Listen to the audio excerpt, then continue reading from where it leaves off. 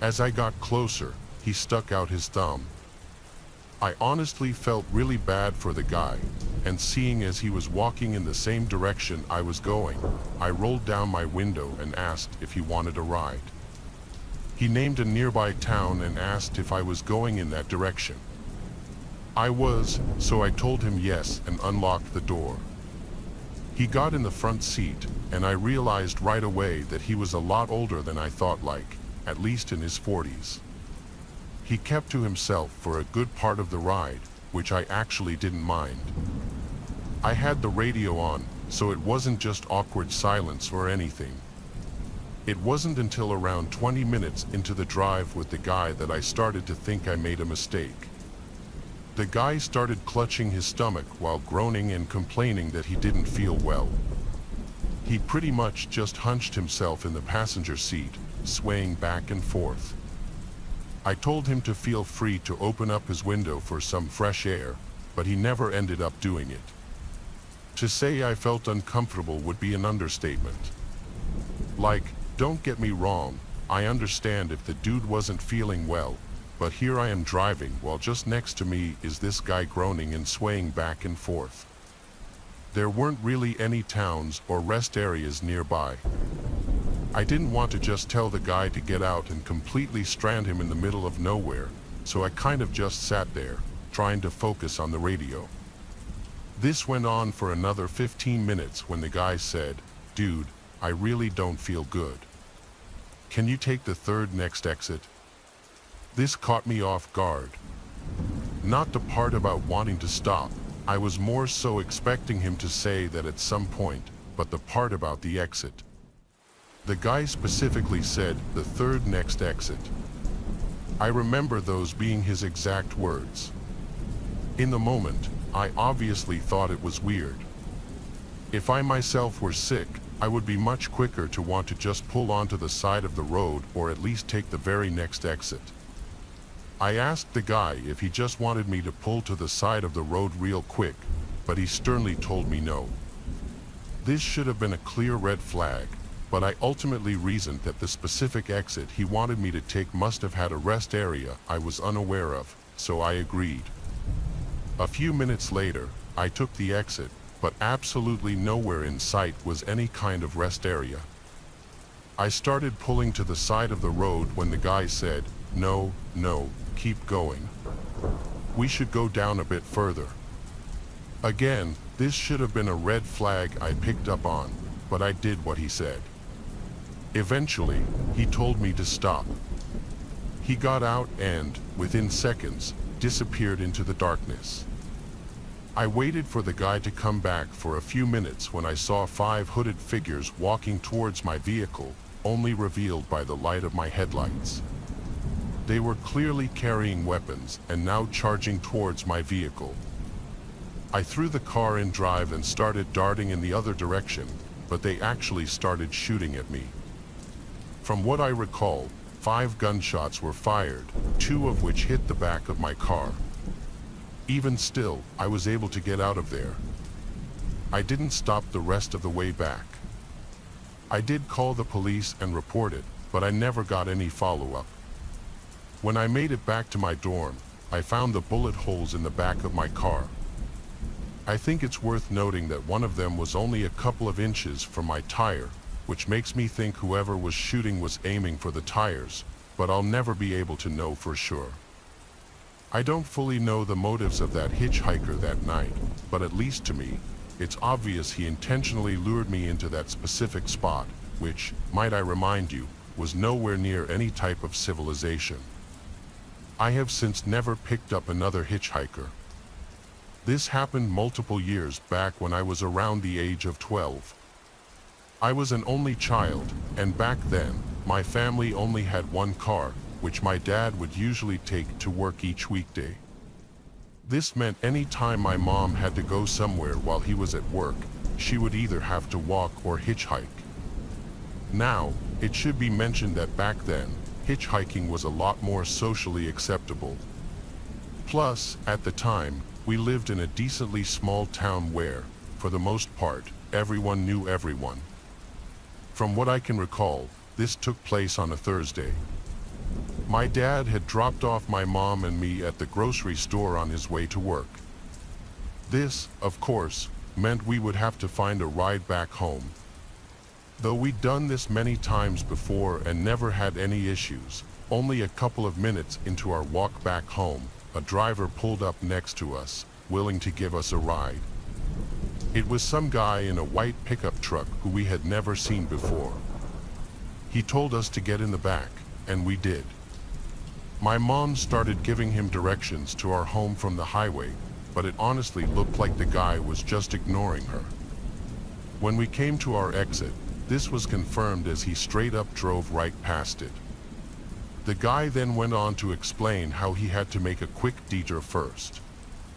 This was extremely unnerving, but after a while, we came up to a farm. The driver took out the keys, told us to wait in the car, and disappeared.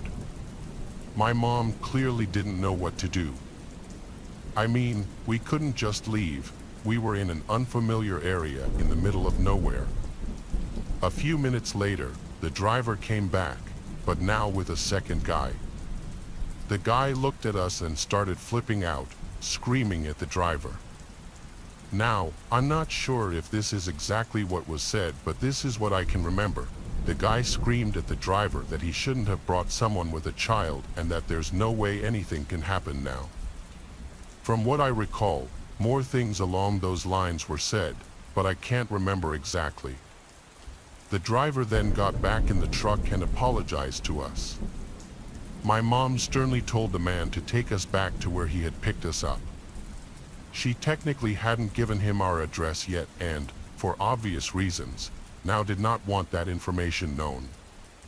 The drive back was done in complete silence.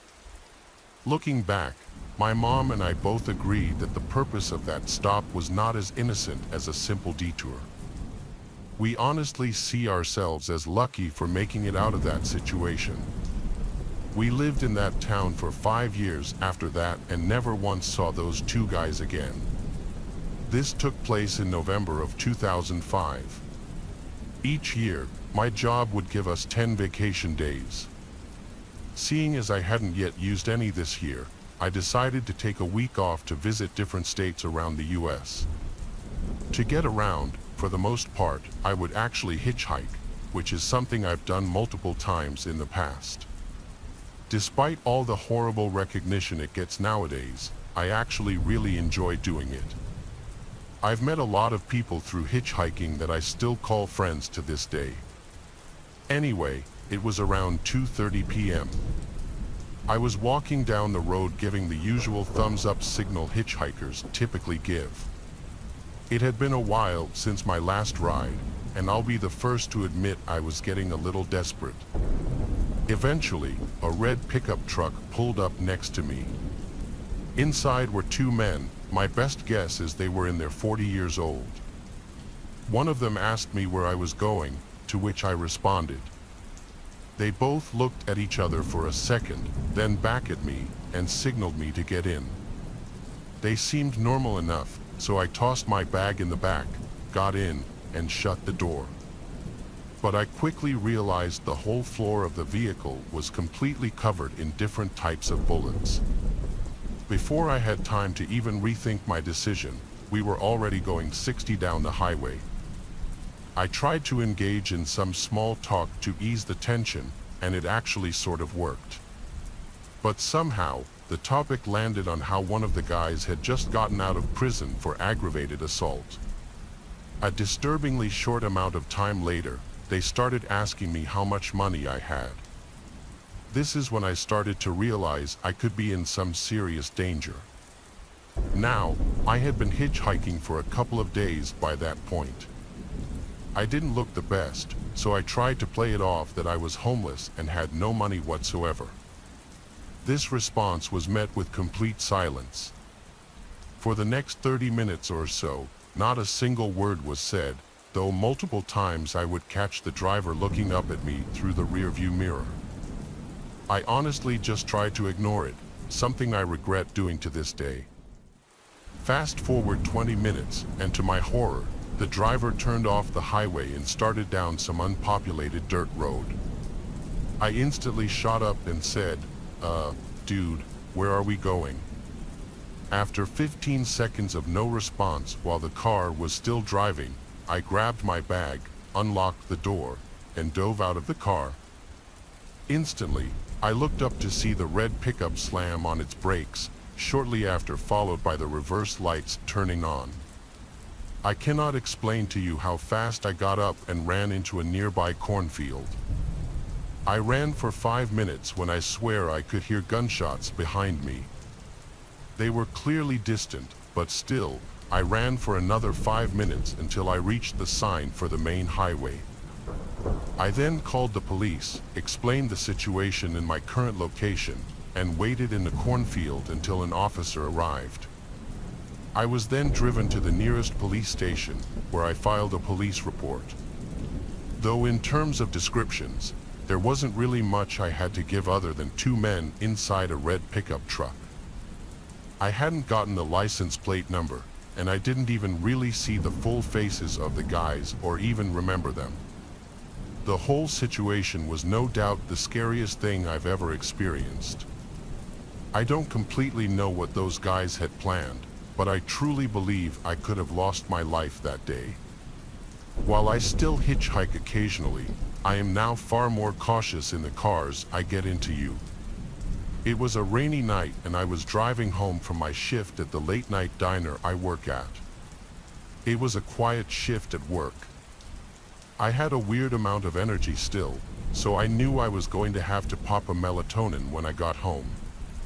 I was driving my usual route, a scenic road during the day but majorly dark at night, lacking many light posts. There are occasional little parking lots with cute little strips of stores or family-owned restaurants and shops, and then just stretches of nothingness. And by nothingness, I mean forest. I was passing one of the aforementioned parking lots of a well-known deli, and under a light post was a woman standing out in the rain with her arm held out. She was waving me down. I slowed as I realized it was a slightly older woman who appeared to be in her 50s, maybe. This woman was really tall, like 5 feet 11 inches or 6 feet, but very skinny. I lowered my window and yelled, "Do you need a ride?" She came over to the front door and opened it, chanting how much of a hero I am. I asked where she was heading, and she said just up the road to town. She was soaking wet, getting my car all wet, but I like to think of myself as a good person and I couldn't, in good conscience, leave another woman out there in the cold rain. However, picking up a random man on the other hand would be a different story. The woman seemed sweet, but I noticed as I looked at her while talking to her that she was missing a few teeth, very, very off-putting. I had to now wonder if she were homeless. She didn't smell or look like a homeless person, though, but the rain soaking her and her clothes could have been masking any scent temporarily. Plus, her hair was so wet that what may have usually been scraggly undone hair could now have been weighted down and straightened by the water. Either way, the woman was smiling the whole time and didn't seem like a threat. We pulled up to an intersection with a gas station on one corner. I pulled in next to a pump, might as well fill up. I asked her if she wanted anything from inside. I was really doing my good deed for the week. She said, "No thanks, honey," so I went inside to pay the attendant for gas and some spiked seltzers since tomorrow was the weekend. When I got back to my car, the woman was gone. I looked around the gas station lot real quick, but it was tiny. She was gone. She must have run off somewhere. I felt slightly bad, feeling like she was some lost helpless woman, but part of me also felt slightly relieved. I filled up the tank of my SUV and was on my way home. When I got back to the house, I went straight inside my apartment, which is the first level of a 2-family house. There's a tenant upstairs and me. The front door into the foyer was usually left unlocked, then the 2 doors leading to each apartment were locked. I let myself in out of the rain and into my apartment. I set the seltzers down on the counter.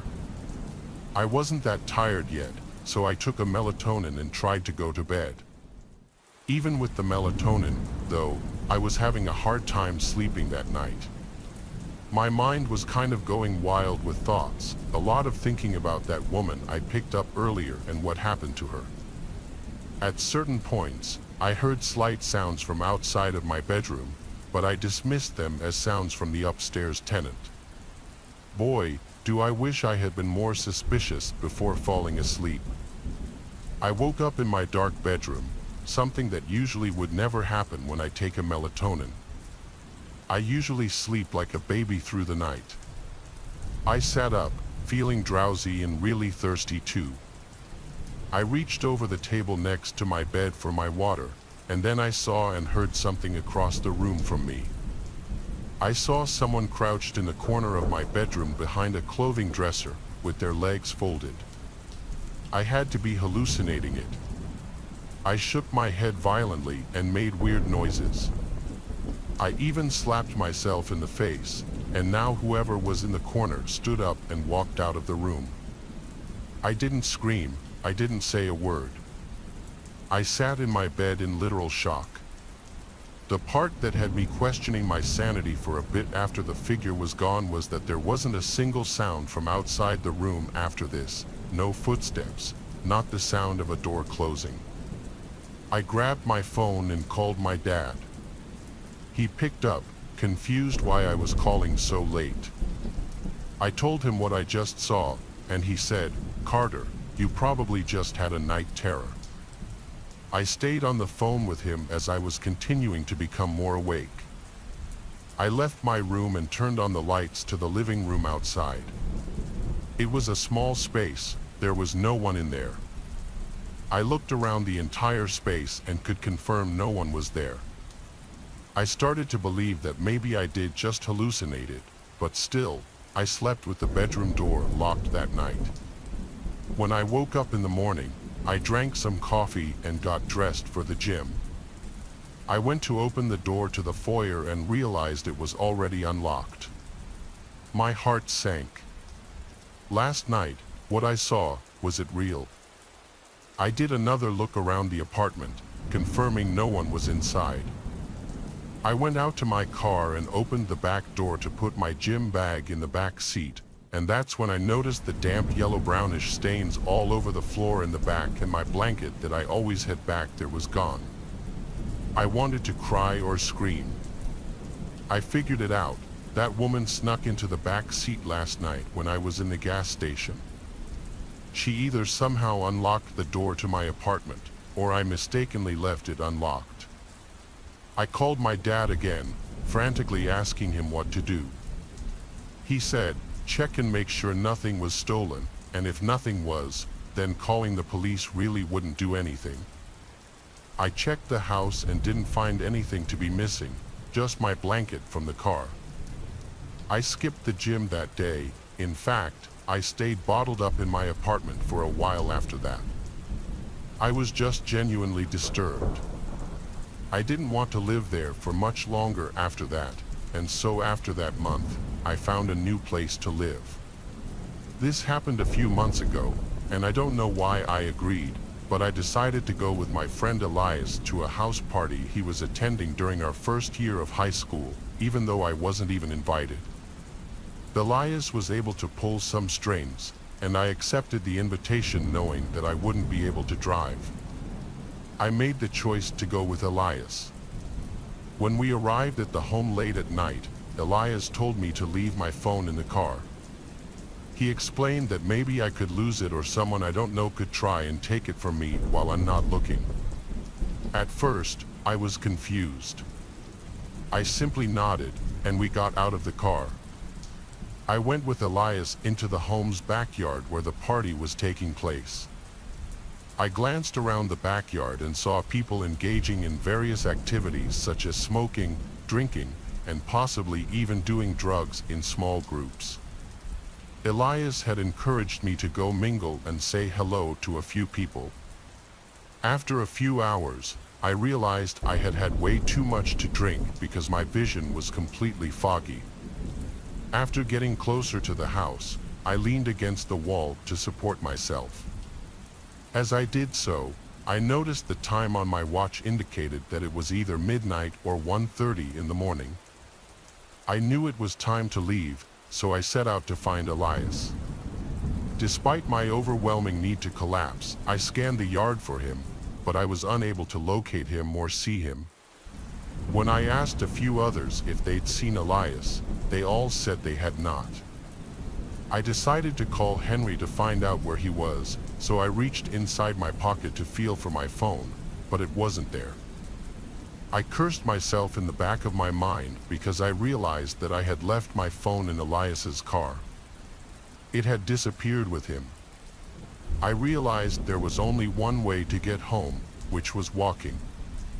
I remembered my house wasn't too far from this house, but the night was chilly because it was fall. I thought about just asking someone else to take me home, but I didn't know anyone else who could help, so I stuck with my idea of walking home in the darkness by myself. I then got to the road and started stumbling down the street. I knew I had too many drinks because I felt lightheaded and dizzy. A few minutes later, I made it to the main area of the street and kept walking. I lazily started thinking about a bunch of different things, like why did Elias decide to leave me alone at the party, or why I decided to listen to Elias's idiotic idea of leaving my phone in his car so I couldn't call him or anyone else. I started cursing myself for being so careless with my drinking and even getting drunk when I knew I shouldn't have done that. I stopped walking on the side of the road because I was getting tired and crossed my arms over my chest tightly to keep myself warm. Then I remembered something I could do, which was hitchhiking. I held out my arm and stuck out my thumb, hoping someone could see me. I watched as a couple of cars drove past me. They wouldn't stop. As minutes ticked by, I started feeling uneasy, thinking I would have to start walking again. It was past 1 o'clock in the morning, and there were a few cars driving past me, but no one was stopping because they either didn't notice me or didn't care. I hesitated and thought about walking home again, but I realized that in my drunken state, it would be too daunting. I was still holding out my thumb when a gray truck pulled up and stopped in front of me. I smiled as I stumbled towards the vehicle. The window rolled down, and an older-looking man with a beard asked me if I needed a ride. I told him yes, and then told him where my house was before getting into the truck, feeling grateful for the ride. As we started driving down the road, the man began trying to make small talk with me, asking what happened to me. However, I was too disoriented to have an actual conversation with him, and the only things I could manage to say were low mumbling or just murmurs and groans. As we turned the corner onto my street away from the party, I started feeling uneasy for some reason. I couldn't shake the feeling that something was strange about this man. Suddenly, we drove past my house, and I told the man that we had just driven past it. I felt my gut telling me to get out, but I couldn't because I was too drunk to move. I was about to tell the man to let me out before we got too far away from my house when suddenly the man turned to me, and I noticed he had a sinister look on his face. "You know you shouldn't be drunk while you're hitchhiking because you'd make a very easy target," the man said, smirking darkly. The man reached over and started rubbing my leg. I didn't know what he was trying to do, but I knew it probably wasn't anything good. But before he could do anything else to me, we both heard a loud siren behind the car, and then a flashing red and blue light flooded the night. I realized it was the police, and I jumped for joy inside. The man panicked and stopped, unlocking the doors, which allowed me to jump out of the car. I ran as fast as I could, and the police officer rushed over to me. I told him the entire story about what happened to me. Unfortunately, nothing illegal happened per se at that point. The police officer told me that he was looking for someone in a gray truck who had apparently stolen something from a store. I'm not sure if it was the man who picked me up or someone else, but I was just glad the police officer stopped the car. A cop gave me a ride home, and I decided from then on I wouldn't get so drunk that I couldn't think straight. I now know the importance of being responsible and staying aware of my surroundings, even when having a good time. I was still in college when this happened. I went to a big party school in upstate New York. I wasn't in a sorority, but I attended a lot of the frat parties still. I had a heavy drinking phase in college, unfortunately, but I guess it's good that I got it out of my system. There was an upcoming frat party that my friends Verity and Ellie wanted to go to.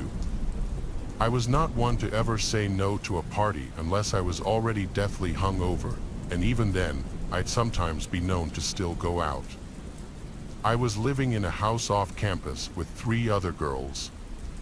We were not a sorority house or team house or anything like that, just 4 friends renting a house together. I believe it was an Adam Sandler party that we were going to. The house was about 20 minutes away from campus. We pre-gamed pretty heavily at our house and then called an Uber, which we all split. On the Uber ride there, we pre-gamed some more, which was a recipe for disaster. By the time we showed up to the party, I was borderline blacked out. I barely remember the layout of that house. I'd never been to a frat party besides that night. It's weird, I have short spans of memory from that night. I vaguely remember the outside, that there were a bunch of frat guys standing out front of the house, and then I remember the DJ in the living room and the 2 beer pong tables in the kitchen. I was later told that I played beer pong with some random frat guy and ended up talking to him in a corner for a big chunk of the night. But after that, nobody knows where I went. I couldn't even tell you the last thing I remember before waking up sleeping on the grass on the side of the road. In a daze, my head was throbbing. I had to still be somewhat intoxicated. It was pitch black outside. I was laying by a bunch of trees, like a wooded area apart from the university. There wasn't much up there besides woods and the occasional little town. There were a couple of light posts further down the road, so I wasn't just laying in complete darkness. I patted down my pockets looking for my phone and had a meltdown when I realized my pockets were empty. I was also missing my crossbody bag. I had absolutely nothing on me and started to freak out. I couldn't even call for help, let alone check the time or where I was. I looked around the immediate area by where I was sleeping, nothing. My white shirt was stained with dirt, but that was the least of my worries. I started walking down the road closer to the light posts and began to realize there were no buildings in sight. I was on some completely random back road. I leaned on the light pole for a few minutes, wondering what to do. I decided I'd wait for someone to pass by and ask for help. It took a long time, though at least 20 minutes, before I noticed headlights down the road. I stepped out onto the road, waving my arms and jumping, trying to ensure I got their attention. The cars slowed to a stop on the side of the road. I approached the car, and the guy inside rolled down the window. Once he asked me if I was all right, I told him I was stranded without a phone and needed a ride home. He told me to get in, and I did, making sure to let him know how much I appreciated it. He, of course, asked me about my predicament, how I found myself stranded on the side of the road. I told him I was at a party, and the next thing I remembered was waking up on the side of the road. In hindsight, I should not have said any of that. I should have been as vague as possible and not let this guy know that I got completely trashed and was vulnerable. He asked why I didn't call for help, and I told him I lost my cell phone too. I looked back at him for a second, and this was the first time I really analyzed his features. He was about 40, not the best-looking guy, with a thin goatee and a big nose. I gave him my address to put into his house as he drove. He put the address in and then I heard him say under his breath, "Okay, here we go." I asked how far away we were, and he said about 15 minutes. That sounded about right since the frat house was about 15 minutes from our house. I thought things would go smoothly. I'd get dropped off at the house where Ellie and Verity would be waiting for me with my belongings. But nothing can ever go that smoothly. The man spoke in a gentle voice basically the entire time. He was asking basic questions.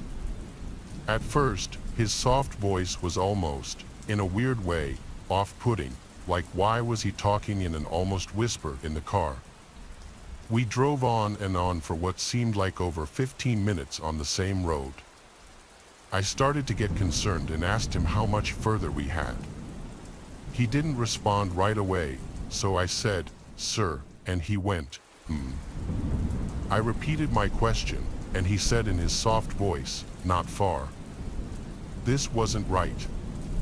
Our house is in town, yet we were still on the same back road with nothing but trees everywhere.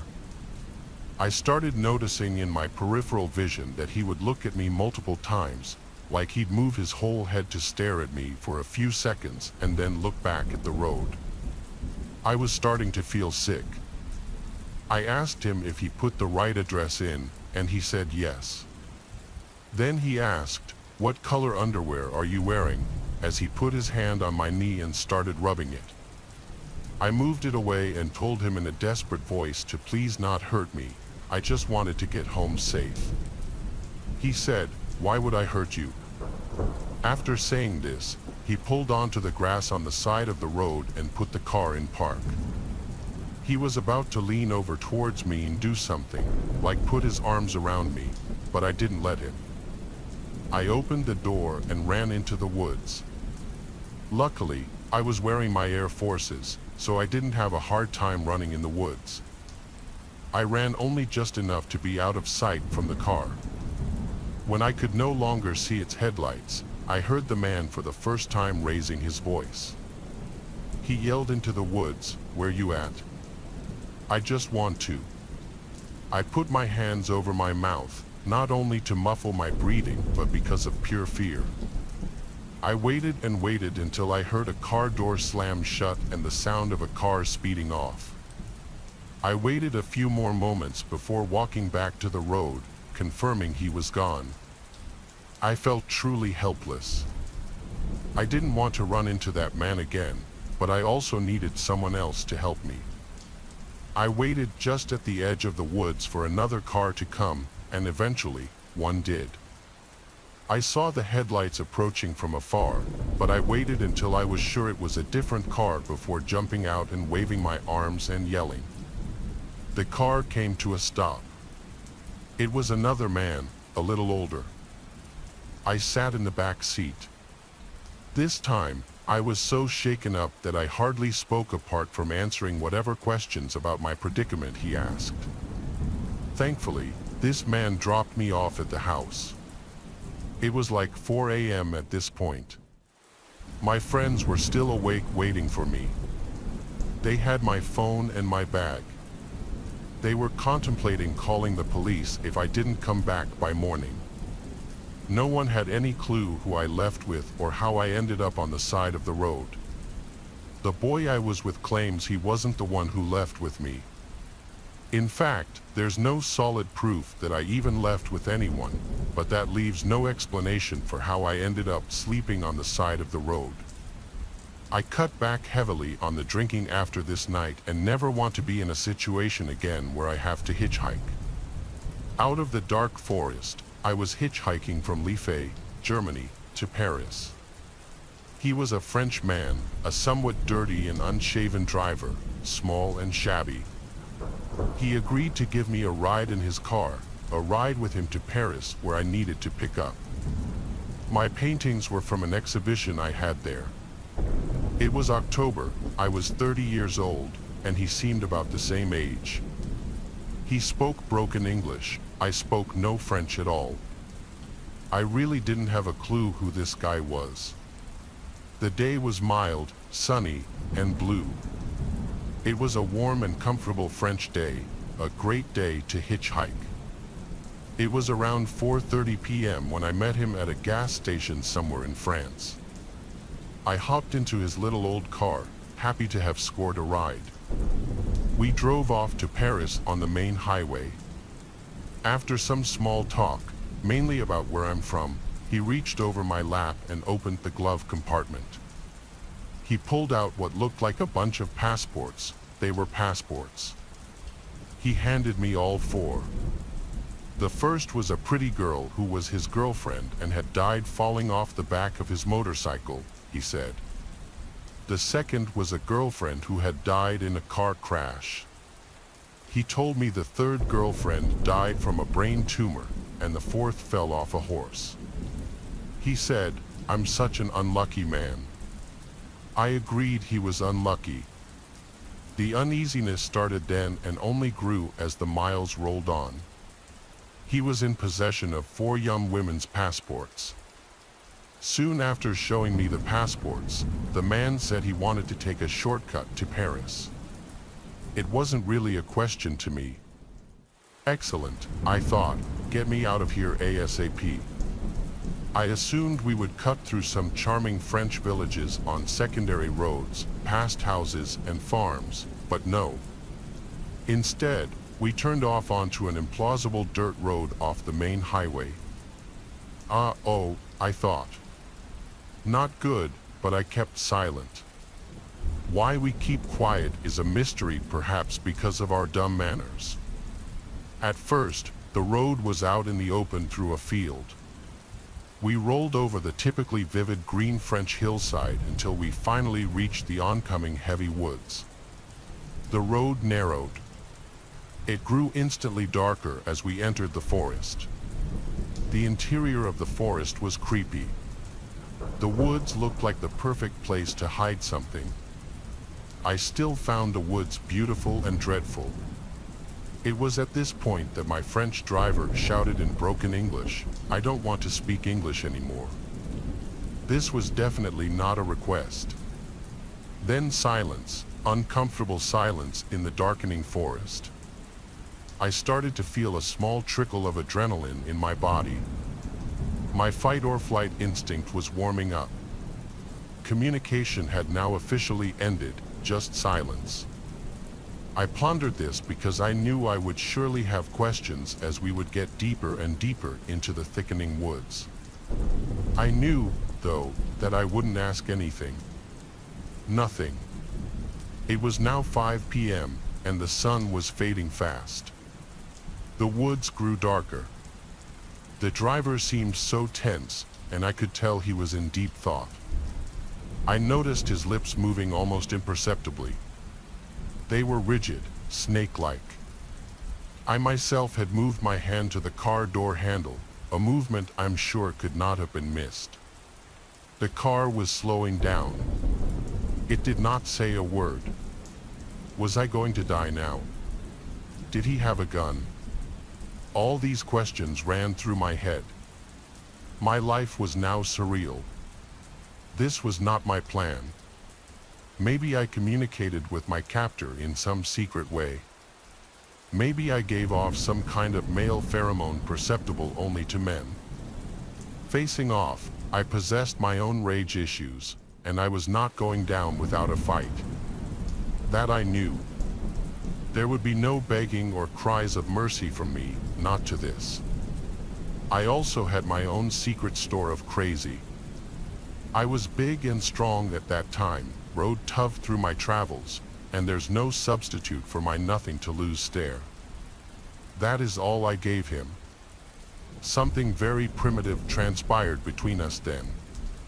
I think rather quickly, in a matter of seconds, it's a sort of inner calculus as to whether one can overcome, stop, or kill the other guy or not, and all its peripheral considerations, not the least blood, gore, strength, and alas, dying.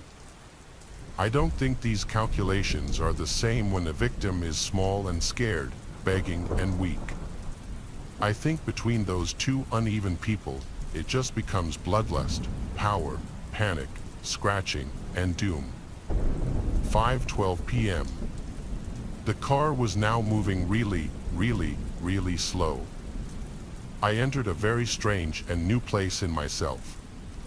I was transformed with very little preparation, transformed into a potential killer myself, maybe. My chauffeur could read my mind, or my body language, or sense my intent, or see my hand on his dirty door handle. It was the moment of truth, and then we suddenly started to speed up. Thank God. Out of those woods. Odd how these memories have come back to me as I write this. Some memories I'm not certain of.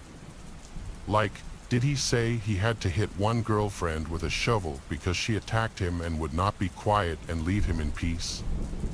Did he really explain the 2 backpacks on the back seat? Did I not hear that on purpose? Did I later imagine those words? Did I see more passports in his glove box than the 4 he pulled out?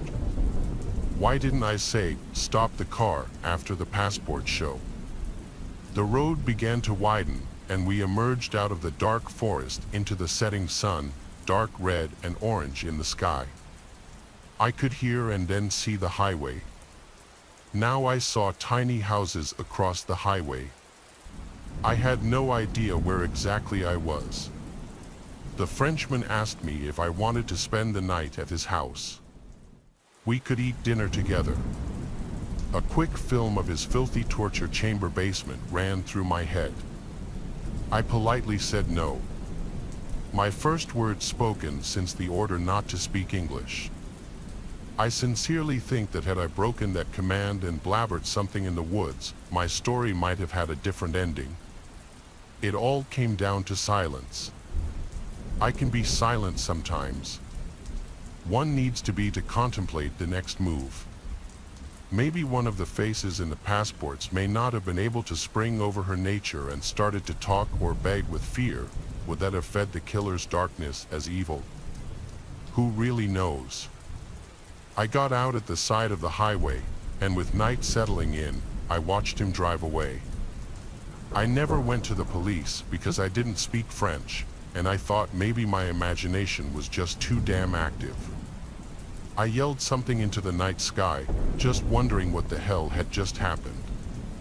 It was fully dark now. I was exhausted after that little adventure and soon fell asleep on the side of the highway. The next morning, I was worried about what the new day would bring. I looked at my hands, wondering if I was still alive.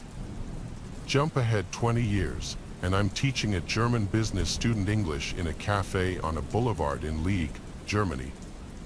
For whatever reason, we discussed the topic of hitchhiking, and I tell him my story.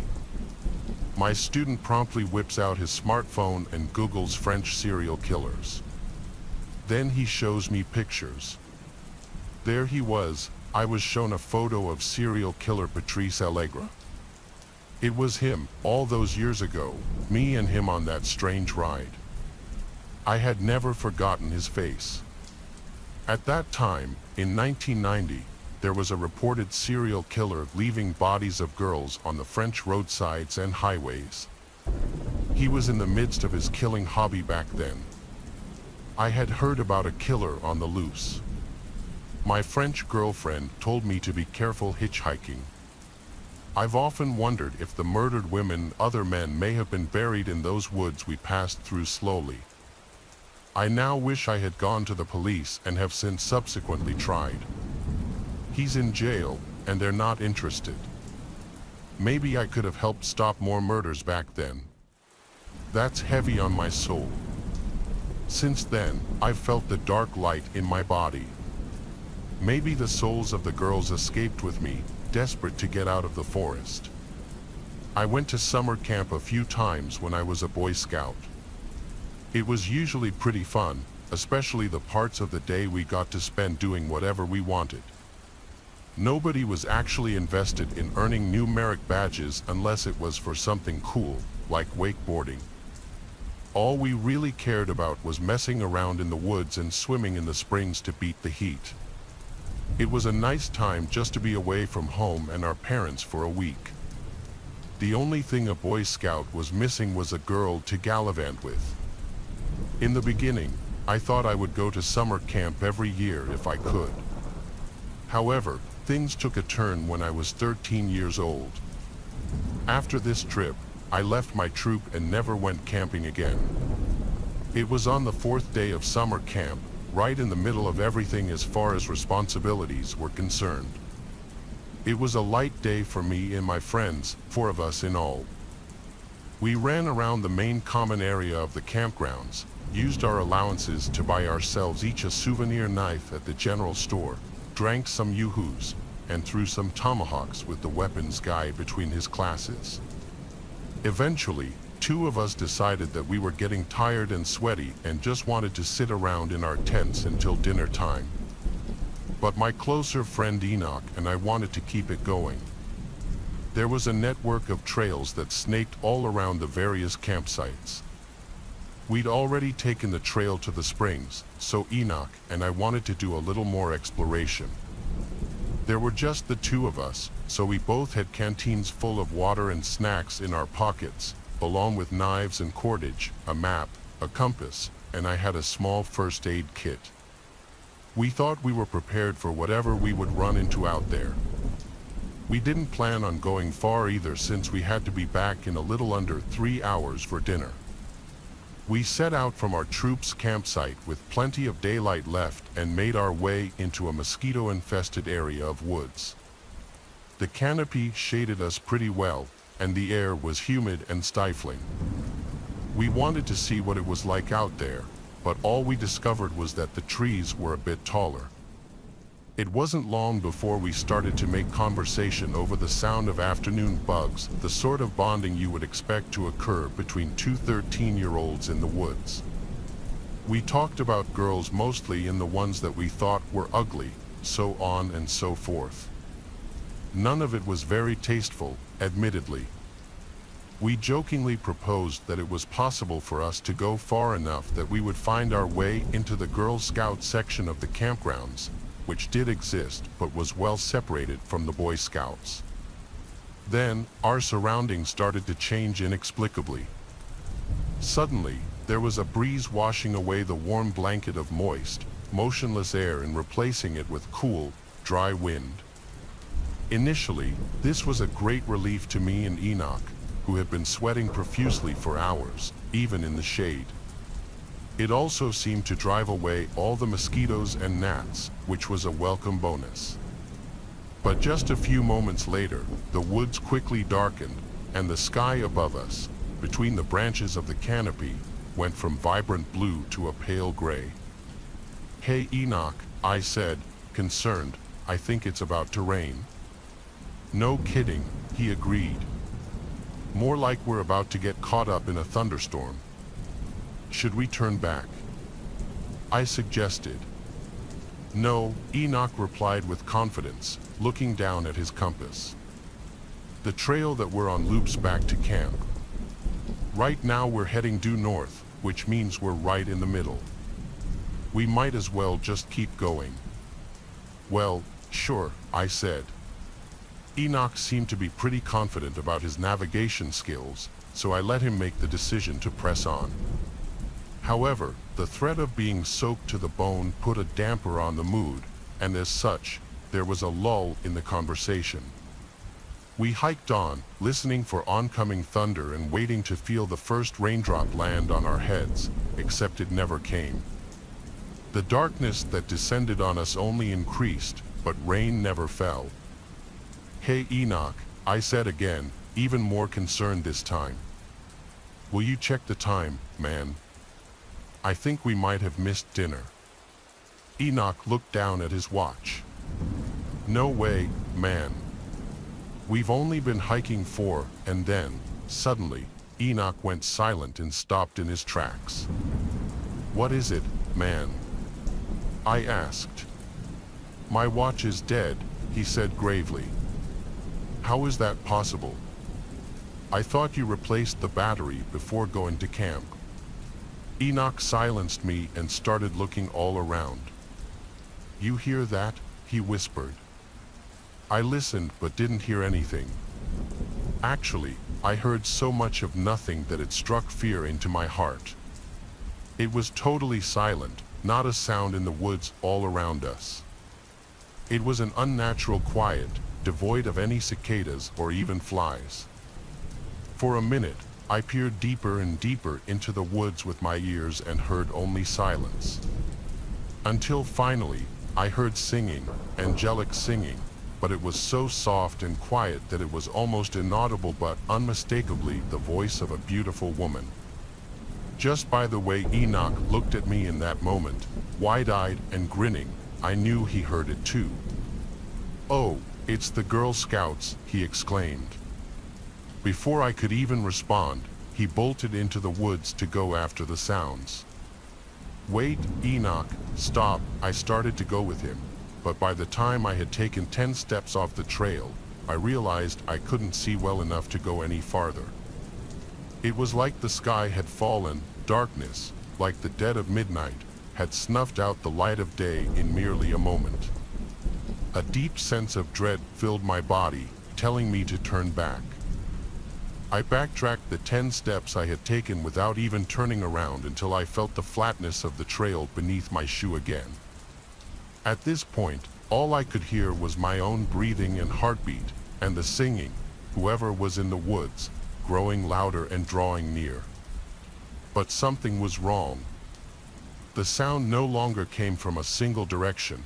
Somehow, it was circling all around me, closing in on me. It was too loud to bear, and I felt like it was putting physical pressure on my body. I tried to cover my ears, but it was just useless. It all became a single, piercing cry. Finally, I heard a scream, a boy's scream. It cut through the cacophony and returned my surroundings to total silence, except for the echo of someone's cry for help. "Enoch," I called into the woods. "Come back," there was no reply. A moment later, I heard a twig snap on the trail from the direction we'd just come from. I hoped to see Enoch, but I didn't. Instead, there was an inhumane figure at the nearest bend in the trail, the shape of a tall woman, but composed of no flesh or bone whatsoever, only ominous light. As I gazed upon whatever spirit this was, it suddenly raced toward me. What I did next was pure instinct. I abandoned Enoch and ran blindly down the trail as quickly as my body could take me. I didn't stop until I spilled out into the campsite again, collapsing to the ground. When I looked up, I saw that everything was different. The sun was shining, the woods were alive with birds and bugs, and all of my friends were coming to see what was wrong with me, why I was so upset and panicky. I couldn't speak a word for hours. When I could finally tell the scout masters what happened, they didn't believe me. They sent a search party for Enoch, but they couldn't find a single trace of him. Even the police were never able to locate him. He simply vanished. Suspicion eventually turned to me because the story I told was so unbelievable. So, to avoid being put in an asylum, I ended up changing my official statement to losing track of him when we both went to take a piss at separate trees. I turned my back for just a minute, and then he was gone. In my worry and panic, I thought I saw something that wasn't there. But it's all lies, because I know what happened. When I was in middle school, I was desperate for friends. I tried to talk to anyone that would let me sit with them, but nobody ever seemed to like me enough to keep me around, or they would just be mean to me. That's why, when the two prettiest, most popular girls in school, Azure and Alita, invited me to a sleepover with them, I was thrilled. I had tried sitting with them at lunch a few times before, but they always told me to go away because they were busy talking about something that wasn't my business. Then, on the last day of school one year, they both came up to me while I was sitting by myself. They said they really wanted to hang out with me over the summer, but didn't want other people to see us hanging out together while we were still in school. Even as a naive and lonely middle schooler, I knew that was a severely underhanded invite, but I accepted it with enthusiasm anyway. I would take what I could get, and they knew it. Of course, My mom was just glad I was finally starting to hang out with other kids, and she gladly gave me permission to go, especially when I said that Azure's mom offered to serve all three of us dinner. When I got there, it was about 8 p.m., and I was already dressed in my pajamas. Alita and Azure were still fully dressed. When I asked if we were still going to have dinner together, Azure said that they had just finished eating right before I got there. Then Alita said I didn't need to eat so much anyway. They were already putting me down, but I wanted to be friends with them so badly that I let them do it. After I said hi to Azure's mom, who was already wine drunk and ready for us to not be her problem anymore, we all went up to Azure's room upstairs. It was a Jack and Jill style bedroom with her own bathroom and another bedroom on the other side. I asked Azure who was in the other room, but she snapped at me and said it was her older sister and told me not to be so nosy. I apologized profusely, but they just told me to be quiet because my voice was annoying. Azure had a bunch of awesome stuff in her room, from Taylor Swift posters to expensive makeup and giant stuffed animals, things that my mom couldn't afford to get me. But as much as I wanted to ask her about it, I knew she wouldn't like that, so I just looked at the floor. We started to play Truth or Dare, which Alita and Azure used to mine all sorts of information about me, including who I had a crush on and how much money my parents made. I told them everything honestly, only for them to laugh in my face every time. Whenever I asked them to tell the truth about something, they made up a bunch of ridiculous stuff that I knew was a lie, but of course, I wasn't going to call them out on it. When I finally got sick and tired of having to spill all my beans, I told them to dare me to do something. As soon as I said that, Alita and Azure looked at each other with the most wicked smiles, like they had been waiting for me to say that the whole time. Then Azure dared me to go into the bathroom and play the Bloody Mary game. I didn't know what it was at the time, and when I admitted this, they both screamed in disbelief that I didn't know who Bloody Mary was. They explained it to me and said I had to do it or I would have to leave the sleepover. I wanted to stay, so I stepped inside the bathroom. Azure and Alita lit a candle in front of the mirror, then they turned off the lights and shut the door. You have to say it loud and clear, Azure teased me from the other side. If you don't, we'll know. I was shaking. I had no idea what would happen. Was this Bloody Mary someone that could really be summoned? Would she really kill me if she came? I didn't know. But the only thing that pushed me forward was the need to be accepted and the belief that things like ghosts didn't exist. I looked at myself in the mirror, took a deep breath, and said, "Bloody Mary," 3 times slowly. For a moment, nothing happened. I looked behind my reflection, and there was nothing, until I saw a woman crawling out of the bathtub behind me. I screamed and turned around, and I realized it was real.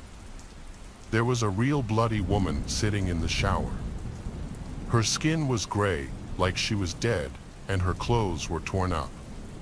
But her eyes were open, and she was looking right at me. Slowly, the woman stepped out of the tub and started walking toward me. I was so petrified I couldn't move. I wanted to, but it was like my legs had turned to stone. With every step she took, she left a trail of blood.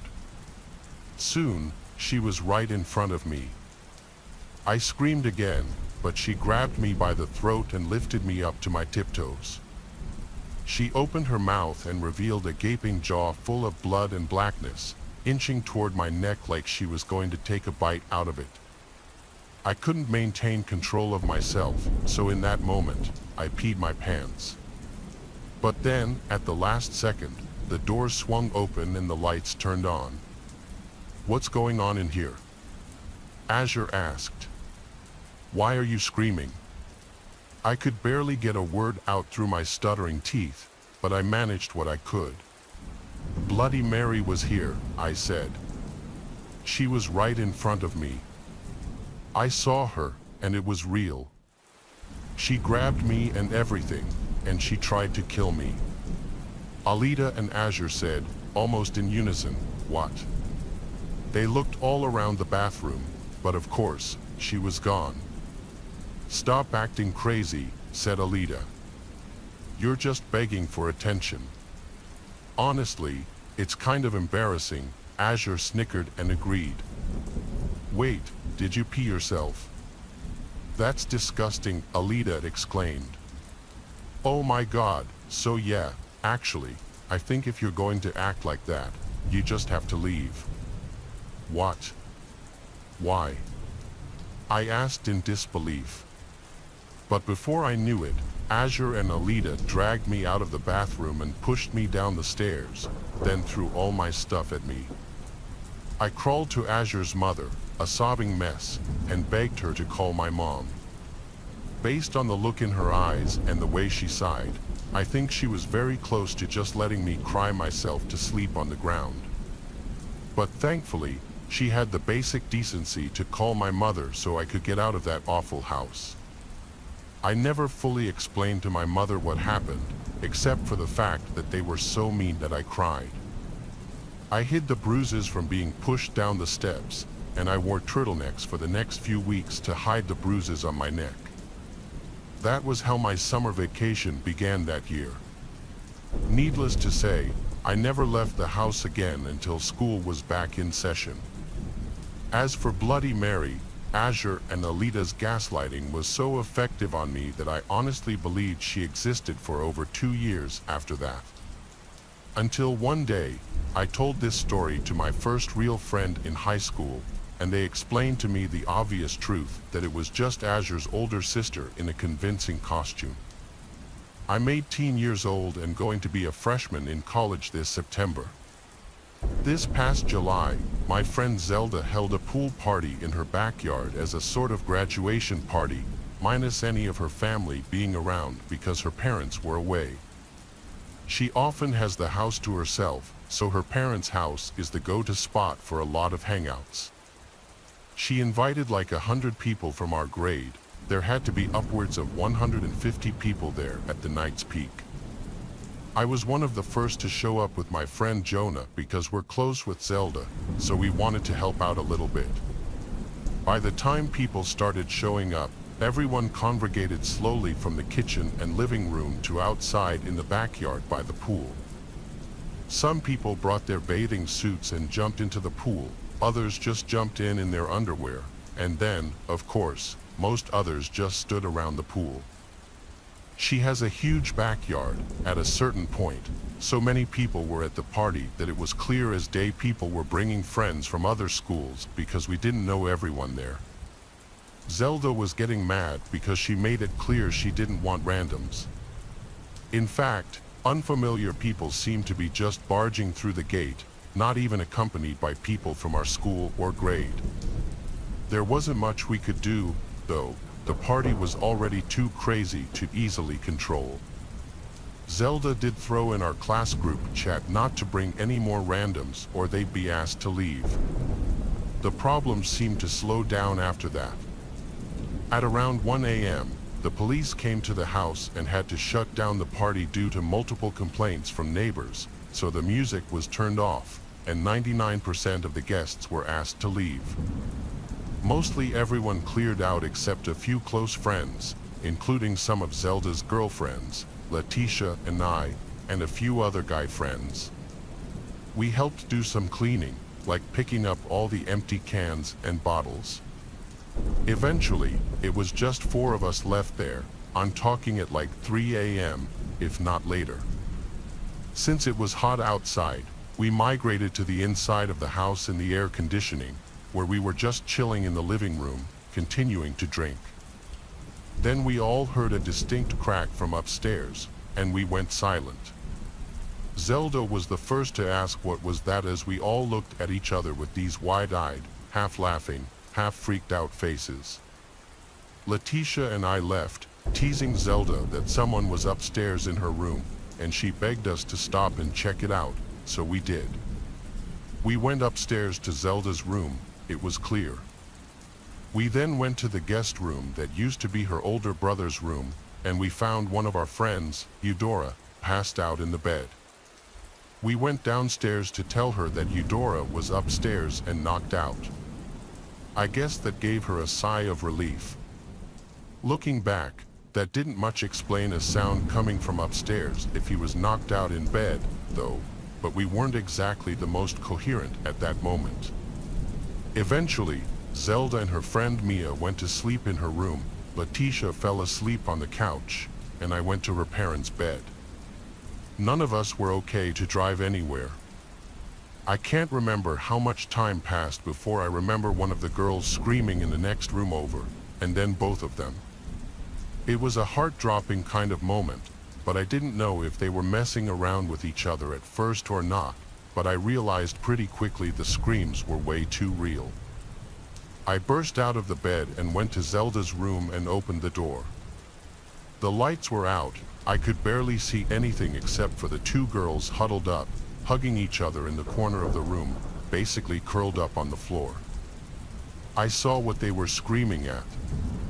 There was a tall person in the opposite corner of the room, on the other side of the bed from them. I saw him looking at me in the doorway. I yelled at the girls to run, and they did. There was so much yelling that even Eudora woke up and came out as the girls ran downstairs, screaming that the man was touching their feet. We followed, but looking back with three guys there, we regrettably didn't try to overpower that one man. We all left the house, and one of us called the police, waiting by the neighbor's house with the neighbors, possibly the same ones who called the cops on the party. We didn't see the man leave the front door ever, and after police searched the house and couldn't find him, that meant he left through the back door. None of us recognized who that man was. It was probably an older man who knew Zelda somehow that snuck into the house during the commotion of the party and thought Zelda would be alone after the party. It's some sick, scary stuff. Whether we could have overpowered him or not, we'll never know because we don't know if he was armed. There's a nice quiet scenic creek not far from my house. I like to drive my kayak up to it every once in a while on the weekends in the summer. This one particular weekend was one of those weekends. The weather was perfect, sunny and 70s.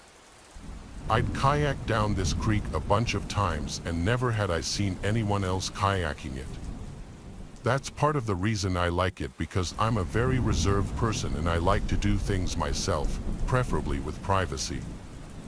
So, I set out on the kayak not far from where I parked my car, which is in a gravelly dirt parking area right off the road.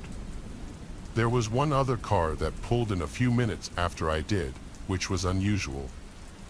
I'd never seen any other cars except my own here. 20 minutes into my kayaking, someone came out from the woods ahead of me, coming up on the left, and approached the edge of the water. He stopped and waved at me and smiled. He put his hands on his hips and greeted me. It seemed he had an expectation for me to stop and chat. I instantly knew I didn't like his smile, but my mother raised me to be polite to everybody, so I stopped paddling and smiled and greeted him back. There was an awkward pause where he was just nodding his head with his closed-lipped smile, and I had to break the silence by saying, "It's a beautiful day out." He nodded his head and said, "Yup," then asked where I'm from. I made something up and said, "From up north, just visiting." He clearly lacked the ability to hold any sort of conversation, and that's coming from me. I'm not the most social person myself. So, I wanted to just move along. I told him to have a great rest of his day and continued onward down the river. Never in a million years was I expecting what happened next to happen.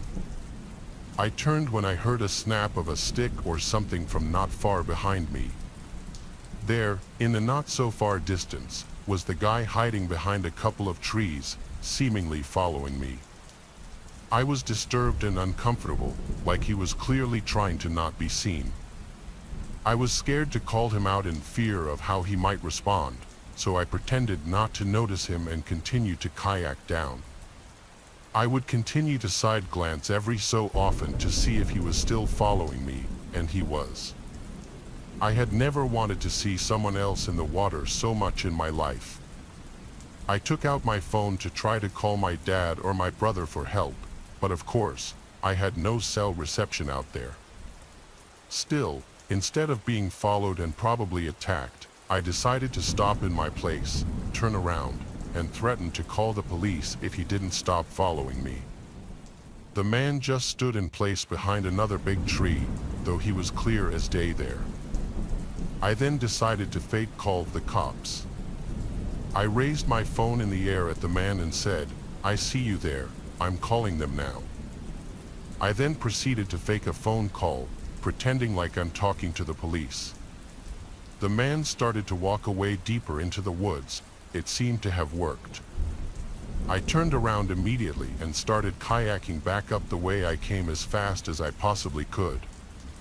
I would constantly look over my shoulders until I got back to where I launched the kayak. I made it safely. I checked my whole surroundings before stepping out of the water and carrying my kayak back to my car. The other car in the little parking area was still there, but I made a disturbing discovery that may have saved my life.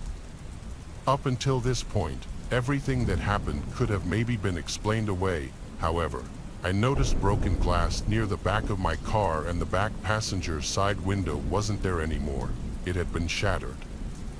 I didn't step 1 foot closer to my car. I stayed hidden in the woods and checked if I had bars now that I was closer to the road. I did, and I called 911 successfully. I reported the whole incident and the broken window, and I stated I was scared I was still being followed. Waiting for the police to arrive felt like the longest, most tense moment of my life. It dragged on far too long, but when they pulled into the dirt area, I finally came out from the woods and waved at them. I pointed to the car, and 2 police officers came out and approached the car, where they found him, the man from the woods, waiting in the back seat of my car, hiding and waiting for me to enter my car to grab me. It was beyond satisfying to see him arrested. He definitely wasn't smiling anymore. I looked at him as it almost seemed like he was avoiding looking at me as he was taken to the police car. I'm happy the man was so stupid that he thought I wouldn't notice shattered glass all over the side of my car. What you're about to hear is something that will sound like it was straight from a horror movie, but it's absolutely true. Every summer, my friends and I go on a camping trip to a new location. It's a tradition we've had for years. One year, we chose a hiking trail in West Glacier, Montana. My friend Enda is a photographer, so he always likes to bring his camera equipment and get lots of nature shots. Our first day there, the 3 of us did a lot of hiking and exploring, taking in the sights and allowing Enda to get a lot of shots. That first night there, nothing was out of the ordinary. We had 2 tents. I was alone in mine while the other 2 shared theirs. The next day, we did some fishing at a nearby river and a few other things that aren't really that interesting to talk about, but that second night was where things got weird. The fire had just been put out, and we went to our respective tents. None of us had even fallen asleep yet when we started hearing sounds from out in the woods. It was very clearly a person's voice. It sounded like an older woman's voice. It kept getting louder and more clear every 10 seconds or so. I called over to my friend's tent right next to mine, asking if they heard that, and they called back saying yes, someone was out there. The voice got so close and so clear that we could hear her saying, "Hello." I was shaking in my socks. Maybe you might think we're bad people for not jumping to help an older woman who may have been stranded in the woods, but that just didn't seem right. Being in the middle of the woods at night hearing someone calling out, "Hello," is beyond terrifying. I heard footsteps approach the tent, then stop. The voice once again said, "Hello," but it was right outside the tent this time, and now that it was this close, It didn't sound like a woman anymore. It sounded like a man trying to sound like a woman, raising the pitch in his voice. The person outside my tent suddenly started shaking the tent aggressively, and I freaked out and screamed, "What do you want?" My friend shouted to go away to the person. The shaking then stopped as suddenly as it started, and I heard the footsteps quickly hurry away. I waited a few moments before unzipping my tent and grabbing my sleeping bag to go to my friend's tent. Even those brief 5 seconds outside the tent, I felt like I was going to be grabbed at any moment. I felt safer as I was in the tent with them and not alone anymore. None of us knew what to think, but we all three agreed it didn't sound like an actual woman. It sounded like some creepy man pretending to be one to get us to let our guards down. The question was why, though. Was he carrying a weapon? Either way, we didn't think it was safe to get up and leave now. We agreed to leave first thing in the morning, as soon as the sun would begin to rise. We also agreed that someone would need to stay awake at all times to keep watch, so we agreed to take turns sleeping. My friend Gabriel took the first shift while Enda and I tried to sleep, which was hard to do after what just happened, especially when we'd keep thinking we were hearing footsteps surrounding the tent. Eventually, though, after many tense hours, I managed to fall asleep out of pure exhaustion. I never woke up until morning time because, apparently, Enda fell asleep on his shift, and we were all asleep by that point. We were happy the sun was up, so we packed our stuff and headed back to the truck. It was a long ride home, and during the drive, Enda was going through his camera, looking at the shots that he got over the course of the 2 days there. The last 3 pictures, however, were not pictures that he took. There were 2 pictures taken of our campsite while it was still dark out. The 3rd picture was taken inside of our tent with all 3 of us asleep. Nothing was missing or stolen, strangely enough, and none of us were attacked in any way. Yet it remains the most up thing that has ever happened to any of us. Some random creep out in the woods stalking our tent and waiting for the right moment to enter our campsite, go through our stuff, sneak into our tent, and take a picture of all 3 of us, probably just to freak us out. And whoever it was, they accomplished their goal for sure. Summer is the greatest season by a long shot. That's a hill I'll die on any day. My love for the summer doesn't revolve around partying or drinking, as you may expect, but nature, warmer weather, and the outdoors are inseparable in my opinion. And I guarantee you that when the heat rolls through, I spend more hours outside than inside. It was a warm night in mid-June a few summers ago when this happened. I was 16 or 17 at the time. For context, there's a massive nature preserve near my house. When I say massive, I mean it. It's close to 1,000 acres in size. To this day, there are still parts of it that I'm positive I haven't explored. 2 of my friends and I agreed to spend a night camping in those woods. Technically, camping there was strictly forbidden and borderline illegal, but we figured that there was no chance someone would catch us in this dense forest. We just had to trek as deeply as possible. Zane was the camping fanatic of the group. I'm telling you, this kid loved cosplaying as a Boy Scout and probably knew close to 100 different knots. Our other friend Clement always supplied the drinks. If we were sober, he was unhappy. That's just how things went when Clement was involved. I remember the feeling of the gentle summer breeze blowing through my hair as the 3 of us packed up Clement's car. The weather was ideal, not too cold, not too hot. A few beers later, the 3 of us found ourselves lugging camping equipment through the woods at like 11:40. I can't lie, I was feeling the alcohol start to hit me as we marched along.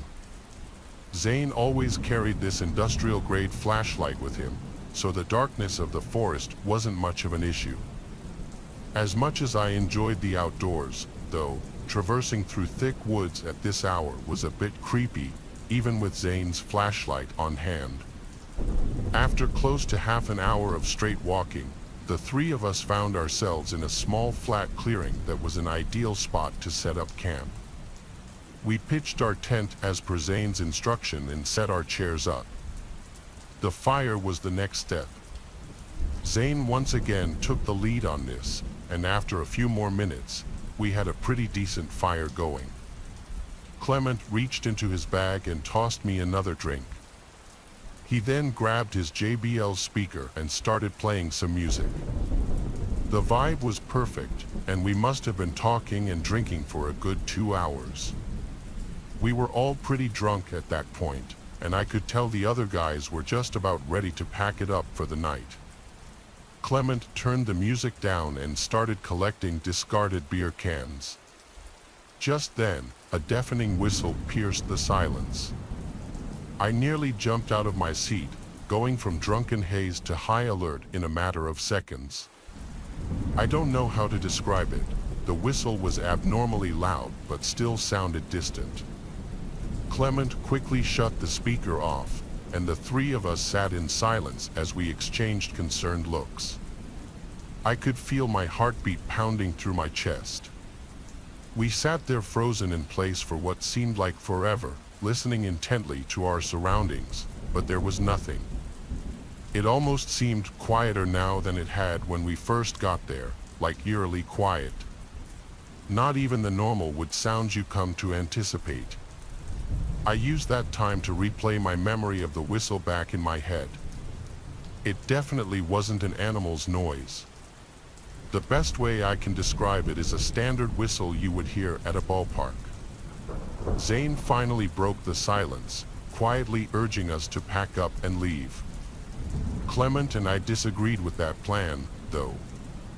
We might risk encountering whoever made the noise, which I was beyond terrified of. It was past 3 a.m. at this point, and an encounter this late would only mean trouble. Zane hypothesized that whoever made that noise was probably aware of our presence, which was a chilling thought. I didn't know what to do. On one hand, staying put violated every survival instinct I had. Packing up and leaving at this hour didn't seem like a much better option either, though. We finally agreed to wait it out.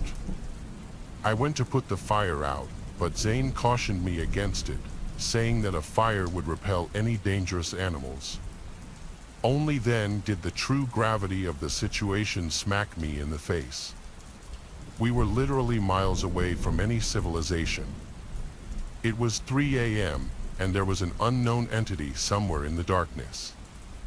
Another 10 minutes or so passed, and we had resumed talking, but at a much lower volume and with no music. I don't think any of us felt safe going to sleep just yet.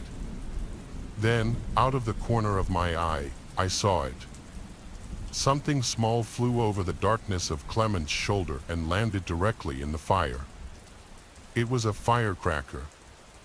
I screamed bloody murder as it started sparkling in the fire, and Zane cursed as he sprung up out of his chair and bolted into the darkness. Clement and I scrambled to follow, leaving all of our stuff behind. We caught up with Zane, whose flashlight was beaming wildly through the woods as he frantically sprinted. We ran until we couldn't anymore, and Clement keeled over and threw up. Zane shut the light off, and the three of us stood there panting, trying to figure out if we were being followed. To my surprise, it didn't seem like anyone followed us. I don't think I've ever been so afraid. Why in the world would someone have done that? We needed to figure out what to do. Clement wanted to just find our way out of the woods and never come back, but Zane was reluctant to leave all of his camping gear behind. Plus, he reminded us the fire was still active. I was dumbfounded. How could he be concerned with forest fires after what had just happened? Eventually, I agreed with Zane that we should at least check on the site. After all, no one had actually chased us, so there was a slight possibility that whoever threw that firecracker was just playing a cruel prank. Zane was a navigational expert and was actually able to retrace our footsteps. I could make out the glow of the fire as we quietly approached. Before I could get any closer, though, Clement put a hand in front of me and pointed with a horrified look on his face. I strained my eyes to make out the sight in the distance. What I saw is probably the most terrifying thing I'd ever laid eyes on. There were 3 people sitting motionlessly in our chairs like statues. The one whose face I could see looked lifeless, and his mouth was hung open. I was afraid to move. What were they even doing? I thought, realizing that they weren't even talking. This was not normal. The 3 of us watched for a little while longer before deciding to back off. We turned to leave, but Clement's foot clipped a rock, causing him to curse in frustration. Within seconds, the glow from the fire abruptly went dark, as if it had been covered with a cloak. It was freakishly fast. We didn't stick around another second. We again sprinted away from the site, but this time we could hear footsteps crashing behind us. We didn't stop this time. We bolted out of the woods and ran all the way to Clement's car. By some miracle, we weren't followed out of the woods. None of us spoke on the drive back, each of us lost in our thoughts. The next day, Zane insisted we return to the site in the daylight to collect his belongings. Clement wanted nothing to do with that, but I agreed to accompany Zane. After some searching, we eventually found the site, which looked mostly untouched. That is, until we got a little closer and noticed the putrid smell coming from Zane's tent. He unzipped it, and we found a dead, rotting rat. It was sickening. I took the hint and haven't been back to that preserve since. This ongoing issue started about a month ago, but let me provide some context first. I'm 25 years old and I live with my parents. My family is not well off and never has been, and pretty much all the money I make goes into supporting the household. My relationship with my parents is not the best. We bicker quite often, and whenever I'm not working or hanging with friends, I tend to stick to myself. I don't want to write a hard luck story or anything like that, but I've had a tough time growing up. Fitness has always been my go-to escape. I see it as a healthy way to get my mind off personal burdens while also providing a good excuse to leave the house. There's a park about a 20-minute drive from my house that has a workout facility with bars for pull-ups, dips, and other calisthenic exercises. During the summer months, I like to go there to work out, as nature helps calm my mind. I like to go at nighttime because, since it's a public park, it tends to get busy during the day. So, one night while my parents were arguing, I decided to slip out of the house to go work out. It was an extremely hot summer night, probably 85 degrees. I remember breathing in the humid air as I walked from my doorstep to the beat-up white Corolla sitting in our driveway. I started the rickety engine and rolled down the windows as the warm summer breeze flowed through my hair. I arrived at the park and exited my car. I was the only car in the lot. It was probably 10 or 11 p.m. The park was completely empty at this time. The beautiful scenery mixed with the steamy air to create a soothing atmosphere, which is another reason why I like this park so much. It sits on top of a hill that overlooks the downtown area of my city, which always adds pleasant and sentimental emotions to my evenings. Anyway, I started a set on the pull-up bar. I wasn't really counting the repetitions. When I work out, I just do it till failure, then take a break and do it a couple more times. It was somewhere between my sets when I took a break to loosen up my arms. Before I got back on the bar, though, an indescribable feeling came over me, and a subconscious urge forced me to turn my head around. Standing literally a foot away from my face was a tall, beaten-looking man. I actually screamed and jumped like 5 feet back. He let out a raunchy, boisterous laugh and apologized, saying he didn't mean to scare me. His appearance and mannerisms were extremely eccentric right off the bat, like he was damn near face to face with me. He clearly had something wrong with him. I asked him why he was so close to me, and he said he lives here. He explained that he sees me working out here all the time and asked me if I could teach him. Now, I'm a very non-confrontational type of person, and especially during a time like that, I really just wanted to be left alone. I awkwardly but politely told him I was just going to do some pull-ups and leave. I hopped back on the bar and continued my set. His words marinated in my mind. He sees me here all the time. I felt the gaze of his eyes burning the back of my neck, but like I said, I'm very non-confrontational. While he did make me increasingly uneasy, I didn't really know what to say or do about it. But then something really weird happened. Right as I was about to finish my set, I heard him mutter my full name. My blood instantly turned cold as I jumped off the bar and slowly backed away. I said a shaky, "What?" He didn't respond and instead just stared at me with this crazed, wide-eyed smile. I thought I might have been hearing things, that's how bizarre it was. I started to get an awful feeling in my gut, like something bad was about to happen. Without another word, I decided to quickly walk back to my car and leave. I felt that man staring at me while I retreated, and thankfully he didn't follow me. Before I left the park, though, I took one last look and saw him hanging from the bar, attempting to do a pull-up. I watched as he grabbed the bar, tried to pull himself up, and then failed and tried again in the exact position I was previously in. I swiftly left the park without looking back. The entire ride back, I questioned myself. Did he really say my name? Was I hallucinating? I tried to forget about it, and eventually, I did. I woke up early the next day to get to work. I work construction and have to wake up very early before my parents, so I was the first one to notice the unmarked envelope sitting at my front door. It was addressed to me. I picked it up and figured I'd read whatever was inside whenever I had the chance. It was another sweltering hot summer day, and I took my lunch break early to cool down. I sat in my car while eating my pre-made sandwich and decided to open the envelope.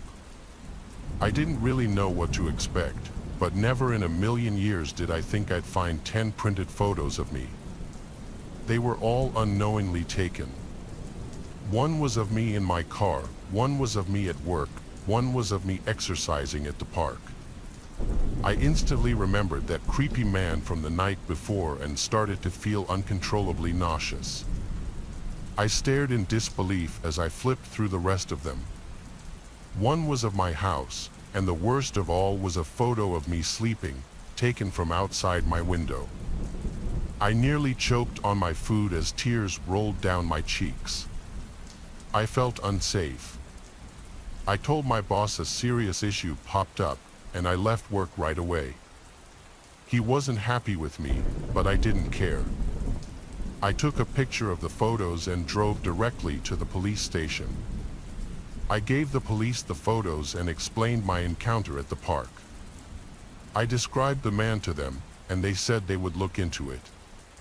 I told my parents about it too, and for the first time in a long time, I actually got some sympathy out of them. More things started happening, though. A couple of nights later, at like 3 a.m., I awoke to knocks at the door. I didn't open it, assuming the worst. One day, I found a sticky note pasted to my car window with a heart drawn in Sharpie. I went back to the police to report this, and they said they would open up a stalker investigation. I haven't heard back from them yet. I figured it's hard to build a case without having concrete evidence.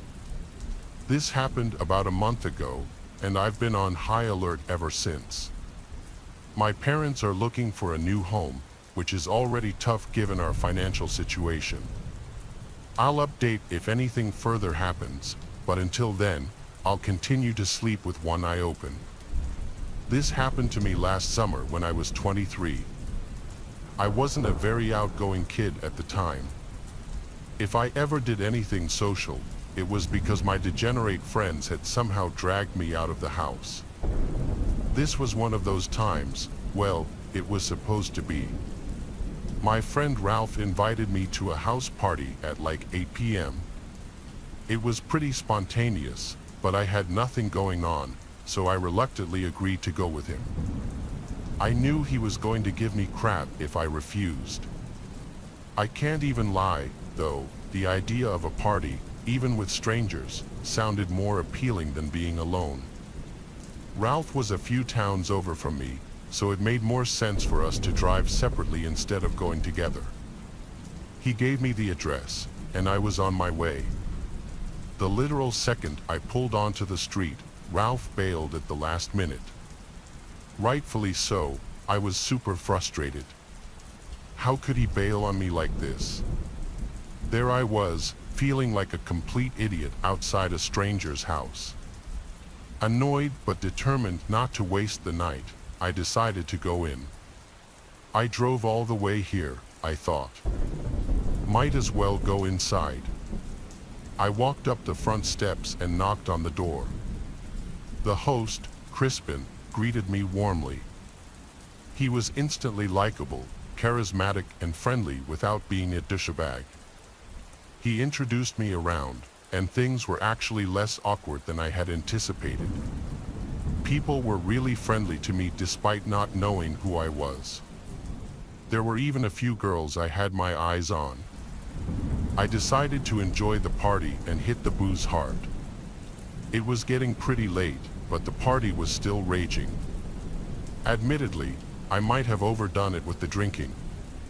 At one point, I was so nauseous and dizzy that I needed a break.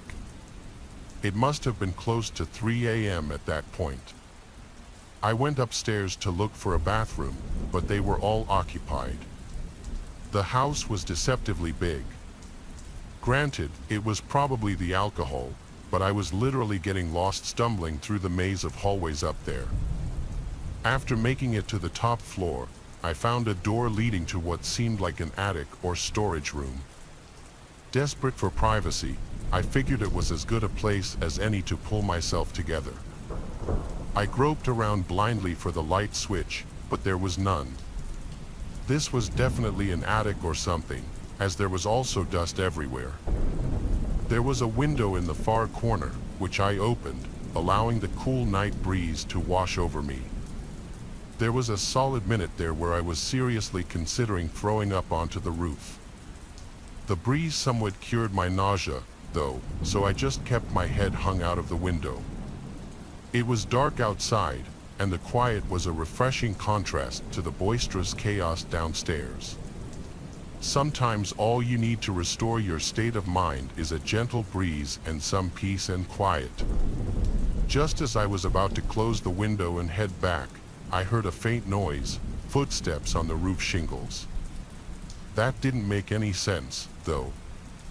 Was I going crazy? Curious, I climbed out onto the roof. In all honesty, there was probably a 0% chance I would have done that if I had been sober. I slowly stood up and looked around. In the moonlight, I saw something terrifying. There were two masked figures with bags emerging from another window. It dawned on me, Crispin's house was being robbed. I started panicking. Should I shout? Confront them? Then a more pressing question hit me. What if they were armed? In my clumsy state of disbelief, I slipped and scuffed one of the shingles pretty loudly. One of the burglars heard it and jolted his head in my direction. Our eyes briefly met, and I froze. He nudged his partner, and the two of them quickly started making their way across the roof. Adrenaline surged through me.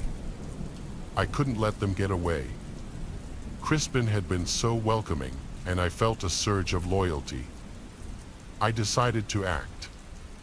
I quietly followed the burglars across the roof, keeping a safe distance. They headed towards a sloping part of the roof for an easier escape. As they climbed down, I pulled out my phone to dial 911 but fumbled in my drunken state, dropping it. The phone clattered loudly, and the burglar turned sharply. "Who's there?" one of them hissed. Heart pounding, I ducked and scanned my surroundings, spotting a loose roof shingle. Without thinking, I grabbed it and hurled it towards them. It missed, but the noise startled them, causing one to lose his footing. He tumbled down the roof, crashing into the gutter before falling to the ground. The other burglar, now panicked, leaped to a neighboring tree and scrambled down. I rushed to the edge of the roof and saw the fallen burglar groaning on the ground. I needed to alert everyone. As I turned to head back, I heard sirens. Someone else must have called the cops. I stumbled back into the attic room and made my way downstairs, trying to appear calm. The party was still in full swing, oblivious to the drama outside. I found Crispin laughing and chatting with guests. "Crispin, you need to call the police. There's been a robbery." "I saw the burglar on the roof," I said. Crispin's face turned from amusement to shock. "Are you serious?"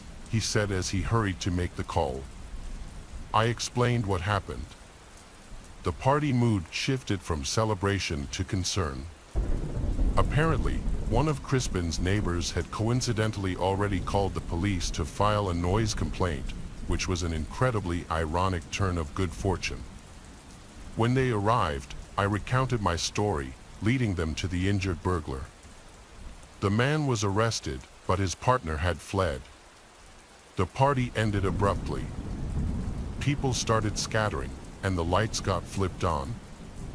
I tried my best to act sober, but even after all that happened, I was still stumbling a bit. Crispin thanked me profusely, still in disbelief. As for me, I was just glad I could help despite the bizarre and terrifying circumstances. Looking back, I still can't really explain why the burglars would have chosen a house having a party to rob, but maybe they had prior knowledge of the house and knew no one would be upstairs. I figured that would be the end of the story, but fast forward a few months, and I've got quite the update. I was playing video games at Ralph's house one night when he got a call from Crispin, who invited us over for a few beers. Up until that point, I hadn't actually realized the two of them were that close. The first thing I noticed when I pulled up to Crispin's house was that the front door and every window in sight were completely different. Was I not remembering his house right? I could have sworn the windows and the front door had been white, but they were all gray and much more heavy-duty looking. Crispin waved us in, and we went down to his basement. We cracked a few beers and started playing a game of pool. To my surprise, he actually recognized me from the party and thanked me again for my trouble. What he told us was actually crazy, though. Apparently, the burglar the police caught that night refused to snitch on his partner and was currently serving a lengthy prison sentence. The police hadn't been able to get any leads into catching the other guy, though. Crispin told us that not even a week after the incident, his family started receiving threatening letters from an unknown sender, some of which included pictures of Crispin and his family members. Obviously, they reported these occurrences, but the police had no real leads. A month after that, Crispin's mom noticed a suspicious vehicle circling the house at around 1 a.m., and a few days later, Crispin's dad claimed that things in their backyard had been gone through and moved around. In response, Crispin's dad increased their home security and even went as far as to replace and reinforce all their doors and windows. I was shocked. This was still an ongoing issue for Crispin, and I had no idea how serious a situation like this could get. Summer's fast approaching, and I'm sure I'll have another update when I see Crispin again. This is the story of my freshman year in college. I went to a smaller university, there were only a few thousand students that attended it, so the campus wasn't very large. But I liked that about this place.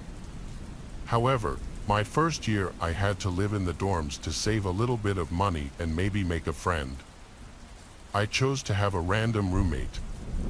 This decision backfired. I didn't know anybody at the college when I got there, and the first person that I met was the roommate.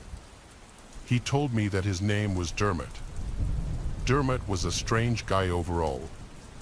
He was rude, unfriendly, and he never left the room other than to go to class. He was not at all the type of person that I would normally hang out with, and by the second week, I had given up all hope of being friends with him. I had a TV and a PS4 that I brought with me to school, and Dermot said that I could never use it because it bothered him. He also demanded that all lights be off after dark. I tried to reason with him once, but he threatened to report me to the dean of students. I wasn't scared by the threat. I didn't really think they would do anything. But I would rather just try to get along with my roommate instead. I would do my studying in class buildings around campus. I made other friends at college pretty quickly, and when I was talking with them about Dermot one day, they suggested that I get a new room. I hadn't even realized this was an option until they told me, so I put in a request to get my own solo dorm room. I was told that when one came available, they would contact me. About 2 weeks later, so now about a month and a half into the school year, I was contacted. I was told that I could move into a different dorm building that was across the street. This building was a little bit newer and nicer. It had a room that was available, and I accepted it. I decided not to even tell Dermot. I didn't know if he would be happy or sad about it, but I didn't want him thinking that I hated him or something. So one day, when Dermot was gone at his classes at a time that I didn't have class, I packed up all my stuff and just left without saying a word. My entire half of the room was now gone. I moved into my new building and got my new room. It was so nice to finally have a place all to myself. I could watch TV, play PlayStation, and not have any complaints. I could even have my friends over to hang out. However, I did want to be careful not to see my old roommate Dermot. Like I said, it was a small campus, so there was a chance that we would cross paths.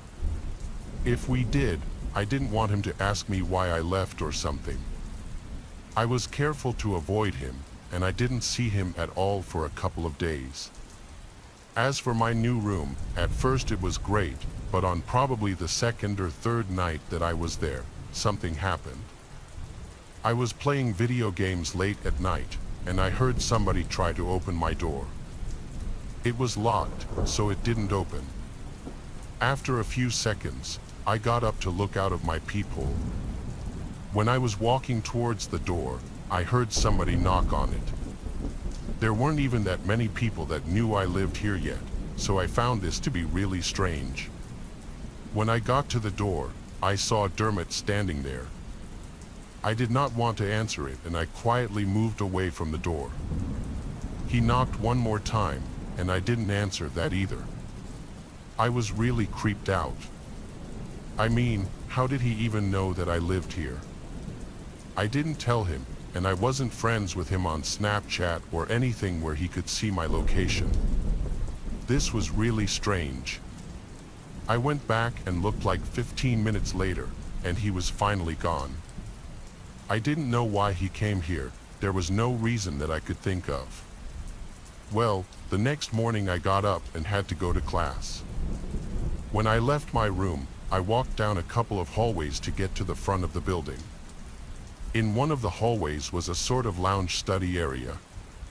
When I was approaching it, I saw Dermot sitting in one of the chairs there. I couldn't believe that he was in my dorm building. He didn't live here. I didn't know what he was doing. I turned around and left out of another exit. I thought maybe he was following me. It was really, really strange. Later on in that same day, I was walking on campus, and I happened to notice him again. There were a lot of other people walking around, and I saw him a ways behind me. I walked back to my dorm building, and he seemed to almost follow me there. He wasn't walking close enough to follow me inside or anything, but I was very suspicious when I noticed. I got back in my building and was wondering what this guy's problem was. Well, that same night he was back at my room once more. I was up late, and he tried entering. It was locked like always, and he then knocked on the door. This time it was louder than before. I didn't answer but was watching him through the peephole. He knocked again very loudly, but I still did nothing. When he knocked for a third time, I remember somebody else who lived down the hall opened up their door. They told him to quiet down. Dermot didn't say anything. Then he stood there for probably a minute. After that, he backed up a step and then kicked my door extremely loud and hard. I was honestly afraid that the door might break, but it didn't. Dermot then turned and stormed off. After this, I made up my mind that I was going to report him, and the next day I did. Somebody must have talked to him or something because I stopped seeing him after that, and he did not return to my room. I was still very suspicious that he would follow me around or show up again or something for like a month, but luckily he didn't. A while after this, I met somebody that used to know him. They weren't really his friend, but had several classes with him. They told me that he had dropped out and also said that his name wasn't even Dermot. None of these things really surprised me. I'm not sure why he gave me a fake name, but he was a weird guy. Looking back, I'm really glad that I moved out when I did. Back when I got my first adult job after college, I moved into a smaller house with a roommate. The roommate was a girl that I went to high school with, and her and I were in the same grade. However, we weren't really friends. We both knew of each other, but didn't have the same friend groups. I didn't know much about her, but somehow after college, we found ourselves living in the same city. We had been friends on Facebook or something, and because we both lived there and didn't know anybody else, we decided to try to become friends and live together. We were both female, the same age, and figured that it would work out, but I was wrong about that. At first, she seemed cool. I honestly forgot where she worked, but she had pretty normal hours like I did. Our bedrooms were the only two in the house and next to each other in the hallway. We were not best buddies or anything, but we got along good at first. However, she seemed to have sort of strange behavior. I remember noticing her leaving and coming home at all kinds of odd hours all the time. I would wake up to hearing her leaving or coming home. I was a light sleeper, and the times would be anywhere from midnight to 5 a.m. I had no idea where she would be going or why, and this happened at least several times a week. One time I brought it up, asking why she was leaving at 2 a.m. She flat out denied it and said that I must have heard the neighbor. I didn't tell her I knew it was her because I realized that whatever it was, she didn't want me to know. I didn't really think too much of it for the most part, though. But one night, several months into living there, I was out late. I was with some other friends, and I got back home at probably almost midnight. After arriving back at the house, I went inside, and all of the lights were off. I turned on some lights and also noticed that my roommate's door was open and she did not appear to be inside. I called out her name, just wondering if she was home. I figured that she was gone again when she didn't answer. Then I went into my bedroom, changed, and got in bed. I was tired, but after closing my eyes, for some reason, I had a hard time getting to sleep.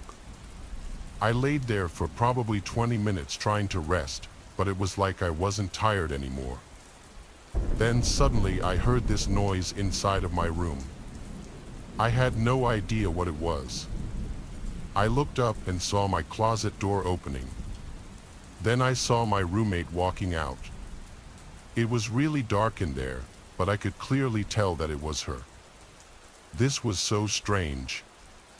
I had no idea what she was doing in there. I sat up and asked her what was going on. As soon as I spoke, she looked over and saw me, then she started running and darted out of my room. I stayed where I was and was just so confused. Then, probably a minute later, I heard her leaving the house out the front door. At that point, I decided that I needed to move out of there as soon as possible. For the next couple of days, I packed up my stuff. I don't know where my roommate was during this time, but she was never there when I was. She must have only been back when I was at work. Then I moved out. After that, I haven't spoken to her since. She blocked me on social media, and I still don't know why she was hiding in the closet in my room. She probably didn't expect me to get home when I did. That's why her door was open and she was in my room. She must have had to hide in my closet and waited until she thought I was sleeping to try to leave the room. I'm glad that I couldn't sleep, though, and that I noticed her. That was by far the creepiest roommate experience I've ever had. 3 years ago, when I was broke, I moved to a new city for a job. This job was not the most well-paying job, but it was decent. Because I had no money going into it, I had to find a cheap place to live. I ended up going on Craigslist and finding a roommate there. I know that sounds sketchy, and the truth is that it is sketchy because the guy that I was roommates with was weird. At first, he seemed normal enough, but I never actually met him in person until I moved into the apartment. We had a 2-bedroom place right outside of the city. My roommate's name was Bellamy, and he was thin, had longer hair, and was about my age. The apartment that we got was not very nice. It was located in not the best neighborhood, and the building was old and a little bit run down. We had a living room, a small kitchen, and then a hallway where Bellamy's room was at one end. The bathroom was sort of across from Bellamy's room, and then my bedroom was at the other end of the hallway. I knew that living with Bellamy would be temporary, and as soon as I had enough money to move to a better place, I would. After meeting Bellamy and moving in, he just seemed a little bit strange. He was not that friendly, and for the most part, he stayed out of my way, which was nice, and I stayed out of his. Bellamy seemed to be a pretty private guy and didn't have much interest in being friends or anything, and that was fine. One thing he did, though, was forget to lock the main door of our apartment. There were like 5 different times where I know I locked the door, and then I would see it unlocked. I tried to talk to him about it once, and he kind of blew me off. This made me kind of mad because many times I would get up to use our only bathroom, which was right across from Bellamy's room, so I would have to walk by his door to use the bathroom. Bellamy would be in his bedroom when I was going to use the bathroom. A lot of times when I would start to approach, I would literally hear him locking his door. It was like he was afraid that I was going to try to go into his room, so he was locking it. I never once tried to enter his room. I never even knocked on his door, so it was annoying how he would always do that but seemingly forget to lock the front door of the apartment that we lived in. I would have liked to have the front door locked all the time. Luckily, though, my bedroom also had a lock on it. One night, I was sleeping but woke up in the middle of the night. The first thing that I remember after waking up is that I heard somebody right outside my bedroom door. My heart started racing, and I didn't know what to do.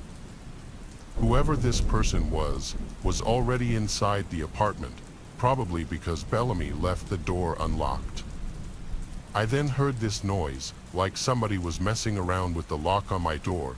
Maybe they were trying to pick it. This went on for like a minute, but luckily they didn't get in. I got my phone that was next to my bed and called the police. Then I turned on my bedroom light.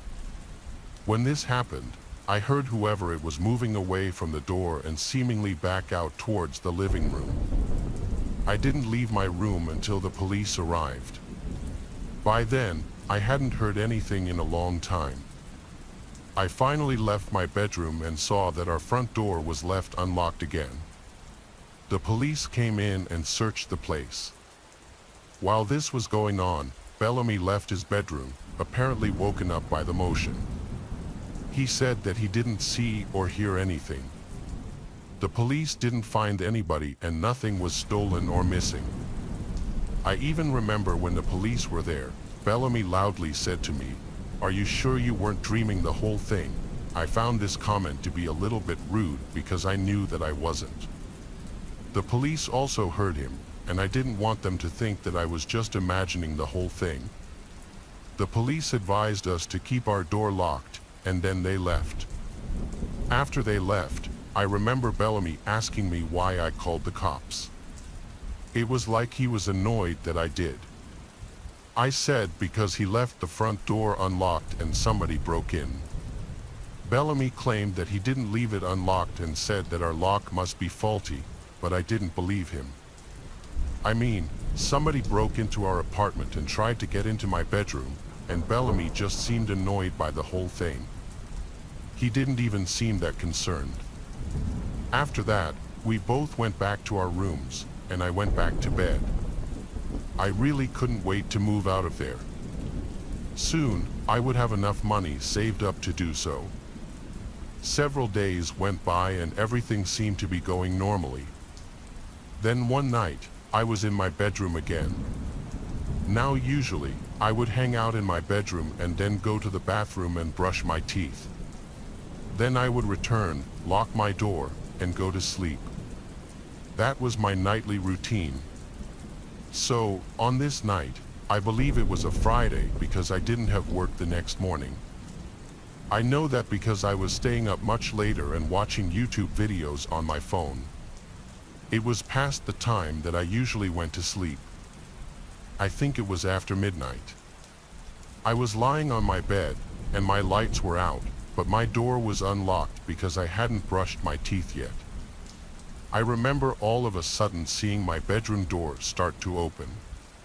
My headphones were in, so I didn't hear anything, but when I saw this, I took them out and looked to the door.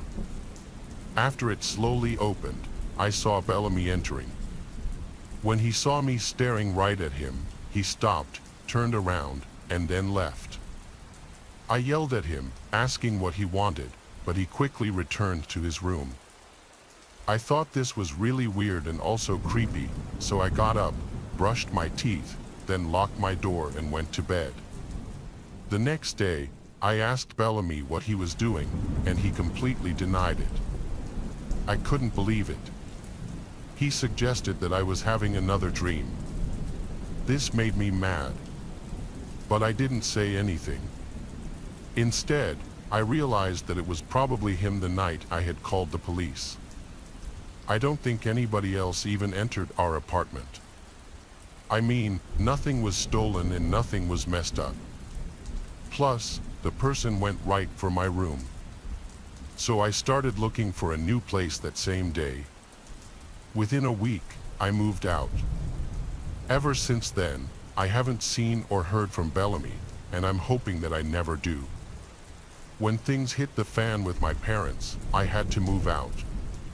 I was down on my luck living situation-wise and could only crash on the couches of my friends for so long.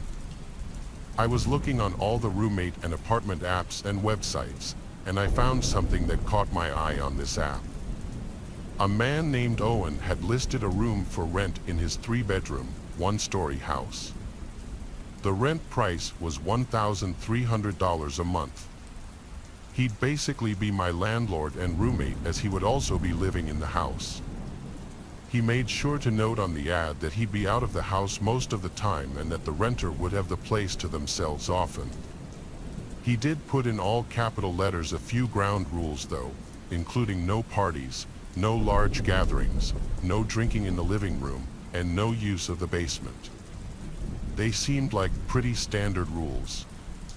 I went to view the house in person and meet Owen. The second he opened the door, I got a bit of a read on him that he was a little reclusive. His demeanor was quiet and a little awkward. He showed me the house, and I could tell he was nervous because his voice would shake and he would stutter. The bedroom was a good size and the actual floor plan of the house was good. It was an open layout, meaning the kitchen, living room, and dining room were all one big open space. For $1,300 a month in my area, it was a steal. He laid out some more ground rules in person and he emphasized again how I can't go in the attic or the basement as he used them for storage only. Sounded fair enough. On the spot, I told him I was interested. We shook hands, I left, and 2 days later I was moving in. We didn't draft any sort of lease or contract. I was just going to be paying him off the books month to month, the first day of every month. I had settled in pretty quickly. The bedroom I was renting was already furnished with a bed and basic furniture, so all I did really was hang some of my wall decor and fill the dresser and closet with clothes. The bedroom had a lock on it, thankfully, and he gave me the key to it so I could lock it when he wasn't home, which seemed like a nice gesture at first. Owen never told me what he did for work. He just told me he usually wouldn't be home, but I quickly learned that wasn't true. Anytime I'd come home from work, his car was always in the driveway. Quickly, I started to pick up on loud sounds outside of my bedroom at night, from footsteps to doors opening and closing constantly. One night, I went out in the middle of the night just to go to the bathroom and I noticed the basement door was opened. I walked over to the top of the stairs and looked down. There was a dim light from down there, seemingly from a far corner out of view. I heard banging sounds coming from down there. It was like 2 a.m. What could he be doing down there? Then the banging stopped and Owen appeared at the bottom of the stairs and looked up at me. It was so creepy that describing it in words doesn't do it justice. He looked visibly annoyed as he looked up at me. I apologized and said I was just going to the bathroom. He almost angrily responded, "Shut the basement door." I listened to him, insanely weirded out. I went to the bathroom and then back to bed. I laid awake for a while after that, now with my mind racing, wondering what he was doing. About a week later, I returned home and noticed my bedroom door was unlocked. I always locked it before leaving every day. I looked around my room to see if anything was missing, and while nothing seemed to be missing, I noticed some things had been moved. For starters, my clothes in the dressers were not neatly stacked anymore. They had been looked through, I could tell. The closet door was also cracked open. It was dawning on me that he had his own key and he likely came into my room and went through my stuff. This felt like a clear invasion of privacy and a violation of my tenant rights. I had to figure out how to confront him about it. I went to knock on his bedroom door, but he didn't answer. His car was in the driveway once again, so he had to be home. I was getting such weird vibes from all this. I gave up and went back to my room after microwaving my dinner. While I was in my room relaxing and watching TV, I heard the door to Owen's room open. I took this opportunity to get up and confront him, so I went out to the living room and caught him in a hurry about to leave the house. I stopped him and asked if he went into my room. He looked at me with a blank expression and straight up said no. I delicately responded without being hostile, saying that the door was unlocked and some of my stuff appeared to have been gone through. He then claimed that I had the only key to my bedroom, and then he said he's in a hurry, he has to go, and he left. I was flabbergasted by all of this. I wanted to ask my parents for advice, but at that time, I hated them and wanted nothing to do with them. I was already back on the apps and websites looking up other listings. I knew I didn't want to stay here. Then I realized this was the first apparent time that Owen wasn't home while I was. Curiosity got the better of me, and I had to check out the basement. I checked out the windows first to make sure his car was gone, and it was. I then went over to open the basement door. Oddly enough, I couldn't find any light switches, so I just used the flashlight on my phone to navigate around. The steps were so creaky I felt like I was in an abandoned house. I got to the bottom, and there was a tan carpet that was curling upwards at the walls as if it were poorly fitted to the floor. It was a very small basement, at least the main room there was. There was just this one ugly couch in the middle of the room. There was also a slightly funky smell down there, and the smell only got worse as I got closer to this door in the corner. I attempted to open the door, but unfortunately, it was locked, or maybe I should say fortunately, because I'm not sure I fully wanted to know what was in there admitting that smell. It almost smelled like raw sewage, but worse. I did one little quick sweep around the main room of the basement and found nothing, just some taped up cardboard boxes, which I was not going to open. I went back upstairs and shut the door. The rest of that night, I stayed in my room. I never heard Owen come back. He must have gotten back after I had fallen asleep. I woke up, the room was still dark. My alarm was not going off, something else had woken me up. I heard the floor next to my bed creak, and I turned and saw Owen leaning over my bed, looking at me. I screamed, and he replied to me to shush and then asked me if I went into the basement. I screamed no. How did you get in here? I locked the door. He then asked me, are you sure? I flipped the cards on him and yelled, did you come into this room when I wasn't home? He replied no, then turned around and walked toward the door. I asked, how did you get in here then? I saw him hold up his hand in the dark. He wasn't holding anything at the time, I didn't know what it meant. He said to me before leaving the room, I think you should find other living arrangements, and then he closed the door. I started packing right then and there. I wasn't staying another minute in that house. I knocked on his door and yelled at him to give me half of the rent money back since I'd only been there like 2 weeks. Moments later, he opened the door, and just his arm stuck out from the door holding a small stack of $100 bills. He managed to make even handing me the money insanely creepy. I grabbed it. It was only $400. Whatever, it was close enough. I just wanted to get out of there. I was fully packed and out of there within an hour. I slept in my car that night. I ended up back at my parents' house the next day, and after explaining the ludicrous events I just went through, something changed where they were more welcoming to have me back. I still moved out a month later, but my parents and I are fine now. If you're choosing to have a random roommate from online, just be careful and use your best judgment after meeting them. It was my junior year of college. I had moved off campus into a student apartment building. My roommate was sort of assigned to me by the school in the sense that he was just someone else who needed someone to live with. His name was Arlo, and he seemed like a nice guy at first. He was friendly and polite, always smiling and making small talk. But as the days went by, I started to notice strange things about him, little quirks and odd behaviors that made me feel uneasy. It started with the way Arlo would always linger in my room, asking pushy questions about my personal life and poking around my belongings as if he were way too comfortable doing so. At first, I brushed it off as harmless curiosity, even if I found it kind of weird. But the more I thought about it, the more it bothered me.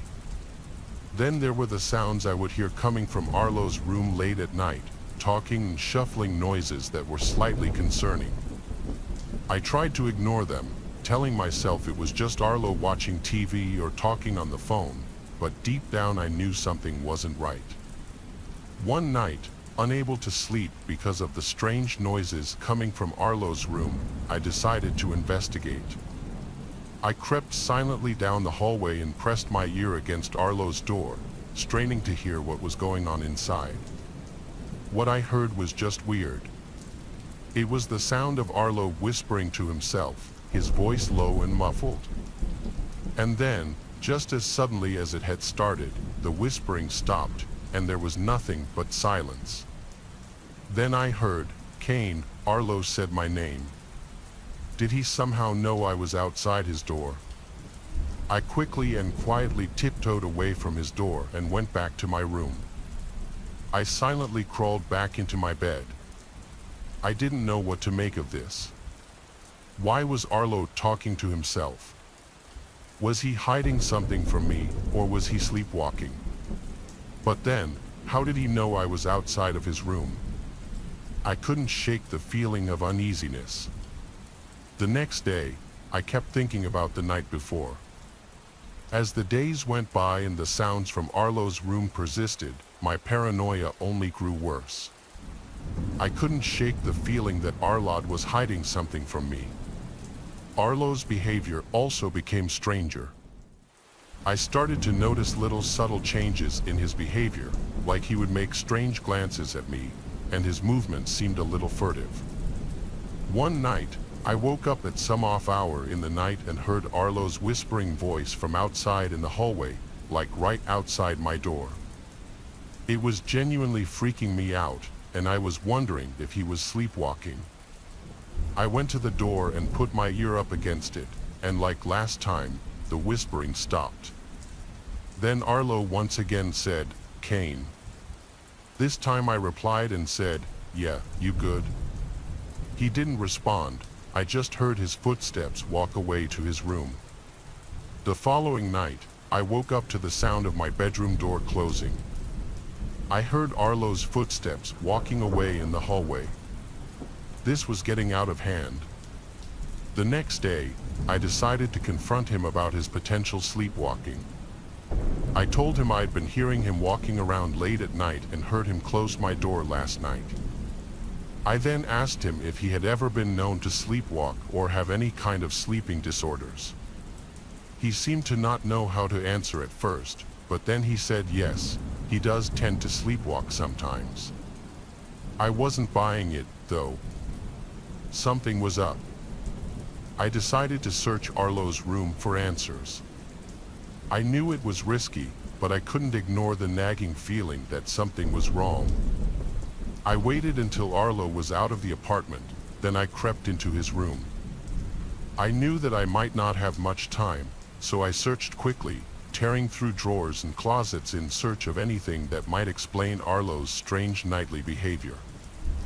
And then, just as I was about to give up, I found it, a small, nondescript drawer hidden at the back of Arlo's closet. I pulled it open, and my blood ran cold at what I found inside. It was a collection of photographs, dozens of them, mostly featuring me asleep and one other guy who looked to be our age.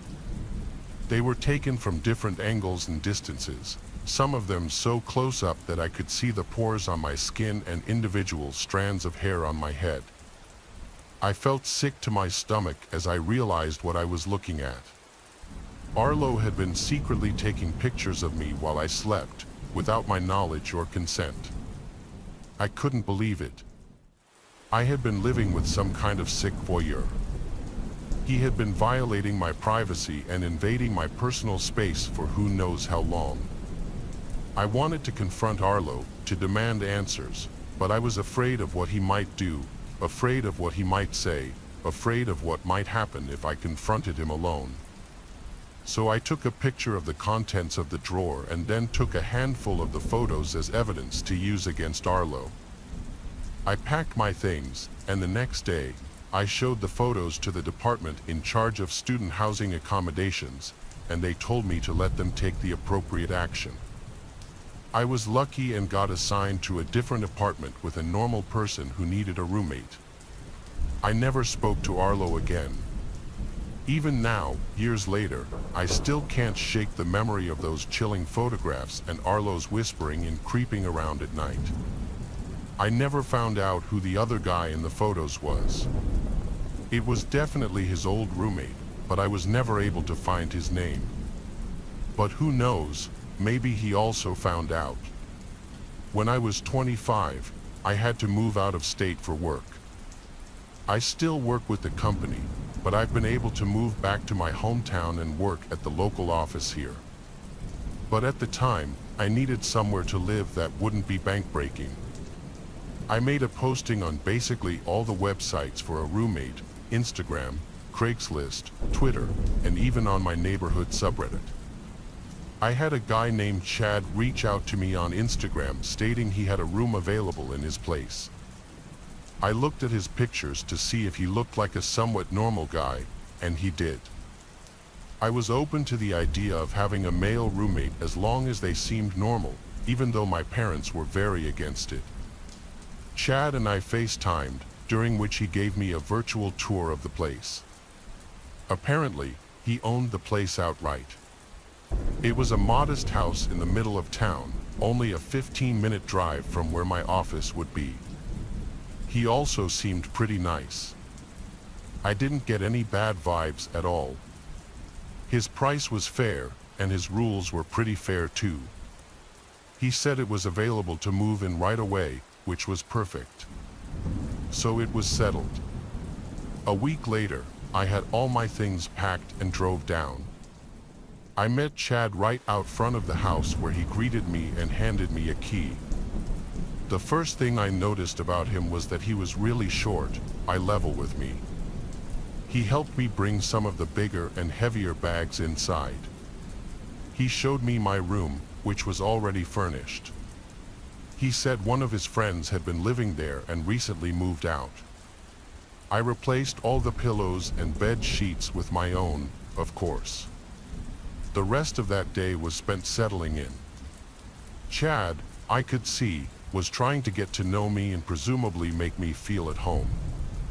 I didn't get any overly friendly vibes yet. The next day was Sunday. Chad offered to drive me around town to show me around. I wasn't eager to, but I said sure just to get off on a good start with him. He drove us around town, showing me where the good shopping centers and restaurants were. But then he offered to get us lunch. I really wasn't hungry, and he was suggesting a sit-down lunch, almost like a date. I didn't want him to get any kind of wrong idea. I just needed a room. I said I wasn't hungry, and then he right away suggested we go grab drinks somewhere instead. I politely shot it down too, saying I don't drink on work nights. He was being a bit pushy, saying, "Come on, just a couple drinks." I still maintained my politeness and said another time. He gave up and went really quiet all of a sudden, like he was upset. I'll admit, I was slightly uncomfortable, but nothing I couldn't handle yet. That week was my first week at work, so my attention was focused mostly on adjusting to the work week. It wasn't until a few days into the week that I got home, did my laundry, and noticed my hamper full of clothes seemed moved, like the clothes weren't how I remembered they were left. And it wasn't until I was loading the washing machine that I noticed a pair of my underwear was missing. I checked my room top to bottom like 5 times. It was gone. I had a disturbing thought. What if Chad? No, I refused to believe that just yet, and there was no chance in hell I would confront him and ask him that. Still, I was now starting to wish there was a lock on the bedroom door. That weekend, I bought a lockable doorknob from Ace Hardware, and while Chad wasn't home, I swapped out the current doorknob with the new one. Now I could leave the place in peace. I figured I'd tell Chad the next time I saw him. He didn't come home that night, though. He must have been working. His schedule seemed pretty random. That night, I awoke to banging on my bedroom door. It was Chad. He was saying my name, and he didn't sound happy. I checked the time, and it was like 1:30 in the morning. I decided I would pretend I was asleep. I was honestly kind of scared to open the door. I had a feeling it had to do with the doorknob, and I was right. The next morning, I woke up to a bunch of texts from Chad saying, "We need to talk. Be home after work." I simply responded, "Is this about the doorknob?" And he responded back, "Yes." I apologized to him and said I was planning on telling him. He replied back, "It comes off today." I was getting incredibly nasty and weird vibes from his tone. My next response, I thought out a little longer and basically said how I hoped he could sympathize and understand that I'm a girl and I just feel safer being able to have privacy in my room. He responded a little nicer this time, but he still basically said no to my request and that the old doorknob needs to go back on. I was confused and upset, but I had to respect his rules. I did also install it without telling him, so I felt like he had a right to be kind of mad. But how did he know I changed it? It's not like I had the old doorknob sitting out in the open. The idea that he tried coming into my room that night kind of scared me. I changed the doorknob back the next day and returned to Ace. This is where things went really downhill, though. There was a knock at the door one day when Chad wasn't home. It was a girl around my age. She asked me if I was living here with Chad, and I said yes. She warned me to get out of there immediately, that Chad has multiple restraining orders against him from different girls and he's known to be a very dangerous, creepy stalker. I was at a loss for words. I asked her how she knew I was here. She said she knew that he was trying to rent his room and that it's not surprising he opted to have a girl move in. She said she saw me moving in and wanted to wait till he wasn't home to come warn me. I thanked her so much. I truly was terrified now. I had already paid Chad for the entire month, and I didn't know what to do. She said she would help me in any way she could. I took her number, and she left. I started packing my things and looking for other places I could move to. I found something across town, a studio apartment sublet for a little more money. I contacted the poster of the ad, and she told me I could move in as soon as possible. Perfect. Now I just needed to tell Chad and get my money back. I started packing some of my stuff into my car and I texted him that I'd have to be moving out tomorrow as something with my family came up and I needed to go home. He didn't answer. He got back to the house about an hour later and asked me about my text. I came up with my best fake story possible, and he said yeah, he'll give me the money back tomorrow after he goes to the bank. I was super relieved. About an hour later, he knocked on my door and then said, "Did by some chance some girl say something to you?" I simply said, "No, what do you mean?" And he said, "Never mind. It just seems like you're running away out of here for another reason." I insisted that it was purely because of the family reasons. He said okay and left. Sadly, the story didn't end there. I woke up that night and screamed at the top of my lungs when I saw a black figure sitting on the end of the bed. It was Chad. He turned and put his hand on my mouth and went, "Shoo." I said, "Please don't hurt me," and he responded, "Why would I hurt you? I knew someone said something to you. Don't believe what these girls say." I said, "You're scaring me, and this part is still just as insane to me as it was in that moment." He started to caress my leg and he said, "I don't mean to scare you," right after I said he was scaring me. I got out of the bed and ran for the door, and he screamed at me to stop. I ran outside with my phone in hand and called the police. I hid in the bush until they showed up and I explained the entire situation to them. They made Chad come outside and give his side of the story. Basically, I told them I just want to get all my stuff out of the room and I'm leaving, So the cops stayed there as I collected the remainder of my stuff and brought it all to my car.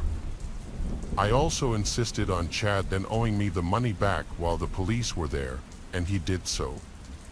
Actually, the whole time the police were there he tried his best to act like some normal dude. I could tell one of the officers then pulled me to the side to tell me that this guy had been arrested before for other incidents with women, but Chad denied ever coming in my room or touching me or anything, so it was all he said, she said. I left the house and went straight to a hotel for the night. The next day I moved into the studio apartment. Luckily, the girl who posted it was able to facilitate my quick move-in. I have never, and will never, live with another man who's not my boyfriend or husband ever again, or just anyone I don't know for that matter. Pledge night at Delta Gamma was infamous for its intensity, but this year we decided to up the ante. As one of the emerging frat leaders, Arthur, was tasked by the seniors with orchestrating a prank that would be talked about for years. The plan was simple, a fake kidnapping to test the mettle of our new pledges. It was meant to be controlled chaos, a scary but safe rite of passage. Only, I had no idea it would turn into a nightmare. The night was cool, and the moon was obscured by clouds, casting an eerie gloom over the abandoned warehouse we had chosen as the stage for our prank. The pledges, blindfolded and disoriented, were led inside one by one, their hands bound loosely in front of them. Their nervous laughter echoed off the walls, mixed with the faint stern voices of us brothers acting as their captors. Keep it moving, pledges. Tonight you'll prove if you're worthy of Delta Gamma, I shouted, trying to sound menacing.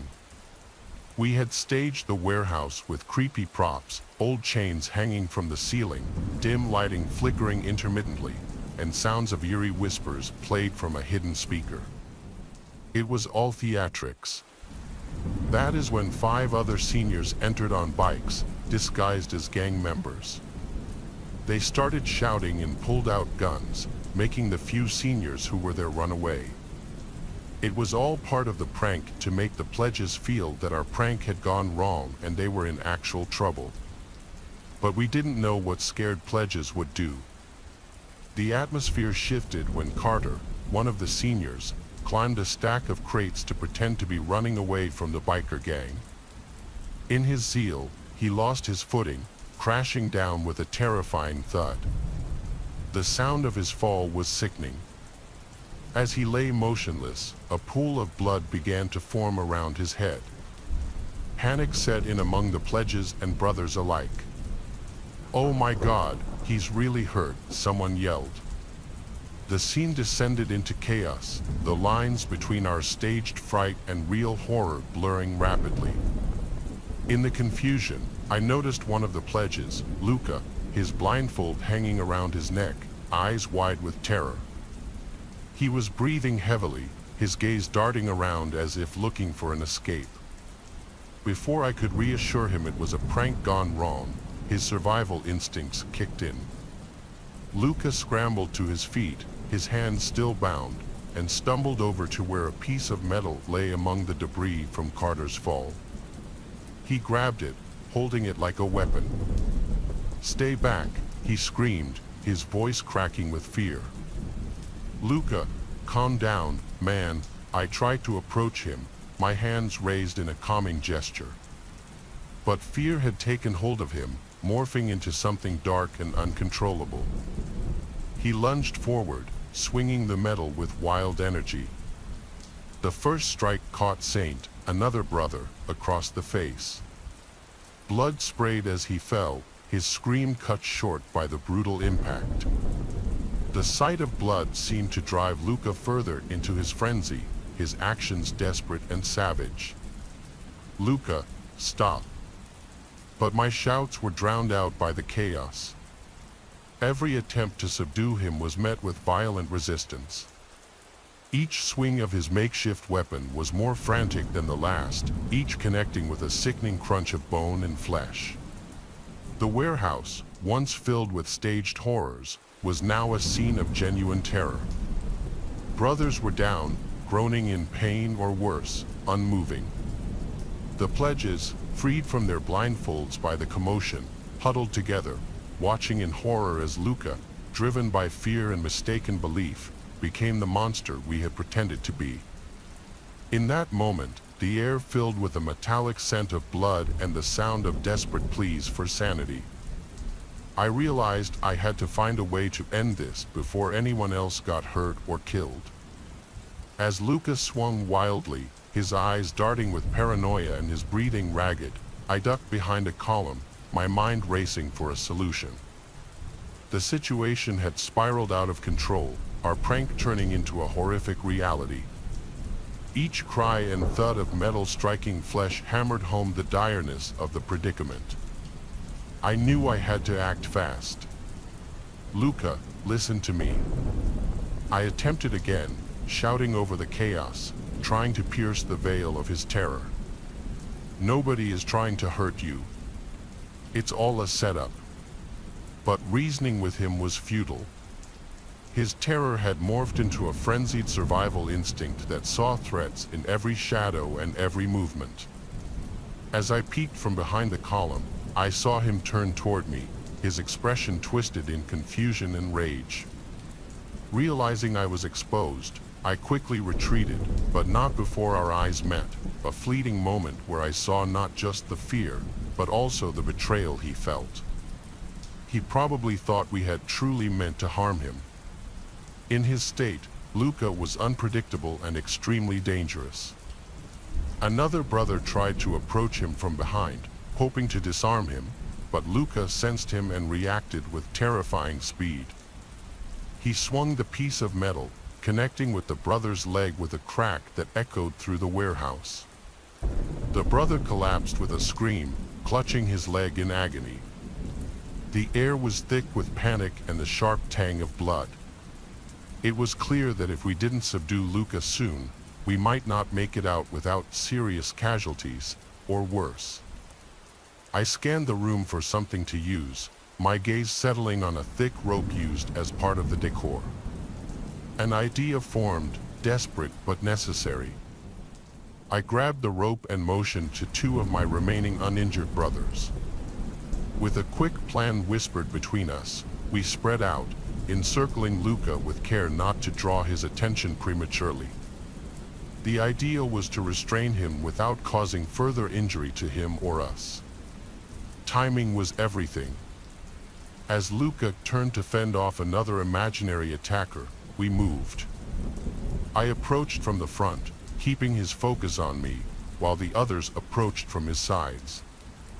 Luca, we don't want to hurt you, I said, keeping my tone steady, my hands visible and open.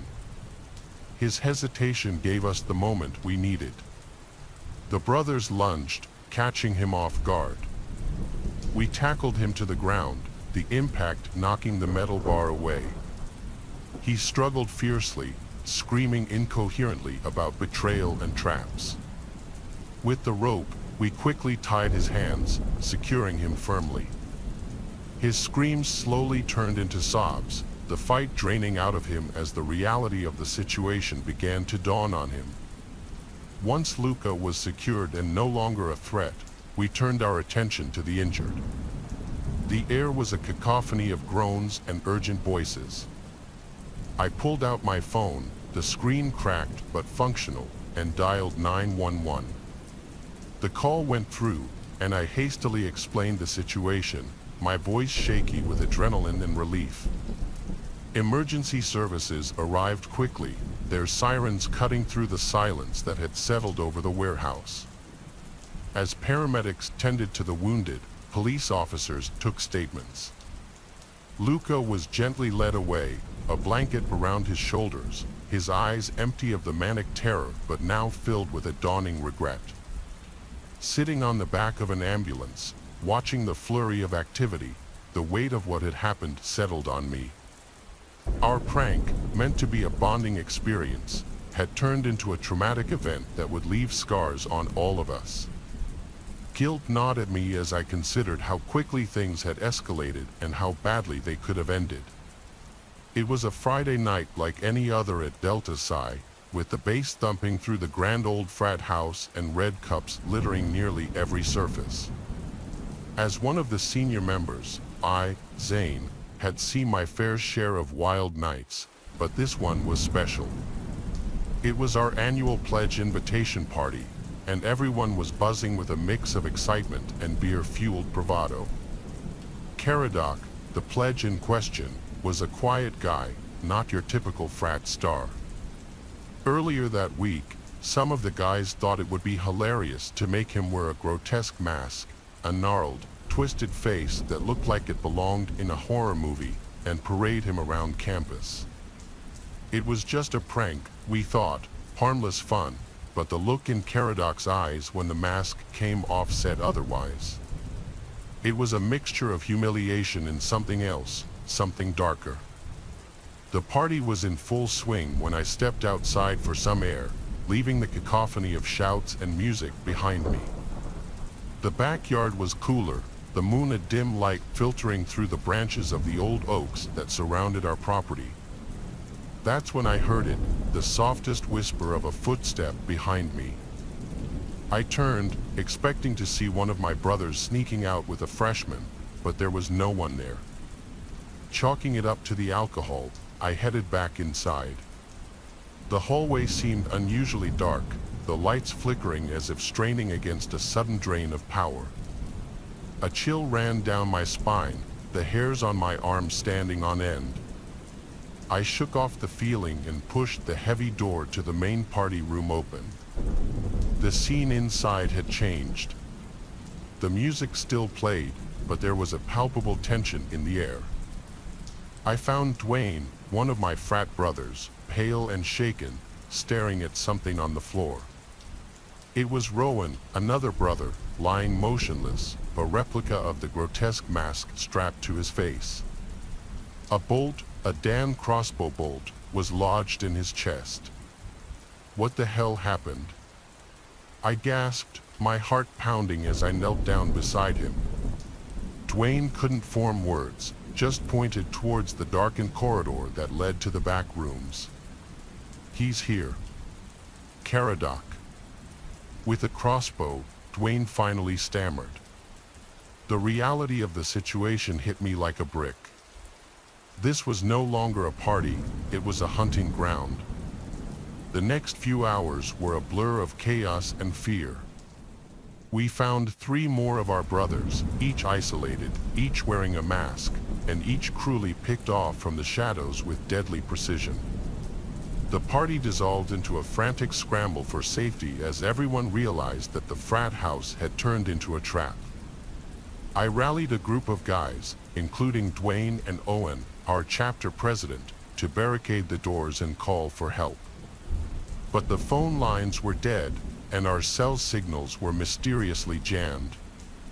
We need to stick together and find a way out, I urged, trying to keep my voice steady. Dwayne nodded, gripping a baseball bat with white-knuckled hands. Let's do it. Let's get this psycho. We moved cautiously, jumping at every shadow, every sound. As we rounded a corner, a figure stepped out from a doorway, the dim light glinting off the tip of a crossbow. It was Caradoc, his face obscured by that same grotesque mask. He didn't say a word, just raised the crossbow and fired. Owen screamed as he went down, a bolt through his shoulder, pinning him to the wall. Dwayne and I scattered, diving for cover, but I knew we were outmatched and outmaneuvered. In the chaos, a plan formed in my desperate mind. If we could get to the attic, we could maybe get a signal out or at least barricade ourselves in until help arrived. I motioned to Dwayne, and together we made a break for the narrow staircase, dodging another of Caradoc's bolts that thudded into the wood where my head had been seconds before. We were halfway up the stairs when an explosion rocked the house. The smell of gasoline and smoke hit us, and it was clear Caradoc had set the frat house on fire. With no way out, we pushed forward, the heat building behind us, the sound of the fire roaring like a beast unleashed. The attic was stifling, the air thick with dust and the growing stench of smoke from below. Dwayne and I slammed the door shut, pushing an old dresser against it with trembling hands. The crackle and pop of the fire grew louder outside. The flames painted the windows orange, the heat pressing in like an unwelcome crowd. "We're going to cook up here, aren't we?" Dwayne's voice was barely a whisper, raw with fear. "No, we're not," I replied, more to convince myself than him. "We're going to make it out. We have to." My hands fumbled with my phone again, desperation giving way to a sliver of hope as I noticed a bar of signal, faint but present. I dialed 911, the phone ringing through to emergency services. I explained our situation in hurried, gasping sentences: the attack, the fire, our location. Soon, the sound of sirens in the distance offered a lifeline, but with the relief came the stark reality of our immediate danger. The fire was spreading, the heat unbearable. Smoke seeped into the attic, making it hard to see, harder to breathe. "We need to break a window, get some air," I choked out, my eyes stinging. Together, we staggered to the nearest window, pushing against the old glass. It gave way with a crash, fresh air rushing in, battling the smoke that roiled around us. Below, the flickering lights of fire trucks and police cars pierced the night, a chaotic ballet of rescue and urgency. I leaned out of the window, shouting for help, my voice hoarse. A firefighter spotted us, raising his radio to call for a ladder. Relief was so close, yet the fire was closer, licking at the structure of the house, threatening to bring us down with it. Then, a loud series of crashes from below made us jump. Through the smoke, a figure emerged at the bottom of the attic stairs. It was Caradoc, the mask gone, his face a canvas of pain and rage. He staggered, clutching his side where blood seeped through his shirt. "You don't understand," he gasped, the fight draining from him. "They made me a monster." I stared at him, the chaos around us narrowing into the sharp point of this final confrontation. "You didn't have to do this, Caradoc. You could have walked away." Could I? His laugh was a hollow sound, broken and sad. He took a step forward, then another, before collapsing, his body giving way, succumbing to his injuries and the smoke filling his lungs. The room spun, the heat a tangible weight on my chest. Dwayne and I retreated to the window, the ladder finally arriving. Firefighters climbed towards us. I took one last look at Caradoc, lying motionless on the floor.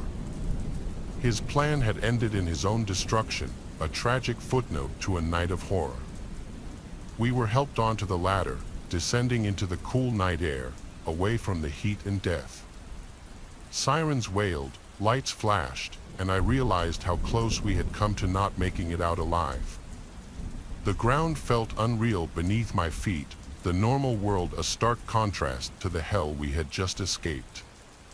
In the days that followed, the investigation would reveal the depths of Caradoc's planning, the lengths to which he had gone to exact his revenge.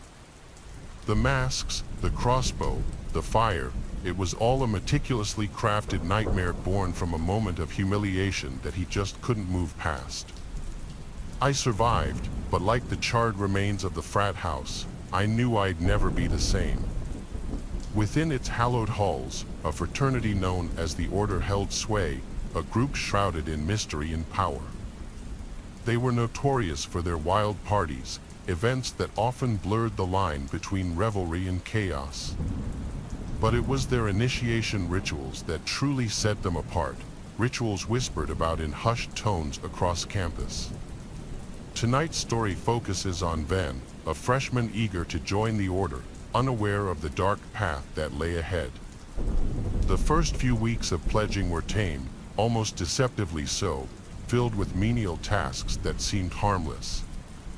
Pranks and chores were the order of the day, designed to test their patience and resolve.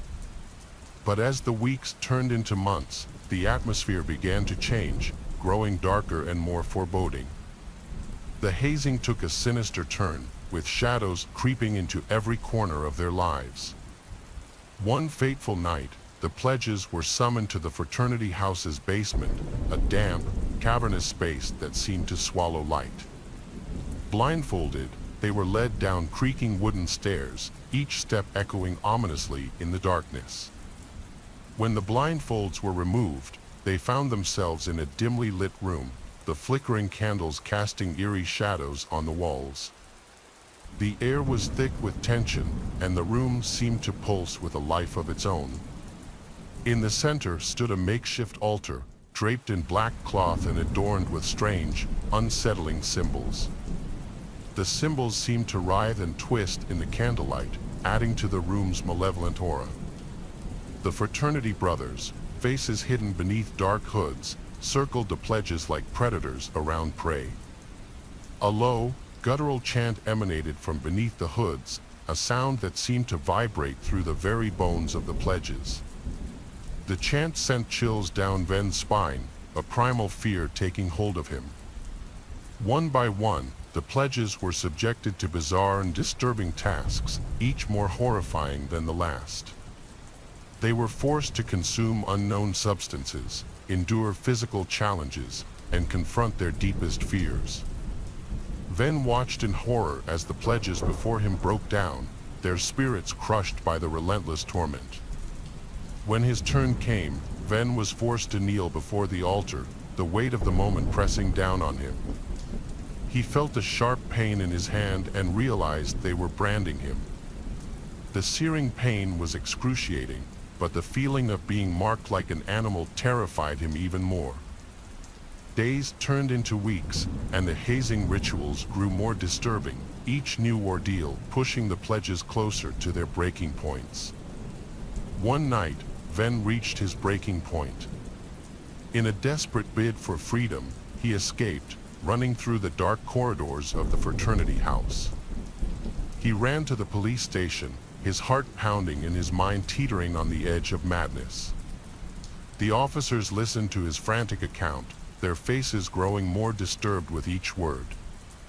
A raid on the fraternity house confirmed Ven's horrifying account, uncovering a web of dark secrets and ending the Order's reign of terror.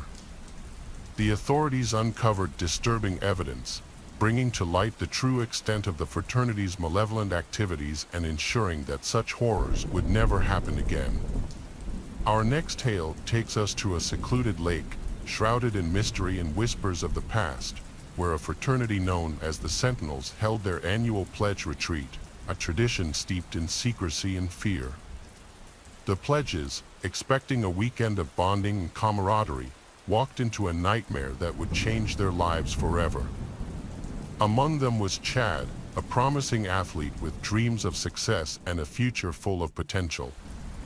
The first night, the pledges were gathered around a bonfire, the flames casting eerie shadows on their anxious faces. They were instructed to partake in a series of dangerous challenges, each more terrifying than the last. They were forced to swim across the icy lake, their breaths visible in the cold night air, and scale treacherous cliffs that loomed ominously in the darkness. With each challenge, the fraternity brothers' laughter grew more menacing, echoing through the night like a sinister chorus. One challenge stood out. The pledges were told to paddle to the center of the lake, a place rumored to be haunted by spirits of the past. As they reached the center, the canoes were jerked violently, and the pledges tumbled into the icy water, their screams piercing the night.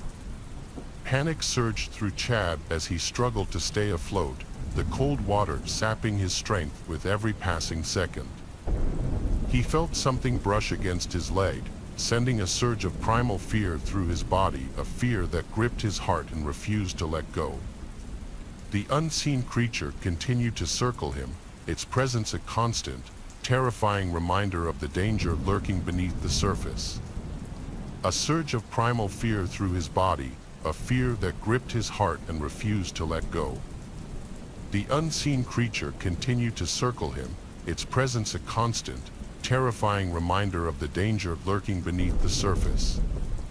Chad cried out for help, but his cries were met with mocking laughter from the shore, the fraternity brothers' faces twisted in cruel amusement. Terror lent Chad a surge of adrenaline, and he swam with all his might, his muscles burning with the effort. Just when he thought he was going to make it, he felt something grab his ankle, a cold, unyielding grip that pulled him down. He was pulled down into the depths of the lake, the water closing over his head like a dark, suffocating shroud. He caught a fleeting glimpse of glowing red eyes beneath the surface, eyes that seemed to bore into his soul. The next morning, Chad's lifeless body surfaced, his face frozen in a silent scream, a testament to the horror he had endured. The fraternity brothers claimed it was a tragic accident, their voices filled with sorrow, but the other pledges knew the truth, a truth that haunted them and bound them in a pact of silence.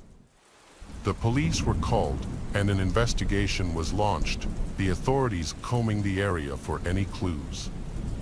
Without concrete evidence, the case went cold, the truth buried beneath layers of fear and secrecy.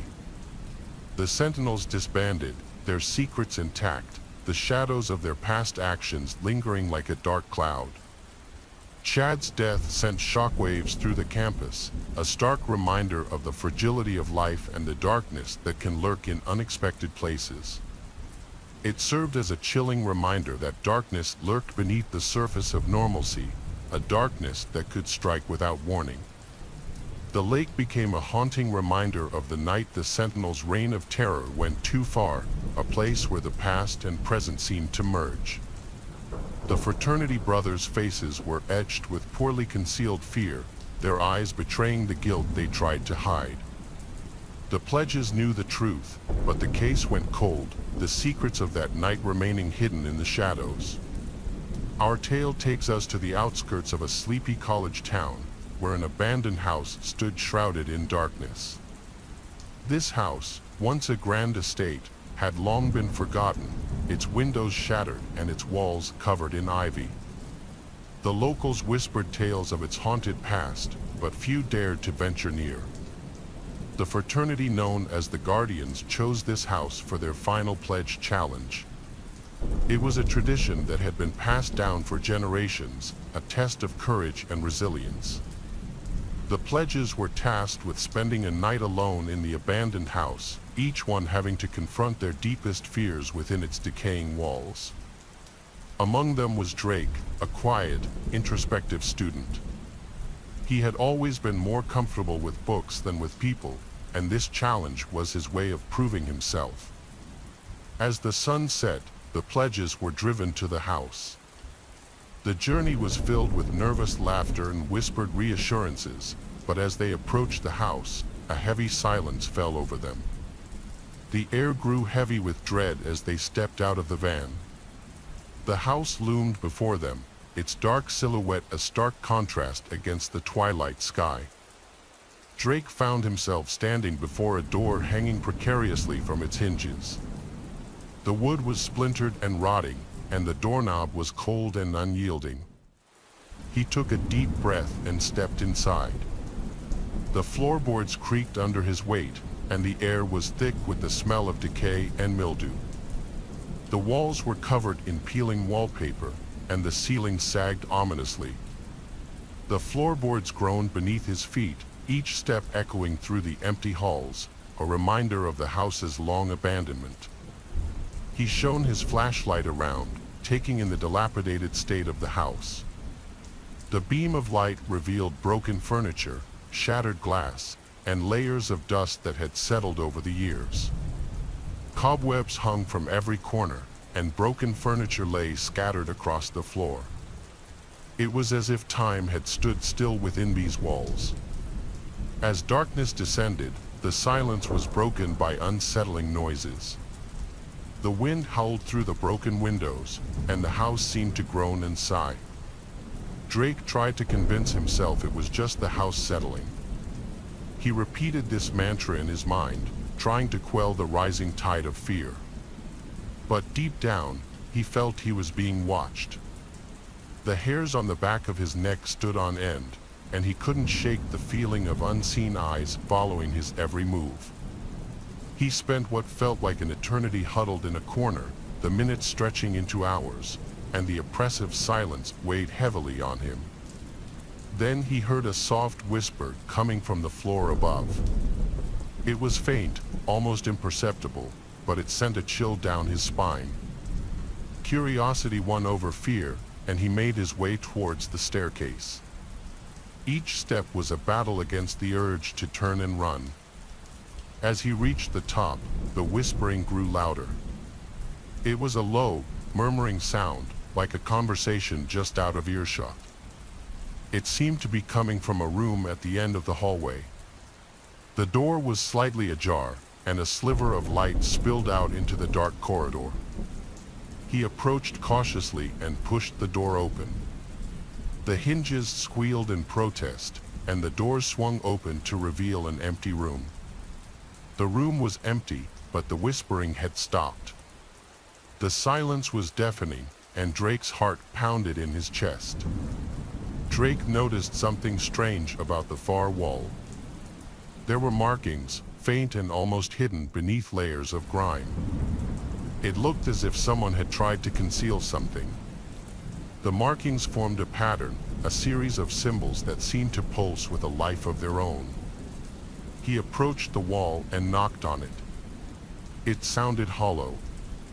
His curiosity piqued. He began to tear away at the flimsy wall, revealing a small, dark space. Inside was a small wooden box covered in strange symbols. The box was unlocked. He hesitated, his hand hovering over the lid. After a moment, he opened it. The lid creaked open, revealing a single sheet of yellowed parchment. The paper was brittle and ancient. The ink seemed to shimmer in the dim light. As he read, the words seemed to shift and change before his eyes. They spoke of an ancient evil bound to the house, a curse that had claimed countless lives. The words were a warning, a plea for anyone who found the parchment to leave and never return. Drake felt a cold dread creep up his spine. The air seemed to grow colder, and he could feel the weight of the house's dark history pressing down on him. Suddenly, the flashlight flickered and died. The darkness closed in around him, and he was plunged into a world of shadows. A blood-curdling scream echoed through the house, a sound of pure terror that seemed to come from everywhere at once. Drake dropped the parchment and stumbled back, his heart racing and his breath coming in short, panicked gasps. He heard the doorknob rattle, and the door swung open. He braced himself for the worst, but it was one of the other pledges. Relief washed over Drake. They exchanged a look of mutual understanding, both shaken by their experiences. They left the room, but the experience had changed them. The house had revealed its secrets, and they would carry the memory of that night with them forever. The abandoned house remained a testament to the darkness that lay hidden beneath the surface of the world. It stood as a reminder of the unseen forces that lurk in the shadows, waiting to be discovered by those brave enough to seek them out. Welcome to Hell Week. 72 glorious hours of brotherhood bonding and absolutely zero sleep. We're building men here, not sleepy heads. The booming voice of Guy Fieri, the fraternity president, echoed through the dusty basement. We, the 5 newest pledges, sat huddled on the cold concrete floor, eyes burning from exhaustion. 48 hours in, and the exhaustion was a suffocating weight pushing down on my eyelids. First task, Guy Fieri grinned, revealing a row of chipped teeth. Stay awake. Sounds simple, right? Wrong. Hallucinations are part of the experience. Just remember, anything you see, anything you hear, it's all in your head.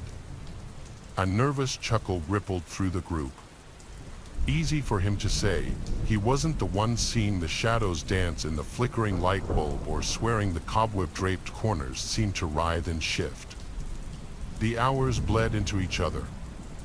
We were fueled by stale coffee, stale pizza, and a relentless barrage of demeaning tasks, push-ups until our arms felt like jelly, memorizing fraternity history recited backward while holding gallons of milk, running laps in the dead of night chased by flickering flashlights wielded by unseen figures.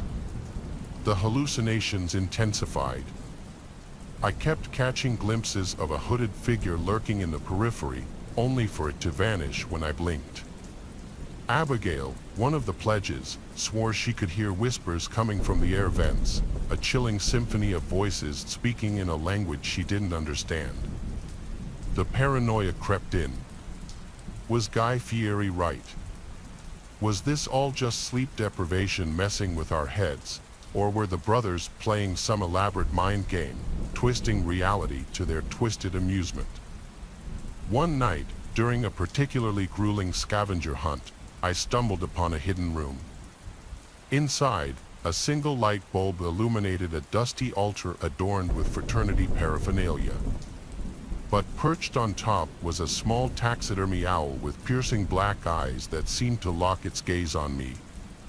Panic clawed at my throat. This wasn't a hallucination. The owl wasn't there before. Had the brothers put it there, a sick joke to further unhinge us? Suddenly, a hand clamped over my mouth. It was Abigail, her eyes wide with terror. She hissed, "Don't let them know you saw it. They'll think you're weak." By the 71st hour, we were a broken mess. Sleep deprivation had stripped away our bravado, leaving behind raw fear and suspicion. The basement echoed with accusations and frantic denials. "You saw it too, right?" Bear, normally the stoic one, accused me, his voice cracking. "The owl, they're messing with us, messing with our minds." No one replied. Trust had eroded, replaced by the desperate need for sleep. Suddenly, the basement door flew open, blinding light flooding the room. We flinched, expecting more hazing, more mind games. Instead, we saw paramedics and concerned faces. Apparently, someone had called in an anonymous tip about a disturbing ritual at the fraternity house. Relief washed over me, then morphed into chilling confusion. The owl, the whispers, were they figments of our collective imagination, or was there a darker secret at play? We were released after a stern lecture about hazing and mandatory psych evaluations. In the aftermath, Abigail and I hesitantly compared notes. Neither could explain the owl, but the details of the whispers, a language we didn't understand, a chillingly familiar melody, were identical. Weeks later, I received a package. Inside was a small tarnished silver locket. Opening it revealed a faded photograph of a group of men in fraternity attire, their faces obscured by shadows except for their eyes. And in the center, perched on an outstretched hand, was a taxidermied owl with piercing black eyes. Beneath the photo, a single inscription, "We see all. We never forget." It's been months since the incident. I still have nightmares about the basement, the whispers and the accusing stare of the owl. I haven't spoken to Abigail or any of the other pledges, but sometimes, late at night, I swear I hear a faint melody echoing in the air, a chilling reminder that some things are best left unseen, unheard, and most definitely undreamed. It all went down last semester at Theta Chi, the so-called elite frat on campus. Let me tell you, elite is one way to put it, more like elitist and steeped in messed up traditions.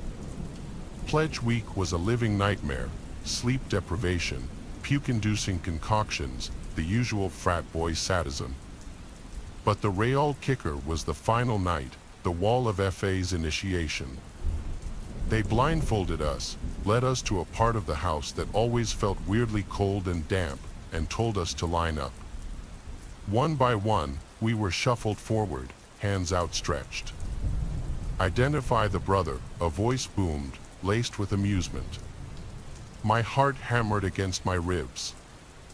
I fumbled, feeling cool, smooth skin, must be a freshman like me. Then it came, a jagged scar etched across the cheek, sending a jolt through me. My answer, a shaky freshman, hung in the thick air. Wrong, pledge, the voice chuckled. Next. The next brother stumbled forward, encountering a face that felt wrong, bulbous, misshapen, like something out of a nightmare. He stammered, unable to identify it. Nervous laughter rippled from the unseen brothers. Panic nodded at me. Each touch brought a new wave of confusion, rough, leathery skin, a cold metallic surface, a face with a gaping hole where a nose should be. Each wrong answer was met with escalating derision. "Who are these guys?" I whispered to the brother in front of me, voice cracking. Silence. No response. By the time it was my turn again, a cold sweat plastered my hair to my forehead. My hand brushed against a face that sent shivers down my spine, soft, almost feathery, with something cold and hard underneath. I choked back a scream. This wasn't human. What is this?" I stammered. A chilling silence followed, then slow, deliberate clapping from the shadows. "Congratulations, pledge," a voice rasped, different from the others, older, laced with sickening satisfaction. "You've just felt the faces of those who failed the wall." My blood ran cold. Failed. What did that even mean? Images of grotesque masks stitched together from the failures flashed in my mind. Was this what awaited me if I messed up? An eternity of being a disembodied face, a cautionary tale for future pledges. The blindfold came off, revealing a room unlike any I'd seen in the frat house. The air crackled with a strange energy. The shadows were deeper, more menacing around me. Mounted on the walls were grotesque masks, stitched flesh, metal teeth, inhuman features. Some looked vaguely familiar. Then I saw it, a mask with a jagged scar across the cheek, a chilling echo of the first face I'd touched. My stomach lurched. Was that a hand? It clapped over my shoulder. A senior brother, his face twisted in a cruel smile, said, "Welcome to the Brotherhood, pledge. Now, let's get you initiated properly."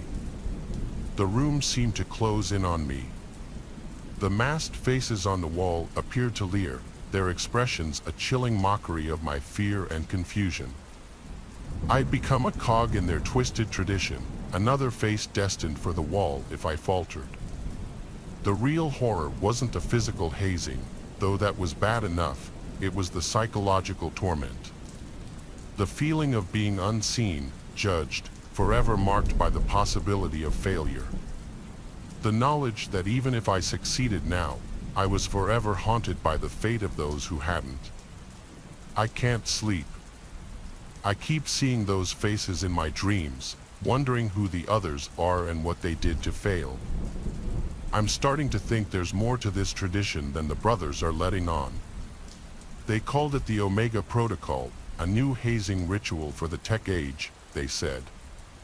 Just a bit of fun, Ethan, the president, had assured us, a smirk playing on his lips. Fun turned to dread the moment they demanded our social media passwords. "It's all part of the initiation, bro," said Harold, his voice dripping with condescension. "Trust us." "Yeah, right. Trust the guys who live on a diet of ramen and questionable hygiene." But we were desperate to belong. This was Delta Phi, the top frat at Weston University. We handed over our passwords like surrendering hostages. The first night was quiet. Then, the morning after, my phone buzzed incessantly, notifications from every platform I used. Confused, I opened Twitter to find a picture of me passed out in last night's pizza box fort with the caption, "Ethan, more future frat pre, more like future frat nap champion." My cheeks burned. My friends knew about the hazing, but seeing it blasted out there for everyone to see, shame gnawed me. The attacks came daily. Embarrassing childhood photos surfaced on Facebook. My perfectly curated Instagram feed was hijacked with nonsensical posts about cat memes and conspiracy theories. My Snapchats were filled with drunken videos of myself making incoherent pronouncements. The worst part: the isolation. Friends stopped texting. My family called, their voices laced with concern. My carefully constructed online persona, the one I'd spent years building, was crumbling. I felt like a ghost in my own digital life.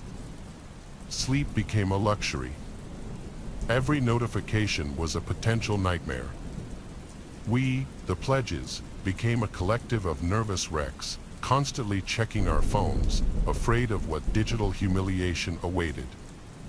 One night, fueled by a potent mix of fear and desperation, I snuck into the Delta Phi house.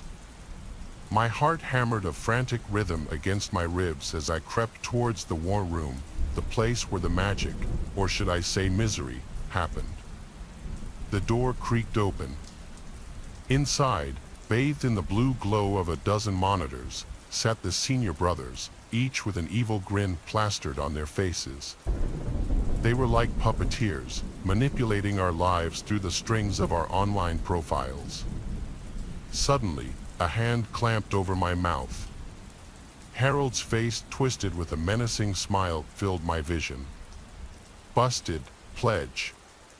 The next few days were a blur: sleep deprivation, threats, and a constant barrage of online bullying. Ethan offered a way out: spread the word about the Omega Protocol. Tell everyone how awesome it is. But could I live a lie, knowing what it did to others? The isolation, the fear, it was a form of digital torture, and I wouldn't be a part of it. Exhausted but resolute, I went to the university IT department. My story, along with screenshots of the hijacked accounts, painted a disturbing picture. The investigation was swift. The university, facing a potential PR nightmare, cracked down on Delta Phi. The house was shut down, the brothers suspended. But the damage was done. My online reputation, painstakingly built, lay in shattered fragments. My trust in technology, once unwavering, had been broken. The fear still lingers, a phantom notification in the back of my mind, a reminder of the night we were owned, not physically, but online. In the digital age, that might just be worse. A year later, I haven't fully recovered. The scars, both online and emotional, run deep. But I'm rebuilding, one awkward post at a time. The house remains empty, a monument to a cruel and twisted form of hazing. A stark reminder that sometimes the most terrifying monsters aren't lurking in the shadows, but behind a keyboard screen. My name is Kieran. I graduated from the University of California, Berkeley, in 2015. My college experience was perfect. I was part of a frat, I managed my studies well, and spent just the right amount of time chasing girls. I'm actually still friends with a lot of my old frat brothers, and I recently got engaged to my fiancée Kaylee, whom I also met at Berkeley. If you had asked me my opinion of Berkeley when I was a freshman, though, I can assure you that my answer would be very, very different. What I'm about to tell you was one of the main reasons why I was never overly ambitious in high school. The Berkeley atmosphere was extremely foreign to me, and it was weird being surrounded by so many self-proclaimed high achievers. As a freshman, I was quickly swept up into the frenzy of career development and planning the next 30 years of your life as an 18-year-old. Silly, I know, but that was the nature of my school at the time. If you wanted to get any sort of offer in the business world, having a strong LinkedIn profile was a necessity. I can still remember the stress of cultivating a professional image online, as if my future hinged on which people I connected with and what skills I listed. Regardless, I checked all the boxes and began my search for a summer internship. It wasn't long before my inbox chimed with an actual meaningful message. To my genuine surprise, a prestigious business firm had reached out to me, expressing interest in my profile. It wasn't one of those bot messages either. The substance of the message indicated that this was actually a unique message designed specifically for me. I read it over like 6 times before finally responding, and after about a day of brief correspondence, I was invited to a first-round interview. I spent hours researching the company so I'd know what to expect come the interview and prepped myself with all the sample questions I could find. I soon got a message from a guy named Leonard Slawinski. I'll never forget that name for as long as I live. He stated that he was to be my interviewer. And naturally, the first thing I did was do some background research on the guy. However, excitement soon gave way to puzzlement. I scoured LinkedIn for Leonard's profile, expecting to glean some insight into the person I'd soon be meeting. Strangely, I found nothing, no trace of their professional footprint, no social media. Nothing. I shrugged it off, attributing it to perhaps a preference for privacy or something like that. Leonard and I agreed on a day and time, and he gave me the interview location. I searched it up on my phone and realized that it was some random coffee shop in Oakland. This is when I started getting confused. Why would an interview not take place in Berkeley? We had tons of coffee shops and perfect places for interviews in our college town, so I was just perplexed. The address online seemed pretty normal, though, so I didn't think much of it. A day before the interview, I told my friend Marcus about the situation. He was even more confused than I was, telling me that the situation seemed fishy. I agreed with him, but I figured it was worth it for the position I might be getting. He asked me how I was getting there, and I told him I was Ubering. He offered to give me a ride as he wasn't doing anything at the time. I thanked him and took him up on his offer. Little did I know, I might not even be telling the story if he hadn't offered to drive me. It was 3 o'clock in the afternoon the next day, and Marcus rolled up to my dorm. Admittedly, I was extremely nervous, and this was one of my first interviews. I got in the car, and we were off. 30 minutes later, I told Marcus to drop me off on the street as I didn't want to be seen having a friend drop me off for an interview. I thanked him, and he offered to wait for me. I asked him if he was sure, and he smirked, pulling out a big bag of weed from inside of his dashboard. I left then, shut the door, and walked a couple of minutes to the location. Frozen in my tracks, I looked up at the literal construction site in front of me. There was no coffee shop. Even stranger, this entire area wasn't residential at all. All the buildings looked closed or private. Confused, I double-checked my phone and confirmed that I was in the right location. This entire block must have been recently demolished, so recently that even Google Maps hadn't updated.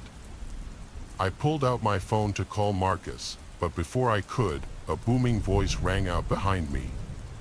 "Kieran," exclaimed a deep voice. I whipped around and was met with the appearance of an absurdly tall man wearing an expensive-looking black suit. Thank God, I thought, grateful that this whole ordeal hadn't been some kind of setup. His presence was commanding yet oddly out of place amidst the derelict surroundings. I should also note that the car he was standing next to was a matte black Bentley. He walked toward me with a confused look on his face. We shook hands, and when I asked him about the construction site, he said he was just as surprised as I was. He furrowed his eyebrows and put his hand on his chin. You know what, why don't we find someplace else? Get in, he said, motioning towards the Bentley. He walked back to the car and shouted over his shoulder, "Shotgun's all yours." Without another word, he got in the front seat and shut the door. Excitedly, I followed. I walked around the car just to admire it a little and couldn't help but glance into the back seat. I expected to see the beautiful leather seats that you would expect in a Bentley, but instead, my eyes met a sight that sent a chill down my spine. Lying flat on the ground, obscured by the shadows, was a man. In his hand, he held something long and metal. Panic surged within me, my mind racing with the implications of what lay before me. This was a trap. I turned away from the car and ran as fast as I had ever run before. I heard the man yell my name from behind me, but I didn't even turn around to look. As I ran, I heard the one sound I was dreading, screeching tires. I shot a glance over my shoulder and saw the car turning around, pointing in my direction. I had to think quickly. There was no way I was going to outrun a car. It wasn't like I could just escape the situation. There wasn't really any open space around me, just an endless maze of streets. I could feel the terror coursing through my veins. I made it to the next intersection and faced a choice that may have decided my fate, left or right. Logic told me to just turn left as it was closer, but my feet chose for me before my brain could. I sprinted across the street to the right and darted down the road. I knew I didn't have long, 10, maybe 20 seconds at most. As if by some miracle, one of the buildings in front of me had a fire escape that looked just low enough to jump onto. With every ounce of strength I had, I vaulted myself upwards, grabbing onto the ladder. I had never done a pull-up in my life, but in my mind, this was life or death. I made it up the ladder and kept climbing. The Bentley whipped around the corner and stopped on the street in front of the building. I couldn't see the driver, but I knew he was looking at me. There was nothing else I could do. If they chose to follow me, I'd just have to fight. The next minute felt like an eternity. The car stood there a little while longer and then accelerated down the street, turning left to never be seen again. I couldn't breathe. I pulled out my phone and called Marcus, basically screaming into the phone about what happened. I stayed on the fire escape until he found me. I got in the car, and we sped off in silence. The aftermath of this whole thing was pretty uneventful. I sort of blocked it out of my brain and refused to talk about it, even with Marcus. As far as I was concerned, it never happened. But as much as I tried, there are times, like right now, when I can't help but recall every horrifying detail of what could have been the last day of my life. This is a fresh story happening pretty recently. My family and I were driving to college to help me move in, as I'm currently a first-year student. Once we arrived, I found out that I would be living in a Jack and Jill, which means you and another room shared the same bathroom. So, essentially, I'd be living with 3 other guys. I already knew one of them in the other room. We met at orientation and got to know each other. His roommate doesn't matter for this story, though. It's my roommate, Walter, who I'm going to talk about. I got his socials beforehand, and we exchanged information prior to moving in. I tried talking to him on Instagram to get to know him better, but his replies seemed dry. On top of that, his profile seemed like one of those Discord mods that you see on Instagram Reels or TikTok. Once we moved in, I met him, and ironically, he looked like a Discord mod, except he had a skinny build around my height. He looked very pale and had a peach fuzz mustache. I tried talking to him again. His talking style matched his texting style and seemed very introverted. He stuttered a lot and always tried to end the conversation as quickly as possible. I tried to lighten him up by asking what kind of music he listens to, but he said he doesn't, as music wouldn't fill his cup of emptiness. To make things more weird, when he set up his PS5, he immediately started gaming.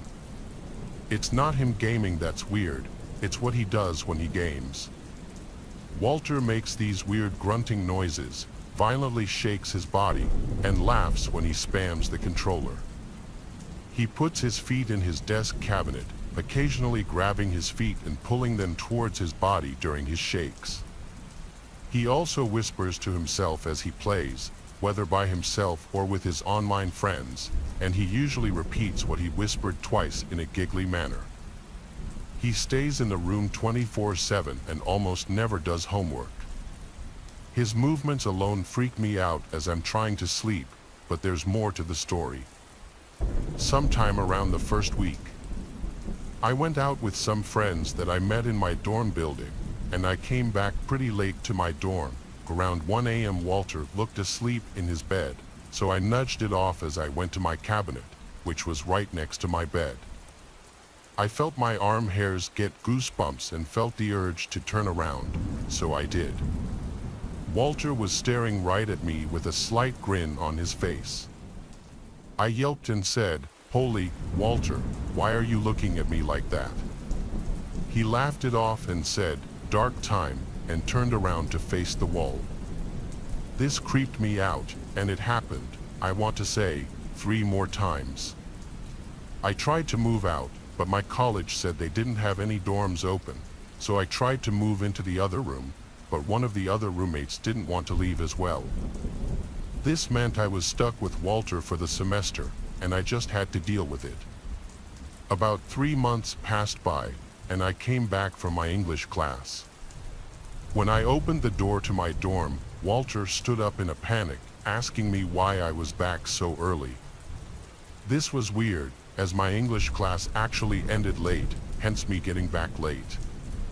I asked him if he needed the room to himself, and he declined, striking some weird pose that looked like it was from some anime. He said that I shouldn't be worried at all. I visibly cringed at him, and his statement only made me more uncomfortable.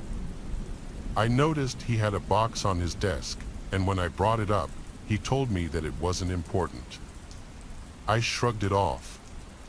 At this time, I noticed that my iPhone charger and my scissors were missing. I asked Walter if he had seen them, and he said he had. He handed me the scissors, and as he was handing me the iPhone charger, the cable knocked his box over to me as well. The box opened, and what I saw made my heart sink. A sticky note with my name on it fell out.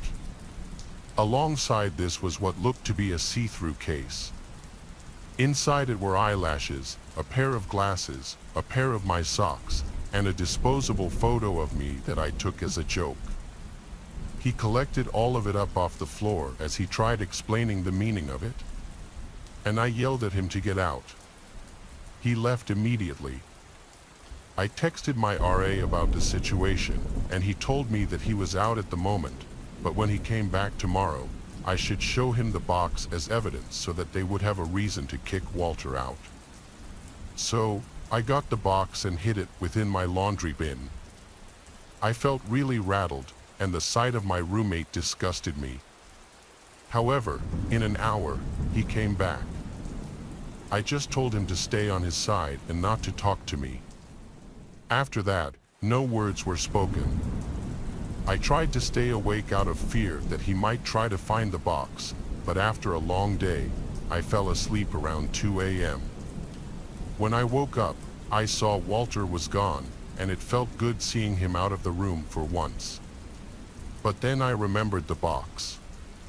I went to my laundry bin, and it was gone. I panicked, and not long after, my RA was knocking on the door. I let him in and told him the story. While he did believe me, he said he couldn't do anything without that box, otherwise, he'd just be going off my word alone. Which wasn't much. I felt like I was losing my mind. The RA left, and about 5 hours later, Walter came back.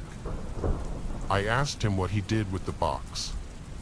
He played dumb and said, "What box? I don't know what you're talking about." I pressured him to stop playing dumb, but Walter kept denying it. I couldn't stand to look at him or be in the same room with him anymore. It's now the second semester, and yes, I'm still dorming with Walter, unfortunately. He did let me know that he will never do it again, and that if he does, he'll let me know and we'll move out immediately. I took his word, and we're still dorming as of today. However, I stay out of the room as much as I can. He still creeps me out. The worst part is that I can't sleep sometimes nor focus during the day as I keep thinking of what was in the box. Why did he steal my photo? Why did he steal my socks? What were the glasses for? The part that leaves me scared each time is what those eyelashes were doing there, and perhaps weirdest of all was that he labeled the box with my name. This happened to me during my freshman year of college in 2018. I'm graduated now, but I often think about it during Halloween week. My college had crazy parties daily. I attended a big school, so there were always fraternity costume parties, and even the bars made people dress up.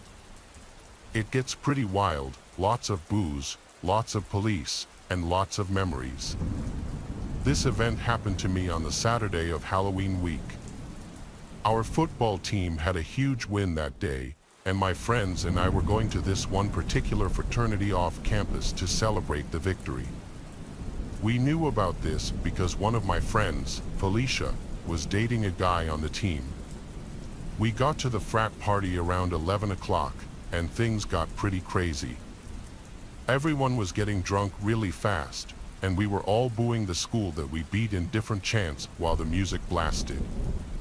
I was taking shots and dancing with all my friends, having a blast. It's critical to note that my phone had died during this time. I had given it to Felicia to put in her purse. Later, I told my friends that I had to go to the bathroom and to wait for me by the DJ booth. We were all pretty intoxicated at this point.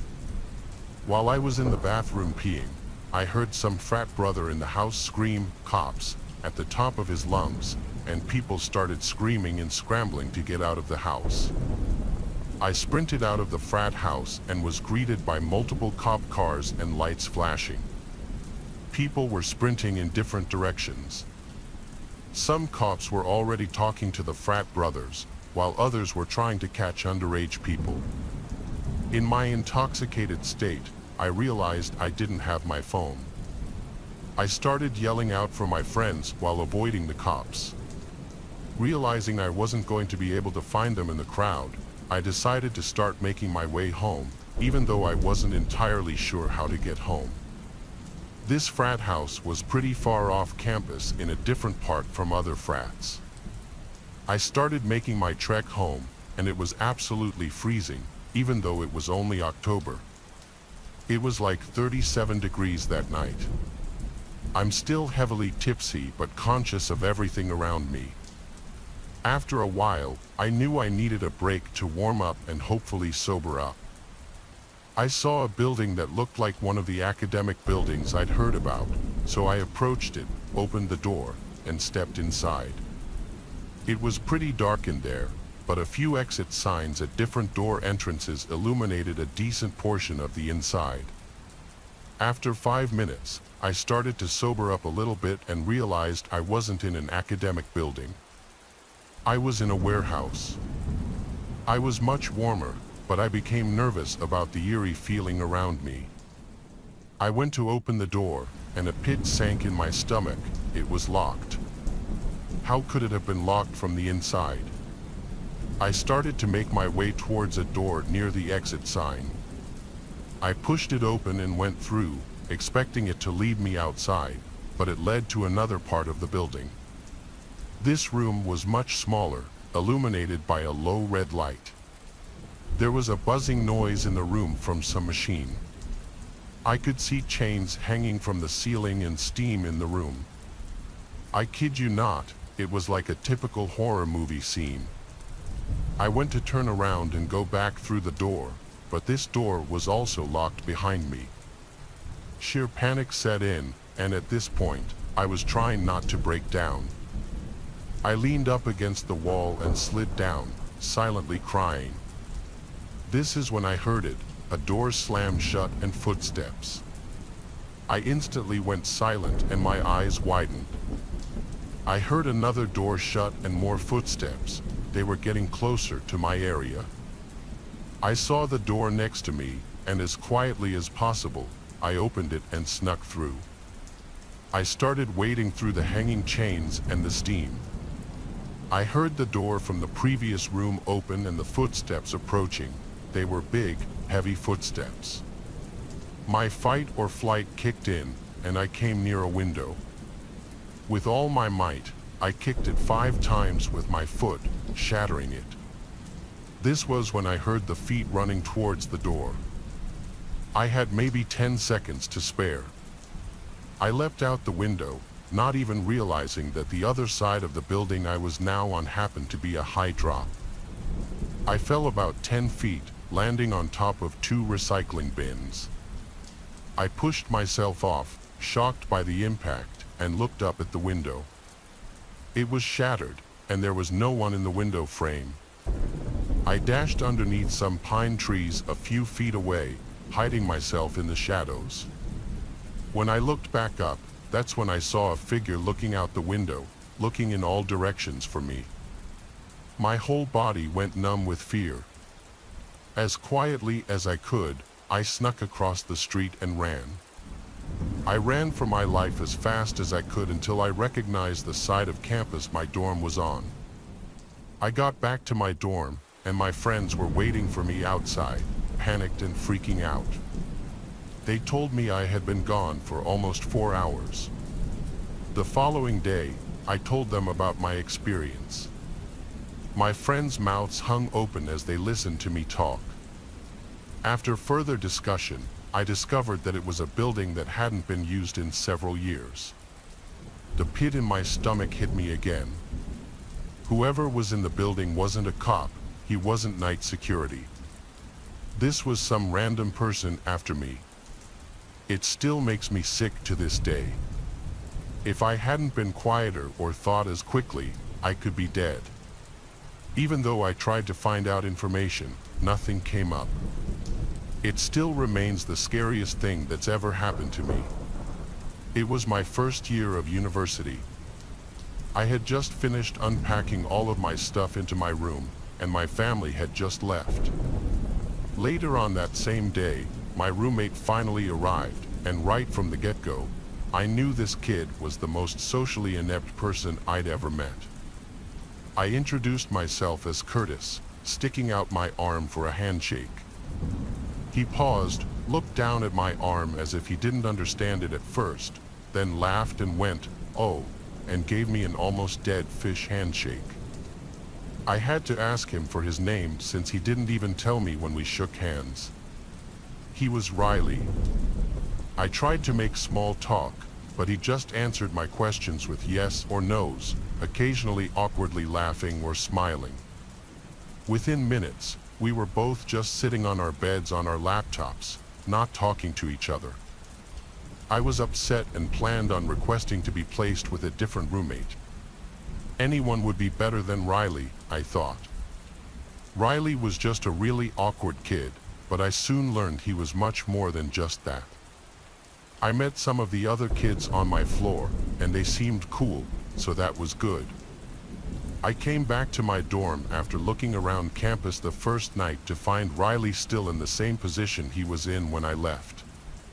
I said, "What's up, Riley?" and he didn't answer, not to my surprise. It was 9:30. I didn't have anything to do, so I turned out the lamp on my side of the room and went to bed. I didn't actually fall asleep anytime soon, though. Riley was on his laptop until 3 in the morning. When he finally closed his laptop, I fell asleep pretty quickly but woke up within the hour. The blinds to our room had been opened, and the moonlight now creeping into the room made everything visible, including Riley sitting on the side of his bed, looking at me. I sat up, rubbed my eyes, and said, "Riley, what the hell are you doing?" He whispered back, "Sorry," and laid down. The next morning, I woke up to find Riley had already gotten up. I felt like it was the first time he'd left the room. It was a Saturday. The first Saturday of the year, meaning orientation and all the campus festivities. During the orientation, as my group was walking by the school gardens, I heard a couple of students ahead of me saying, "What is that kid doing in there?" I saw who they were talking about. It was Riley, literally sitting in the dirt behind a patch of bushes, rubbing the bark of a tree with his hand. The orientation leader didn't notice, otherwise, I'm sure she would have said something. I just walked by, not saying anything, eventually telling the two kids I overheard that he was my roommate as a way to start a conversation and maybe make some friends. They apologized for me. None of us really knew if it was appropriate to laugh or not, but we did. I made friends with those two kids, and we made plans to get together that night. I also learned when I got back to my dorm that the school found another roommate for me. Things seemed to be turning around quickly for the better.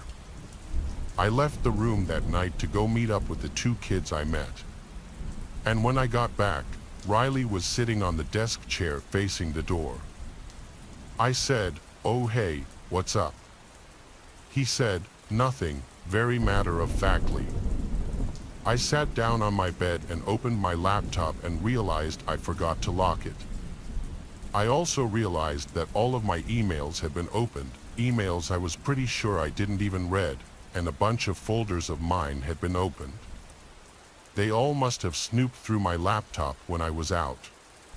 When I asked him if he did, he responded, "No," very loudly, half a second after I even finished my question. I could read him like a book. This creepy kid was literally going through my computer when I was out. I knew he did it, but I didn't pursue it. I was ready to go to bed, so as I went into my bed to look for my pajamas, I felt like my clothing had all been moved around as well. I knew I'd be out of there forever by tomorrow, so I didn't say anything. I woke up in the middle of the night to the sound of a zipper. I sat up and saw Riley on the ground going through my bag. I turned the lamp on this time, confronting him about it. He played dumb, saying, "I think you have my toothbrush by mistake." It was the closest thing to wits that he'd shown up until that point. Still, I knew he was lying and I knew something was wrong with him. I couldn't get physical with him. The next day, I met my new roommate in the same building and everything went well. Sunday night, after having a decent conversation with my roommate, who was no social butterfly but was miles better than Riley, we both turned off our lights and went to bed. For the third night in a row, I woke up at some odd hour of the night to a strange noise.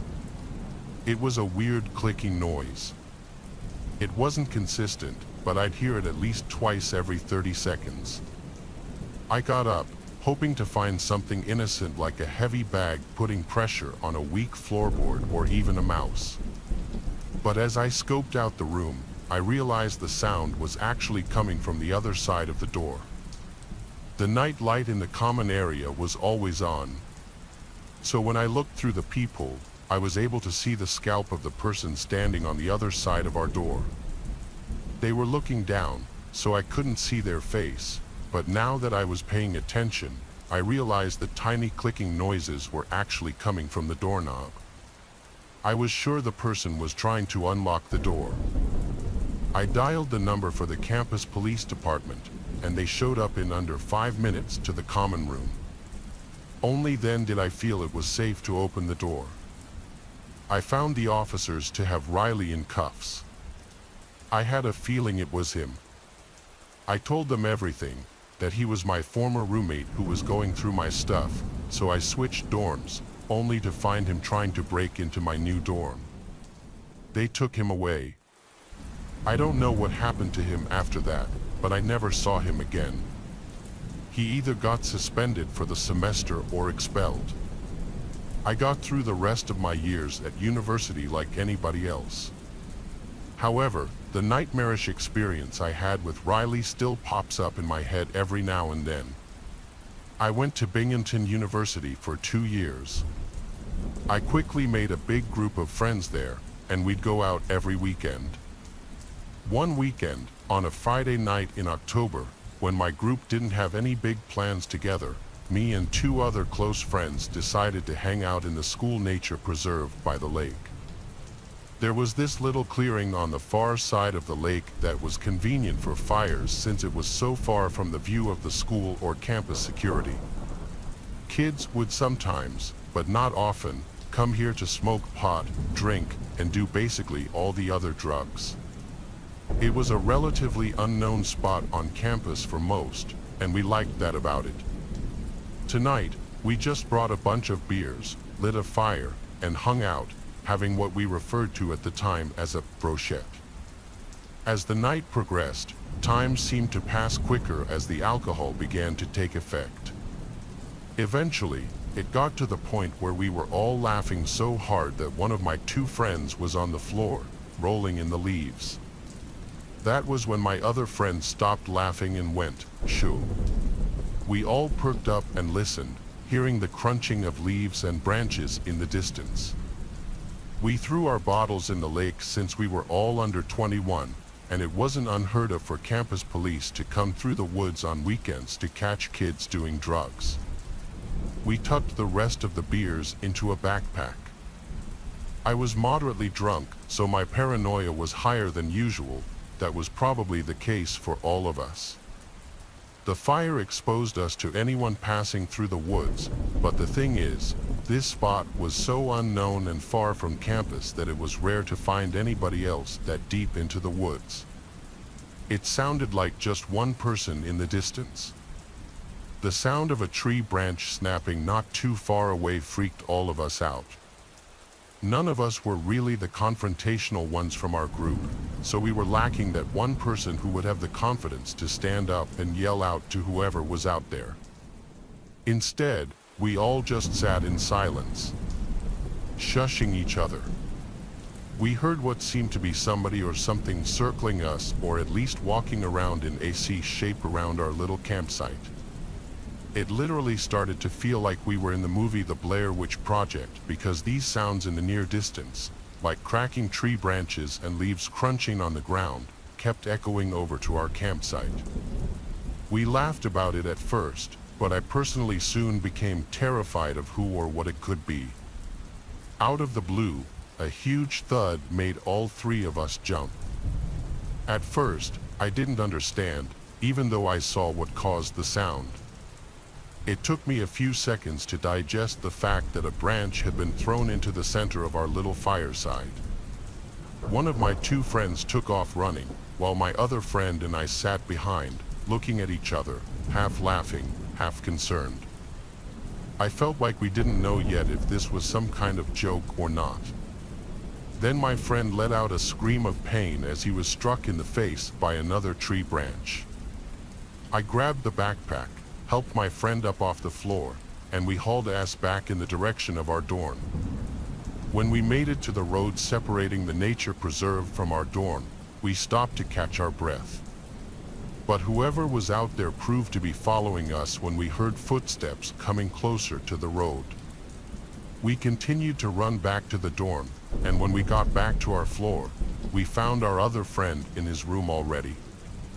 We looked out of his room window down to the woods. There was someone pacing back and forth by the woods, and every time a car passed, they would walk back into the woods. Eventually, whoever it was went back into the woods for good, never to be seen again by us. We continued our drinking session in the dorm room, and within 10 minutes, we were all laughing about it. It wasn't until the next morning that we all realized how terrifying that experience actually was. We never really went back into the woods past dark after that. This takes place during the first week of school, my freshman year at the University of Iowa. I was just starting to get comfortable with my roommate. He was dedicated to the idea of rushing a fraternity, and rush week was starting the next week. But the parties were starting Thursday of the first week. My roommate didn't want to go alone because it would be harder to meet people that way, so he wanted me to go. I happily agreed to go with him, even though I had no interest in rushing a fraternity. I still had intentions to go to parties. After all, I was attending a party school. My roommate wanted to go to one frat party on Thursday and then parties at different frat houses on Friday and Saturday. On this Thursday night, we were headed to perhaps one of the lowest ranked frats. I'm pretty sure it was an underground one too, but his logic in attending was to have a backup frat in case the higher ones wouldn't give him a bid. The frat house was really far from campus and in a much more slummy downtown area. We pulled up to a corner house, and if it weren't for the blasting music and cars parked everywhere, we would never have pictured this house as a frat house. It literally looked like they settled with the first house they found. We knocked on the door to immediately be greeted by some short, chubby guy in a white t-shirt holding a solo cup. His shirt had sweat stains by his armpits and mid-belly area. He told us to come right in. The party itself was in a horribly dimly lit room with probably 50 guys bunched up into the living room. It was hot as hell in there. To make it even worse, I think I saw maybe 2 girls at the entire party, neither of them even close to attractive. I gave the party a good 20 minutes, talking with one overweight foreigner after another, all giving off anti-social vibes. Eventually, I waved for my roommate to get ready to leave, but a huge group of guys by the door made us decide to wait a little longer to avoid the awkwardness of leaving early. I continued to drink the cheap beers they were serving. I think I downed 5 cups before I could even feel a buzz. A heavy guide approached me with a tiny bottle in his hand and handed it to me, smirking and saying, "That'll get you shit-faced." I fake laughed and thanked him, expecting him to go away, but he just watched me as if he were waiting for me to drink it. So I did. It was maybe 2 shots worth of some kind of hard liquor. The guy then started making conversation with me, and every time I hinted that I was trying to get away, he would try to pull me further into this otherwise one-sided conversation. Things started to get really blurry pretty soon. I remember feeling dizzy all of a sudden, and the room seemed to be getting darker. That was the last thing I remember before waking up in a dark room, lying in a bed. I could hear the sound of music muffled behind closed doors, so I knew I was still in the frat house. It was a very dark room, however. I could still make out certain furniture in the room and a small closet door, not much else. But even over the blaring music, I heard the sound of a plastic bag being crunched from the closet as if somebody had stepped on it by mistake. I ran out of that room and down the stairs back to the overcrowded living room. I found my roommate and pushed him out the front door, past the group of guys still standing in a circle right next to it. During the car ride back to campus, I told my roommate I was drugged. He almost called the cops, but I said it would be foolish and pointless. My roommate then asked me an awkward question: was I taken advantage of?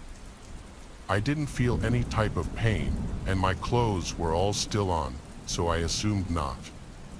When I did a time check, I realized I'd only been out for maybe 10 minutes before waking up. Whatever the guy gave me must have been a dud or something. Thank God. That was my college experience of attending an underground ghetto frat party, and it remains my scariest life experience. I had a single dorm my first semester of sophomore year. It was in the corner of the floor, kind of secluded from the rest of the dorm rooms since it was in its own little section. You had to turn a corner to even see the door. It was nice because I'd be able to still talk with friends on my floor, invite people over to my room, and still have privacy when it was time to do homework or go to sleep. A few weeks into the semester, while studying for a bio exam, the silence was interrupted by a noise. It took me a bit to realize it was a light tapping on the door. It was so light that I almost didn't even hear it. I yelled, "Come in," but the door didn't open, so I got up to open it. Nobody was there. I walked around the corner to look down the hall. Nobody. Somebody was obviously messing with me. I went back to my bed and continued studying, this time leaving the door open.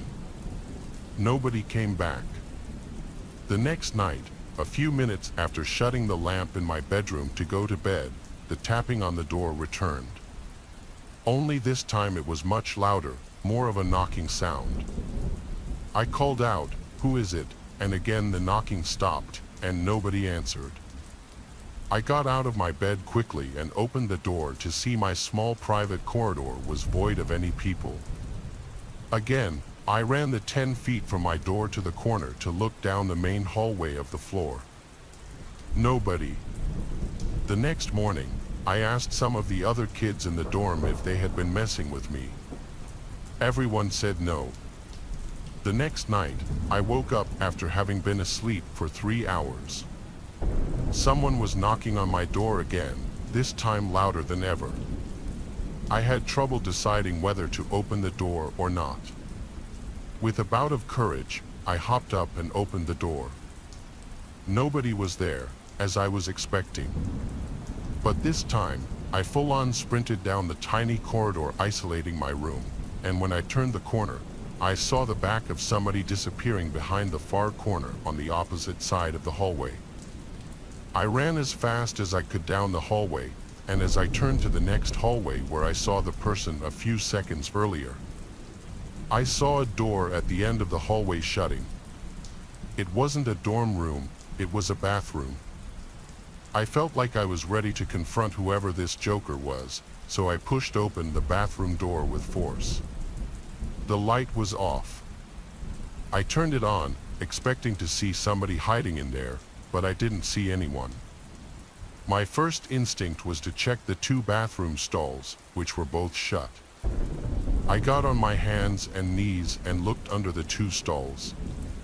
2 heavy black boots could be seen from underneath one of the stall doors.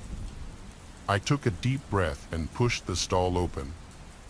I was confused. There were the boots sitting on the floor, but no person to wear them. And then I heard a creepy giggling noise. Thank you, not a feminine or a childlike one. It was a kind of laughing that I could only imagine to be that of a really old, crazy man. For some reason, my confidence was gone, and I was scared shitless. Therefore, I ran back to my room and shut the door. I hopped back in my bed and started texting every friend I had. Of course, everybody was asleep, though. The knocking happened one more time that night. I ignored it.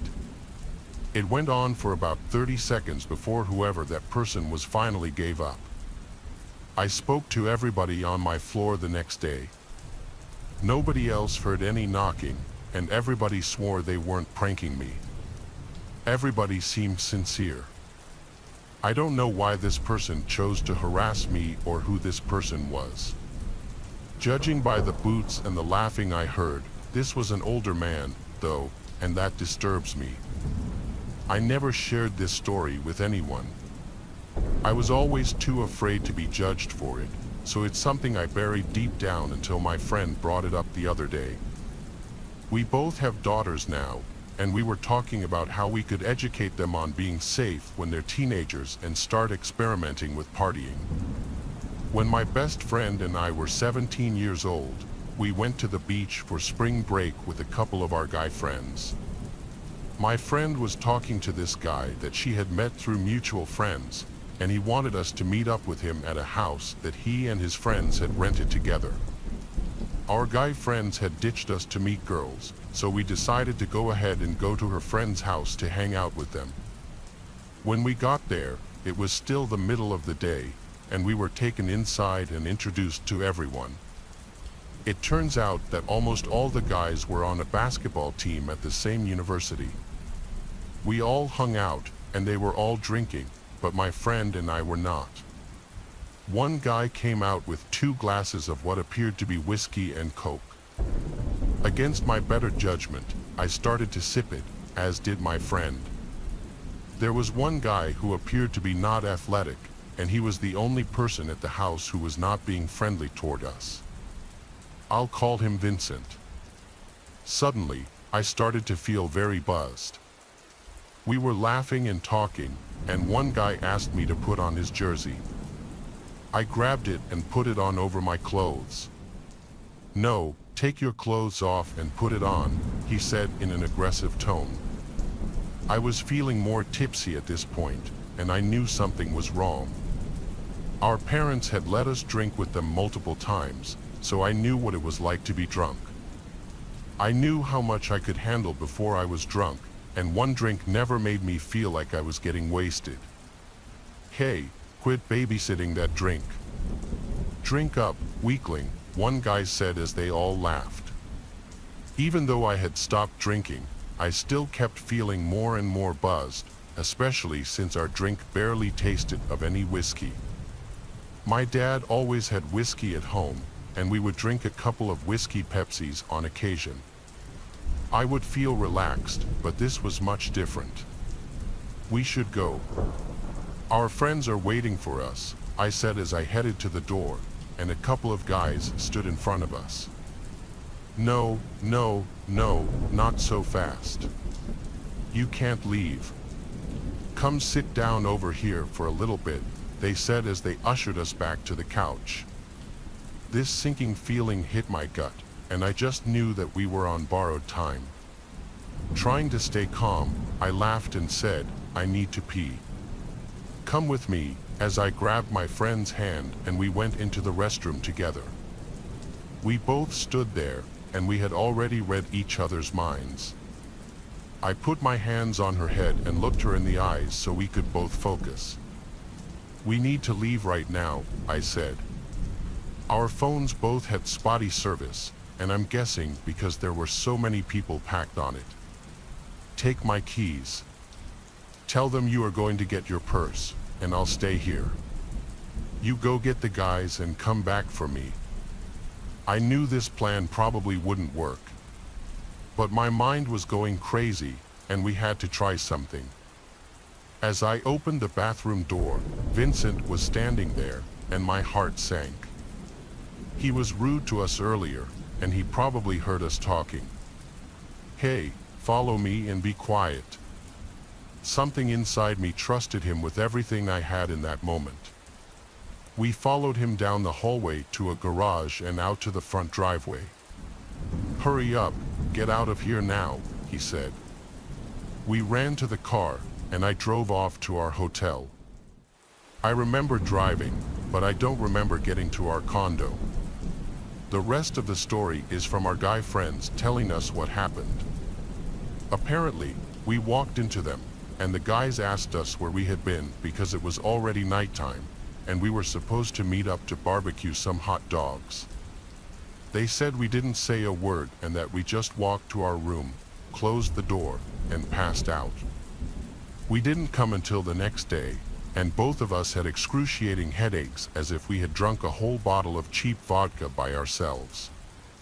Thank you, Vincent. I wish I could thank you.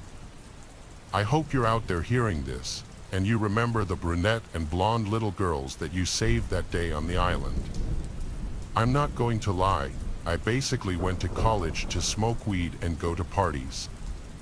My full intention was to do just enough to get by while partying as much as I could. Unfortunately, though, for me, I only applied to a few schools and was only accepted to one, a small college in the mountains of New Hampshire. It was very small, around 3,500 total undergrads, and I went not knowing anybody.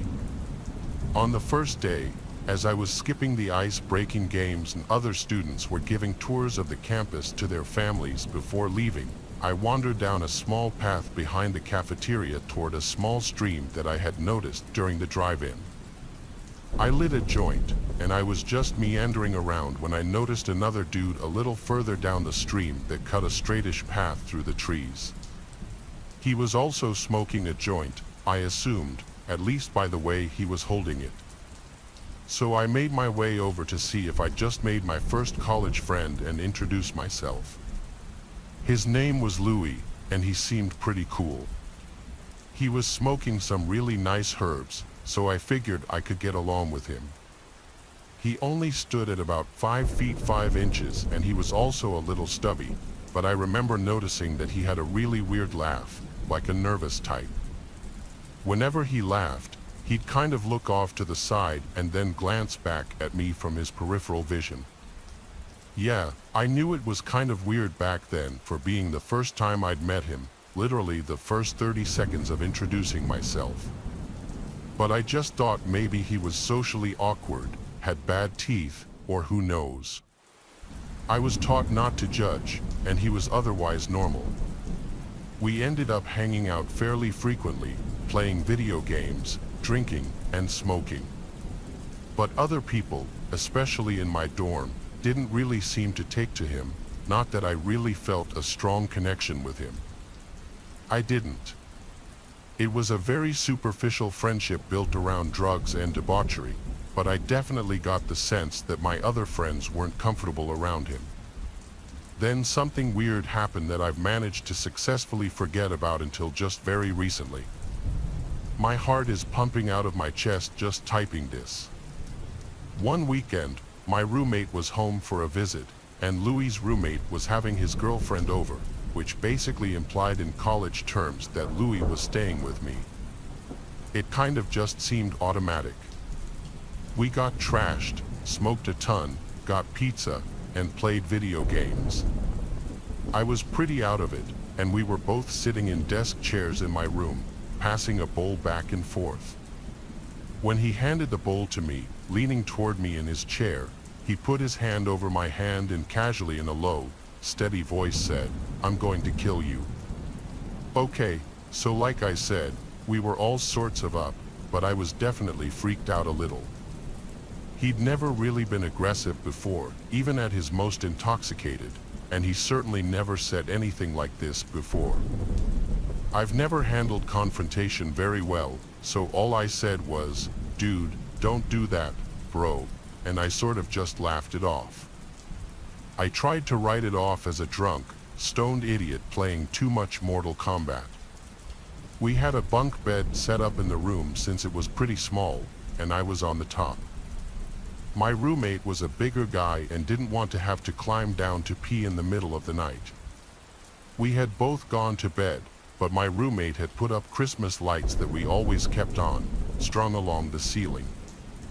I'm half deaf, I should add, and when I sleep, I tend to roll onto my functioning ear to block out sounds or maybe muffle them in the pillow. This also means that I'm a pretty heavy sleeper. But sometime during the night, I woke up feeling a little nauseous and slowly opened my eyes. Louis was standing on the edge of the mattress, holding on to the side railings of my top bunk and staring directly at my face as I was sleeping. My eyes grew wide as I snapped awake and sat up. "What the hell, dude?" I said, backing up and bumping my head on the wall behind me. Then he turned his head and gave me that look from the corners of his eyes, the same smile and laugh that freaked me out the first day I met him. He was still holding the railings, standing on the mattress from the lower bunk, with his face lit in weird splashes of color from the Christmas lights. He took one hand from the railing, put his finger to his mouth while smiling and still looking at me sideways, and whispered, "Shoot," before hopping down and leaving the room. It was like 3 a.m., and I don't know where he went that night. I never told anyone about that, and I pretty much did my best to bury it and never think about it again. I avoided Louis for the rest of the year, making up excuses when he wanted to chill alone, but I did end up at the same parties with him a few times. We never talked about it, though. He never brought it up. I transferred to another school the following year, not because of Louis or anything, just financial reasons. I did manage to forget about that weird incident, but that was 15 years ago. I'm 33 now and recently got a call from my old roommate from the school in New Hampshire, who luckily remembered my very repetitive phone number. I actually made a song out of it that's really easy to remember, and I've never changed the number. Man, remember that guy Louis that you used to hang out with at the dorms? He killed his 2 friends with a hunting knife and fishing line on a camping trip a year ago, he said. He said he was too screwed up to control himself, supposedly, and he was mixing his meds with booze and drugs. They said he just lost it. The thing that messes with me is wondering if he told them he was going to kill them like he did me, and that the last thing they saw was that sideways smile that I saw when I woke up that night. In the fall of 2012, I decided to go back to college. I was a single mom of 3 boys, but they were all in school now, and me going back was finally possible. The school I went to is a regional campus of a very large university and located in a neighborhood that is known for crime, meth, heroin, and prostitution. But it was only a 20-minute drive from my home, and I didn't really feel unsafe going there. The first day in first class was intimidating. I didn't know anyone, and I was a lot older than most of the students. I was 28 at the time. I sat down in the back of the room at a table, and a few minutes later, a lady who was around my age sat next to me. She was very skinny and smelled like cigarettes, and even had greasy hair and sunken eyes, but she started to talk to me, and she seemed normal enough. She started off the conversation telling me that she chose to sit next to me because I was wearing the prettiest blouse in the room. Kind of strange, but as an awkward person myself, I leave a lot of leeway for people to say or do awkward things before I think too deeply into it. She didn't have a backpack, any books, a pen, or a notebook, nothing. She said her financial aid hadn't come through yet, but she didn't want to fall behind in classes and asked if she could share my book. I agreed, and I even gave her a pen and paper. After the first class, she asked if I would mind going to the library with her so she could scan some of the pages to take home. I agreed, and we started to head to the library. But on the way there, she stopped and looked at her phone and said her son just texted her that she needs to come home to do something. She asked if I'd come with her, but I told her I have another class shortly and can't go. I asked her if she still wanted to go to the library first, and she said no, that she had to go to her son now, but she couldn't go alone. I kept telling her that I couldn't go with her, and then she started crying. At this point, we were in a common area outside. I was heading toward the library while I assumed she was walking to the parking lot. I told her I needed to go to the library, and she's welcome to come talk or whatever she needs, but I have to go. I didn't like being outside away from people with this woman anymore. I was trying to get back to a busier area. She gets really upset and starts screaming, basically says "you" to me. I can't remember how the interaction went exactly because I was frozen in confusion by how quickly she transitioned from friendly, then to crying and scared, and now to screaming in my face a slew of hateful, angry things. I turned around to start walking to the library, and I called my friend so that I would have someone aware if this lady tried anything more than just screaming. I get to the library and I start to watch her through the glass doors. She's standing in the middle of a parking lot, and a car pulls up with a man in it. He was very obviously upset with the woman. They looked like they were arguing, but I couldn't hear them from the inside. Eventually, she gets in the car and leaves with him. The next day, I was dreading class because I didn't know what this woman's attitude would be that day, but she wasn't there. In the end, she never came back. I didn't know her name or, at the time, how to look at a class roster, but looking back, I'm fairly certain she was not enrolled at the school at all and, for whatever reason, was trying to get me to leave with her. I wish I knew her intentions, but at the same time, I'm glad I never had to find out. This story happened almost 10 years ago, late summer 2006. I was an 18-year-old freshman in college. I went to a tiny college at the opposite end of the state I lived in. I lived in the basement and ground floor of an old dorm. My floor was men only, but the floors above us were women, and then the other side of the dorm was all men. I have some stories that are sort of creepy, but this one takes the cake. At the time, it didn't really click as that creepy. Hindsight is 2020. I was young, naive, and full of you-know-what. I was in the best shape of my life at 6 feet 2 inches, 180 pounds, and handsome. I'm 10 years older now, though, and I put on 100 plus pounds. I was a young, good-looking college guy in my dorm. There was a communal bathroom for all 20 guys to share, 2 stalls, 2 urinals, and 2 showers. That was it. One of the showers had an air vent that was about 7 feet up, but on the outside, it came out on the ground level. Well, one hot summer day, I'm taking a shower and just talking and joking with the guy in the next shower behind me. All of a sudden, I hear someone else talking to me.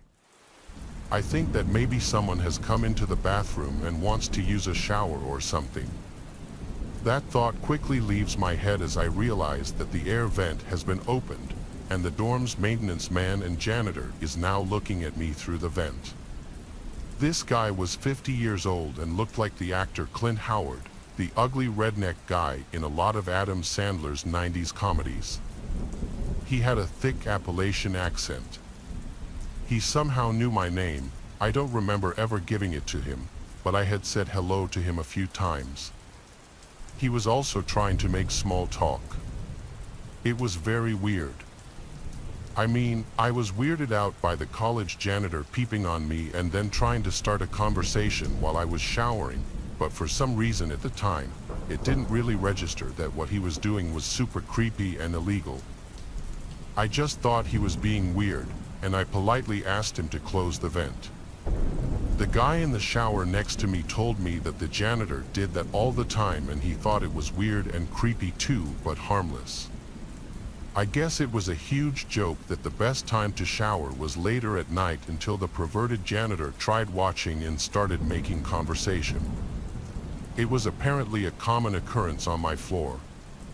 My floor was mostly made up of the freshman football players. I was not one of them, and I guess the janitor liked to talk to these guys about the team in football through the air vent while watching them.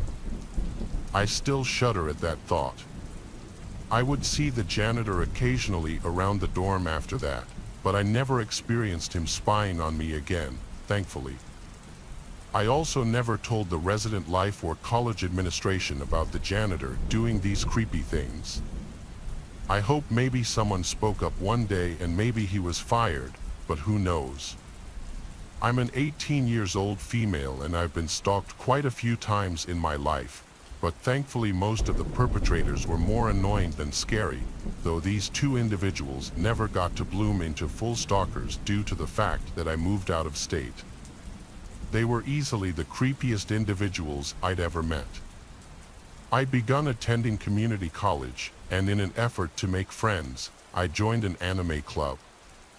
Once a month, we'd scrape together enough money for pizza and soda and reserve a room in the library, then spend the day watching everyone's favorites. Everything was great until the second meeting.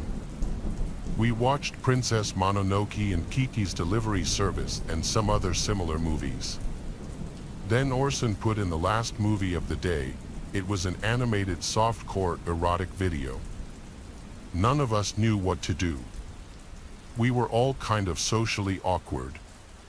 He sat through our movies quietly and politely, so were we supposed to do the same? We spent the hour and 20 minutes red-faced and casting each other horrified looks while Orson watched a disgusting lewd video with wicked attention. Finally, it was over, and then he turned around and asked, "So what did you guys think?"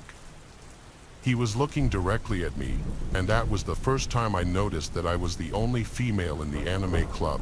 Trying to be polite, I made a huge mistake. It was, interesting. I meant it to convey that his choice was interesting considering that we'd all brought in Disney movies, but he took it to mean I was fascinated with what he played for us. From that day on, he showed up everywhere I went on campus.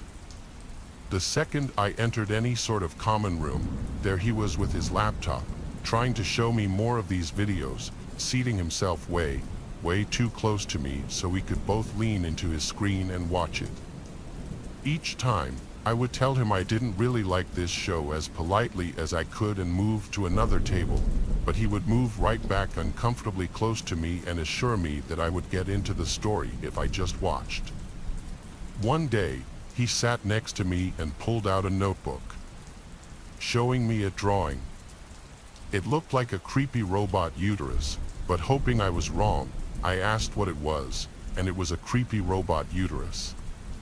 He was writing a book about an AI sex toy that invades lady parts and turns them into ravening sex fiends willing to do anything for the D. He wanted my opinions on his story, and I told him it wasn't really my kind of story. I tried to move again, but he followed and just kept asking really inappropriate questions in the name of research. Thankfully, at this point, Reggie, the boy who had brought me into the anime club, noticed that Orson was following me table by table through the lunchroom as my face was always red with embarrassment. He came over. Orson actually fled before he even spoke. It sort of seemed like Orson was afraid of Reggie, and thank God for that. Reggie was awesome and always in the lunchroom. All I had to do was hang out near his anti-Orson force field. Reggie played World of Darkness with his friends, and I had played all through high school. By proximity, I was eventually asked to join the game. I met with the storyteller, Ryder, and gave him my character sheet. He informed me that I could keep whatever stats I had, but I was going to be taking over the role of Jenny, a long-standing NPC. I asked who Jenny was but was only told I'd get a huge kick out of it. So I attended, waiting for him to introduce me to the team. They were playing the game in a CD strip club setting. Everyone looked bored but Ryder and a player named Kane. I didn't know Kane, but he was huge and creepy, with an intense, unblinking stare that was always focused either on Ryder or me. I started to get a bad feeling. Then Ryder announces that Jenny the hooker has arrived to service Kane's character. He turns right to me and grins. Kane's staring focus locks onto me. Ryder eventually relents, sulking.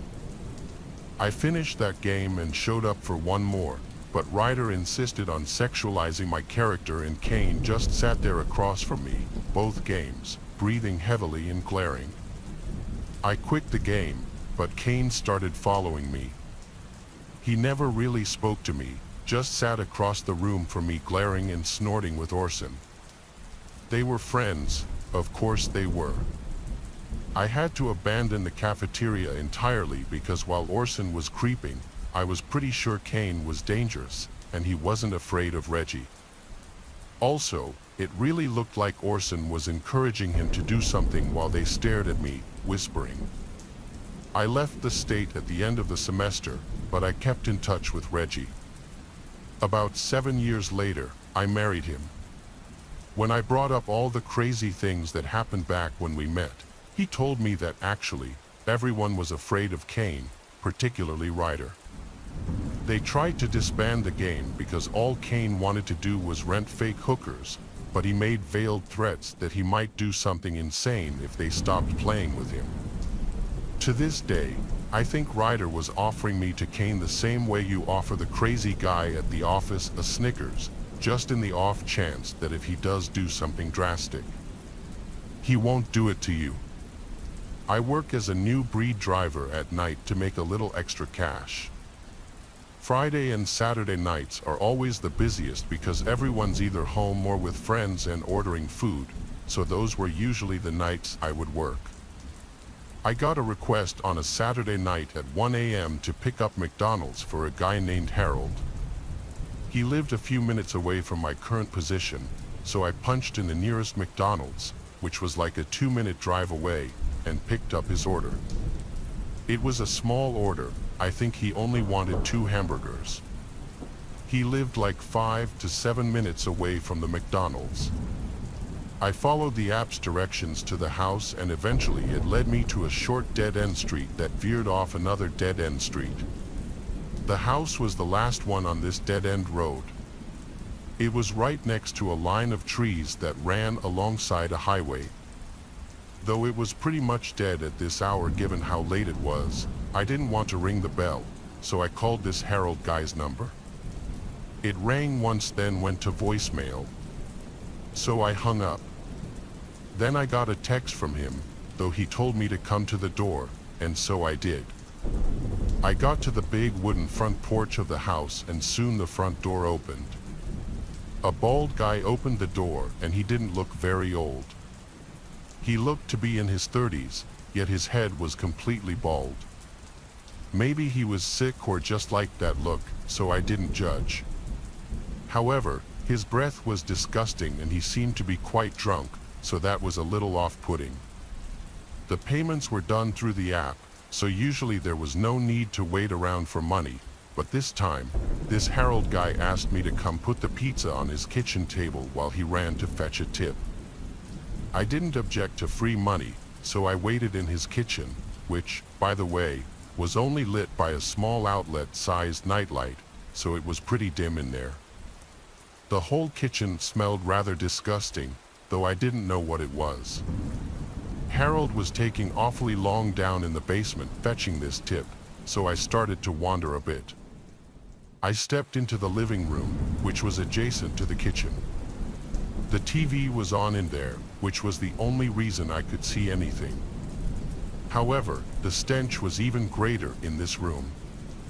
Then I noticed that the back door was slid half open.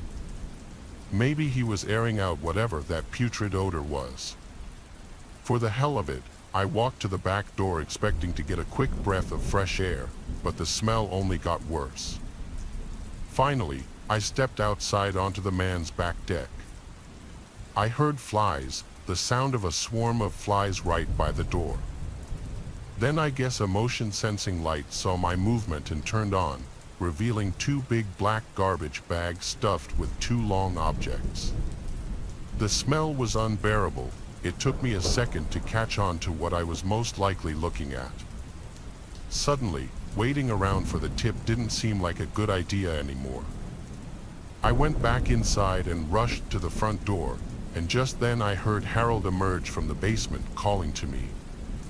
He was holding a few singles in his hand.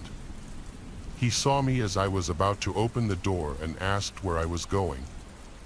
I had to come up with something, so I said I was just rushing to check if I had something in my car. He said, "Oh, okay," as he came over to me and handed me the bills. Then he turned to the back door to the porch where the light was still on. Then he looked back at me with his gummy smile now disappearing. He asked me in a firm voice if I went to his backyard. I told him no, and he just stared at me, not saying anything. I didn't give any more thought to it. I opened the door and walked myself out, but not without him grabbing my shoulder as I got onto the stoop. I yanked his hand off my shoulder and ran to my car. I saw him run back inside with the front door still open. I turned my car on, sat, and watched his front door, curious to see if he'd come back out, and he did. He came back out running full speed for my car with a big metal rod in his hand. I drove away from his house, ready to call the police and report him. I called when I got down the block, making sure to leave him no time to dispose of those potentially dead bodies. I waited down the block and saw police cars pull up literally within 2 minutes. I watched the whole thing as I told the police where to go. In fact, Harold, if that's his real name, had already started moving the bags, which did contain dead bodies, to the bushes in his backyard. Everything about this guy was off. Leaving the back door open to reveal dead bodies to a pizza delivery boy may have been deranged, but he also wasn't the smartest man around. I deliver food for an Asian eatery in my town. It's the best gig I could get at my age, simply for the tips alone. My friend and I work there together. We're actually the only two who are Asian. My friend usually works the counter and takes phone calls. I usually do deliveries, and that's the way I like it. My friend got off the phone during one night shift we had together and told me I'd be doing a delivery after the food was prepared. I was handed a brown paper bag and was off on my way. The address I was given led me to some small dirt driveway off the main road onto an enclosed property. Don't picture it as some luxurious private property, though. It was some old, unkempt excuse of a property, and the house seemed to be closed off, given that there wasn't a single light on in there and how high the grass was. I called my friend back at the restaurant, and he gave the phone to our boss. Unfortunately, our boss is a stickler, so he yelled at me in a steak Asian accent to knock on the door and don't waste the food. I got out of my car and felt grass rubbing against my shins. That's how tall it was. I went up the 3 stairs to the front door and knocked really loud since there didn't seem to be a doorknob. As I expected, after 30 seconds of waiting, there was no answer, so I got back in my car. The first thing I did was start texting my friend back at the restaurant. But when I looked up at the house, this time one of the upstairs lights inside the house was turned on. So, I went back to the door and knocked once again. Only on the first knock did the door push open slightly. Someone had opened the door, but there was nobody standing next to it. I pushed the door open a little more and called out, "Hello." My voice echoed through the empty house. I was waiting to hear footsteps come to the door, but they never did. Obviously, someone had to have opened the door, so if they weren't going to come to the door, I had to assume they wanted me to come in. I stepped into the house as my shoes made the wood floor creak.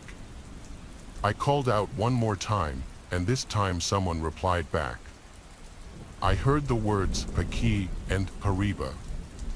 Now, I'm not fluent in Spanish by any means, but I knew that "Paqui" meant here and I knew "Arriba" meant up. So I put 2 and 2 together and figured they said up here.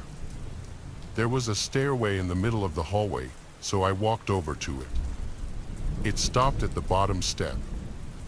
I looked up the stairs and all I saw at the top was an arm reached out over the ledge, doing a little stiff "come here" motion. I used what little Spanish skills I'd gained from middle school and said something like "Tengo tu comida" as I walked up the stairs. As I got about halfway up the stairs, the arm wasn't there anymore. I got to the top, looking for whoever was just standing by the ledge over the stairs, and I noticed through the tiniest amount of light that the person was now inside a bedroom with the lights off. But I didn't see the actual person. Once again, all I saw was the person's arm doing that same "come here" motion. It was as if anything above the person's elbow was faded to black in that room. It was such an eerie sight. I knew for certain I wasn't going in that room, though, so I said firmly with confidence, "Buddy, I'm not going in there. You come out here with money or I leave." Suddenly, the arm pulled away into the darkness of the room ahead of me. After a few seconds of standing there in silence, I was hit by a flying object.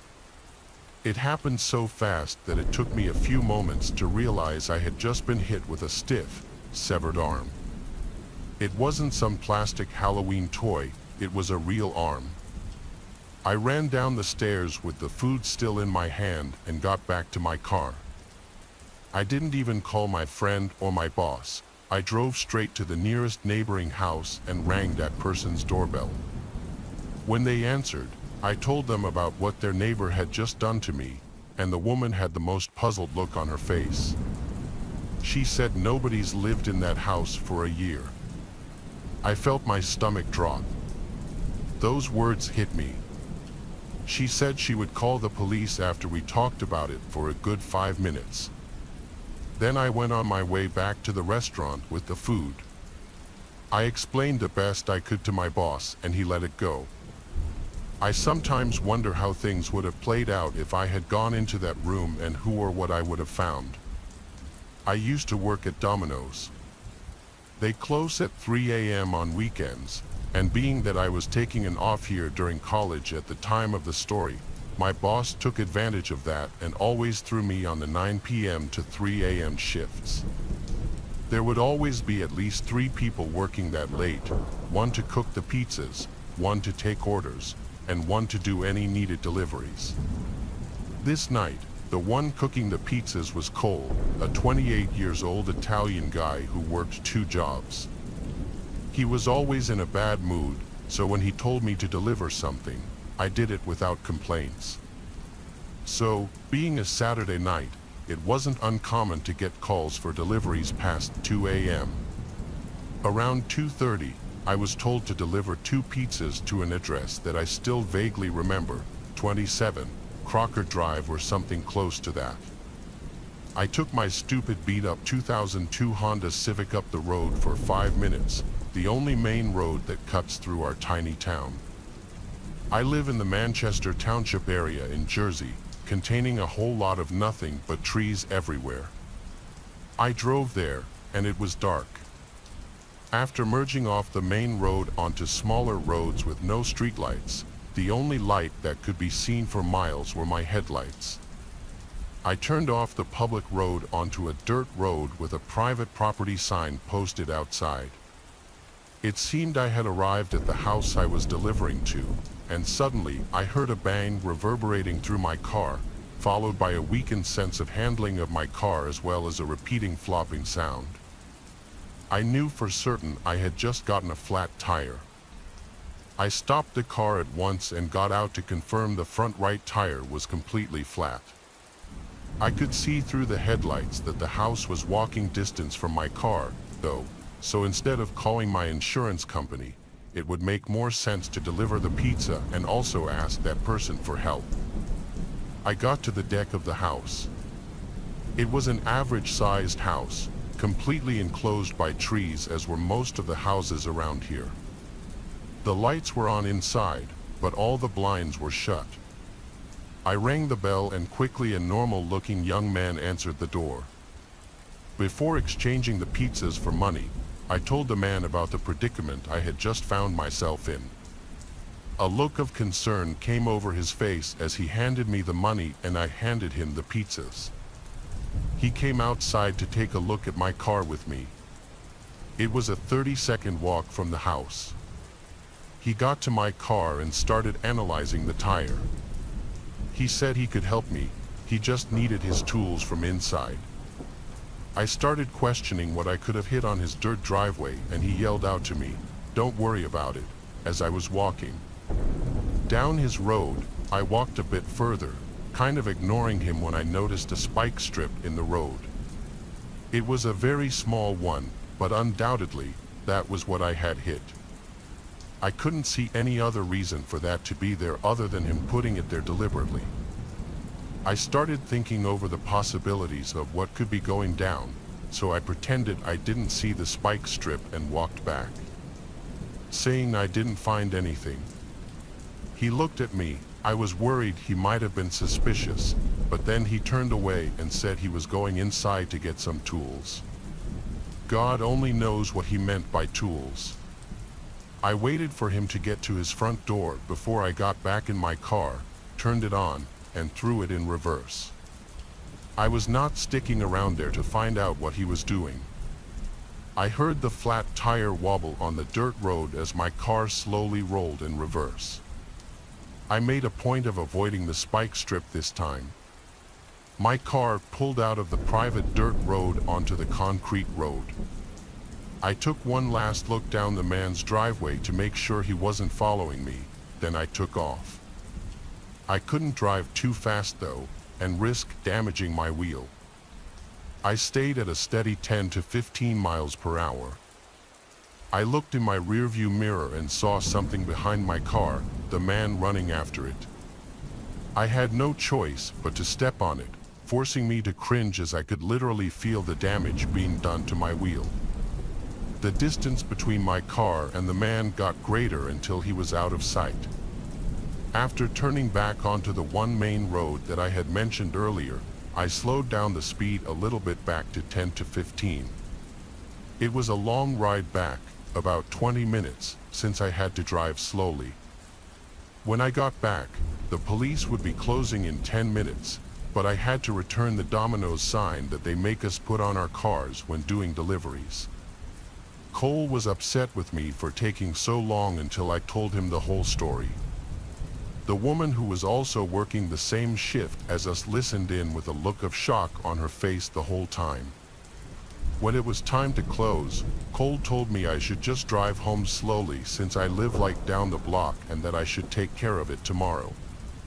The two went off to their cars and drove away. I sat in my car for a little bit thinking. Eventually, I turned my car on and started my slow drive back to my house. I noticed, however, that a car without its lights on was following close behind me for a while. So I pulled over in front of some small house to see if they would do the same. The car passed me but then pulled over on the same side of the street a little further down. I started to panic, knowing it had to be the man who figured that he'd find me at the Domino's that he ordered from. I couldn't lead him to my house, so even though I didn't know for certain if it was him, I had to be overly paranoid and call the cops. I had police come to my exact location for fear of being followed. After 5 to 10 minutes of waiting, a cop car slowly rolled down the street, and I beeped my horn to stop him. He stopped and reversed so that his windows were lined up with mine, and then we both rolled them down. I pointed at the car in front of me with its lights off, sitting a little further in front of me, but just then, that car zoomed out from its parked position, lights still off, instantly disappearing down the road into the night. The cop put his lights on and sped after him without saying a word. I didn't know if he wanted me to follow him, but I couldn't with my tire, so I drove home as quick as I could and parked my car in the driveway. I still don't know if that cop caught that driver. Somehow I doubt it, but I like to imagine he did. Either way, I always made sure to watch my back every time I drove home after that night, and I quit that job 2 months later. I worked for DoorDash as a delivery driver for a short period of time. I made a little bit more money delivering food for them than I did at my first job, plus I enjoyed it more. I really liked how I could put together my own work schedule and work when I wanted. I was a full-time college student, so that was particularly why it was so much more convenient to me than a traditional part-time job. It did come with its consequences, though. One being this creepy guy I ran into that I'm about to tell you about, and two, how I used to have to make deliveries late at night, which was a horror story on its own. I wasn't scared, I just heard horror stories about delivery drivers over the years getting mugged, hurt, or even disappearing after working late at night. So sometimes, I would be on edge if I had to deliver in a sketchy or unfamiliar area. Sometimes, I had to deliver to houses that were in the middle of nowhere, like Serial Killer Central. Around 5 p.m., I was finishing up with my studies. And I decided to take a rest. I laid in bed for a bit while I watched TV and fell asleep for a few. I woke up after a short 30 minutes, looked on my phone, and realized that I had fallen asleep. So I got up, took a shower, ate something real quick, and then off I went to work. It was around 6:30 p.m. After I dropped my first delivery off, I was on track to being able to do 8 or so more deliveries that would require me working late into the night. Sometimes, I could get 2 deliveries done per hour, but on average, most deliveries took me around 45 minutes to complete, all the way from driving to the restaurant, then waiting for the food, and of course, driving to the customer's drop-off location. This meant that most nights, I would easily be out until 12 or 1 a.m., sometimes even later. The only restaurants in my area that were open that late were McDonald's, Taco Bell, and this one diner in town. They were all open 24/7 and were huge hot spots for DoorDash at night. I would get constant orders from the late-night stoners who would step out in the middle of the night and wanted a quick and convenient snack. I would say around 11-ish, after I picked up the order for the customer, which was probably my 4th or 5th delivery, the customer messaged me out of the blue, which wasn't unusual. But his message was what got to me. I still remember his name as Angus. He told me that the address might not show up on maps, that he doesn't live at the house, and that he was homeless and just needed an address to use to get the food. He said he thought the house was vacant. I probably should have contacted DoorDash and had them drop the order for me right then and there, but in the moment, I didn't, and I don't know why. I just did it anyways. He told me to call him if I had an issue with finding the place. I thought his request was really weird and strange, but I felt like I had to help him get his food. If he really was a homeless man, how did he have $40 for DoorDash? These are the questions I asked myself, but still, for some reason, my brain convinced me to go through with the order. As I turned down the street of the house he was supposedly on, I quickly realized just how off-grid we were, and the further I went down the road, the more narrow the road became. It seemed like it was getting darker by the second as I continued driving. I started to get an even more weird feeling because, at this point, I was practically in a secluded area. The houses were few and far between, and it was mostly fields and trees. That was when I received another text message from Angus. It read, "Hey, I saw you turn around. You drove past me, silly goose." I pulled into the next driveway, turned around, and texted back saying I didn't see him, but my message wouldn't go through due to the fact that I lost service on my phone. But it wasn't long before I saw a dark figure up ahead, and it had to be him. So I started driving towards him, and he flagged me down. Next thing you know, I handed him his food, and there he was, standing directly at my driver's side window, which made me really uncomfortable. It made me even more uncomfortable that he was wearing some type of elastic ski mask. "What the hell?" I asked if he was Angus, and he said yes. I honestly didn't know if it was really him, but chances were that it was. I didn't even care if it was him though. I just wanted to get out of there as soon as possible. As I was just about to start pulling off and started to roll up the window, he started to pull on the door handle, but luckily I had it locked. He then tried to get his hand in the window, but it was rolled up high enough to where he couldn't do anything like grab me or the lock. That's when I saw he had a syringe in his hand. He made a final attempt at breaking in by trying to smash the glass window open, but it didn't work well.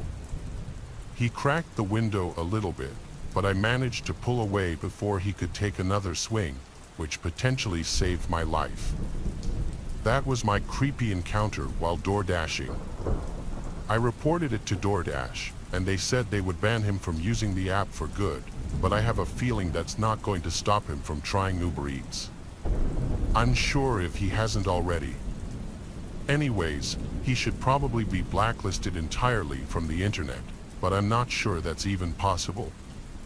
One night, I was out doing DoorDash, and I got an order that needed to be delivered in a pretty sketchy part of town.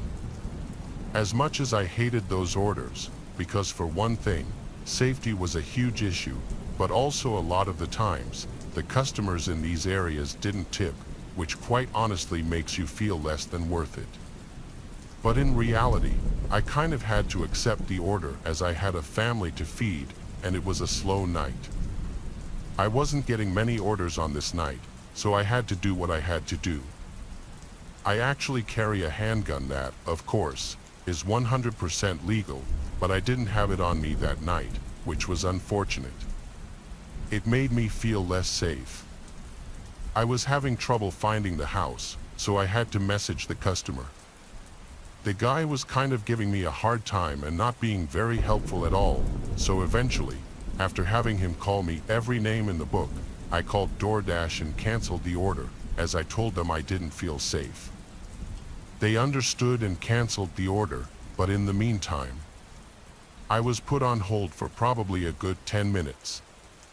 As I was trying to cancel the DoorDash order about halfway through the call, I was sitting in my parked car. I noticed a car behind me, probably about 6 houses away, turn on the headlights, and it was pointed at me, practically blinding me. I didn't think anything of it until I started to drive away, and they followed behind. I thought maybe it was just a coincidence, but after they made 3 or 4 of the same turns that I did, I started to get this achy feeling inside. I knew I was being followed now, and I really knew after about 4 or 5 more turns when they were still tailing my ass. I called the police, and they told me to keep driving, and they also told me to go to a public area and wait for them to show up. So I did. I parked at a local Walmart as prompted to, and of course, he was still right behind me until eventually, he pulled up into the parking spot right next to me. The man got out of his car and demanded his food.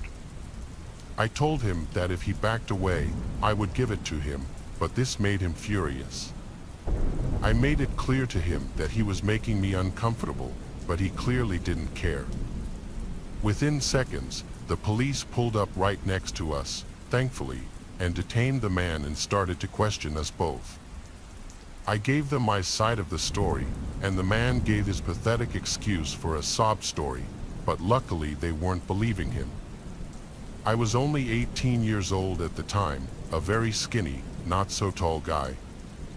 This guy was in his mid-40s, easily and completely jacked beyond belief. He was also at least 6 feet 2 inches, I would say. He was a monster compared to me, so I think the police were able to empathize with why I was uncomfortable, especially after showing them the text that he sent me. What's even crazier is what happened next.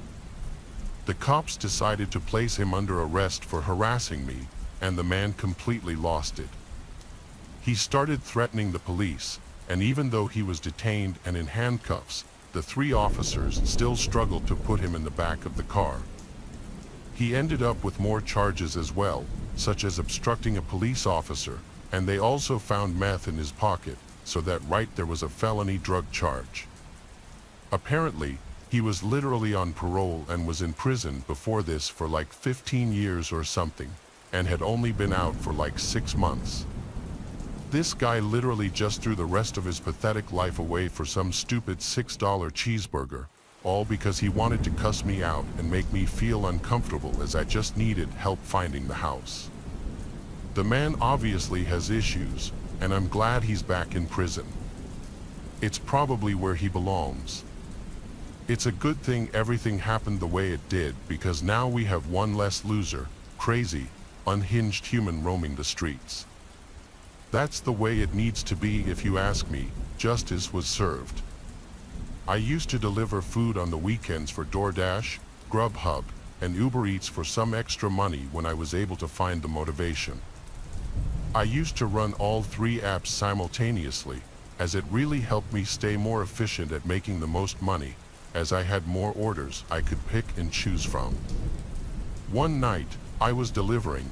It had to have been a Saturday. I got an order from my DoorDash app for a delivery that said it was only like 10 miles away, and it was an $11 order, which was really good for my area, so I just accepted it without thinking much.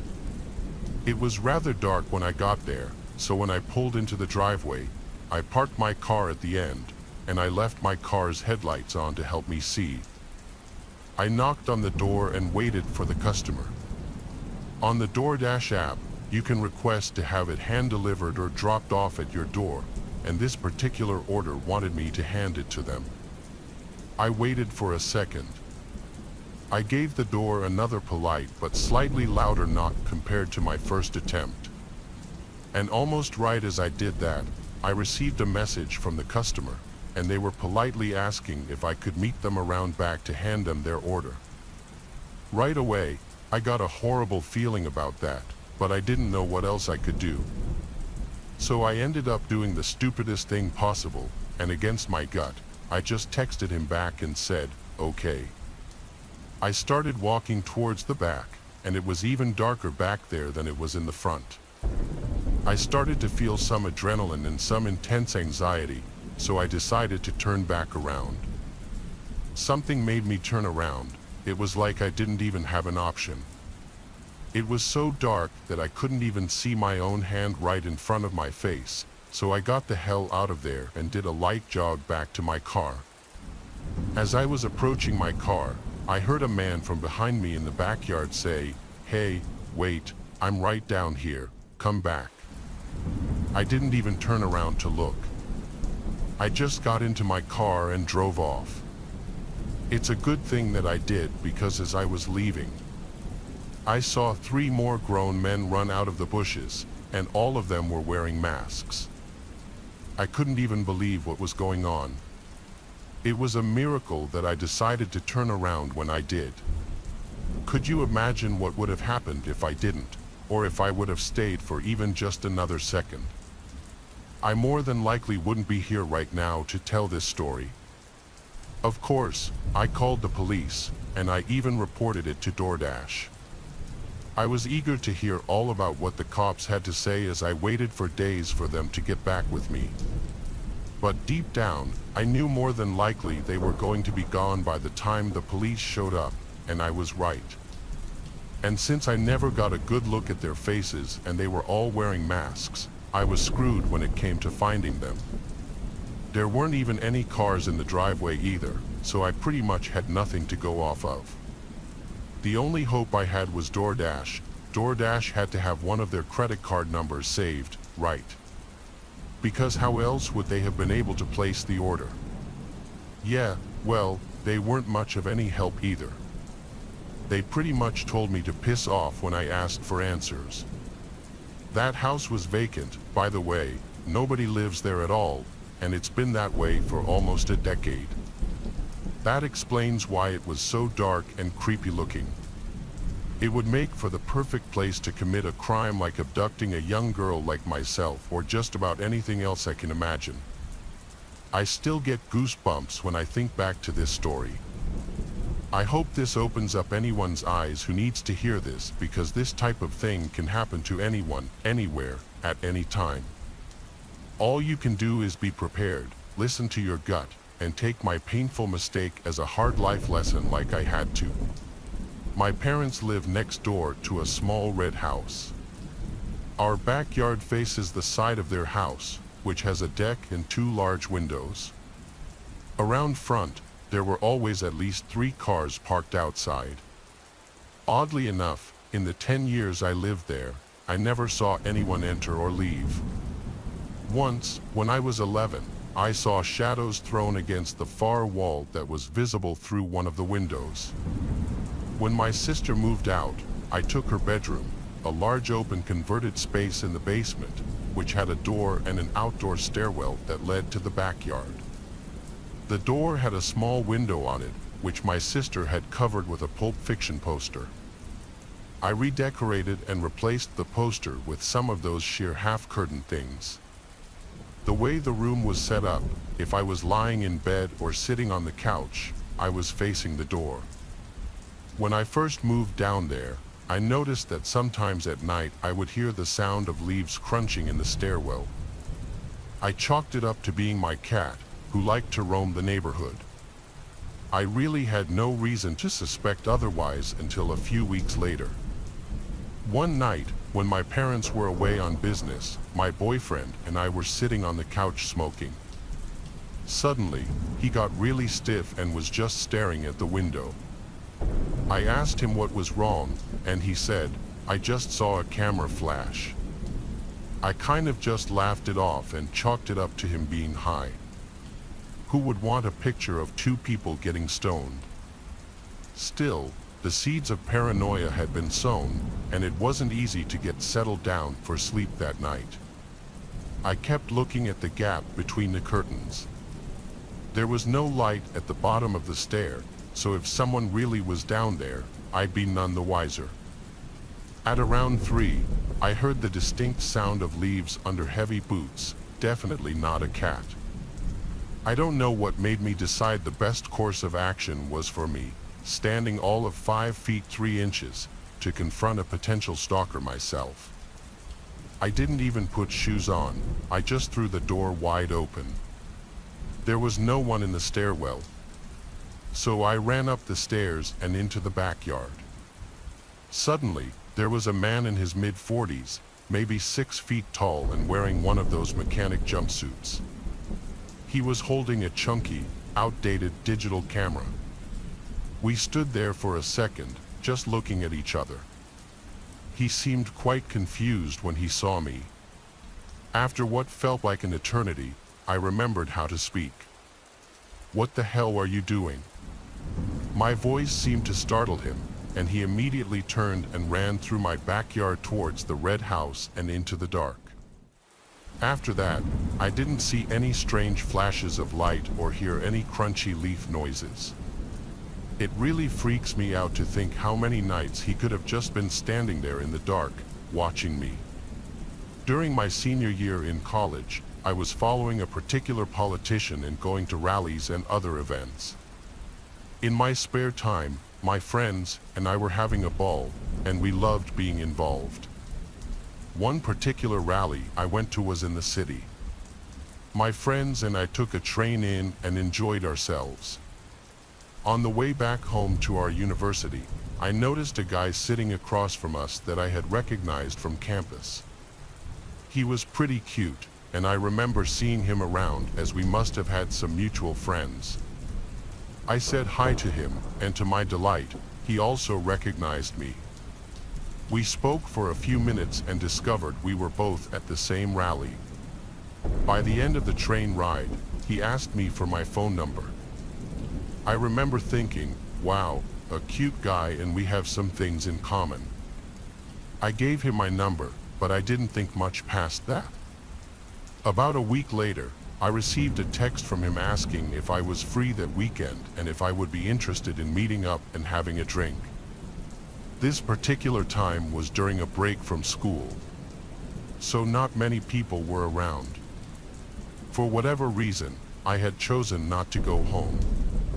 In my naive mind at the time, I thought, great, I have my place all to myself. I met him at our local bar, and we had a few drinks. It was pretty quiet for a Friday, as it was break time, and after an hour or two, we decided to leave. I invited him back to my place for a bottle of wine and to hang out some more. He wound up staying the night and leaving in the morning. But when I woke up, for whatever reason, I had an uneasy feeling. Nothing bad had necessarily happened per se, I just didn't like how things had gone. I felt like he was so serious, not laughing or smiling the entire evening, although he always had a drink in his hand. I realized he wasn't really drinking them. The entire evening, he was kind of shifty and nervous. The only way I can describe it is like he was on a mission and waiting for something. These were all red flags to me. I felt bad, but I was just not interested in this guy. To my relief, he didn't text me for a while after that, and I assumed he came to the same realization that it just wasn't a good match. That is until about 2 to 3 weeks later, when he wrote me a message telling me that he's been busy but really wants to meet this weekend and catch up. This particular weekend, My older sister was having a large party for her husband's birthday at their house a few towns away. A few of my friends and I were going, and there was always a large group of people there at the parties, about 50 to 60.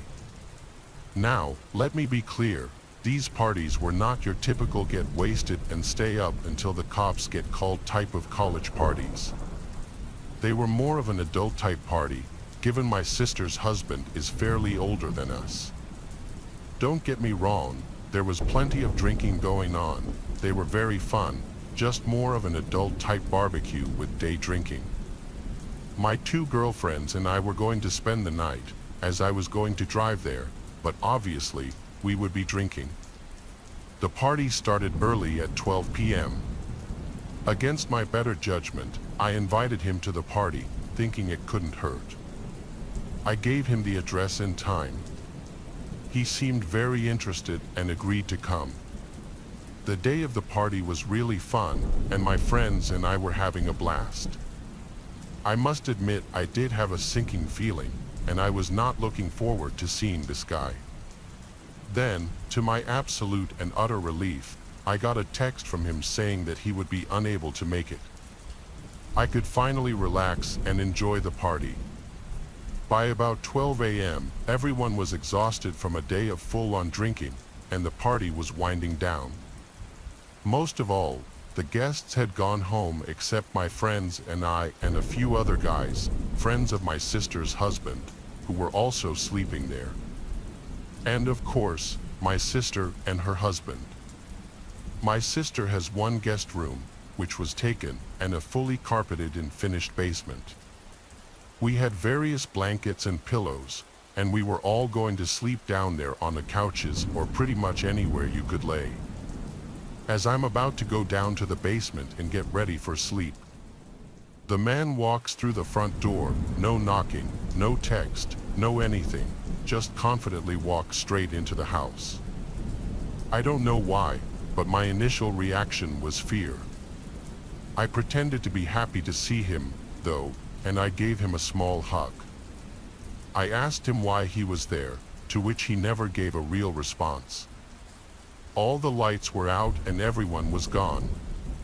I was gesturing around and hinting at him that the party was over and that he had missed it. I felt bad that he had made the effort and decided to speak with him for a few minutes before I went to bed. We talked. I told him I was going to get ready for bed and that I was sorry he missed the party. He just says, "Yeah, that's fine." This dude is just not getting the hint to leave, so I leave the room and go to change my clothes and set myself up a bed, brush my teeth, etc. I'm just hoping that he will leave, but I don't hear any movement from the other room. When I come back to the living room to check and see if he's actually still there, he is, and he's asleep on the couch. I obviously found this strange, but I just assumed it was late and that he must have been really tired. He didn't seem out of place, as there were various other people sleeping at the house as well. I went to the basement and found myself a place to sleep on the floor. About 30 minutes to an hour later, I'm lying on the floor still awake, thinking about how weird it is that he showed up. It's pitch black, and there are a few other people sleeping there, including my friends. I hear someone in the dark slowly coming down the stairs. I see they're holding a cell phone light to guide them. As the figure reached the bottom of the steps, I see that it's him. Now, he has never been to this house. This isn't a nice suburban area, not a frat house, and I did immediately think it's weird that he would randomly be walking through a house of a person that he doesn't know. I pretended to be asleep as I lay there frozen. I suddenly feel a tap on my shoulder. He doesn't say a word. He is over me and trying to wake me up. I don't move and I pretend to be asleep. I lay there in the dark silence and I'm listening for his footsteps to walk away. I can tell he is holding a light over me. Then, with no warning, this man takes a step back and, with his boot on, kicks me full force in the face. I'm not talking about a little tap with his foot to wake me, no, full force boot kicks me directly in my face. My face goes numb. I didn't know what just happened. I can feel blood running down my nose. I open my eyes and look at him, and all I can remember saying is something like, "Why did you do that?" He just stared at me blankly and said nothing, then turned around and walked back up the steps. I lay there paralyzed in fear, my heart beating a million times a minute. I don't know how long it was until I gathered the courage to get up, but eventually I army crawled in the dark over to my friend. Another man near her wakes up as well, and I explained what happened. We were all half drunk, dazed and confused to say the least. I can't stay in this basement. I know he left, but I was just too scared. My friend and the other guy offered to take me upstairs so I could sleep in my sister's room. So I go into my sister's room and lay next to her bed on the floor and shut the door behind me. But unfortunately, there was no lock. I don't know how, but eventually I fell asleep. At some point, it's now morning. I wake up to my sister leaning over me. She asks, "What happened to your face and why are you in my room?" Right as I'm about to answer her, my friend, who had helped me the night before, comes flying into the room. She tells us that the guy is still there and asleep on the couch. She runs out, and I can hear her screaming at him to get up and get out. I hear him arguing back and asking where I am.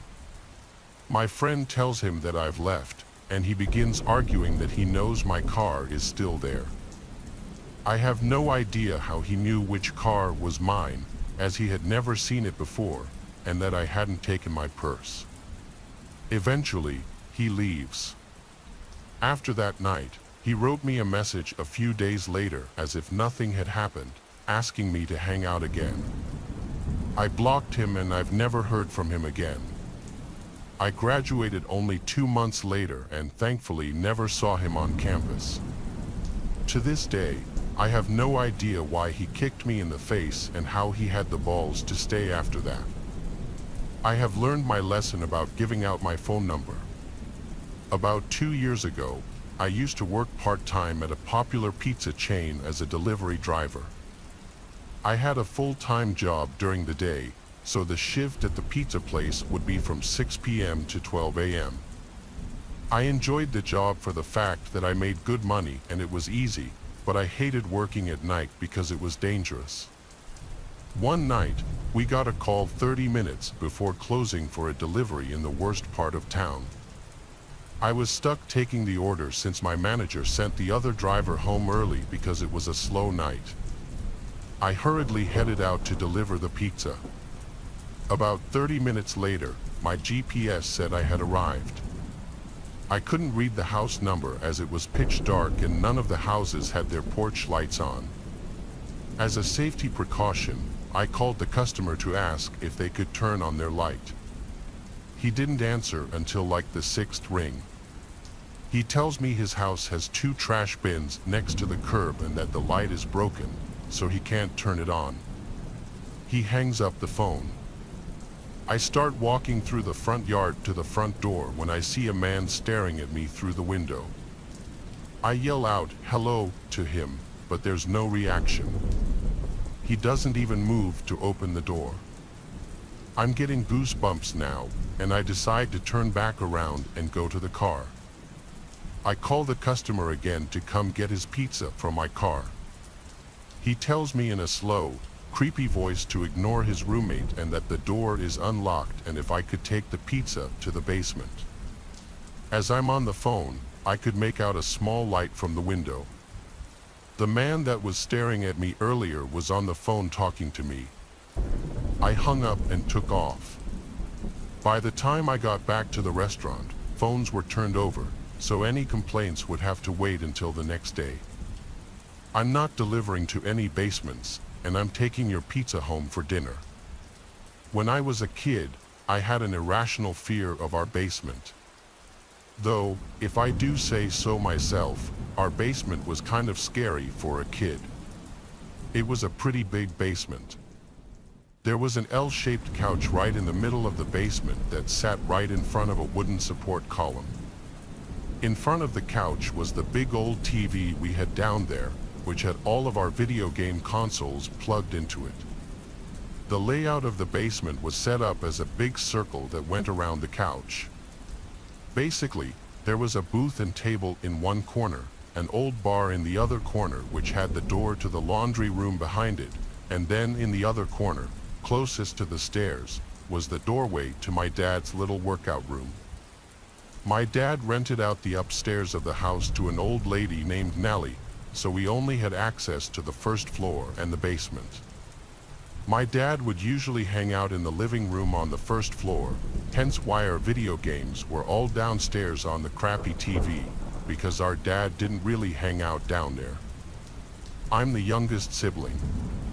I have 2 older brothers.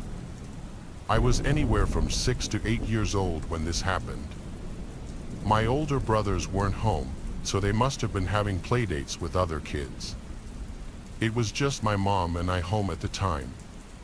My dad was likely at work. Usually, I'd be playing video games with my brothers in the basement, so I wouldn't be scared. But since I was alone, I remember being kind of creeped out as I walked down the stairs. That basement door sucked because it wouldn't stay open by default. It would just slowly creep shut unless something was propped in front of the door to keep it open. So, it just made me feel even more isolated from the upstairs and my mom. I was playing whatever old video games I was into at the time alone on that gray fluffy couch. Any little sound in the basement would make me pause my game and look in whatever direction I heard it. There would always be creepy sounds that would come from the laundry room, and even though I grew to expect them, they'd still sometimes creep me out. They were usually familiar sounds, though, and so when I heard an unusual sound come from inside the laundry room, I paused my game. It wasn't the sound of the laundry machine or the boiler clacking, it was the sound of something dropping to the floor and bouncing once or twice. I remember jumping off the couch and running upstairs to find my mom, saying, "There's someone in the basement." I remember my mom's calm reaction and asking me what happened, and then explaining to me that nobody was down there to make me feel better. She went back down to the basement with me and she opened the door to the laundry room, turned on the light, and looked inside for a few seconds. Then she shut the door and said, "There's no one in there." So, naturally, I felt better, and she went back upstairs and I went back to playing video games. I can't remember how much time passed before I went back upstairs to eat a snack. My mom was already preparing dinner. I remember it being dark out now, which only added to my fear of the basement. The basement had 2 small windows, which did allow some light in during the day, so at night it was just completely pitch black down there. I did end up going back down there, though, and then eventually I heard the sound of the heater in the laundry room turn on, only it was extremely loud. I turned around and noticed the laundry room door was now open. I got off the couch and slowly walked to the laundry room door. It was pitch black inside of there. I was scared to turn on the light, I just wanted to shut the door. I gathered up enough courage to run at the door and slam it shut, and then run back to the couch. For some reason, I just felt safer on the couch. I guess, for whatever reason, I didn't once think that it was strange that the door was magically open now, even after my mom had closed it earlier. The next thing I remember was hearing a man's voice from behind me, and at first, my brain didn't register what I had just heard. It didn't seem real at first. I turned around and saw some sickly-looking man sitting in the booth in the corner of the basement with his arm on the table and his head resting on his fist. He said, "My God, how you've grown." I was frozen stiff. I couldn't even scream. I just looked at the man in the corner with my mouth hanging open, twitching. He slowly stood up in this crooked, hunched-over posture, and it seemed like he was slowly starting to walk towards me as he said, "Your mother won't let me see you guys." I finally was able to scream, and I just bolted for the stairs. I was screaming, "Mom," the whole way up to the kitchen. I slammed the basement door and locked it. I screamed and cried to my mom that there's a man downstairs. I saw the look on her face and she was petrified. She called 911, and I strangely don't remember what happened in the moments before the police showed up. I just remember a bunch of police officers getting there and going down to the basement. I was with my mom and a police officer in a safe room while they found him. The man they found was my uncle, my estranged uncle, my mom's brother, who was basically excommunicated from our family for being a child rapist. Our parents never wanted him anywhere near us, nor did my mom want any contact with him. He had broken into the house and had been hiding in the basement for God knows how long. I didn't even know his face, as the last time I'd seen him I was a baby. I haven't seen him since then. He went back to prison for another 4 years for another sex crime. We don't know where he is now. It was approaching Halloween. We were in the middle of October. My cousin Connor's birthday is October 15th, so for his 12th birthday, we all went over to our Uncle Aiden and Aunt Nava's house, as they were throwing him a family birthday party. We have a pretty big family, and so our family gatherings can often get hectic. It was still warm outside, so the party was mostly in the backyard. Their house is pretty big, and we always used to love playing hide-and-seek type games because of it. Connor and I are the same age. My older brother David is 2 years older than me. He would play with us too. Our other cousins were a little older, but they'd still play with us too. We would just make teams and take turns as hiders and seekers and give each other time limits to find the opposing hiding team.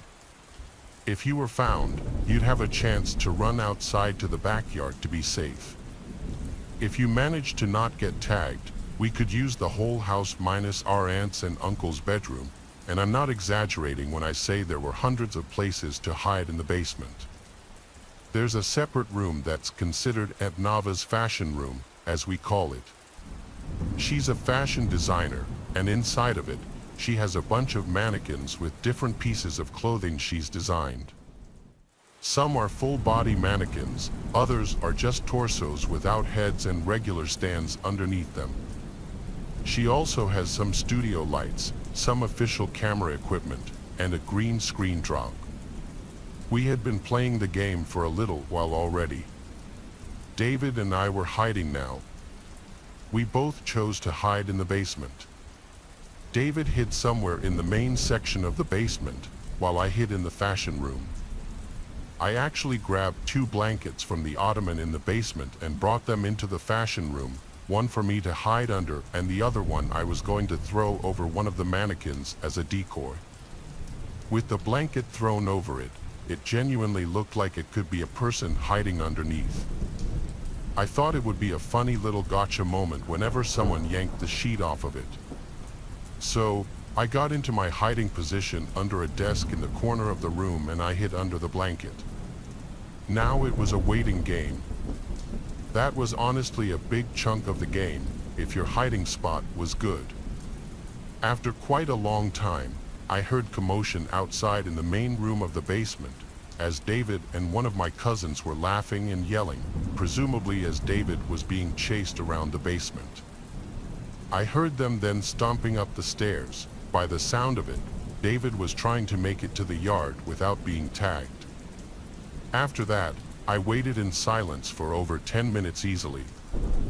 I was getting uncomfortable in this position and quite honestly bored. Finally, David came downstairs into the room and called my name, and then he said the food was being served outside, so the game was over. I was starving. I hurriedly rushed upstairs into the backyard where all the catered food was now out and being served. At some point after eating and having a conversation with Aunt Nava, I remembered that I totally left those 2 blankets in her fashion room. Most importantly, that I left one over her mannequin, which she would not be happy about. So, after going to the bathroom, I went back down to the basement and to the fashion room where I turned on the light and saw that the blanket was no longer on that mannequin, but rather covering something else. It appeared to be another mannequin, though this one seemed to be propped in a seated position, which I wasn't aware of any mannequins that were in a seated position. The closer I got, I started to realize that it was moving and I heard breathing. On top of that, there was this funky smell that wasn't there before. There was a person under there, but who? I laughed and said, "Who is that?" They didn't answer. I felt this feeling of uneasiness growing in my stomach. I looked down to see if I could see the shoes they were wearing, but what I saw were the bare feet of a black person. Nobody at this party was black back then. I turned and headed for the door. I rushed back outside and said to my uncle to call the police. "There's someone in the basement." Others overheard me and panic quickly ensued. My uncle and a few others rushed down to the basement. I followed behind. When we got to Aunt Nava's fashion room, the blanket was now on the floor and whoever was underneath it was gone. I swore up and down that someone was just underneath it, explaining the bare feet and the smell. A bunch of family members searched the whole house and ultimately my uncle called the police, taking my claims very seriously. When the police showed up, it was kind of a whole scene, and everyone at the party was concerned. Neighbors even came out to see if everything was okay. Every possible hiding place was checked, and no one was in the house.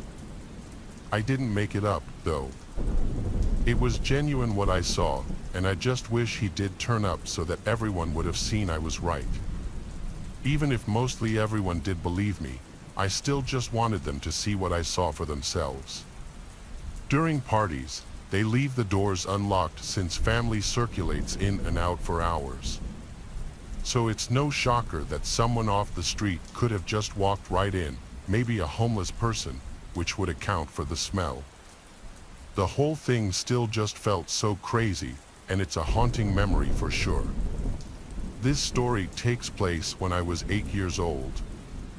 I'm now almost 25. I was at my great-grandfather's house in Idaho during Christmas break, visiting family and whatnot. This was also the first year my mom's boyfriend came with us because my parents had divorced the summer before. My grandpa used to live in a small Indian reservation town which has about 1,000 people. My grandpa's house was a small 2-story house that had a lot of field and forest. It was a beautiful house and property, and I miss it dearly. Anyway, about a day after we got there, my aunt, uncle, and cousins who lived in the same town as us came and surprised us by driving 10 hours to visit with us as well, after telling us they weren't going to be able to because of work. It was fun because at the time, my cousins and I were close. One night, my uncle, my step-aunt, and my cousin who lived just next door to my grandpa came over and visited with everybody. The grown-ups started talking grown-up talk, so me and my cousins Titus, who was 9, Hunter, who was 12, and Rachel, who was 10, decided to go downstairs to the basement and play our monster game. The way this game was played is where Titus and Hunter were monsters and they hid down in the basement with the lights completely off, and then Rachel and I would have to find them. They would make noises so we could kind of have easy access to find them but not fully. Then, if we got near them, they would make monster noises and chase Rachel and me, and we had to go back to the top of the stairs, which was our safe zone. I know it was a kind of stupid game thinking about it now, but at the time, it was pretty scary but really fun. Anyway, Titus and Hunter went downstairs to hide, and they told us to wait 2 minutes before going down to start finding them. Rachel and I waited upstairs for 2 minutes, and then we went downstairs to find Titus and Hunter. Rachel went down first, and we started looking for them. We just did our normal thing for this game. It was completely pitch black downstairs. The only light down there was the pellet stove and the moon shining through the window. Although we knew it was just our cousins hiding, it was still pretty scary just because it was pitch black and completely silent. About 5 minutes later, Titus and Hunter jumped out and scared us, and then they chased us. We went back upstairs and decided to play another round. We did our normal thing by waiting for 2 minutes, then heading downstairs. This time, I went first. As we went downstairs, we heard Hunter or Titus hit the wall, which made me jump. We continued walking down when I noticed a figure standing outside the window. I stopped walking and put my hand out to stop Rachel. She got a little irritated and said, "Come on, why are you stopping?" I didn't say anything but pointed towards the window, showing her the figure. Rachel noticed the figure, then she whispered, "Titus, Hunter, we need you to stop the game. There's someone standing outside." Surprisingly, Titus responded to us. I figured he would have wanted to continue the game and not say anything. He said, "You guys are lying, you're just scared." I was starting to get upset because they wouldn't believe us. "Guys, seriously, look at the window above the TV." Then we saw Titus and Hunter emerge from underneath the ping pong table my grandpa had for us, and they looked up. Hunter just laughed a little and said, "It's probably Uncle John just outside smoking." I knew it wasn't my Uncle John because he always smoked outside on the front porch right by the front door. I then told Hunter that Titus said, very annoyed, "Then it's probably Grandpa just checking out the house because you know him. He's always checking to see if the house has any problems. If you guys are worried about it, then go upstairs and check." I then went upstairs to check, but I pretended that I was just looking for something. I went into the living room and everyone I knew that was there was all in the living room. It wasn't my Uncle John nor my grandpa or anybody. Everyone was sitting in the living room. My stomach dropped. There was definitely someone out there. I didn't want to tell the adults because I was worried they wouldn't believe me. I went back downstairs, shaking, and told them, "Guys, everyone's in the living room. No one is missing. There is someone out there." Titus and Hunter finally realized this wasn't a joke, and their facial expressions turned into scared expressions. Rachel began to cry a little. I told her not to make too much noise. We all went to the top of the stairs to figure out what we should do. Of course, Titus and Hunter were giving dumb ideas like shooting the guy or something. We didn't want to tell the adults, so we just stayed at the top for 5 minutes, then we went back down. When we were back down, the figure was gone. We assumed that the figure just left and went their way. We decided we didn't want to play the game anymore, so we would just play ping pong instead. We turned the light on in the basement, and when it came on, we noticed the window was cracked open. I thought to myself, was the window cracked open this whole time? I looked towards the furniture and my heart suddenly dropped. There was a man in his mid-40s sitting in one of the sofa chairs, staring at us. We were so scared that we just stood there frozen. The guy began smiling all creepy-like at us. He then began to stand, and then I yelled, "Run!" We ran up the stairs and slammed the door to the basement. Then we ran into the living room, crying to our family that there was a man downstairs. One of my uncles, who's a cop, went and grabbed one of my grandpa's guns and headed downstairs. My uncle came back up after a few minutes and said there was no one down there, so we assumed he climbed back out the window and ran. The adults believed us when we said there was someone down there because outside there were footprints in the snow, and they led to my grandpa's driveway. Nothing was stolen downstairs, so that was good. We were all so scared that we just sat with our moms and hugged them that night. When we went to bed, I was still afraid, so I slept in bed with my mom. My cousins and I haven't played that game since. My grandpa was pretty upset because he thought his windows couldn't be opened from the outside, but he was glad that my cousins and I weren't harmed. My grandfather passed away in October of 2017, and I miss that guy dearly. But ever since that incident, I have always been afraid of going into any basement by myself, even as I've gotten older. Although I haven't been back to my grandpa's in almost a year, I still am scared of that basement or any basement to this day. When my grandparents passed away, instead of my parents selling their house, they just let me live in it instead, since I was of moving out age anyway. I just had to pay the taxes and monthly expenses. At first, I really enjoyed living alone, given that I could have whoever I wanted over whenever I wanted, but it quickly got lonely being alone. So, I got myself a 2-year-old German Shepherd dog named Rocky. He was named after Rocky Balboa. Rocky's a very calm and gentle German Shepherd. He hardly ever barks, only when he feels threatened or if he's playing with another dog.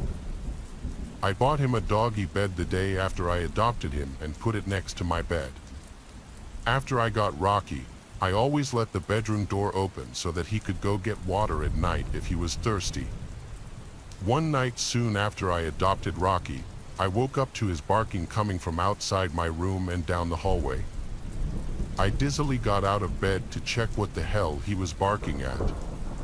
I rubbed my eyes as I walked down the hallway, and when I opened them, I saw Rocky maniacally barking and clawing at the basement door. I didn't know what to do. Usually, I'd call my dad to deal with something like this, but now it was on me, and I was terrified. I had to ask myself if I wanted Rocky to go down there with me, and I quickly realized there was no chance of me going down there alone. I opened the door ever so lightly, but it was enough for Rocky to push it open with his nose and run down the stairs. I flipped on the lights and followed close behind. Rocky was silent now, which I found a bit concerning. I looked around for him, calling his name, and then I saw him standing still with his tail between his legs, looking up at something in an opposite corner of the room that was blocked by a wall. Rocky looked at me, and his tail slightly raised as I approached him. I could now see what he was looking at. It was a closet door. Rocky's apparent bout of confidence was obviously short-lived, and he seemed to be back to his cautious self.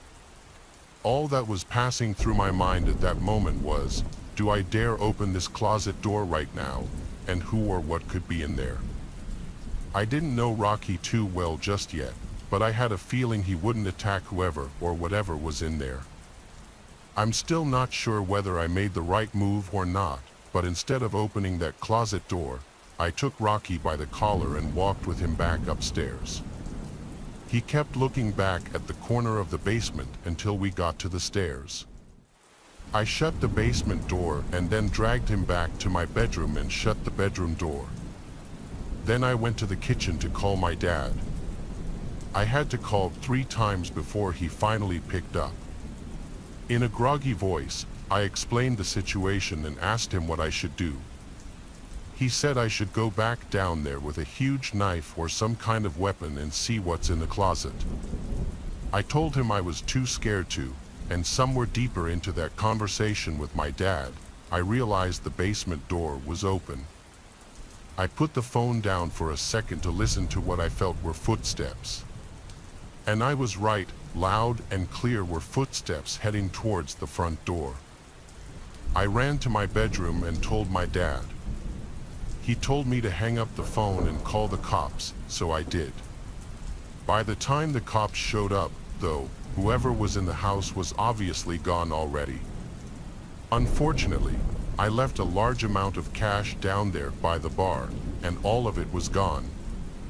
The basement window was wide open, so we found the method of entry pretty quickly. It turned out to be a break-in burglary when I happened to be home. The story took place just 2 weeks ago. I've always had a fear of basements since I was a kid. Now that I'm 18, my fear is obviously subdued a little bit, but I still glance over my shoulder at any noise I may hear behind me, and I might get that slight butterfly in my stomach feeling when I'm alone. Well, on this cold Friday night, I was home alone.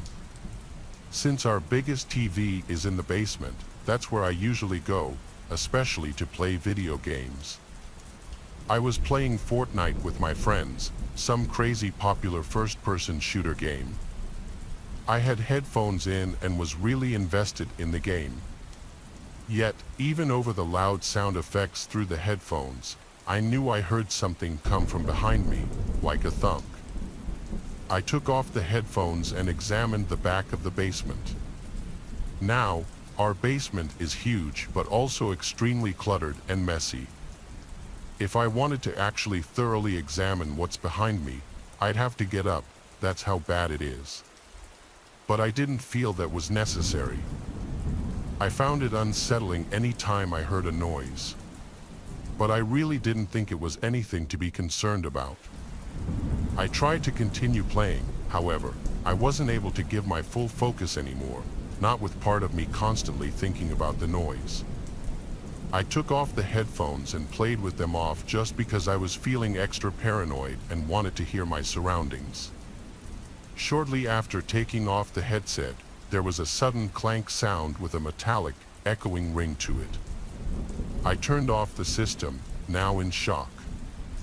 This was an intentional sound made by someone or something.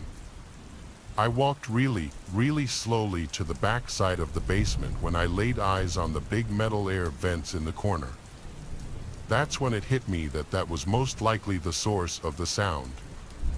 I got as close as I felt comfortable, then stopped and just looked at the air vent for a second. I got a terrible, painful feeling in my stomach, and I felt like the life was literally being drained out of me when I saw a hand reach out from the air vent and start waving me over.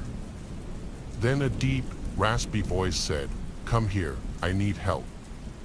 At first, I didn't run, I just gradually stepped backwards with my mouth hung open, looking at the vents. The person's hands gripped the vent and started shaking it aggressively, obviously trying to break it open. I screamed, "I'm calling the cops," but the shaking didn't stop. I did what I said, I called the cops and told them to send someone right away. The operator told me to go to a room upstairs with a weapon, lock the door, and hide. I was the most scared I'd ever been in my entire life, and the pain and fear of the situation only became worse when I heard a door bust open downstairs. I could hear a maniac screaming at the top of his lungs. I'm not lying when I said he was screaming things like, "Where are you? I'm gonna kill you." I heard him run up the stairs. He probably ran up 2 stairs for every step because he was up the stairs in like 3 seconds. My heart was in my throat when he tried the doorknob to the door and started pounding on it so hard I could see the door caving in a little bit. I thought he was actually going to break the door down. I had to climb out the window or I'd be a goner. I think he heard me, though, because the banging stopped.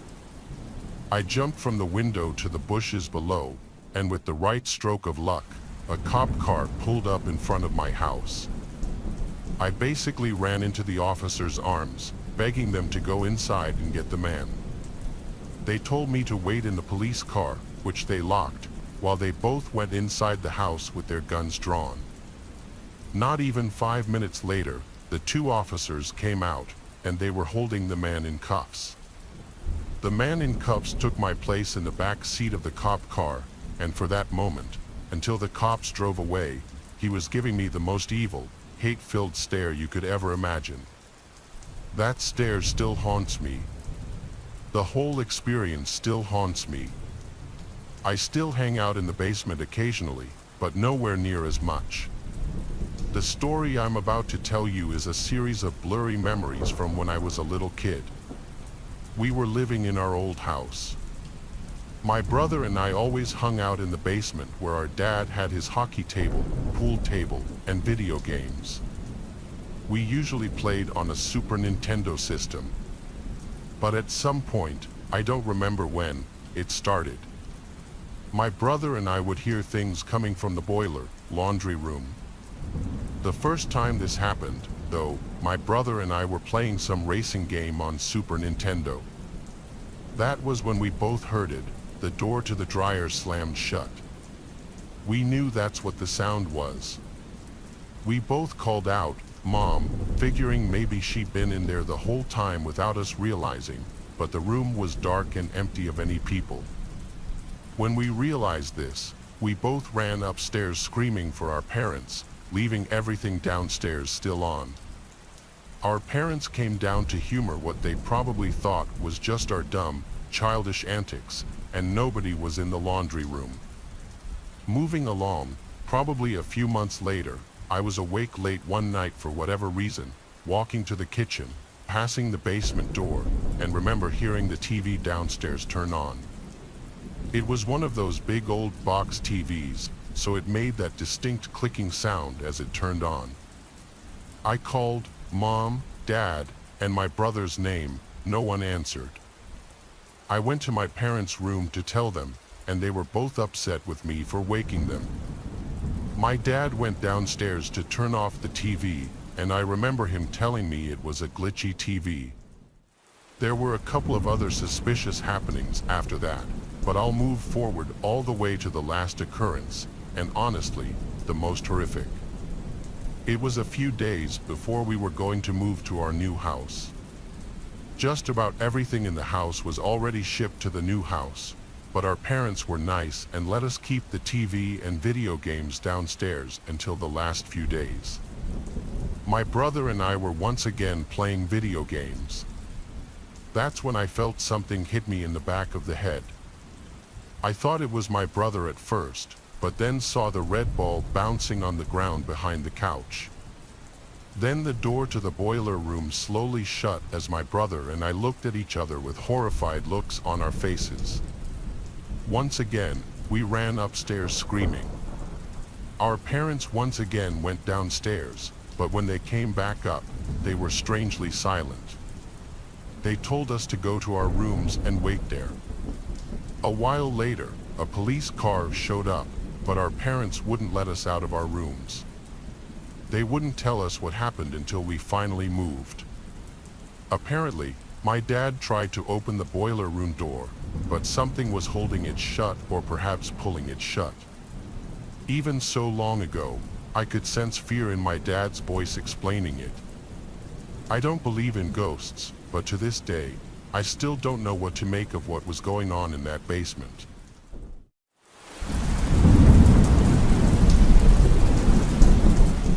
Keep in mind this story happened over the span of only a month and a half, and everything happened quite quickly.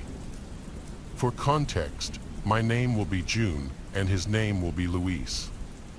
His mom is Dora. This is a story I've only ever told a handful of people, and I'll try to be as clear and accurate as I can. This happened just over a year ago, but obviously, I can't remember everything perfectly.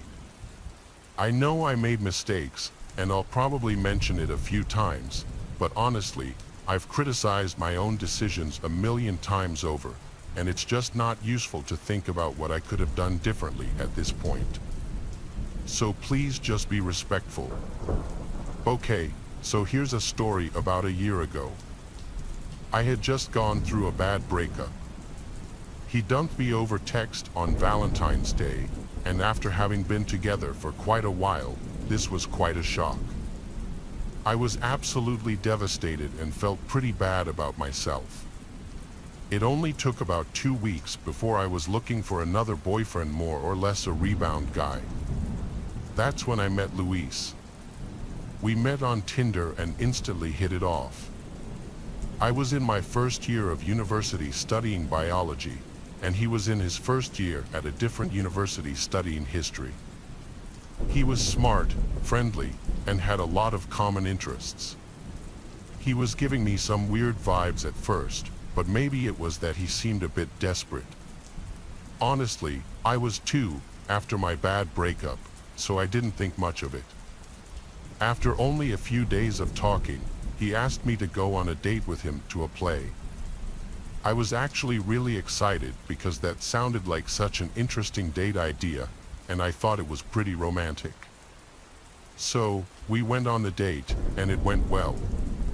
He rode the subway back a few stops with me, and I told him about my ex. He began telling me that he couldn't believe anyone would let a pretty girl like me go, and that he would do anything to make sure he got to keep me if we were dating. Looking back, you can see how creepy that statement is, but I was maybe naive or just happy that someone agreed that my ex was a jerk, and I took it as a compliment and saw nothing wrong with it. We kept messaging and going on occasional dates after this, and all was well. After just a few dates, Luis told me he had really bad depression and anxiety. Now, it's important for me to mention that I also have some pretty extreme depression and mental health problems, and my breakup had kind of launched me into a downward spiral. So, it was almost a relief to hear him say that because I felt like he wouldn't judge me for having depression too. After that, we could confide in each other about our depression and help each other get out of bad mental states. After this revelation, we got really close, really fast. We had only dated for a month, but we already had an intense relationship. I even thought that I loved him. Now, another problem with him, though, was his mother Dora. She was very possessive of him, and maybe it was because of his depression, but he couldn't do anything without telling his mother first. One night, he fell asleep at my place and forgot to set an alarm. When he woke up, he had 20 missed calls and at least 40 text messages from his mom trying to find him. She had apparently called every hospital looking for him. She knew he was going to spend the night. She was just concerned because he slept 1 hour later than he said he would. She would do other things to manipulate him, like verbally abuse him or tell him he's a bad son if he didn't do everything she wanted. She also set limits to how often and when he could come to my place, and I wasn't happy with this, obviously. I told him I thought it was ridiculous that she treated him like a child and that he's an adult and can go on dates whenever he wants. If she wants to know where he is, that's fine, but he shouldn't have to ask permission. We had a small argument about this, but he was obviously a mama's boy, so I dropped it. I still hadn't met his mom at this point, so who was I to judge? Another thing I'll mention is that one time he asked me to do a role play with him in which I wore his glasses and called him specifically Sweetie. He was very clear that he wanted me to call him that. He told me he had a teacher fetish. I told him I wasn't into that kind of thing at all and that I was sorry. He asked a few times after that and never really dropped it, but I always said no. This is important later. After one particularly bad night, he came over to console me, and I told him I was feeling pretty depressed. In response, he asked me to marry him. This was only after just 1 month of dating. I laughed, thinking he was joking, but he didn't laugh. He just stared at me in the eyes. There was an awkward silence, and I said, "What?" He said, "I'm serious. I love you. I want to spend my life with you." I laughed at him and gave him a firm no. He looked disappointed but dropped it. I was concerned about this and confided in my friend. She said if it were her, she'd dump him. I thought it was quite strange, but I really relied on the emotional support he gave me, and he was very emotionally fragile at the time. So, I decided I'd just pretend it didn't happen. I'd like to mention I know I made mistakes and ignored red flags, but when I was with him, He often implied or even stated that I was too mentally unwell or unattractive to ever get anyone better than him. He said other manipulative things that made me feel like breaking up with him would be really bad for me. A few days later, I went to his place for the first time. He lived with his parents, so when his mom got home from work, I, of course, introduced myself. She seemed very skeptical of me and wouldn't shake my hand. She gave me a fake smile and said, "Hi," then started focusing all her attention on Luis. "Hi, sweetie," she said, giving him a big kiss on the lips. Yeah, she also wore very similar glasses to him and continued to call him sweetie all night. That was basically the only thing she called him. Sound familiar to anything else that I mentioned? Yeah, I was very much creeped out, but I kept my mouth shut. His mom never spoke to me, only ever talking to me if it was necessary, and I got a very weird vibe from her. I had only gone to her house and met her willingly one time more after this, and it went basically the same, except this time I was doing homework, and she kept making comments about how I was stupid because I couldn't do my homework on my own. I tried to argue with her, but Luis shut us both down, and we all moved on. His dad also lived there, but mostly said nothing and lurked around in the background, not saying much or staying in the basement. So, he's not really important to the story, just an interesting detail. Fast forward a few days. I was still talking to Luis, but I think he sensed I was growing distant from him. We had been together about a month and a half at this point. I get a text from Luis very late at night telling me he was upset and needed me. But I had a midterm the next day, and I told him, "I'm sorry, I can't be there." I needed to sleep and be at school in the morning for my midterm. He was very upset, so I suggested that he go to the hospital and told him I could meet him there after my midterm. He didn't respond. After a half hour, I got another text from him. He tells me he's outside my residence building and his mom drove him. I told him again I couldn't go to his place. He says that it's okay and that he just wanted to talk. I give in and go outside to meet him and go for a walk. He starts walking me in the direction of the parking lot, and I get a really bad feeling in my stomach. I don't know why, but I just felt scared. I said, "Why don't we walk this way?"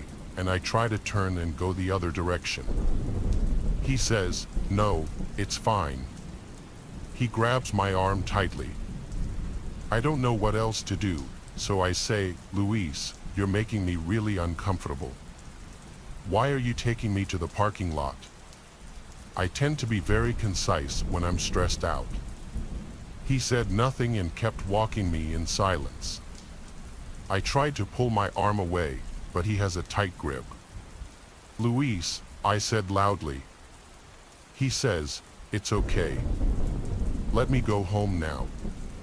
I say firmly, pulling my arm, no one else was around to help me, and I was terrified. "I don't think you want to do that," he says emotionlessly. "What?" "Yes, I do." I'm about to cry at this point.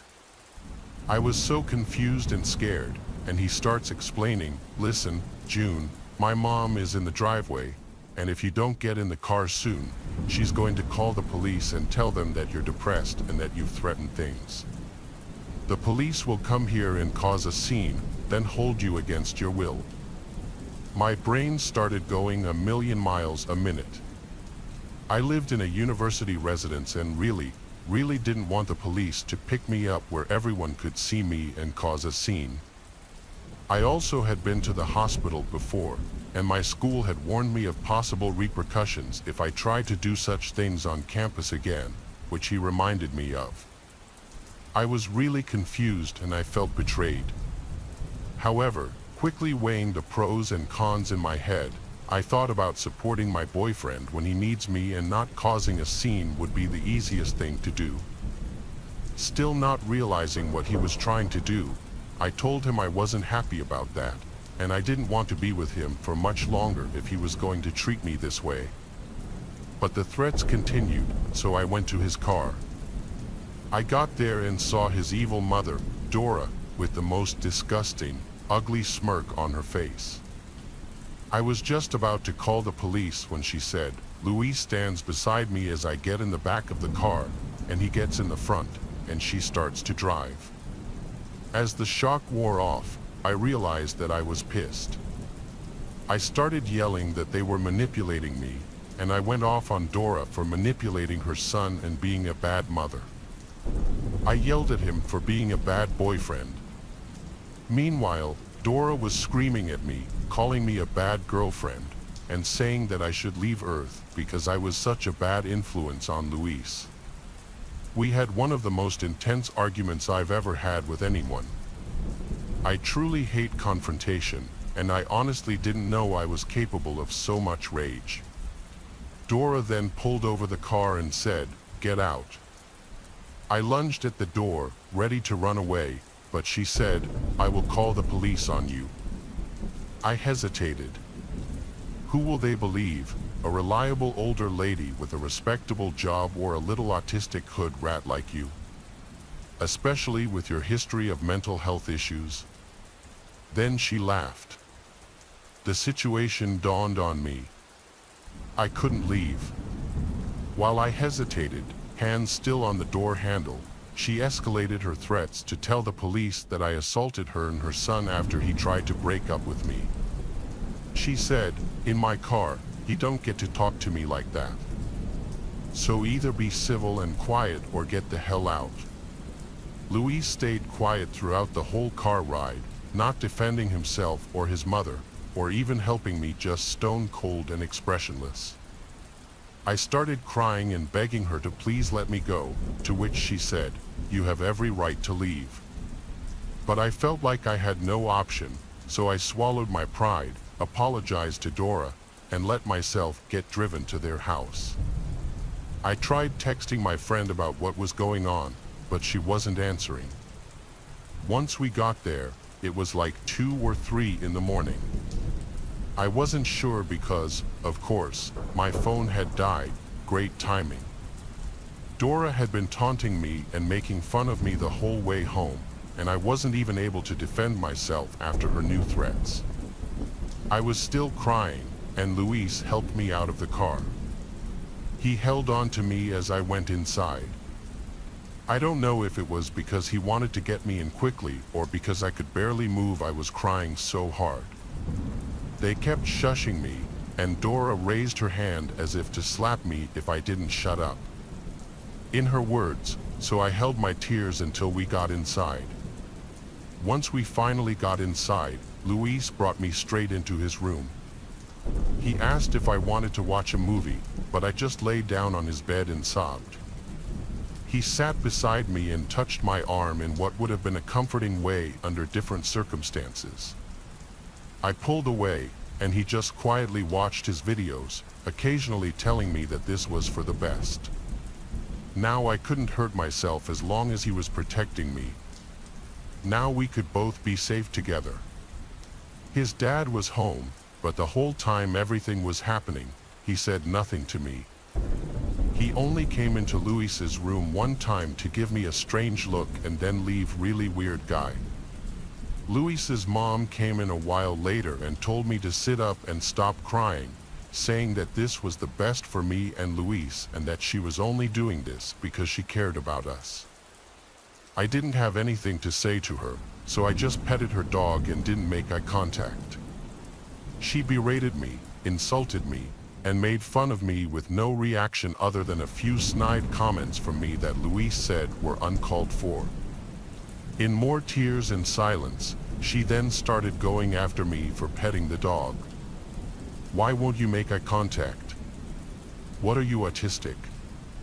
She then proceeded to call me an idiot and other slurs. All of this was even more disgusting because of her respectable job. She works with disabled teenagers. I ignored her, and then she started saying really hurtful things. Now, I can take an insult, but she crossed the line when she started talking about how my mother was abusive and how I deserved it. She could see why I was abused. My mother may have been abusive, but that crossed a line. She had no right to talk about that, and Louise had no right to tell her. She then went on to say that she was a much better mother and I should be grateful that she was doing this for me. The whole time I was there, she kept implying that this was in some sick way supposed to help me. I felt like I was only there for Luis to have someone with him, though. I lost it at the comments about my mom and started yelling at her about how she was the abusive one and worse than my mother, that I hated her. We had a screaming match for a while, and again, Luis didn't defend me and only said that I should listen to his mom. After more insults and yelling, she stormed off, and it was just me and Luis. I told him I was breaking up with him and that I wanted to leave now. He went to get his mom, who said I was just having a rough night and didn't mean it, and that we should both just sleep. They gave me pajamas to where I got dressed in his closet and went to bed, with him sleeping beside me. I wasn't afraid Luis was going to hurt me, don't worry, he didn't, not physically at least. He was more self-destructive than violent. But I was still uncomfortable sleeping beside him because I felt betrayed, scared, and even violated to a certain point. I wanted to leave more than anything. I felt like an animal in a cage. Then I got up and bolted to the front door, only for him to run behind me and grab me, with Dora blocking my way. I started screaming, "Let me go, please. I'm sorry, let me go." I was sobbing, trying to be as clear as I could through my tears. Dora looked at me like I was the most disgusting thing she had ever seen and scoffed at me. "Grow up," she said, and walked off. Luis brought me back to his room and locked the door. His mom came back, and he let her in a few minutes later. She had some kind of pill to help me sleep, she said, but I refused to take it. She kept insisting, and I kept saying no. "I'm not trying to poison you," she kept shouting, but I didn't trust that at all. Luis took one first to prove they were safe. After over an hour of arguing and Luis taking one, it was clear I wasn't going to have a choice. I pretended to take one at first, but she shoved one in my mouth after realizing I didn't take the other one. After a while, I felt very tired and fell asleep. I still don't know what she gave me, but it tasted awful. It was the kind that dissolves under the tongue. She had them in a clear plastic bag with no label. I woke up the next morning to find Luis and his mom in the kitchen eating breakfast. I saw my chance. I got dressed quickly, found my phone where he had hidden it, still not charged. He had my fare card for public transport in the case, though, so I pocketed my phone and quickly snuck to the door. Nothing had ever been so intense for me before. I put on my shoes quickly, opened the door, and ran. I ran like the wind, on the verge of tears and shaking. I had never run so fast. I didn't know the neighborhood well and didn't know how to get home, but I just needed to get away. I have no idea if they chased me or not, or if they even noticed right away. The dog stayed quiet. I eventually found a bus stop and got on the first bus that showed up. I pulled out my card, tapped it, and of course, it didn't have any money on it. My brain just buzzed. I had no way to get home. I needed to be on this bus and I had to get away. The bus driver shrugged and said, "You should have money." Meanwhile, I was still staring at my card. Then I just started crying. I practically fell over, crying so hard, trying to explain what was happening, but I was crying so hard and talking so fast that I made no sense. The bus driver said, "Whoa, are you okay?" I screamed, "No," and started crying harder. He quietly handed me a transfer. I thanked him and sat down quickly, noticing everyone staring at me. I put my hood up and cried quietly. I still didn't know how to get home, but I realized the bus was going to a subway station. Even though it was a long ride, I could get home from the station. As soon as we got there, I ran onto the subway, still crying and shaking. I probably looked like quite the sight. The subway eventually got to my school. Then I realized I couldn't go home because Luis knew where I lived. Thank God he would have called the police. I knew it. I didn't know what to do. I saw someone with a phone charger and ran over, asking if I could please charge my phone, that it was an emergency. Typical millennial me didn't know my friend's phone number. I charged my phone, face covered in tears and probably smudged mascara, and immediately texted my friend. I had told her right before my phone died that Luis and Dora wouldn't let me leave their car, and she had sent quite a few messages and had apparently tried to come to my house to look for me. I told her where I was and asked if I could go to her place. She lived somewhere else on campus. I got many messages from Luis as well. He just said that he needed me and that I needed him, and that I was making a huge mistake, absolutely anything and everything to try to make me respond. Now, you guys will probably judge me for this, but I went to visit him in the hospital. I don't know why, after all that, I decided to do this, but I did. After I got to the ER, nurses took me aside and asked if I was depressed. Of course, I said no. I was legally an adult, so they couldn't take Dora's word over mine and didn't hospitalize me. I told Luis we were over and I hoped he got better soon, but he was mad at me. He said his mom I was depressed and that she heard the nurses talking about how I was lying to get attention, and all this other stuff. I tried to defend myself to him, but I just left defeated, gave Dora the middle finger, and literally ran the hell out. I never looked back. I crashed at my friend's place that night and slept on her floor for a week. A while later, I got a text from one of Luis's friends, basically insinuating he was extremely depressed and that it was my fault. I told the guy that after what that family did to me, they could all go to hell and to never message me again. I blocked his number. I have no idea if Luis is alive or not to this day. But I did get some revenge in the end of story for another day. As you might have noticed, I didn't call the police. I did speak to a police officer about it eventually, and the concern was that Dora would be more reliable than me.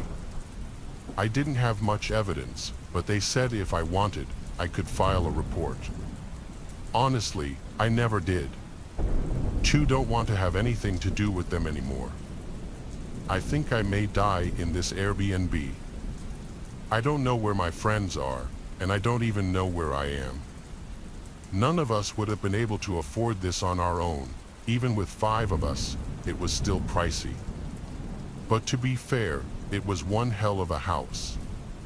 It was 3 stories with dark scalloped siding.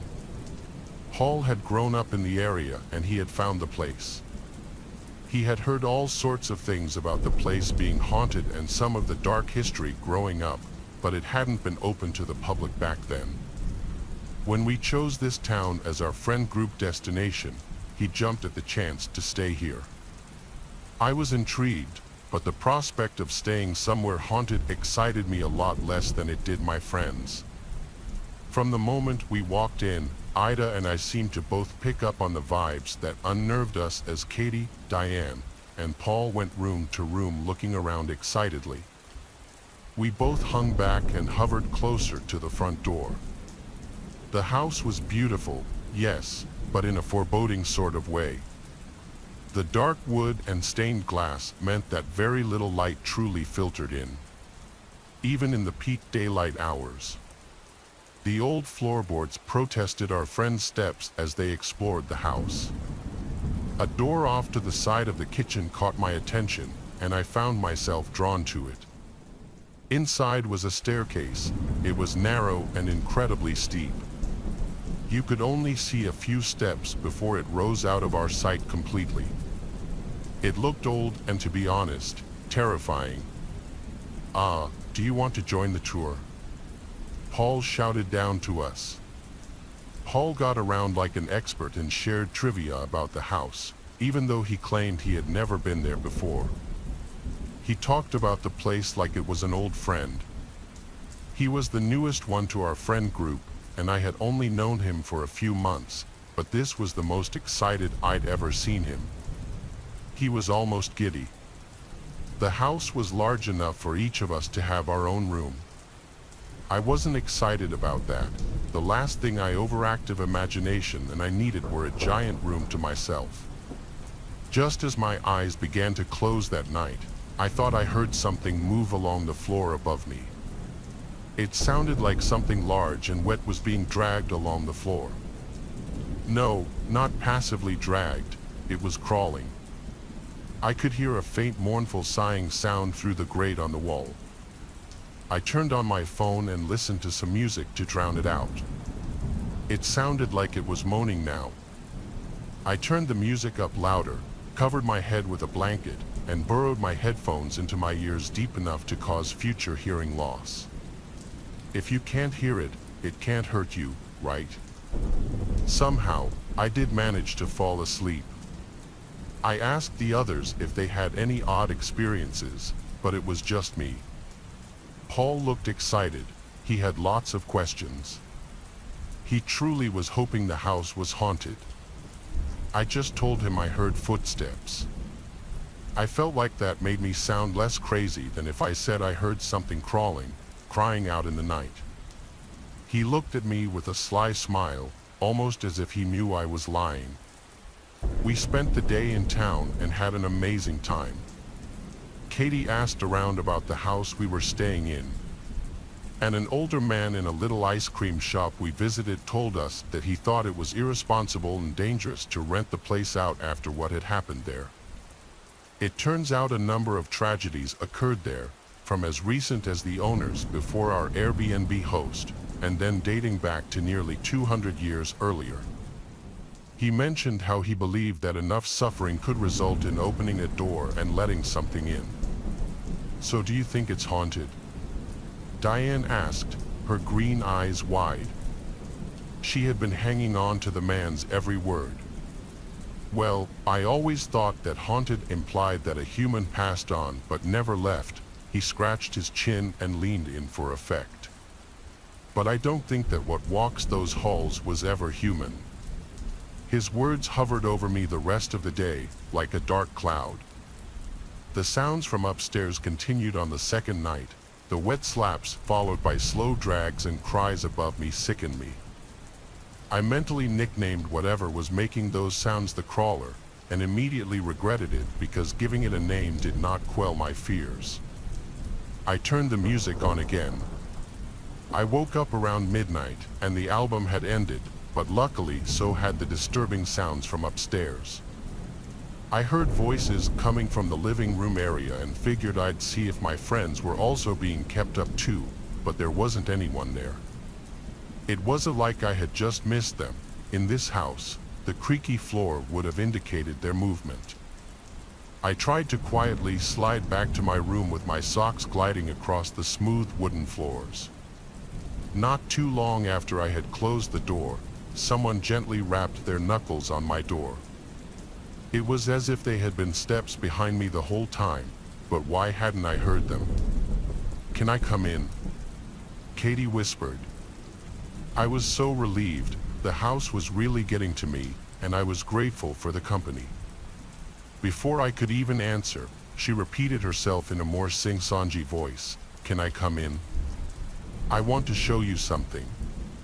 She called out my name but struggled to pronounce it, almost like she had never said it before. I froze. Sure, my name may not be all that common here, but we've known each other for a decade.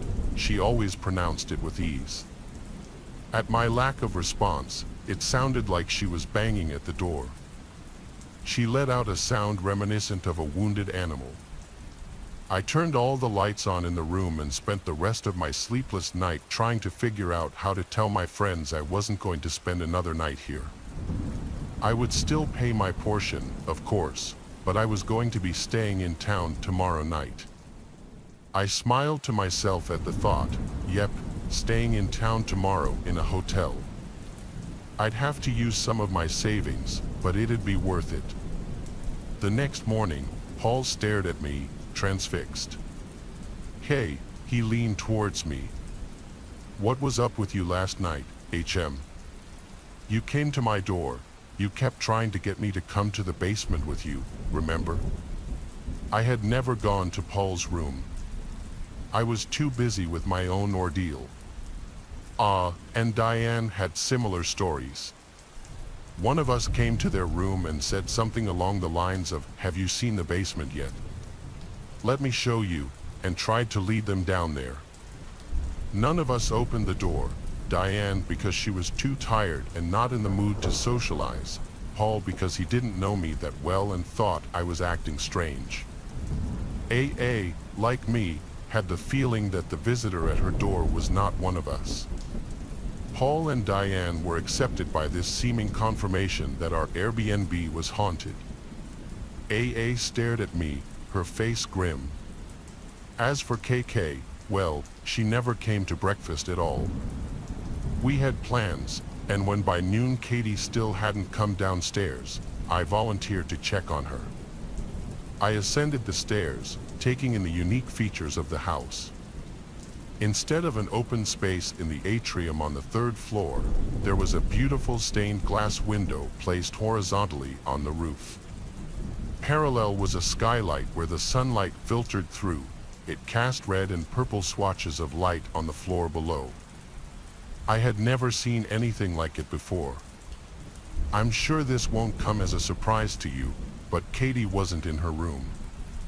I heard steps above me on the third floor. I was much braver in the light of day, so I ascended the second flight of stairs and went room through room on the third floor. No one was there, but it was cold, much colder than the second or first floor. I went back to the second floor, trying to fight the urge to glance over my shoulder. I paused in front of the door of the room above mine, where I had heard the crawling and mournful wail the past 2 nights.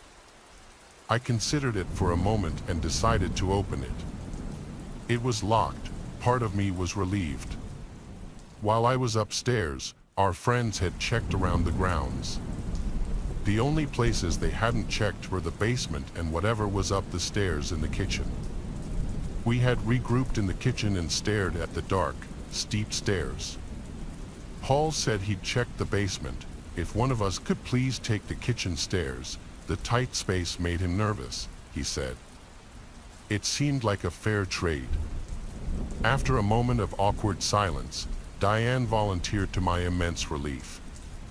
She was also the smallest of us, a petite 5 feet 1 inch, and even then, she still had to crawl on her hands and knees to ascend the stairs.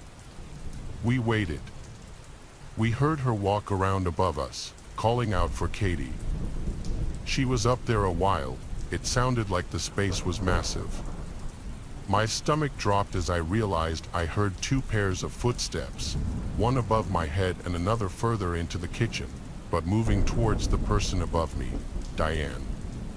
I hissed up the stairs frantically. No answer.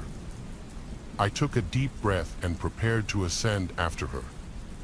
Just as I had crawled up about 3 steps, someone moved to stand at the top, blocking the already limited light. I yelled and took a backwards leap, nearly hitting my head on the door frame. I instinctively stood behind the tallest person in the kitchen, who had a couple of inches on me. Diane emerged. She was walking like a normal bipedal person. I must have imagined what I saw in the darkness. Well, Paul asks, was Katie up there? Diane cracked her neck on each side, stared, and smiled at each of us like she was taking in each of our faces for the first time. She shook her head slowly, gave me a smile unlike the one she flashed at Paul, and winked at me. She smelled of old things and looked disheveled, and walked stiffly. We looked around. The thing is, there was no door to the basement that we could find. I sent what we hoped was a nonchalant message that we all crafted together to the host, asking them where the basement was. We received the unsettling reply immediately: there is no basement. Paul laughed at that, and Diane smiled dreamily and stared up at the stained glass skylight, like she was in her own world. Ever since her up the small stairs, Ain and I looked at each other nervously. We went into town to see if anyone had seen Katie and spent the rest of the day searching for her. We sat together in silence. The large living room felt emptier without Katie. We stared at a pizza that none of us felt like eating. It looked like I was spending the night here again after all. I locked my door that night around what had become the usual time. I heard the wet dragging crawling sounds upstairs. I tried not to picture what the thing making the sounds must look like. At home, I always slept with a weighted blanket on me. It made me feel safe. Here, it was just a thin sheet and an old quilt. I couldn't help but feel exposed. Around 3 a.m., I awoke to moaning and scraping outside my door. "I need your help." I tried to place the voice. It was low but sounded female. It wasn't Katie. It didn't sound like Diane. "It's me, Diane." I didn't reply. The cadence was also odd. The doorknob turned quickly and aggressively. I tried to remain silent and motionless. "I need your help. My skin, it's too tight, it doesn't fit." I sat up against the headboard with my hands over my mouth, focusing on breathing as quietly as possible. As it pounded at the door, eventually the steps faded away. The next morning, AA looked happy. She was practically beaming. I realized that she looked different. AA always wore her meticulously applied cat eyeliner and her purple lipstick, but this morning, she had no makeup on. Her blue-black hair looked odd.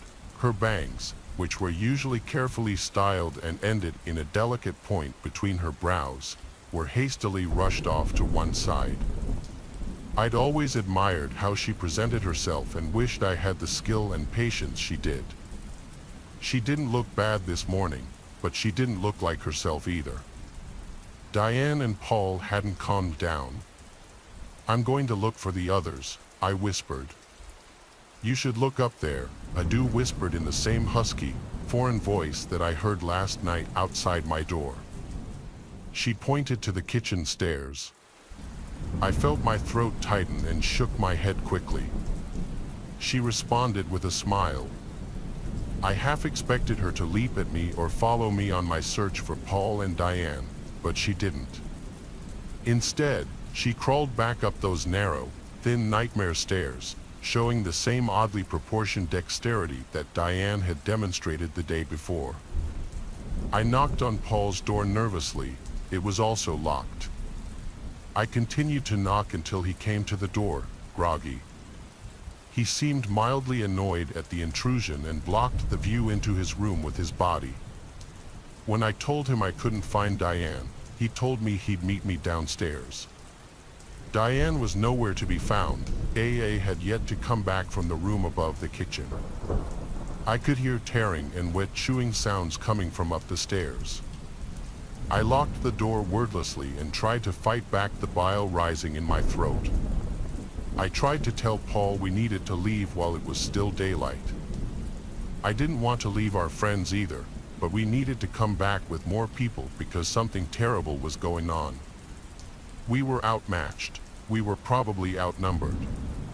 Paul tried to convince me to stay. Surely there was an explanation. We couldn't take the car and leave our friends here. He looked at me accusingly. I loved our friends too, but I wasn't going to spend another night in this place. I thought of the crawler upstairs. Behind this locked door, dragging its heavy body across the floor like wet meat, crying out in the darkness for who knows what. I thought of Diane's odd behavior and subsequent disappearance. I thought of Katie, who had a crush on Paul. If she heard his voice outside her door, I'm sure she would have followed him. I thought of the thing that was likely wearing AA's skin, eating something messy upstairs. I vaguely wondered if Paul and I were the only ones left. I told him I was leaving. As I was packing up, I felt the sharp blow, and everything went dark. I woke up in the basement. Turns out there was a basement after all. Katie was down here too. She seemed to be pinned to the wall by her wrist, with her eyes glassy. She stared ahead, unblinking and pale. "Katie." I gasped at her. She weakly turned her head toward me.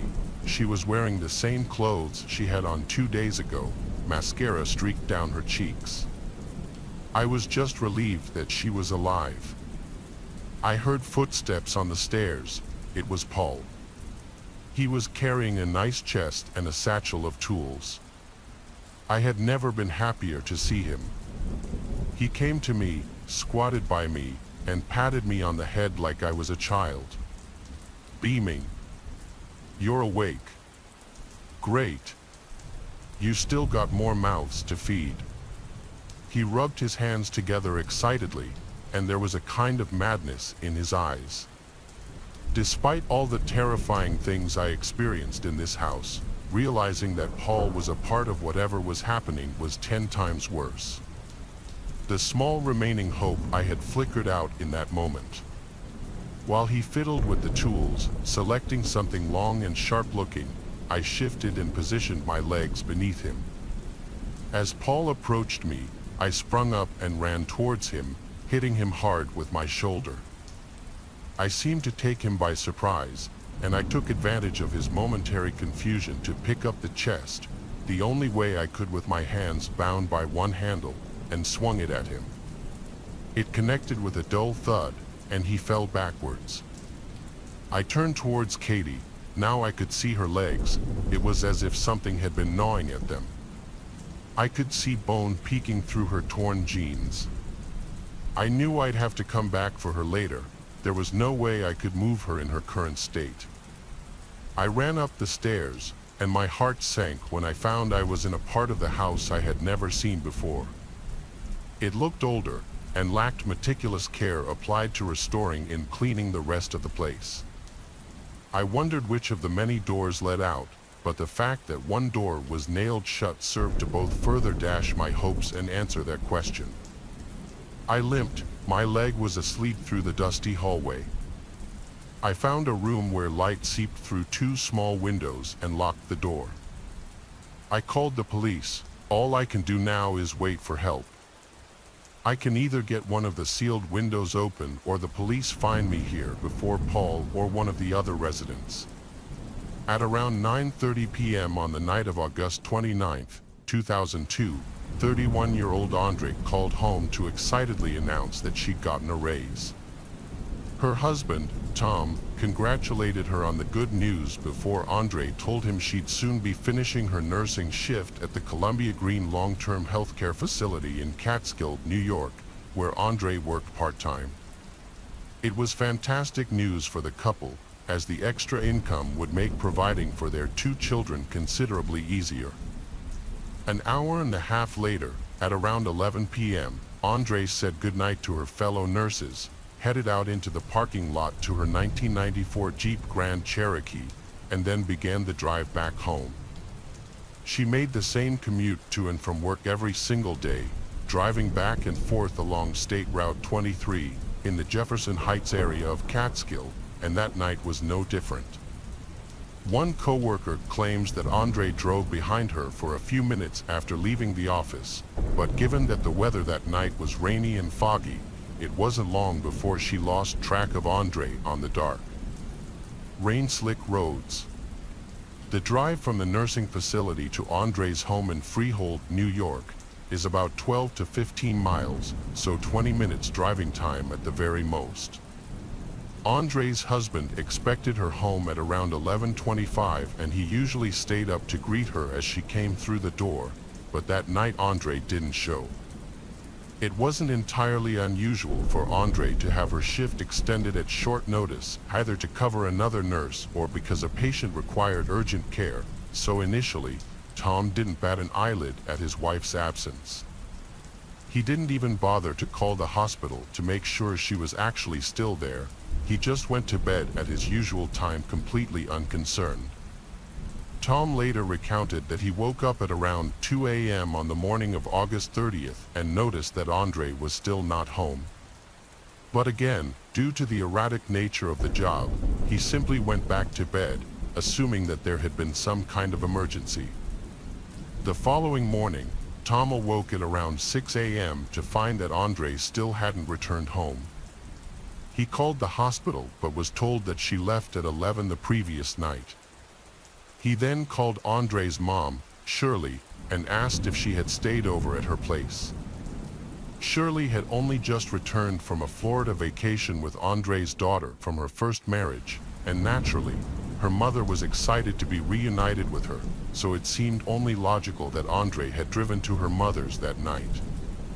Only she hadn't. Shirley said that not only was Andre not there, but she hadn't heard from her daughter at all since arriving back in New York State. Only then did it become evident that something was wrong.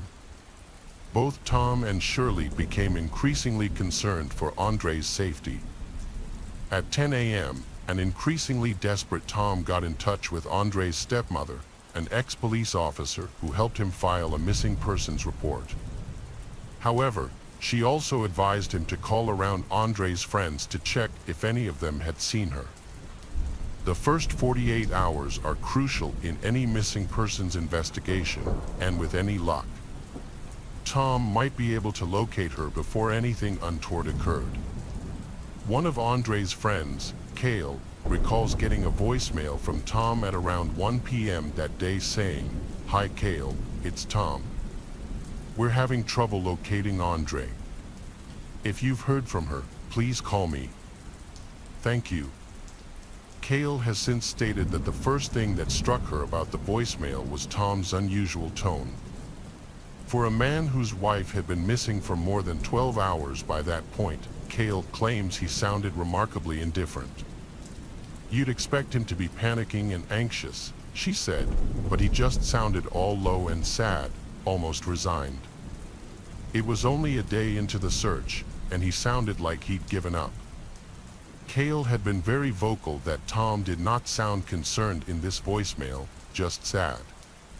Cale had wondered why Tom didn't contact her earlier in the morning before Andre was reported missing, as she was one of Andre's best friends, and Andre had stayed the night with her before.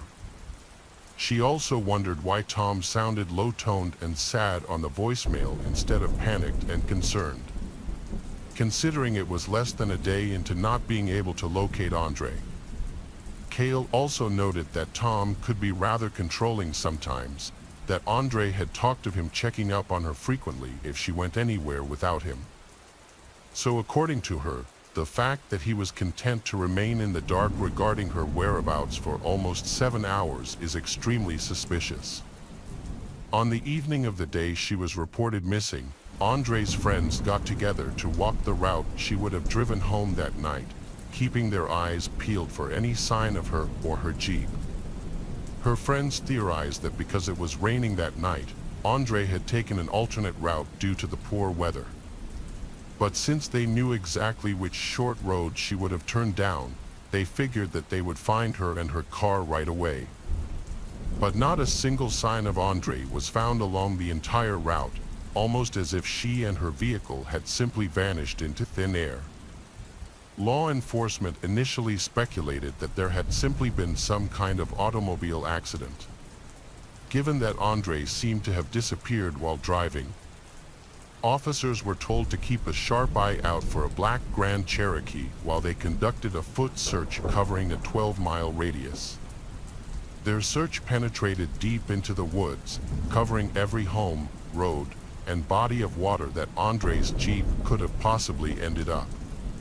Even a helicopter was called in to aid in the search, but not a single shred of evidence could be located, something that mystified officers after such an intensive and rigorous search. Although relatively rare in 2002, Andre had a car phone installed in her Jeep. But when police officers tried pinging the phone's location, they soon found that the phone had either been disconnected, deliberately switched off, or that it had died. The cops also discovered that Andre's purse had been left at home, implying she'd forgotten to take it to work with her on the day of her disappearance. This too struck her friends as unusual. Her life was in that purse, and even if she'd forgotten it, she would have probably turned around to retrieve it. It made them suspect that she actually had gotten home that night and that something had occurred after her arrival at home that caused her disappearance. Investigators were able to pull only one security camera tape from the area where Andre was last seen. We only had one grainy video from Cumberland Farms in which it appears that Andre's vehicle does leave her place of employment and basically turns left going west on Country Route 23B. That's the last of any kind of technological evidence we had, one senior investigator later reported. We can't confirm it's the vehicle, but it appears to be because the quality of the video was very poor and very grainy, and it does appear to leave at the time that she would have ended work. In the years since Andre's disappearance, the police have investigated well over 1,000 leads, but not a single one of them has ever led to an arrest or court conviction. There are a couple of persons of interest, but no direct link to her disappearance, stated investigating detectives at this point. Clearly, we suspect foul play. It's clearly a very frustrating case for us because there are no solid leads to follow. In 1998, Andre and Tom had had their first child together, a bright-eyed baby girl named Kayleen.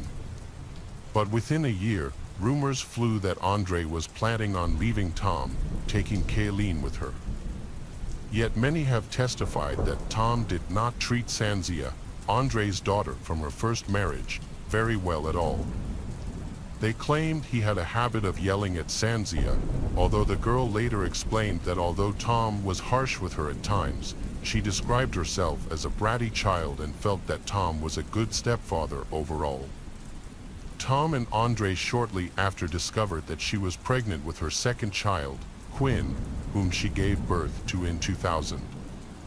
Soon after this, the couple moved to Freehold, New York, and began building the house of their dreams on a golf course that Tom's father owned. Life seemed serene for the couple after that. But when Andre vanished, neither Tom nor his family actively searched for her outside of a few phone calls, and they didn't appear too emotionally shook up about it either.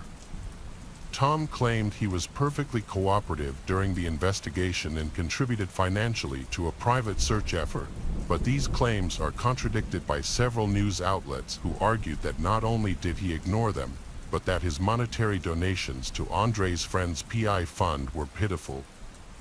They claimed that for a man that came from a very wealthy background, his donation of just $1,000 spoke volumes about his family's attitude towards his wife's disappearance.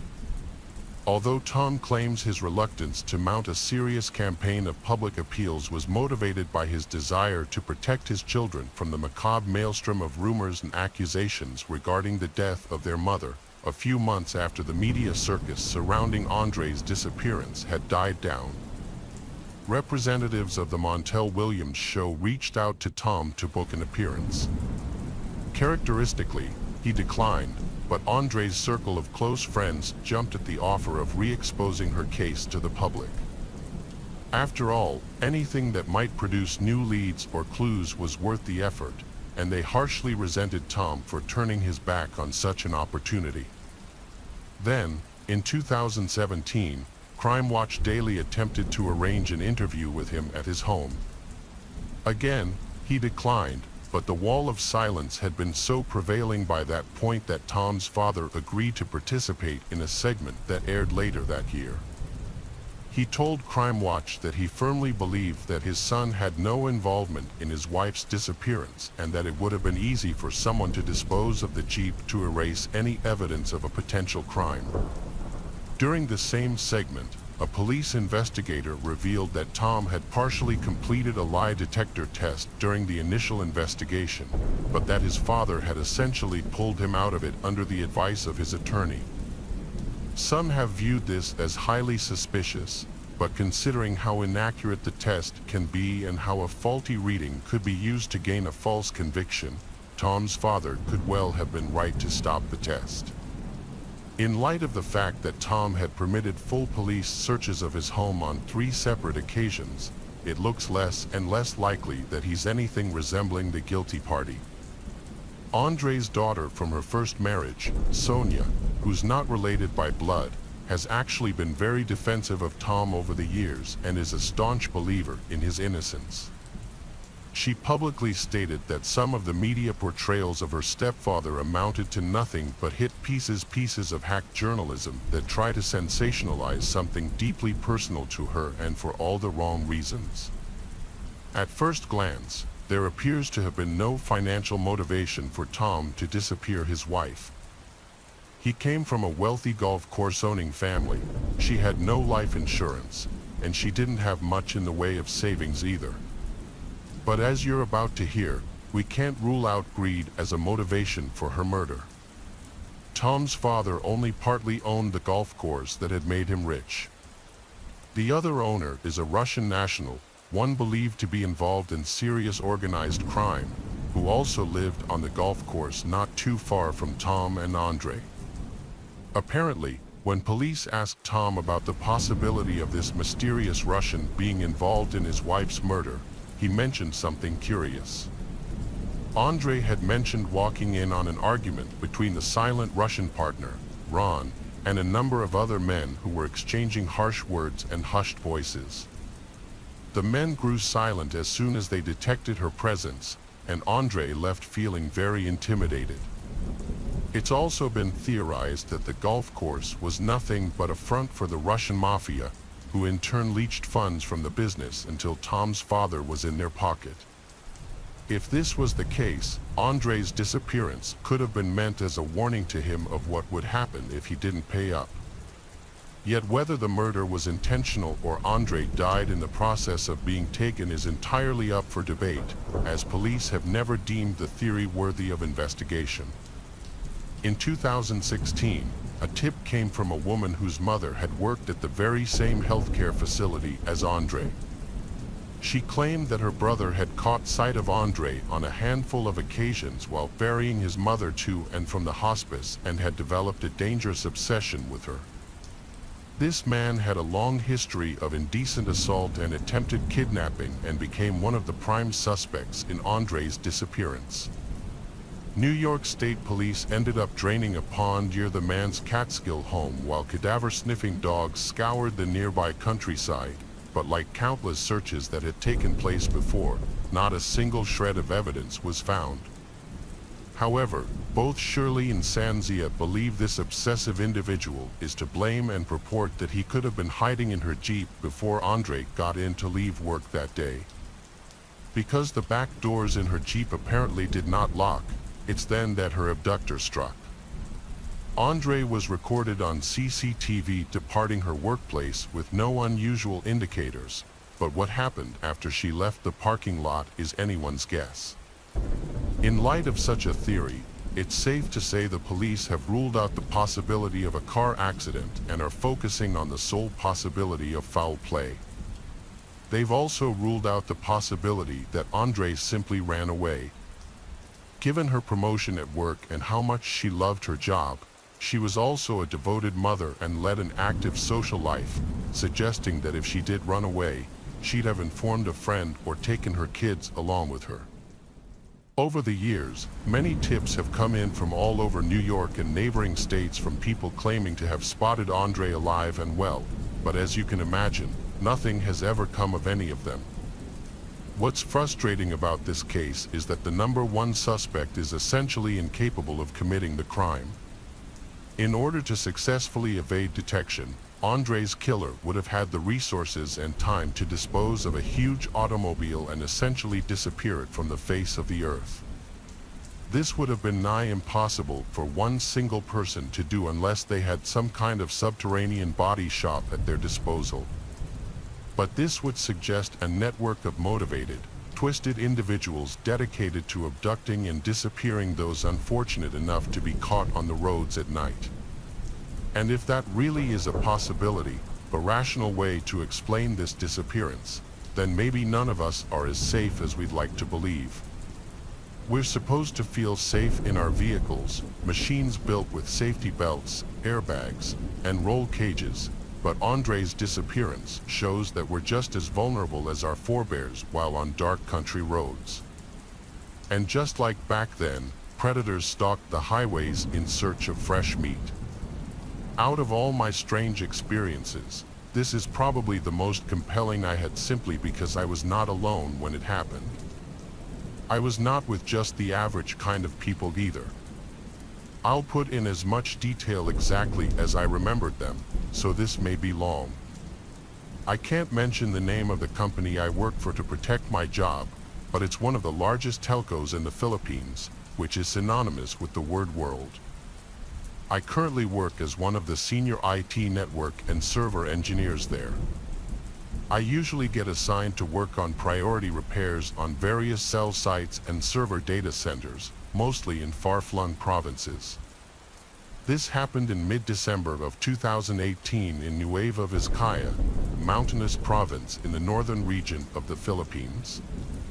It was a priority service called Sarah T1, the highest of priorities, wherein even the CEO of the company received status updates, since the cell site in question also services various military communications devices.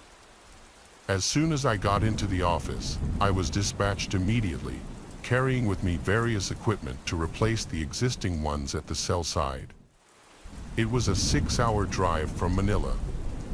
I was asked to go to a specific meeting point in the town nearest the cell site to rendezvous with my escort, an 8-member team from the Philippines 1st Army Scout Ranger Regiment.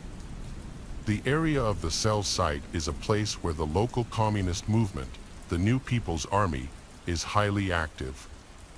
Apparently, the NPA carried out an operation early in the morning of that day, which caused some of the damage to the equipment. The team I met up with was led by one of my former high school classmates. Let's call him Lieutenant Knox. He had even specifically asked for me as he knew I worked for the telco.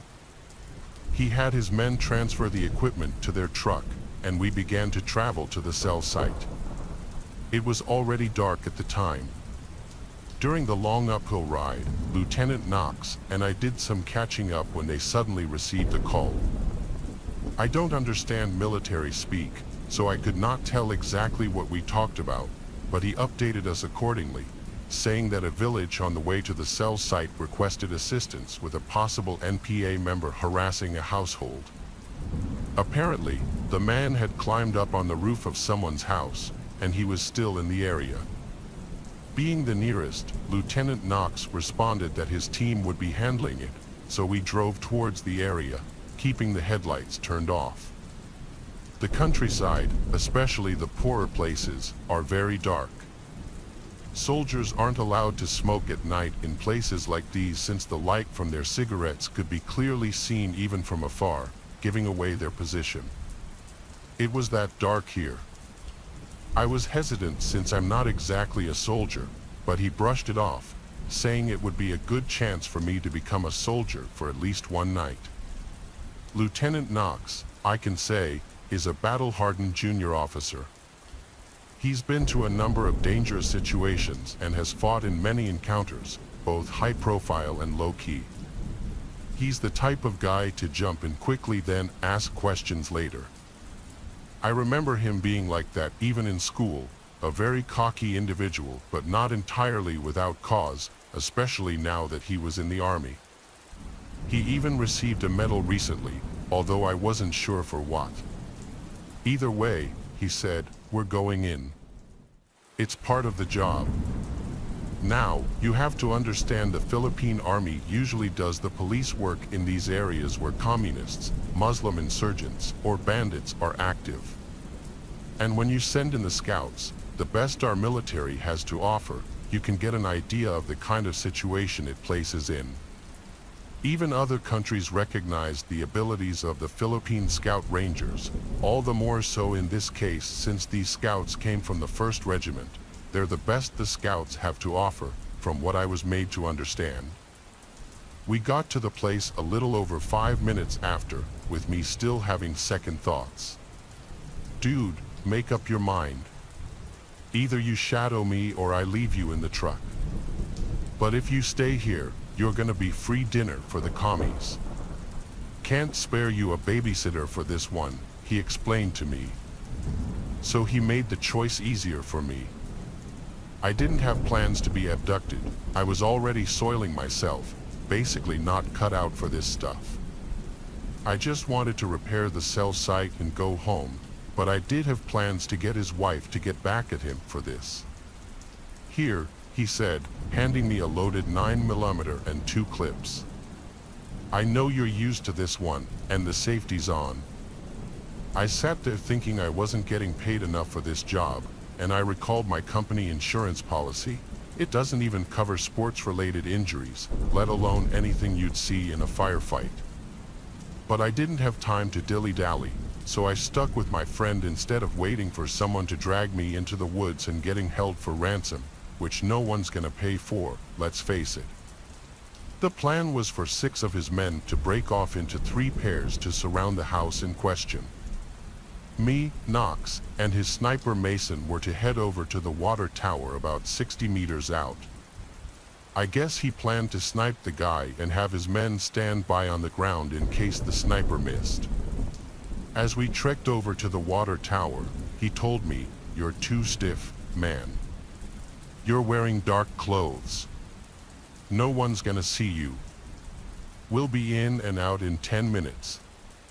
You're a VIP, and that's why I came and had my sergeant stay with the platoon at the cell site, so don't worry so much." I didn't know VIPs had to join in responding to calls like this, but the scouts were undermanned as it was already, and that's why my friend needed to multitask at the moment. When we got to the water tower, Private First Class Mason immediately positioned himself, and Lieutenant Knox sat beside him while I positioned myself behind. At that time, I was thinking to myself, well, yeah, this wasn't so bad. I'm far and safe away from that area. But then I heard Mason say, "Sir, you need to see this." Knox brought out some type of binoculars, I guess they call it an NV scope. I couldn't see his reaction because it was dark, but he was silent for a moment as he put down the binoculars. "What in the world," was all Knox could whisper. He then turned to me and asked me to look at the direction he pointed and to tell him what I saw. I was initially concerned, thinking that there were more NPAs now and that we were outnumbered. A reaction like this from a seasoned scout didn't exactly paint a nice picture in my mind. But what I saw was definitely something that will probably haunt me for the rest of my life. I wish I hadn't taken those binoculars at all. I even wish I saw more communists instead of what I did see. The image was green, and I saw someone on the roof of a house. It was a man. He didn't have a shirt on, nor did he have any weapons on him. He had very short hair or a shaved head, and he was barefoot. He had jeans on, but the lower part was wrapped from what I could tell. He had dark skin and seemed normal at first glance, but then I noticed his arms, which were very, very long. His hands were almost past his knees, and his fingers were also very long and pointed. The fingers were longer than normal and had tips that looked like long nails or even claws. The first thing on my mind was, this can't be real. "Sir," Mason said, "it's moving." I didn't expect what happened next. The thing, whatever it really was, looked right at our group. Even from that distance, it was unmistakable. He or it had its head turned in our direction, and its eyes were solid white. Eye shine, like a cat's eyes. Right then, I nearly dropped the binoculars. Had it not been strapped to my wrist, it probably would have fallen straight through the grated flooring of the water tower. Knox looked to me as if asking what I saw, and all I could say was, "It looked at us, man. It knows we're up here." Almost at the same time, Mason begged, "Sir, your orders." My friend gave the order to put 2 in its head. I think the first shot hit the mark because we heard a scream echo throughout the valley. It sounded like a mix of a high-pitched male screaming and a cornered animal crying out in pain. I'm not sure how to describe it beyond that, but it was the first time I'd ever heard such a sound. I'm sure all of us heard it because of how loud the sound was. Mason never let out a second shot. I don't know if he did so on purpose or if he was caught off guard, but we then heard automatic rifle shots in the distance. Knox immediately told us to go. Mason went down the ladder first at a ridiculous rate, then me, then Knox. Back on the ground, we ran over to the house. These guys were fast and easily outran me. Knox had to basically drag me along the way so I wouldn't be left behind. Honestly, I was reluctant to run where we were headed. I wasn't as hardcore as these scouts. I could barely even keep myself from soiling myself. There was still someone firing in the direction towards the tree line. When we got to the house, near the front, we found one of the soldiers sitting against the wall. His buddies seemed to be applying first aid. His left forearm had a long and nasty gash that leaked fiercely onto the soil. I wanted to vomit. He reported to Knox that something jumped up from the roof and landed right on top of him. It was just after Mason fired. While he didn't get a good look at the attacker due to the darkness, he specifically refused to call it human. Even his buddy didn't think it was human at all. The other 4 soldiers got back to us, saying that the assailant got away. Knox decided to get to know the people in the house, and we found out that a young couple lived there. In fact, the woman was 7 months pregnant. They had texted their local village official, who in turn requested the military to check since, again, they suspected it was an NPA. The 3 of us, Knox, Mason, and me, never told anyone, even the couple, what we saw that night. We simply stated it was a machete-swinging communist trying to rob the couple. After all, the NPAs were known to resort to banditry. A while after that, we finally made our way to the cell site. I simply couldn't stop shaking. When we got there, I immediately got to doing my necessary repairs. Knox and Mason stuck to their story when the rest of their platoon asked about it regarding the recent encounter. They never mentioned anything about the man's description or the strange animal sound. After working an all-nighter and making sure the cell site was operational, Knox and his men minus the injured one took me back to the town where I had parked my car as soon as daybreak came. As his men loaded the damaged equipment I replaced into my car, Knox talked to me. At first, he was trying to joke around, saying I could probably enlist in the regular army now since I had some first-hand experience. I went along with this for a moment, hoping to forget about the strange incident. But inside, I was utterly horrified. However, before I was able to drive away, Knox said to me, "Dude, Mason, we saw the same thing you did. You know what it was, don't you?" I never responded, but inside, I think I knew what he was talking about. The aswang, a mythical creature from Filipino folklore, the stuff of a Filipino child's nightmares.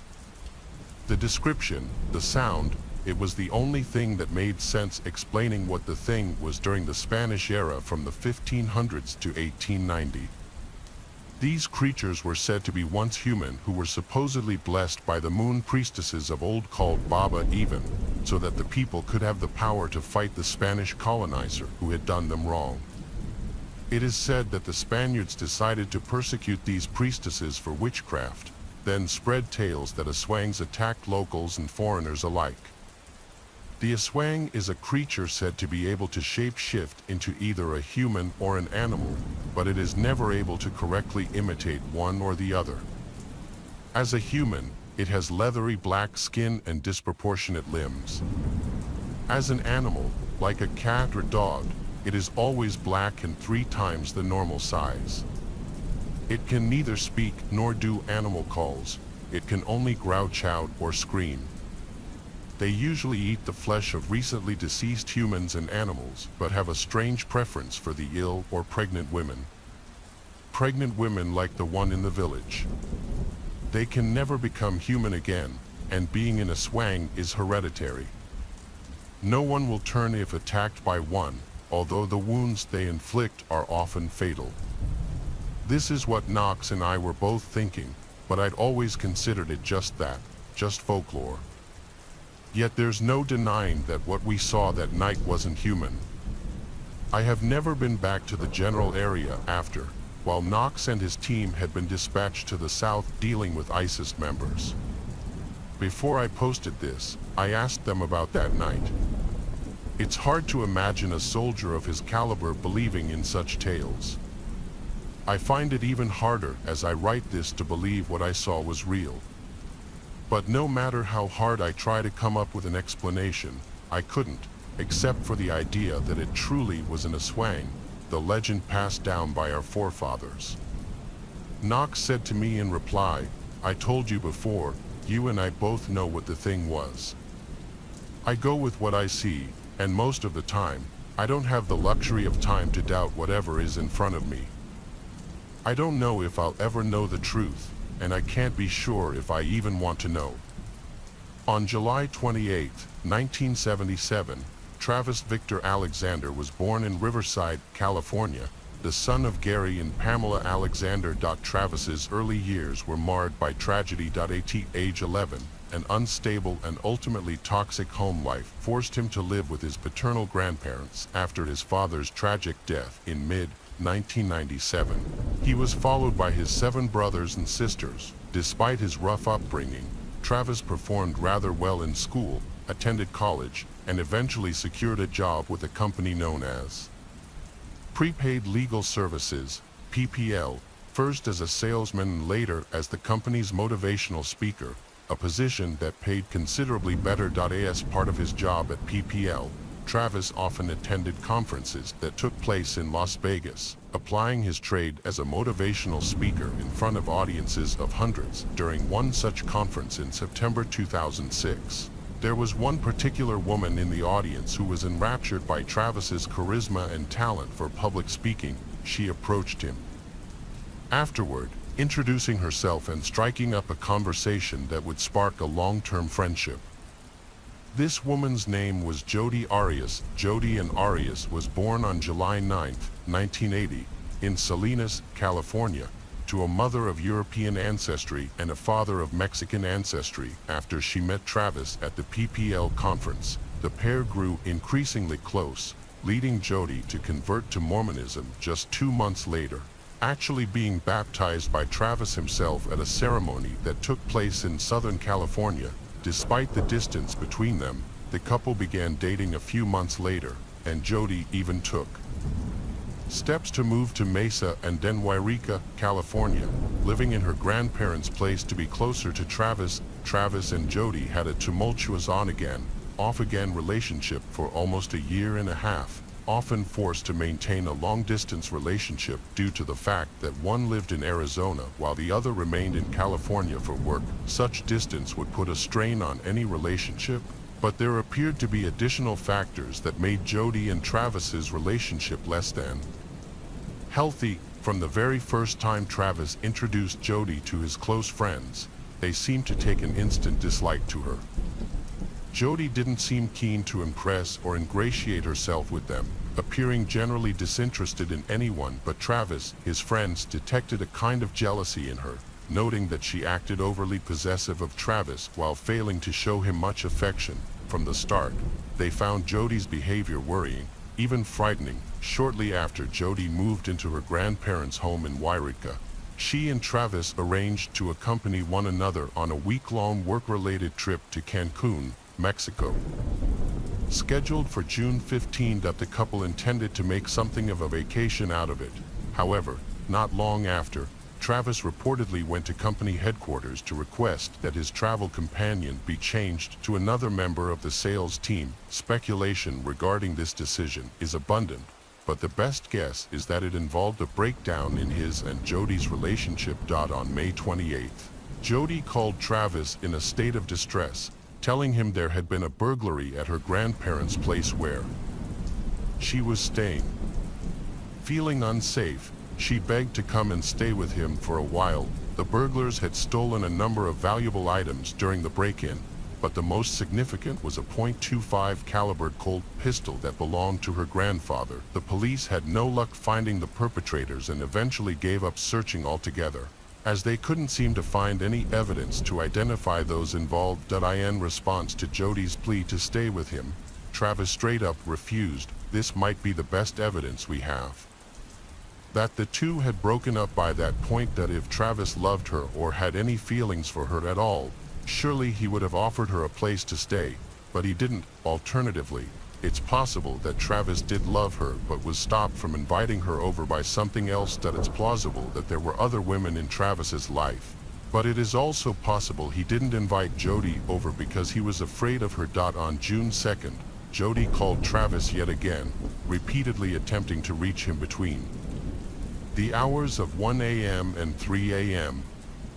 However, her cell phone records show that the longest call was a mere 17 seconds, indicating he likely didn't pick up the phone. Just after 3 in the morning, Travis called Jody back, and the pair engaged in a lengthy conversation that we have no idea what was said during that call, but we do know that at around 5:30 that same morning, Jody drove over to a car rental place in Redding, California, entering the business shortly after it opened at 8 a.m. She told the clerk that she wished to use the car for a long drive to Utah for a work-related trip, and then planned to visit a few friends on her way to Utah, where she would meet up with a fellow PPL employee named Ryan Burns. However, Jody didn't show up to meet Ryan until late in the evening on June 3rd, leaving a sizable amount of time to be accounted for that day. When she did finally arrive in the West Jordan suburb of Salt Lake City to meet Ryan Burns, he noticed some unusual things about Kirka. Firstly, he saw that her normally dyed blonde hair was now brown, but not its natural shade of brown, and she seemed to have cuts or scratches all over her hands. Jody also refused to let him near the rental car, insisting they take his car to the PPL business conference. Naturally, Ryan thought this behavior was unusual, but the pair had more important concerns as the conference kept them occupied for the majority of the day. Ryan had an additional reason to keep quiet about Jody's unusual behavior.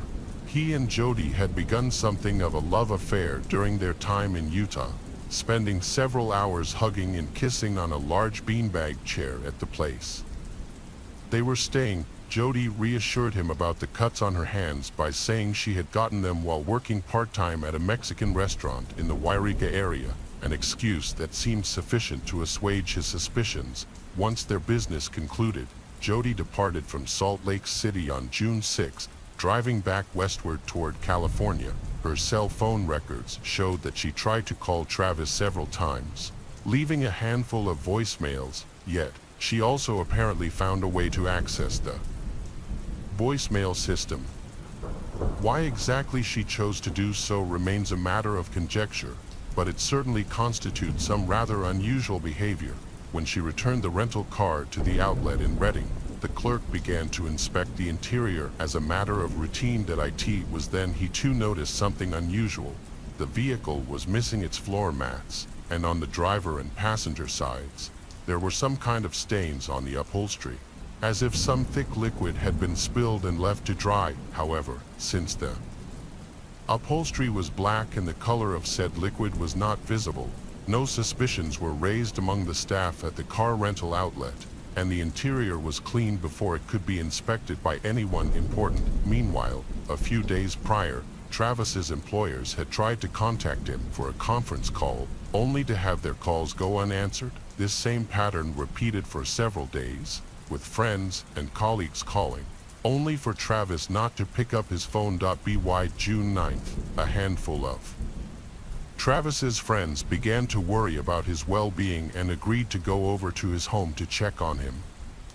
They spoke to a few other tenants who lived in the same building as Travis and found they hadn't seen him in a few days. However, since he traveled for work frequently, they didn't seem to think there was anything to worry about. One of Travis's neighbors was in possession of the spare key to his apartment, which Travis had entrusted to them in case he ever lost his keys. The concerned group of friends proceeded to unlock the door to Travis's apartment, calling out his name as they entered. Then, one of them froze with a sharp gasp, pointing to a pool of congealed blood that sat in the hallway of Travis's bedroom. In a panic, they began to search the apartment for him, eventually encountering the sight of his days-old corpse lying in the bathtub, covered in blood. His friends cried and screamed as they called 911 but did not attempt to revive him, as it was obvious from the state of his dead body that he had been deceased for some time. During the 911 call that followed the discovery, a police dispatcher asked if Travis had potentially contemplated ending his own life or if his friends knew of anyone who might have been threatening his life. His friends immediately mentioned Jodi Arias, his ex-girlfriend, as a possible suspect in his murder. They indicated that in the days before his death, Travis had mentioned that Jodi had been stalking him, accusing him of seeing someone else, and seemed to be in some form of jealous rage. This psychopathic jealousy led her to attempt to access his Facebook account and even go so far as to slash his car's tires. When investigating officers arrived at Travis's home, they commenced an intense search for any evidence or clues regarding the identity of the killer. One of the most curious things they discovered was a recently purchased digital camera found in the washing machine. Despite significant water damage, police were able to recover the camera's memory card, which had a number of photographs that someone had apparently attempted to delete. These photographs showed Travis and Jodi in numerous suggestive poses taken on the afternoon of June 4. The final photograph from the series was taken at 5:39 p.m. that same day and showed Travis alive and well while taking a shower, smiling playfully and completely naked, a candid depiction of the man's final moments. Another photograph taken just minutes later depicted Travis bleeding profusely while lying on the bathroom floor. DNA samples were collected from bloody handprints found in the bathroom, which provided police with solid evidence to arrest a suspect, as they contained not only Travis's DNA but also Jodi Arias's. After being indicted for first-degree murder by a grand jury in Maricopa County, Jodi was arrested at her home in California and then extradited to Arizona on September 5, 2008. Less than a week later, she pled not guilty, providing several different accounts of her alleged involvement in Travis's death. Initially, she told investigating officers that she was nowhere near Arizona on the day her ex-boyfriend was murdered, but after pressure from the cops, she admitted she had been present at the time of his death, but claimed it involved a home invasion where two individuals broke into Travis's residence, killing him and attacking her in turn. 2 years of investigation later, Jodi changed her story entirely, telling the police that she had indeed killed Travis but only in self-defense. She spun a tale of brutal domestic violence, claiming she was a victim of a cruel and violent man and that she regularly feared for her life around him. At her trial in February 2013, Jodi recounted to the jury that she had been physically and emotionally abused by her parents and that her life with Travis had echoed that same cycle of abuse and guardianship, one she wanted to escape from but couldn't quite bring herself to. She described the abusive lifestyle Travis subjected her to, which she said included a considerable amount of BDSM and other painful acts that violated Mormon rules. Jody also recorded a phone conversation with Travis that she used as evidence to prove he had once wanted to use zip ties to tie her to a tree while she dressed as Little Red Riding Hood. She claimed to have responded enthusiastically on the phone, but testified in court that it was all an act, stating the idea terrified her and was typical of the kinds of things Travis wanted to do. Jody also alleged that Travis admitted to finding underage children attractive, painting him as a complete monster. However, the prosecution argued that Jody was a vengeful and vindictive person who had recorded the phone conversation in an attempt to blackmail Travis and embarrass him before his Mormon peers. The prosecution also questioned a forensic expert before the jury, prompting them to confirm that a thorough examination of Travis's computer found no evidence of child pornography or any references to anything inappropriate with children. Rebuttal witnesses from the prosecution included several of Travis's other girlfriends, who stated he never exhibited problems with anger or violence. Clinical psychologist Janine Demarte testified for the prosecution, stating she found no evidence that Travis had ever abused Jody, and also noted that Jody suffered from borderline personality disorder, showing signs of immaturity and an unstable sense of identity.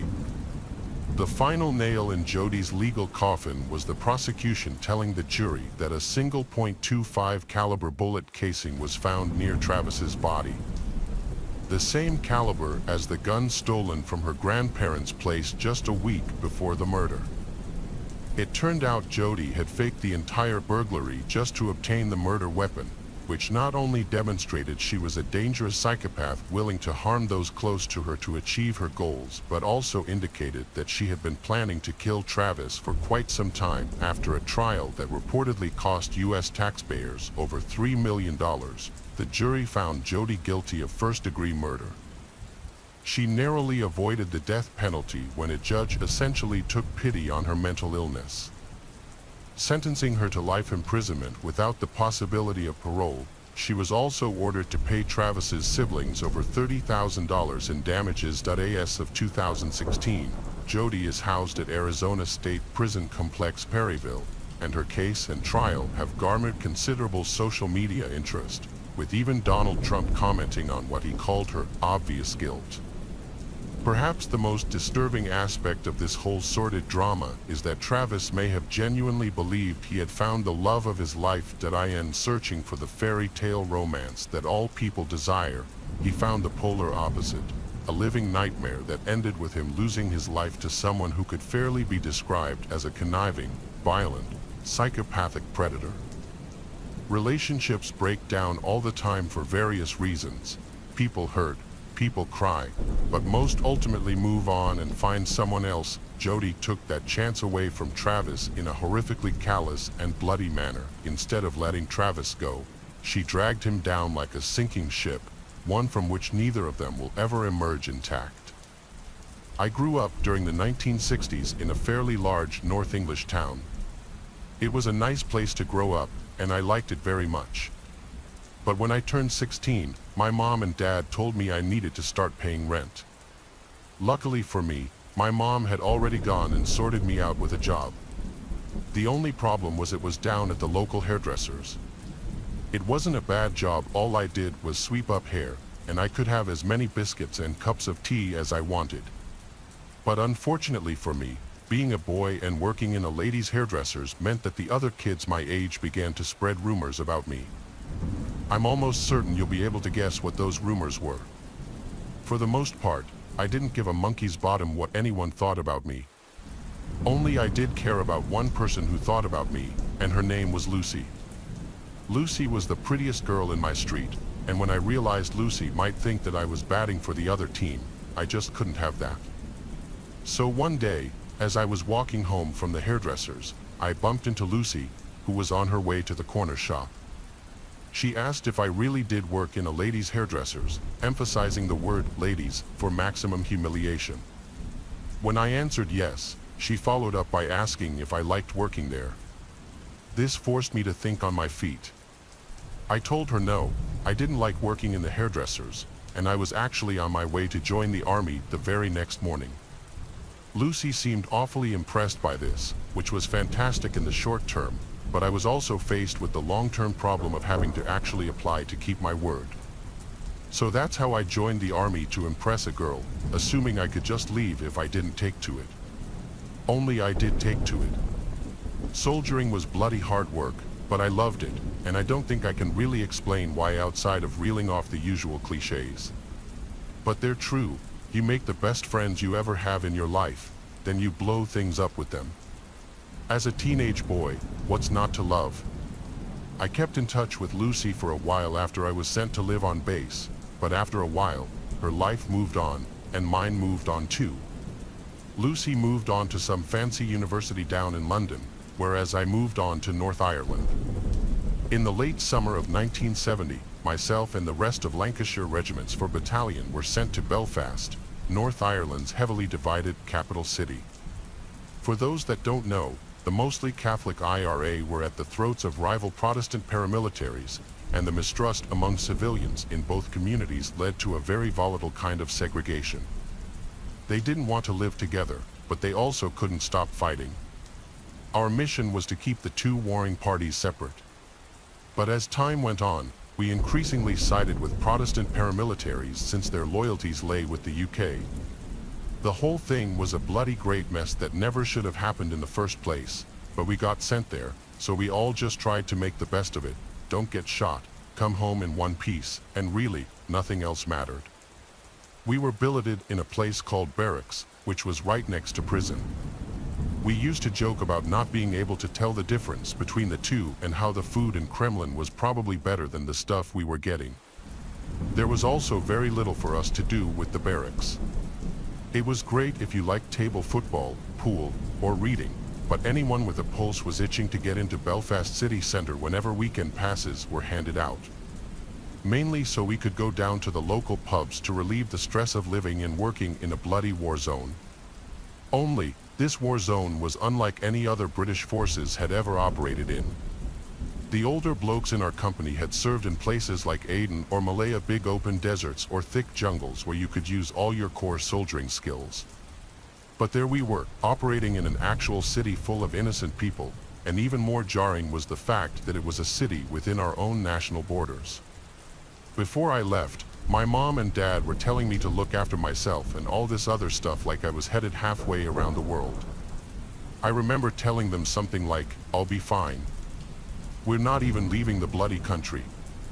Looking back on it, I can't believe I was so bloody naive, because although we were only across the Irish Sea and still technically in British territory, serving in Northern Ireland felt like we were a very long way from home.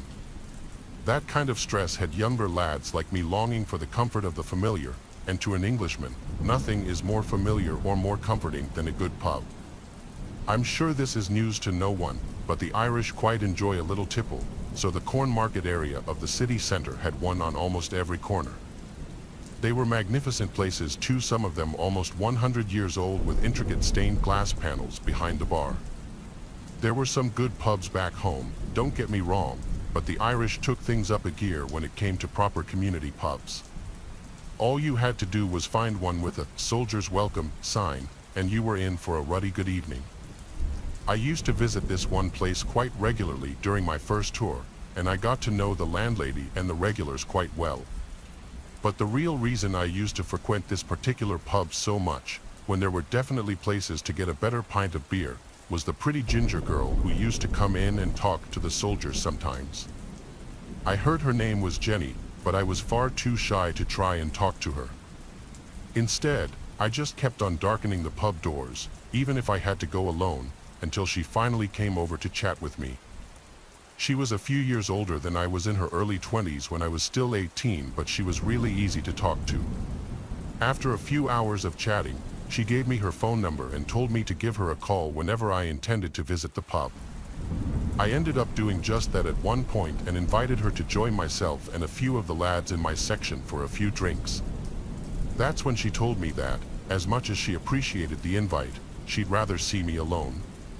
It was subtle, but I got the hint, and I just about skipped back to my billets after arranging to meet her another time.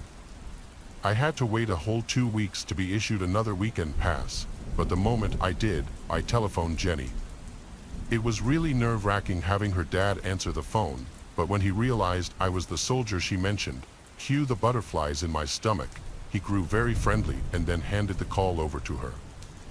We chatted for a few minutes, then I told her that I was finally free to meet alone. She sounded very excited, and her enthusiasm was very infectious. But after we arranged a date and time and I hung up the phone, something just didn't sit right with me.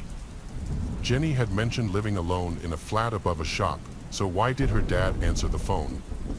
She later told me that he'd been visiting at the time I called and had to answer the phone because Jenny was busy making their tea. It was a reasonable explanation, but it wasn't strictly necessary. I was so excited to see her for a date, as my kids would call it, that I didn't stop to consider that something might have been off. I didn't tell a soul about the meeting either. I didn't want anything to ruin my chances with Jenny, and as silly as that seems looking back on it, you might have noticed my habit of making silly decisions in the pursuit of romance. So, on the evening in question, I met up with her and we had a lovely time. When it came to about 9 o'clock, I offered to walk her back to her flat. It was only around the corner, so it wasn't like it was far, but when we got outside, she asked if I wanted to come inside to have another drink or two. It was like all my birthdays had come at once, and I'd never felt so high in all my young life. I remember trying to keep cool as I said yes, but I know I betrayed how thrilled I actually was. We went upstairs, had a few drinks, and then, when the right moment came, I moved in for my first ever kiss. I won't bore you with all the gory details, but we ended up taking things to our bedroom, where more and more of our clothes came off until there was very little else to strip. Then, right before I thought the fireworks were about to commence, Jenny told me that she had to pop to the loo, then disappeared from the room to do God only knows what. I waited there for a few minutes, and the door opened just a crack. I heard Jenny tell me to close my eyes. I must have had the biggest grin on my face as I did so, assuming that I was going to be opening them to the sight of her standing in front of me, maybe even wearing some kind of racy lingerie or something. But as the seconds ticked by, I didn't hear a thing. No opening of the door, no footsteps on the carpet, no cheeky Belfast brogue telling me to open my eyes. Nothing but silence. Finally, I heard the door open, but instead of the gentle padding of bare female feet, the footsteps were much, much heavier. I remember a flash of fear going through me at the sound of those footsteps, and when I opened my eyes, that fear grew tenfold. I caught a glimpse of two men, both in balaclavas and dark green jackets, before the man in front of me punched me so hard that I fell off the bed. The next thing I knew, they were forcing some kind of bag over my head, and before I had a chance to get that off, one of the blokes pinned me down while the other started stamping on my head. I assumed they were stamping on my head, anyway whatever they were hitting me with was bloody hard. The next thing I remember, I wasn't being pinned down anymore, and one guy was saying to the other, "That's enough, he's out cold now." I wasn't out cold, but I definitely wasn't in a position to defend myself. My one overriding thought was, this is it, I'm gonna die. They were obviously IRA, or at least someone who had ill intentions for me, and they'd caught me half naked and very drunk with no means of defending myself. But then, when the one bloke said, "Enough," I realized that they weren't going to kill me, not right away, anyway. I have no idea what kind of hell they intended to put me through, but they still needed to get me from A to B first, and that gave me a chance to escape. At first, I stayed lying on the carpet on the side of the bed because I was physically and mentally in shock. As the IRA men started talking back and forth with each other, I listened in and played dead, so to speak. Instead of keeping me prisoner in the flat, the men planned to move me to some other location. One was going to get the car ready, with the other telling him to bring it right up to the door of the house, while the other intended to tie my wrists and ankles before dragging me downstairs. That was their second big mistake. If they both focused on keeping control of me and tying me up, I might not have made it home. But working on the assumption that I was out for the count, they split up and gave me my opening. I waited until I heard one bloke head downstairs and stayed still until the other leaned down to start binding my wrists. I stayed nice and floppy until just the right moment, Then I whipped the bag off and started to fight back. Now, I might seem like a bit of a cliche, but my training really did just kick in and take over. All that hand-to-hand training we'd done back home paid off big time, and I managed to get enough leverage to inflict some pretty nasty damage on the man's face by gouging his cheek and eye, just like our sergeant major had taught us to do back in training. The rest is a bit of a blur, but I do remember opening the bedroom window and shimmying out onto the lower roof just as the second IRA man came back upstairs to check on the first. I somehow managed to get down to ground level without breaking or spraining anything. When I realized I could still run, that's all I did until I reached a main road. Then it was only a matter of time until I reached a British checkpoint. Some military policemen, or red caps as we called them, drove me back to the barracks, assuming that I just had one heck of a wild night. When we arrived, I was then told to clean myself up, get some sleep, and to expect a disciplinary hearing in the morning. I was so glad to be back on safe ground that I just nodded, went to the shower block, and then drifted off to sleep after the adrenaline crash. The next morning, I was told to report to my company's sergeant major's office, where the man himself was waiting for me along with the MP who had driven me back to the base. Again, I think they just expected me to shrug my shoulders and make some excuses to why I ended up drunk and half naked in the corn market, but as I told them what actually happened, both of them had to pick their jaws up off the floor. When I'd finished, I had some nasty bruising on my face to back up my story, and I gave up so many intricate little details that they knew I couldn't have been making it up. The MP still double-checked everything just in case I made up some elaborate lie, but one phone call to the pub me and Jenny had been at confirmed at least one major chunk of my story. They basically let slip at my next hearing that they believed the rest of my story too. Although they were well within their rights to send me to the glass house or army prison, I was going to be let off with a slap on the wrist on account of what I'd already suffered. I was confined to barracks for a while, and the whole company got hit with a 3-week drinking ban, which made everyone hate me for a while. But I was alive. We started getting briefings telling us to be careful who we associated with, how the IRA had spies and hitmen out there just waiting to ambush us in our cities. They hoped it would stop it from happening again, but young men remain young men no matter where they're from or what year it is. A few years later, someone else fell for the same trick that I did, and it actually cost them their lives. I didn't touch a single drop of alcohol for the entire rest of my tour, and whenever I got leave, I spent it in the gym or in the Nafi. After we got back, I spent a few more years in the services, but I got out before they could send me back to Northern Ireland again.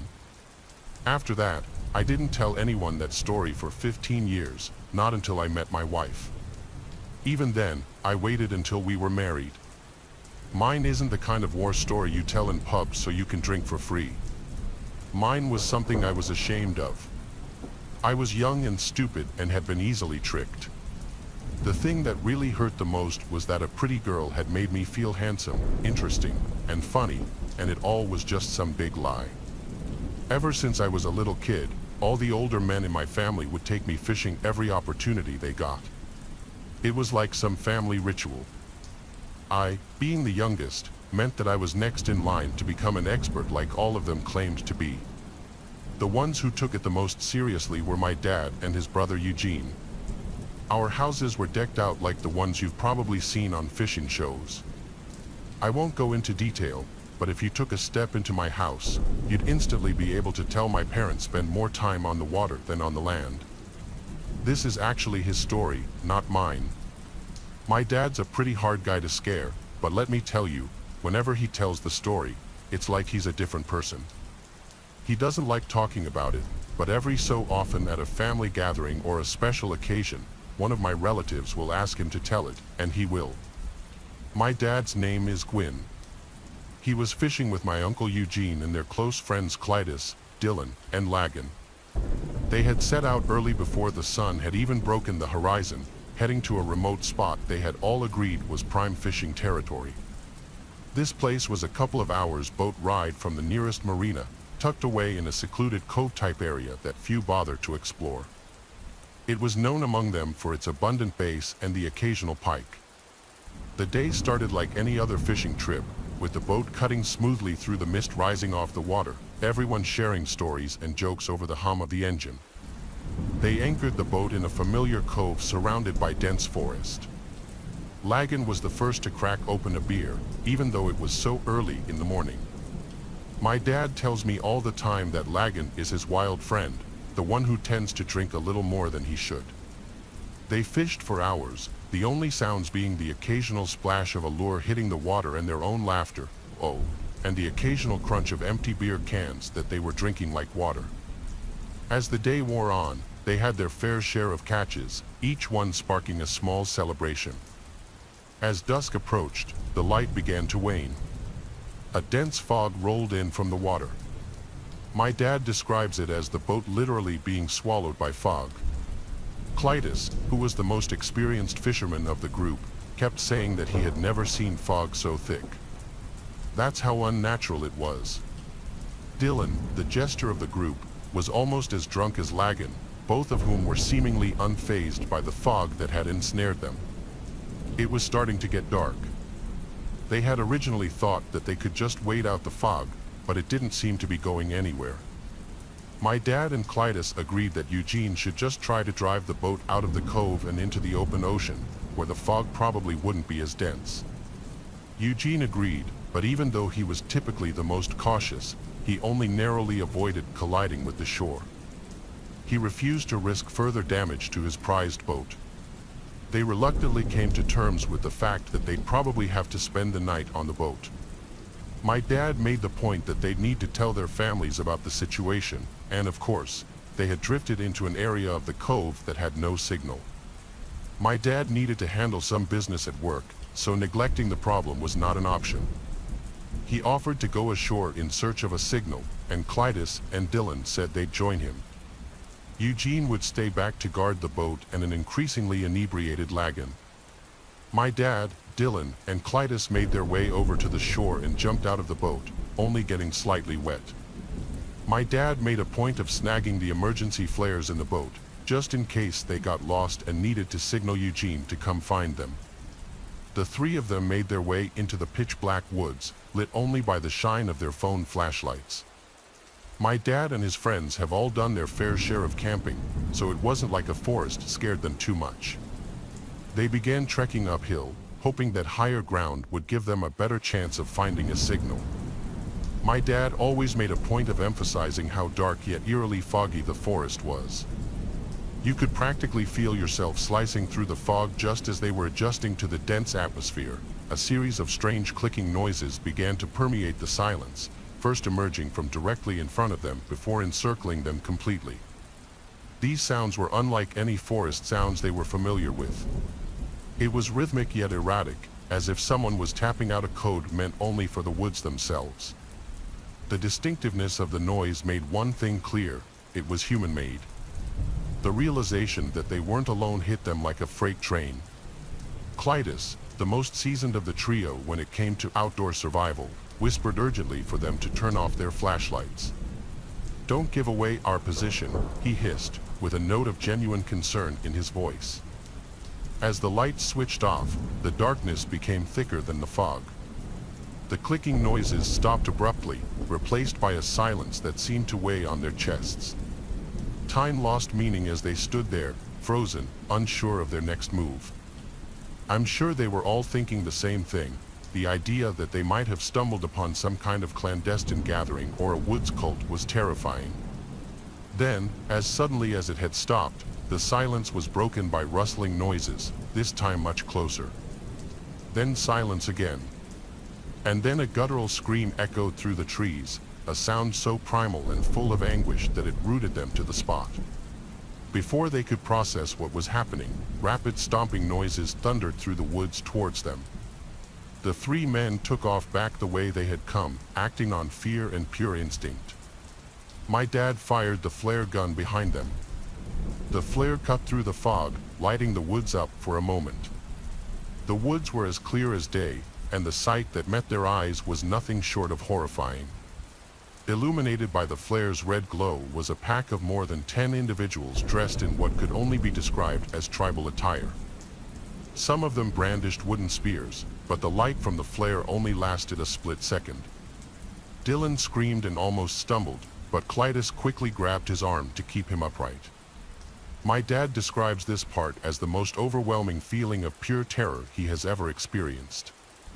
The forest seemed to fight against them as they fled, ducking under branches and jumping over roots. By some miracle, they emerged from the tree line, panting and disoriented but alive. They screamed at Eugene to start the engine, the urgency in their voices leaving no room for question. Eugene complied immediately, and the boat lurched forward just as their pursuers reached the shoreline. In the chaos, my dad fired the last flare into the air back towards the shore. For a split second, as the flare's light pierced the fog, they saw their pursuers at the water's edge. It was freakish. There must have been at least 15 of them just standing motionless at the water's edge. The flare's light faded, and it was dark again. Eugene managed to get a safe distance away and stop the boat again. After the engine was off, the only sounds were Dylan, my dad, and Clytus's breathing. My dad says he wasn't able to process what had happened for nearly an hour. He was functioning off pure adrenaline and survival instincts. They ended up taking turns keeping watch while the others slept and left first thing in the morning as soon as the fog dissipated. That I've been fishing for as long as I can remember. I'm almost 60 years old now, and even though I've been fishing thousands of times, I can't think of any other way I'd rather spend the rest of my life. My kids are all off living their own lives, and things around the house are quiet now.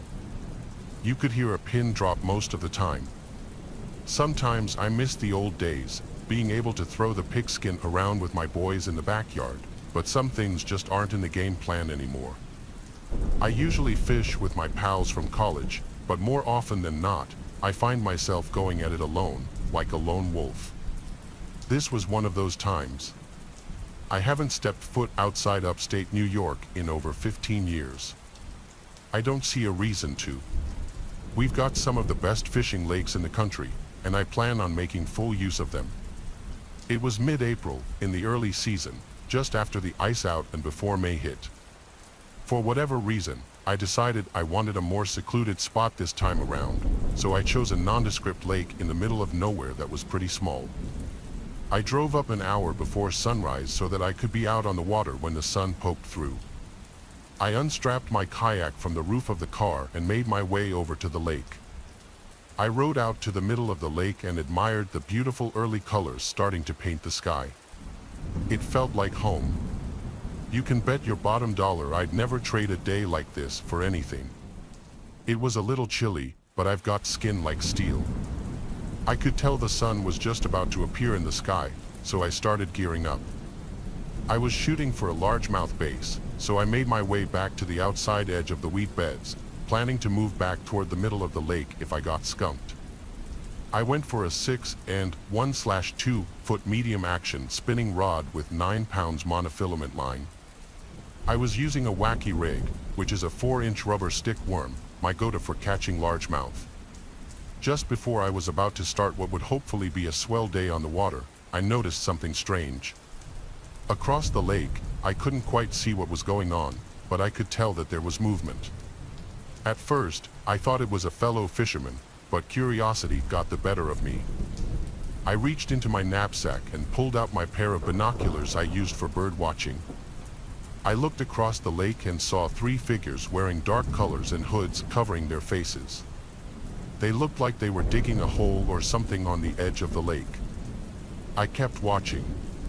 They finished their hole, and while I was expecting them to put something inside it, they actually did the opposite. One of them pulled something out of the hole, which I couldn't make out even with my binoculars. Then the other 2 did the same, pulling out a few more things that I couldn't quite see. I was beyond confused. Then I watched as they started tossing the items into the lake, each one making a distinct splash as it smacked the water. Something was wrong. Out of nowhere, a wave of fear washed over me. I didn't know who these people were, but I started thinking they might be dangerous. I didn't know what to do. Thankfully, they started to leave without noticing me. I thought about turning a blind eye but couldn't bring myself to do it.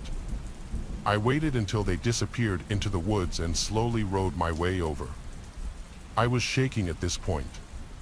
I got to the spot where I was pretty sure they had tossed everything. I started fishing, only this time I wasn't fishing for fish, I was going for something else entirely. I fished around for about an hour with no luck. I had to try something different. I racked my brain, trying to figure out what I could do, and just then I remembered my depth checker. I had it tucked away in my Volvo. I was determined at this point. I rowed back to shore, returned to my car, retrieved the depth checker, and rowed back to the spot. I was sweating heavily at this point. I poked around for a bit, feeling nothing but the squishy lake bottom, and then I felt something hard, something metal. I made a mental note of the spot and grabbed my rod. I took the rig off and replaced it with the largest hook I had. I let the spool out slowly, my pointer finger feeling the gentle movement of the line. 50 years of fishing experience was going into this one catch. I felt the slight resistance in the line, it had hit something. I moved the line around slowly, hoping I'd be able to snag it on whatever was down there. After about a minute, the line tugged a little harder than was normal. I was snagged. I reeled in slowly, careful not to drop my catch. What I pulled out of the water had me shivering in my boots. I stared at the black 9mm on the end of my line. Those thugs had thrown a gun into the lake. I didn't feel safe anymore. I didn't even bother looking around for the other items. I reeled the gun into my kayak, careful not to touch it, and hightailed it out of there. As soon as I got to dry land, I called the police. They launched a full investigation and recovered several more unsettling things from the lake. I insisted on watching them conduct their search because I needed to know what was at the bottom of that lake. They found a keychain with about 7 keys on it and a bunch of old foreign coins from different countries wrapped in a cloth. The most eerie thing they found, though, was a locket. It was waterlogged, so the pictures inside were faded and unintelligible. The police told me they'd contact me if they ever connected these dots to some kind of crime. They never called me, though. But the story didn't end there. One night, I don't remember how many days after this incident, I heard someone in my front yard say, "That was the car, I know it," and then people snooping around my yard. They never rang the bell or knocked on the door, but I heard multiple people circling my house, and then they just left. I have no idea if they were the same people, and if they were, I have no idea if I'm being watched any time I leave my house. I alerted the police once more, hoping this would reopen the investigation, but nothing became of it once again. I still have so many questions. Why would those items be buried in the first place, and why would those people go back just to dig them up and hide them again? Maybe they realized that there was a greater chance they'd be found in the ground, so they went back and threw them in the lake. Or maybe those items had been in that hole for years, and they decided to dig them up for some reason. All in all, this was the strangest thing that has ever happened to me while fishing. I'm about to describe what sounds like a cheap, cliché movie script, but this did indeed happen. Even at home, barely anybody believes me without confirmation from the other parties involved. Buckle up, it's a long haul. Autumn 2019 in British Columbia, Canada. I am from Germany but spent half a year in Canada as part of my bachelor's degree. I barely got back before epidemic hit. I was 22 years old at the time, and other people involved were about the same age. Another foreign student and I befriended this local Canadian student. We all had the same interests and humor, and the dude became a very good friend of ours. He told us all about the local area, and we spent a week in the summer with him and his father at their very remote cabin near some woods. They taught us how to handle guns there and let us shoot a lot. Then fall came, and we had a lot of free time due to being finished with all of our studies, so our buddy proposed that we spend a few days at his dad's cabin, this time without his father. We went, hell yeah, because we could load up on booze and weed and have a great time out there, just living the life. three close dudes in the woods, gaming and getting wasted. Sounds great, right? After loading up all the supplies, the first 3 days were very calm. On the first day, just like the last time I was there, I barely slept and was generally tense. This is because I'm a naturally very paranoid guy, and I often go into alert mode in situations, which is often mocked by my friends. In this case, what freaked me out the most was the fact that we were way far from civilization. You never understand how quiet your surroundings can be until you've spent some time in a remote area like this, which led to me often just standing in the dark at night, listening to the surroundings of the cabin. But after the first few days, I got less paranoid. After all, I was with friends and was constantly high, and we were quite armed and dangerous. Day 4 came, and we spent the day attempting to hunt in the woods. Mostly just chilling under the trees with a beer and rifle in hand. But in the evening, it started to rain heavily. About an hour later, we started to see lightning in the distance. There was quite a bit of time passing between lightning and thunder, which meant the thunderstorm itself was still some distance away. So we aborted our incompetent hunting attempts and started trekking back to the cabin. It took us about an hour to reach it due to it already being very dark and the rain creating unsafe footing. For context, you should know that once you spend a few days in the wilderness and haven't seen a soul other than your friends for days, you can become quite careless about your surroundings. I think you can imagine why I'm telling you that last part. We entered the cabin just as the thunderstorm was raging full on. We put away our gear and changed clothes, except for our guns. Yeah, I know drugs and guns are a horrible combination, and I wouldn't mix them nowadays, but we were drilled quite well by our Canadian friend's dad regarding trigger discipline, safety, etc. Man, I really miss spooning a rifle while sleeping. We cozied up in the living room at a table, started a YouTube video, and began playing cards. Barely 20 minutes had passed since we returned, and we didn't bother closing the curtains in the living room because thunderstorms are baller. So imagine, we were 3 guys sitting around a table, occasionally in awe at the weather outside while playing cards. In such a remote place, it is extremely dark outside. Without a full moon in clear skies, it is pitch black. The only lamps we had are old, vintage-looking ones and dimmer than my phone screen. What comes next is how my also non-local friend described what he saw while sipping from his beer. Another string of lightning went off. He spit it out instantly after the lightning came and screamed loudly and stood up. No words, just the sound of panic. My Canadian friend and I were instantly perplexed and looked at him. "There's somebody outside," he said. He started rambling about how. In that split second, the lightning illuminated the outside of the cabin, and he saw a person standing a bit of distance away from the cabin looking directly at us. Now, this is what I meant when I said cliché horror story, and barely anyone believes me at first, but this did happen. My non-local friend was obviously in full-on panic. His face looked anxious. This communicated to our Canadian buddy and me that this guy wasn't just messing with us. He did see somebody outside. I grabbed my rifle and pulled a bolt to rack around into the chamber. I felt that warm sensation running down my spine of adrenaline releasing. I tried to stay far away from the window and stared into the darkness outside, but couldn't see anything, while our Canadian friend rushed into his room to grab his pistol. I started panicking even more because I realized we hadn't locked the door.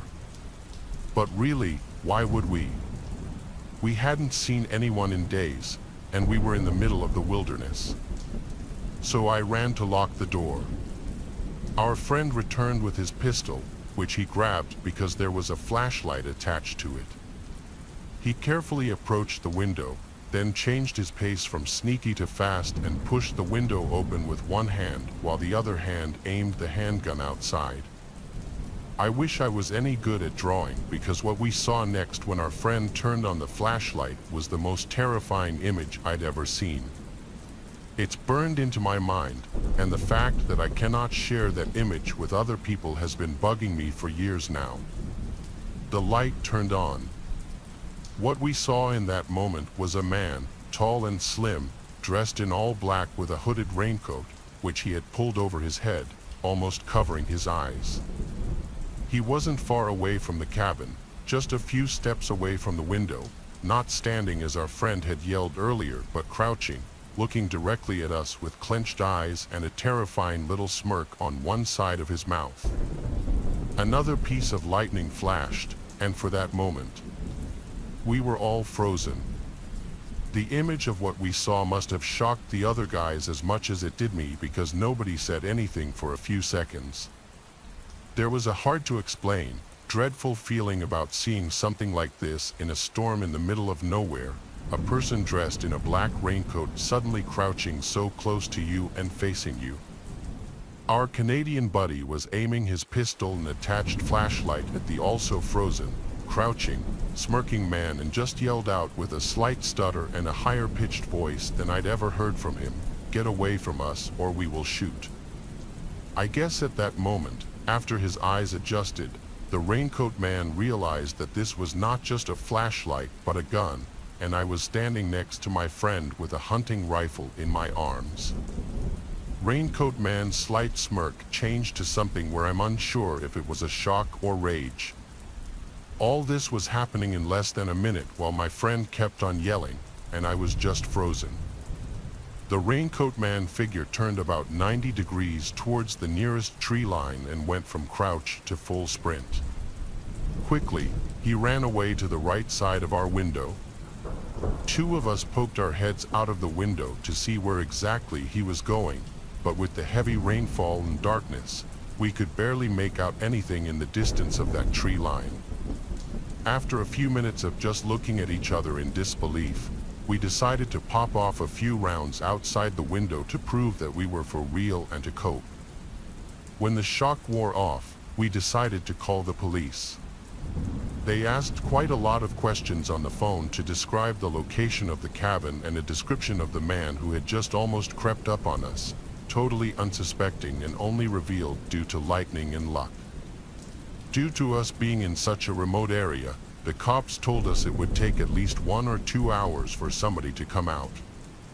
They asked, because of the weather and time, if it'd be all right if they'd send someone out tomorrow to talk to us about all the details. Given how the man saw that we were armed, he probably wouldn't come back again. So we agreed. We discussed just jumping in the truck and leaving right now, but us being dumbass were too lazy to refuel the truck. The idea of doing this now in the dark and in that heavy rain was just too frightening. I kept thinking about this guy lurking in the darkness and picking us off one by one. We spent the night sleeping in shifts. One person was awake and standing guard while the others at least attempted to sleep. When my turn came, the rain had died down. I turned off all the lights, opened a window, and just sat there in the darkness, trying to listen for any sound I could hear and looking out the windows to scan the area. Let me tell you, when you're sitting in the dark for hours in full alert mode, just trying to sit still, listen, and look around, you have a lot of time to think and reiterate what just happened. Close to the middle of the next day, 2 cops arrived. We had to give them a detailed report of what happened, when it happened, and show them in which direction the raincoat shade ran off to. They said they would organize for a patrol to come through the woods, but that might take a while because they needed experienced outdoorsmen, etc. Sadly, we didn't see many details of the man's face. We couldn't tell if he was young or old, only that he was tall and clean-shaven.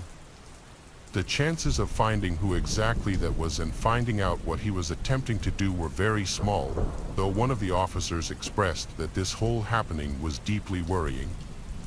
We left the cabin a few hours after the police left, and the Canadian guy's dad insisted that we stay at his place at least for a day until we felt safe again. He also wanted to hear every last detail and figured that the time had come to install cameras around the cabin. I don't remember this part for sure, but I believe that I heard later that the dad and his brother went back to the cabin and just sat there in the dark, waiting for the raincoat man to return. But I never heard of any result, so I guess he must have gone hunting in other areas. I never heard from the cops again. In January, I left Canada and returned home. My Canadian friend was called in for an interview a few months later, and it seemed like the police were still taking it seriously. The image of that crouched raincoat figure, completely wet and surrounded by darkness, so close to our cabin, is burned into my mind. I will most likely never forget this. I still sometimes turn off all the lights and just look out the windows in silence, trying to listen for sounds, even though I'm on the other side of the world now. We have speculated a lot about what that was. The winning theory is that this guy most certainly had sinister intentions. This did not just look like an attempt at robbery. Remember, we had dim lights on. You could see that there was somebody inside the cabin. This guy was creeping towards us in a raincoat during a thunderstorm. When my friend yelled out that he saw somebody, this guy went from walking and standing to crouching, and he went closer towards the window.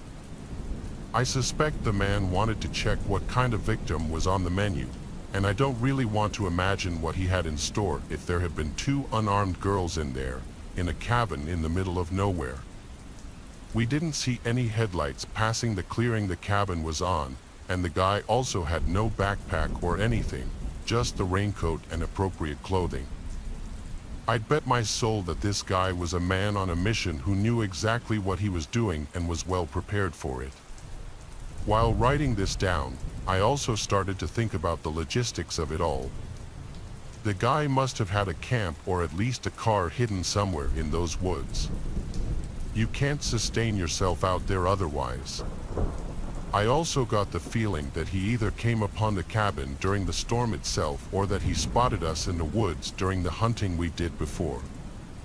We moved slowly while also not being shy with waving our lights around, and in total pitch darkness wilderness, a proper flashlight must have been as easy to spot as the beacons of Gondor.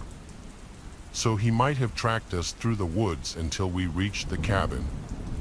On May 19th of 1884, a yacht known as the Mignonette departed the English port of Southampton bound for the coast of eastern Australia. Constructed in 1867, the 52-ton cruiser had been purchased by an Australian lawyer named Jack W., who sought a suitable crew to transport her to Sydney. But it was no small feat. Many experienced sailors noted that the yacht was an inshore boat unsuited to long voyages in open waters. And what's more, even the most experienced sailors were intimidated by the 15,000-mile journey, with many turning the job offer down before a full crew was finally assembled. In the end, a four-man team was put together, which consisted of Captain Tom Dudley, Edwin Stevens, Edmund Brooks, and a 17-year-old cabin boy by the name of Richard Parker. Almost 2 months into their journey, the crew of the Mignonette found themselves sailing into a gale around 1,600 miles northwest of South Africa's Cape of Good Hope. Despite the fierce winds, their journey was progressing steadily. Then, in order to enjoy a good night's sleep, Captain Dudley gave the order to heave to. In sailing, heaving to is a way of slowing a vessel's forward progress, as well as fixing the helm and sail position so that the vessel does not have to be steered, is commonly used as a way for sailors to take a break or to wait out strong or contrary winds. However, just as the maneuver was completed and young Richard Parker was sent below to prepare tea, a freak wave struck the Mignonette, damaging a bulkhead and causing vast amounts of seawater to flood into her hold. Realizing the yacht was doomed, Captain Dudley ordered his 3 crew members to man their single 13-foot lifeboat. The lifeboat was of flimsy construction, with its boards only a quarter-inch thick, but as the minette began to list and groan, it proved the crew's only source of salvation. Just minutes later, the crew watched as the minette disappeared below the waves, having managed to salvage nothing but a few pieces of navigational equipment and 2 tins of turnips. At first, Captain Dudley managed to stabilize the lifeboat by constructing an improvised sea anchor, a device reminiscent of a kind of waterborne parachute. It dragged behind the lifeboat, slowing its progress slightly and allowing for more effective manual steering. The captain also determined that they must have been around 700 miles from the nearest dry land, meaning that they were unlikely to be rescued anytime soon. During their first night at sea, the crew was forced to fight off a great white shark using nothing but their oars. The next morning, they were able to catch a sea turtle by simply dragging it out of the water. This yielded about 3 pounds of meat each, plus the bones, which, along with the tins of turnips, lasted until July 17th. The sailors planned on drinking the turtle blood to stave off fatal dehydration, but after it became contaminated with seawater, they began imbibing their own urine.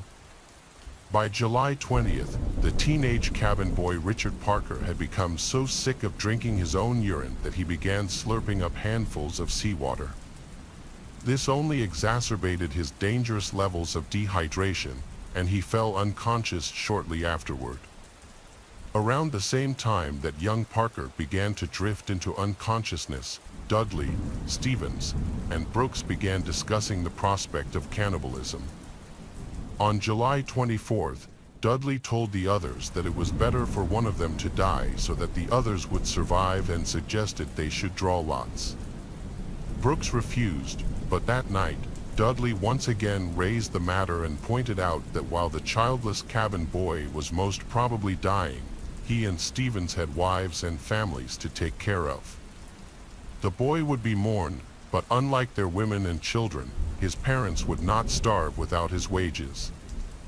This appeared to have been the most effective method of argument, as the next morning, Captain Dudley and Edwin Stevens made the decision to kill Richard Parker, ensuring his blood was fresh enough to drink.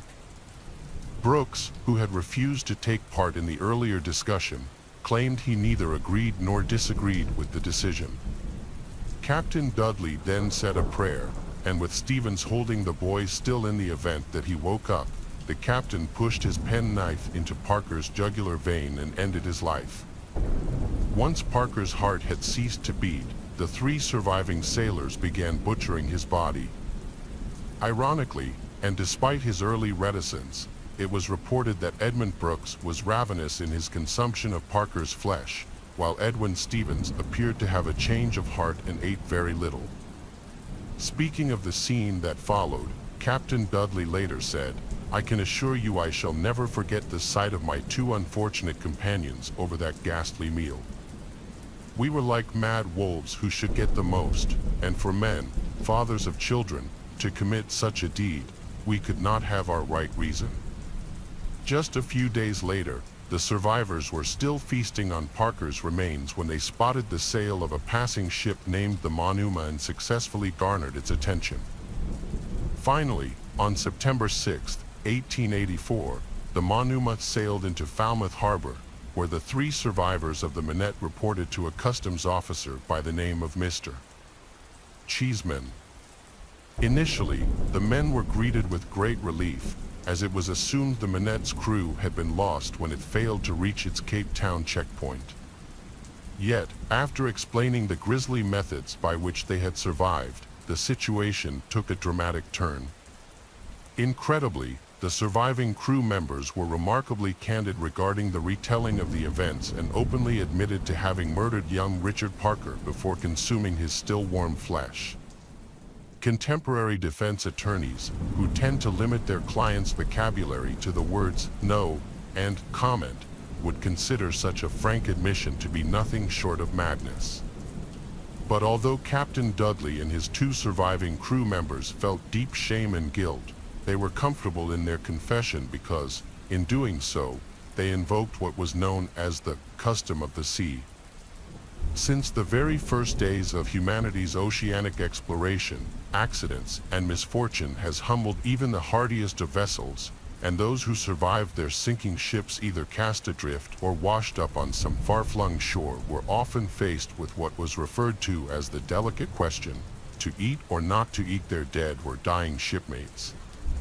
Thankfully, only a very small number of seamen and explorers have been faced with such a grim situation. But with 19th century British culture being so centered around its maritime industries, such incidents became embedded into the public consciousness. For example, in the early 1600s, 7 English sailors were cruising through the Caribbean when they were blown out to sea and cast adrift for 17 days. When they reached the point of starvation, the sailors drew straws to decide who would sacrifice their flesh for the good of the collective.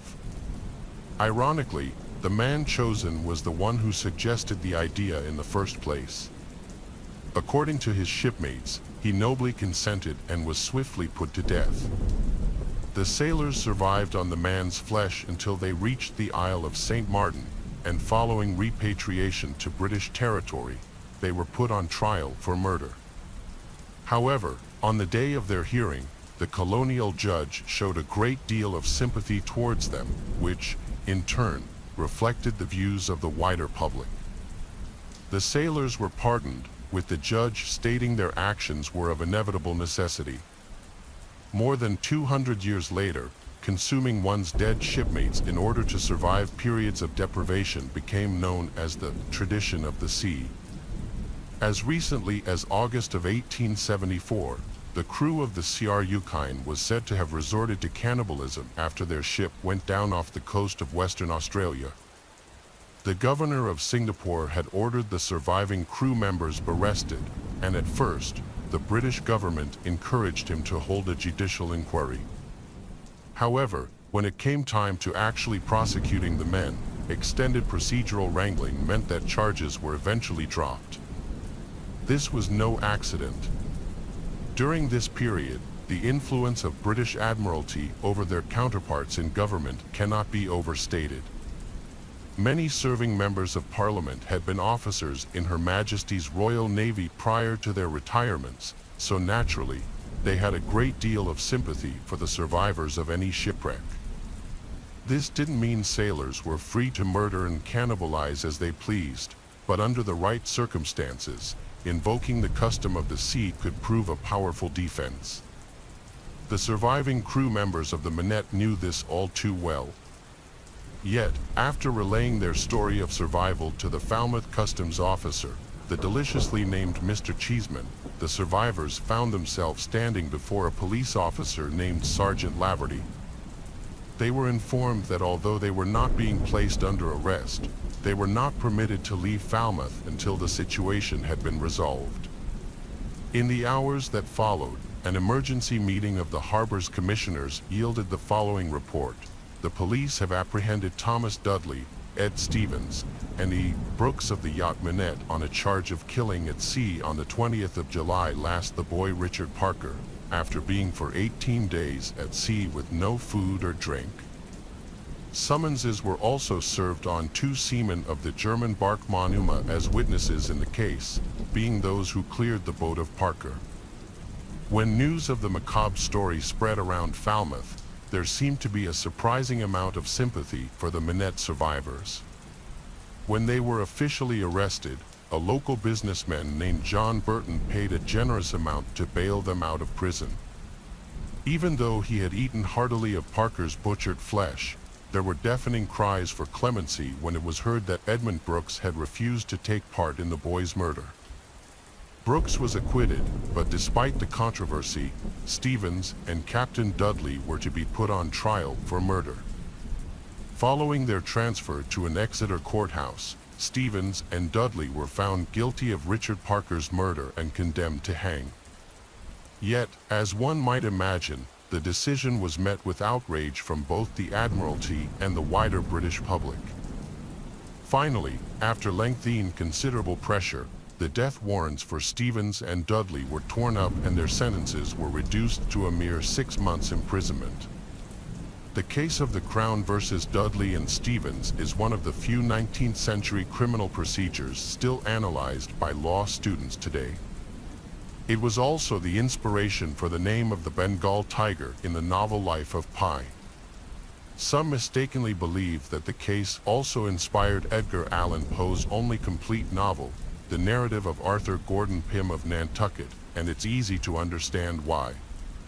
Told from the perspective of the anonymous Gordon Pym, it recounts the tale of a perilous sea voyage in which, following a mutiny and monstrous storm, Pym finds himself in charge of the ship's battered remains and accompanied by just 3 others: Augustus Peters and a young cabin boy by the name of Richard Parker. Halfway through the novel, having survived for days on nothing but scraps of turtle meat and drops of fresh water, the desperate survivors are forced to invoke the so-called custom of the sea and begin drawing lots to determine the victim. In the end, it comes down to just Gordon Pym and Richard Parker, and it is Parker who is chosen to be eaten. Yet, the narrative of Arthur Gordon Pym of Nantucket was not published in the aftermath of the Mignonette sinking. It was published in 1838, a full 46 years before the Mignonette sank and 29 years before Richard Parker, the ill-fated cabin boy, was even conceived. Some suggested this was evidence of Poe's supposed morbid prescience, a symptom of his ever-lingering genius. But perhaps such a coincidence is suggestive of the repetitive and inevitable nature of the event itself. For, since the very first days of humanity's oceanic exploration, accidents and misfortune have humbled even the hardiest of vessels. And so perhaps those who survived disasters involving interstellar starships who ended up stranded on some far-flung shore will once again be faced with what was once referred to as the delicate question. I'm a girl, and I have a friend who lives on the same street as me. My other friends all live in the town, so me and this friend, I'll call them M, hang out together a little more on our own. I've always liked going up to the fancy house area in our village because I can't stress enough how normal the other houses in the village are. We have some council houses, which, for Americans, are basically homes that the government builds for you, and then you pay them rent to live there. It's not considered posh at all, and I don't know how this area behind the village is so different. It's like another world. It takes half an hour to walk up this hill to get to the houses, and it's really killer on your legs, but it's worth it. Me and them would walk up there and look at the houses, praying that one day we'd both be rich enough to have an awesome house like that ourselves. There's one house that hasn't been lived in for as long as I've lived in this village. There were rumors about it, and people said that a woman killed herself on her wedding night. I don't know what happened to the husband. I don't even know the woman's name or anything, but it seemed perpetually empty. I know it sounds like a typical ghost story, but it intrigued me, and I always wanted to go inside and look around. I know that sounds bad, but I've always been what adults call rebellious, though I believe I'm just simply adventurous. I was always on M's back about exploring the house. It didn't look shabby because, I guess, fancy houses never look bad, but it was run down whereas the others weren't. It's tucked in a little corner, and as none of the other houses are attached to each other and each feature huge gardens, this one doesn't stand out too much. I guess it doesn't bother anyone in the street because no one ever upkeeps it. The garden is very overgrown, and it just looks like a jungle. There are big trees in the front, and everyone calls them witch trees. I don't know what type of tree it is, but they have mega thick bark and they grow tall. They look really beautiful, but there's something creepy about them. One of the local ghost stories is that the trees ward off evil and that witches use them for protection or something. Some people say that the woman who died in the house was a witch and she died by the trees. Others say she died in one of the downstairs rooms. Either way, I always found these stories fun and intriguing because, like I said, I'm adventurous. One day I asked if Em would be seriously down for exploring the house with me if we snuck in one night. He wasn't sure. He liked exploring just as much as I did, but he was definitely more rational than I was. Sometimes I act without thinking things through for long enough.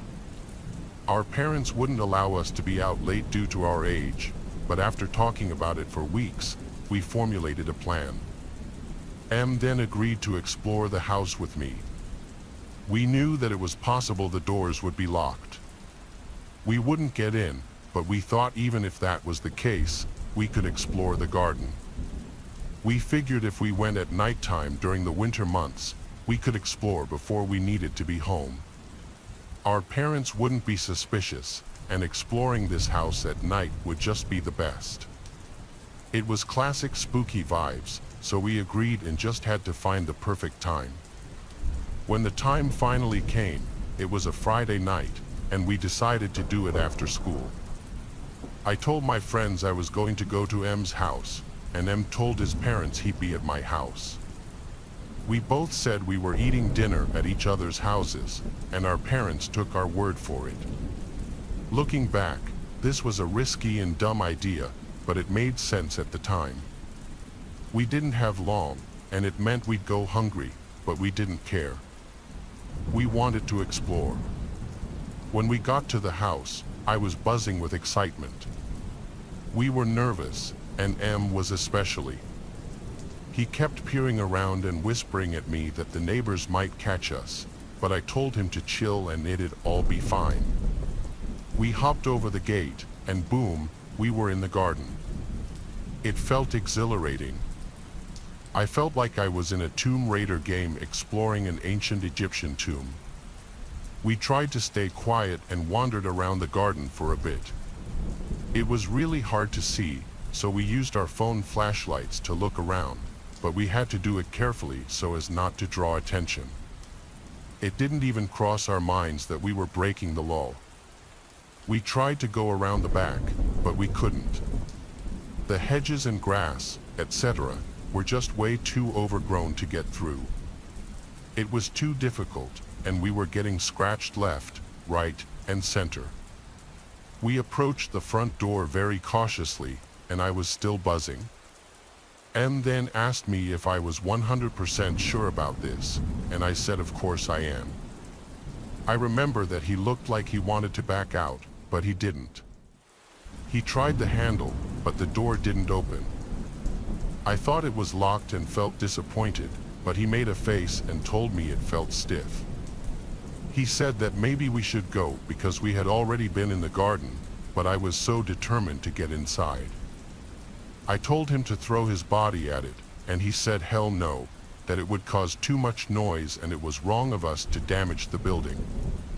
I realized he was right, but I felt disappointed again. I decided to try the handle and fiddled with it for a while. It was really cold, and I was right, it did feel stiff and hard to move. I asked him to help me, and I pulled my sleeves down to cover my hands. I thought that maybe that would help me to grip it better and that I could then pull harder without hurting my skin. Surprisingly, we actually got the door open after fiddling around with it. It made a loud noise as it creaked open, and Elle's face was a picture of terror. I held my breath too because I was really nervous in case someone heard. I don't know how long we stood there, but we ended up darting inside and shutting the door behind us. The house smelled bad, like just old and kind of damp. I coughed a little because I had asthma, but I wasn't backing out now. That thrill was swirling around in my stomach as I looked around and grinned at him in excitement. He laughed at me and then walked ahead a little bit. The entryway had a staircase and a wooden floor, but the stairs had one of those long rug things old wealthy people usually have. There was a brown wooden table thing and a dusty mirror in the entryway. There were lights, but we didn't know how to turn them on, and we figured they wouldn't work anyway. It was pitch black and honestly kind of creepy, but I knew it was just my mind playing tricks on me, combined with the excitement of doing something bad and crazy. I looked around with my phone light, and there was an archway to the side. I looked at M and asked if he wanted to go in there with me first, and he agreed and started to walk. It was so cool to be in the house, wandering around. Everything was so dusty and smelly, but I was having the time of my life. I know that might sound terrible, but no one lived there, so it really felt no different than exploring an abandoned castle from hundreds of years ago. We then saw a photo on one of the walls, and it made me feel uneasy, but again I just told myself it was my mind messing with me. Still, it made the hairs on my arms stand to attention like soldiers. The photo was of a young lady and young guy somewhere in their 20s. The lady had black hair, and she was wearing a dress, but not a wedding gown. The man had a smart suit and trousers on, and he had his arm around her, and they smiled into the camera. It was like a 50s or 60s sort of vibe, and it was in black and white. I reached out to touch it, and I heard a noise like clattering as if something fell. I turned around, but there was nothing there. M was beside me, and we kind of just stared at each other, both having heard it. As I said, M was a rational dude, so he didn't automatically jump to, "Oh my God, it's a ghost." He said us walking around must be disturbing the house or something, and then maybe it was just time to leave. We hadn't even gone upstairs yet, but I had started to feel guilty. I don't know why, but this feeling of pure guilt and sadness just suddenly came over me. I didn't tell M. I just said, "Yeah, maybe we should go now." He nodded, and we started to walk to the entryway again. Then we heard something that I can't explain to this day. From the sitting room we just exited, I heard a soft weeping, as if a woman was softly crying in the room just behind me. I froze and turned to M. He looked very uncomfortable. I asked him if he heard that, and he didn't answer. He then moved his phone flashlight behind us, but nothing was there. The noise was gone just as quickly as it had come. I suddenly felt really scared and said to M, "We need to get out of here now." We bolted for the door, swung it open, and ran out. We jumped to the garden, and I twisted my ankle. We bolted down the hill and went back to our part of the village. We didn't stop until we were in my street. Then we both leaned against a wall. I was really scared I would have an asthma attack, but thankfully I didn't. I didn't have my inhaler with me, but I knew M would grab it for me if need be. He'd get himself in trouble for me. That's the kind of friend he is. He always has my back, and I have his. There are 2 places to get food in our village, including snack food. We decided to walk there to grab some food since we would be missing dinner, and it was still too early for either of us to head home. I asked them about the noise, but he said that we freaked ourselves out because of the urban myths surrounding the house. They were in our heads, and we just imagined the noise and freaked ourselves out with the picture. He maintains that even to this day. I'm not sure I believe him, although I want it to be true. I know what I heard, and I know what I felt. I'm not saying I know it all, but this experience made me realize that there is some stuff you simply just can't explain. I don't know what it means or even what to call it, but something was definitely going on in that house. The noise was so real, it was like a woman was right there crying. I can still hear it in my mind even as I recount this. That photograph really struck me too. I can't explain it, there was just something in that house. I don't think the vibe was harmful, but there was definitely something going on in there. It still unnerves me even now. We never told anyone, not even our parents. M is my best friend, and this is something we decided not to share with anyone else. We do still talk about it sometimes, though. M always says that it must have been our minds playing tricks on us. He doesn't dismiss how I feel or my thoughts on it, but he is a very rational guy, and I get it. Another thing that creeps me out is that the front door was shut after we left, but Em and I didn't do it. We bolted out, flung it open, and never shut it again. The door was stiff and heavy, but it shouldn't have shut on its own, yet it did. I know it could be argued that it was the weight of the door making it close, but it was one of those doors that don't move on their own, and it wasn't particularly windy either. Maybe someone shut it, but I'm not so sure. We went back the next day and just stood in the street looking at it, and the door was shut. It's such a creepy thing, especially because we heard the crying from the room that the lady apparently died in. One thing's for sure though, Em and I will never go into that house or do anything like that ever again. On the evening of December 6, 1959, Dr. Law arrived home after a long day of work. Law was one of the most successful surgeons in the greater Los Angeles area and had even conducted speaking tours of various Ivy League universities. He was an exceptionally hard-working man, and this hard work had paid off in the form of an opulent Spanish colonial-style home in the neighborhood of Los Feliz. Law's wife Mary was hard at work decorating their home for the holidays, while their three children, 18-year-old Liam, 11-year-old Debbie, and 13-year-old Joseph, busied themselves with some homework before dinner. After a dinner so wholesome it could have been on the cover of a Christmas card, the children returned to their bedrooms to carry on their schoolwork while Mary retired to the master bedroom to read. Law also opted for the comfort of a good book and poured himself a drink before settling down in front of the fireplace to thumb through his copy of Dante's Divine Comedy. There he remained for the next few hours, long after his wife and children had gone to sleep.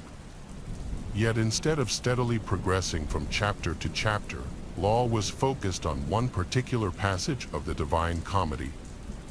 It was a line from Canto 1, which read, "Midway upon the journey of our life, I found myself within a forest dark, for the straightforward pathway had been lost."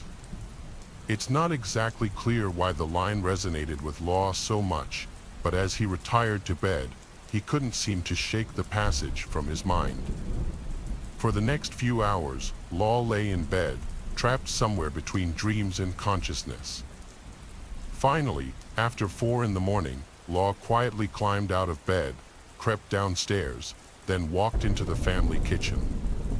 Careful to remain as quiet as possible, he retrieved a large, well-used ball-peen hammer from a toolbox that he kept under the sink, then walked back upstairs and back into his bedroom. There he silently stood over his sleeping wife, hammer tight in his grip, possibly contemplating the enormity of his intentions for a few moments before finally deciding to strike. When he did, Law raised the hammer high into the air, then ended Mary's life with a single blow. At least, it's commonly believed that Mary died instantly because she certainly didn't make enough noise to wake up her 3 sleeping children. Even so, to ensure that she was dead, Law began to smash his wife's skull to pieces, inflicting blow after devastating blow with the flat steel of his hammer. After murdering his wife, Law crept into his eldest daughter's room, intending to execute her in the exact same manner.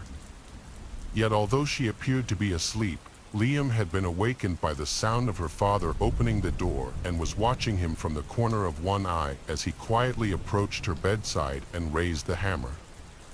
As Law attempted to execute her, Liam was able to raise an arm, deflecting the initial blow and potentially saving her life. Then, as her father attempted to finish her off, she began to scream so loud that it not only roused her siblings from their slumber, but also woke the neighbors on both sides of the Perelson house. To silence her, Law struck his eldest daughter several times about the head and face, but it was too late. He could already hear the sound of his youngest daughter emerging from her bedroom, seeking the source of the disturbance. Law intercepted 11-year-old Debbie before she could enter her sister's room, then guided her back to bed under the pretense that she simply had a nightmare. He'd assumed that he'd beaten Liam unconscious and that he'd be able to simply creep back in and finish her off once he dealt with young Debbie. However, reassuring his younger daughter had taken much longer than he had initially anticipated, and after walking back into Liam's room, Law found it completely empty. Liam had escaped out of an open window, carefully sliding down a section of roof before jumping to the hard concrete below. Despite a nasty sprain, adrenaline propelled Liam to the door of a horrified neighbor who was quick to respond after having already heard her screams. This neighbor then alerted emergency services, and before long, the streets of Los Feliz were awash with the red and blue lights of ambulances and police cruisers. 11-year-old Debbie had not been fooled by her father's explanations, and while he stormed about the house trying to locate her older sister, Debbie had gathered up her brother before the pair of them fled the property. Having realized his home was quickly being surrounded by police and that his children had all managed to escape, Law prepared to defend himself with deadly force. As the teams of EMTs rushed the children to a nearby hospital, the cops closed in on their home and forced their way inside. They carefully advanced from room to room, calling out to Law, terrified he was waiting to ambush them from some unseen vantage point. After gaining access to the family bedroom, the police officers found Law lying on the floor of his ensuite bathroom, having ingested a fatal dose of prescription drugs. The crime scene alone told a grisly story of inexplicable and violent madness, yet the most important question remained unanswered. Why in the world had Law done something so utterly horrifying? During the initial phase of the investigation, the police questioned the Perelson neighbors but were told that the family were close-knit, loving, and showed no visible signs of discord. However, following a search of Liam's car, they found a letter which read, "We are on the merry-go-round again. Same problems, same worries, only tenfold. My parents are in a bind financially." The letter also mentioned how Liam intended to find a part-time job in order to help contribute to the family finances. Investigators began to theorize that Law had simply snapped under the pressure of their dire financial situation and had decided that taking his loved ones' lives was preferable to the misery of poverty and uncertainty. Yet the fact remained that Law neglected to leave any kind of note, and with Liam stating that her father made no attempt to explain his actions, his motivations were likely to remain a chilling mystery. The only clue Law ever gave was leaving his copy of the Divine Comedy open with that same line highlighted, "Midway upon the journey of our life, I found myself within a forest dark, for the straightforward pathway had been lost." Once they were well enough, the three Perelson children were reunited, then sent out east to live with relatives. They have since dropped off the radar, and it's commonly believed they've changed their names to avoid any association with their father's crimes. Many years later, once the media firestorm had died down, the mansion was sold off at auction, with the proceeds going to settle the estate's debts and the remainder going to the children. Initially, the auctioneers were extremely skeptical that the home would sell, as they were legally obliged to inform potential buyers of the home's history. Yet to their surprise, one couple seemed very interested in purchasing the home. Julian and Emily Enriquez didn't seem in the least bit disturbed by the mansion's dark past, and their single solitary bid secured the home at an extremely reasonable price. Yet instead of making the mansion their permanent residence, the new owners only visited the home on rare occasions. Neighbors said Julian and Emily would show up in the dead of night before carrying large trunks or pieces of furniture inside. They would never sleep there and appeared to use it for nothing but storage. But some in the neighborhood began to theorize the couple's nightly activities were much more sinister. After all, why would they be so interested in purchasing a home so many believed to be haunted?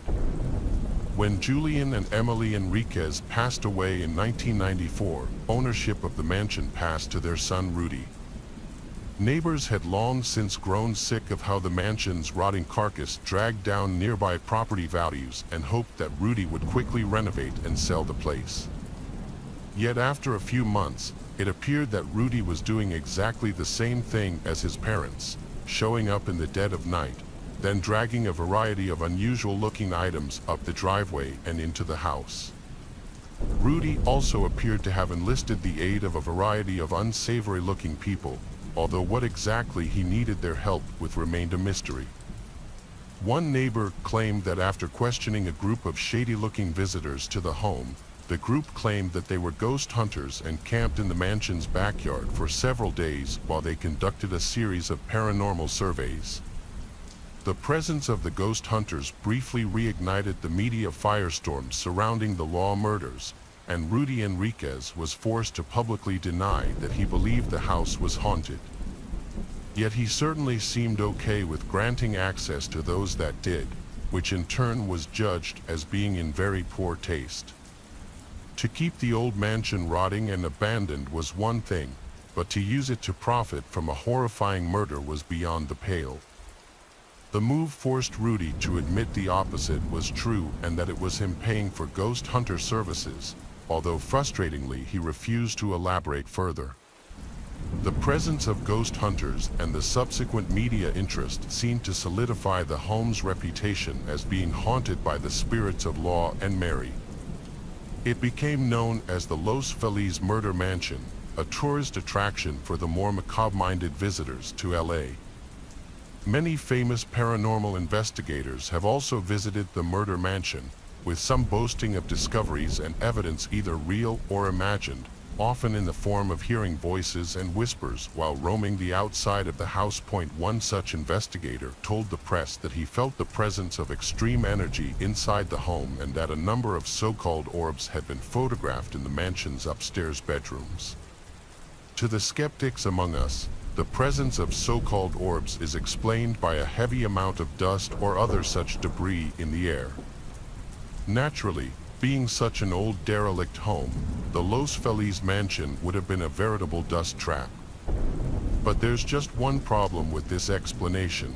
In order for orbs to appear, dust needs to be thick in the air, and the only two things that can stir it up in such a way are strong exterior winds causing drafts or the physical presence of something inside the house. The paranormal investigators have claimed that they photographed the exterior of the house before they ever entered and that orbs appeared in these photographs, meaning that either strong winds had stirred up dust in the home that day or that someone or something had been moving around in the house shortly before their arrival. Whether you believe in such phenomenon or not, the reports certainly make for chilling listening, but it still seems redundant considering the abject horror of the original crime. Dr. Law's reasons for wanting to murder his wife and children remain a complete and utter mystery. It's easy to blame the family's financial problems, but such self-destructive behavior seems completely out of character for a man who so dearly cherished his hard-won success. As cryptic as it may be, I believe the best clue to Harold's mindset lies in his choice of literature during his final few hours. Dante's Divine Comedy tells the story of a single dead soul which travels through hell and purgatory before eventually reaching heaven. The soul witnesses God's divine rewards for just souls, but they also witness the horrific punishments meted out to the hordes of mortal sinners who find themselves condemned to hell. Some have suggested that Dr. Law was seeking reassurance for his actions, reasoning if it was a sin to murder them if the goal was to save them from a life of misery.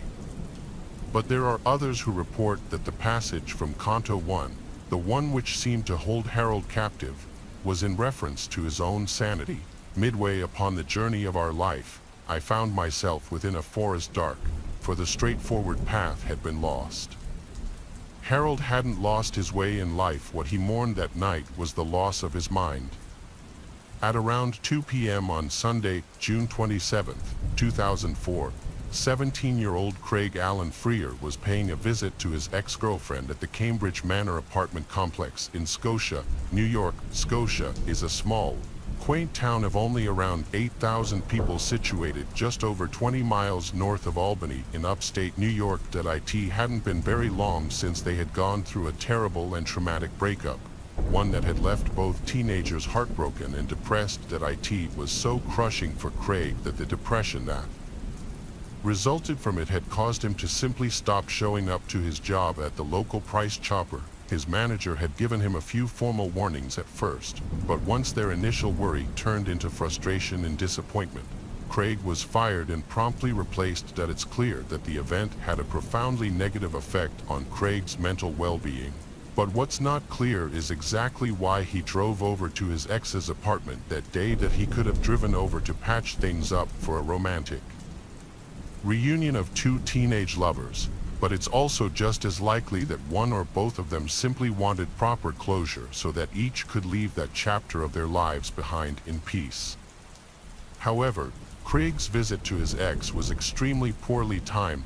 You see, right about the time he was driving over to his ex's place, Craig's mom stopped by the price chopper to pick up a few grocery items. She wasn't the type of mom to deliberately embarrass her teenage son, but seeing him in his uniform while he worked hard always made her feel extra proud of him. As she walked around the store, she couldn't see him anywhere and had to learn from one of Craig's former colleagues that he had been fired due to endemic unauthorized absences. She was furious, not only because she had to learn it in such a humiliating manner, but also because Craig had lied to her face about going to work that day. In fact, he had been deceiving his parents about the loss of his job for at least 2 weeks by this point, and his mother was now desperate to find out just where he'd been going all that time. Craig's mom called his cell phone at the next available opportunity.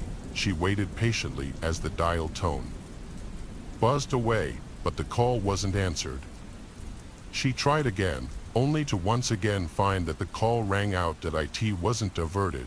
Craig wasn't shutting down the call to ignore her.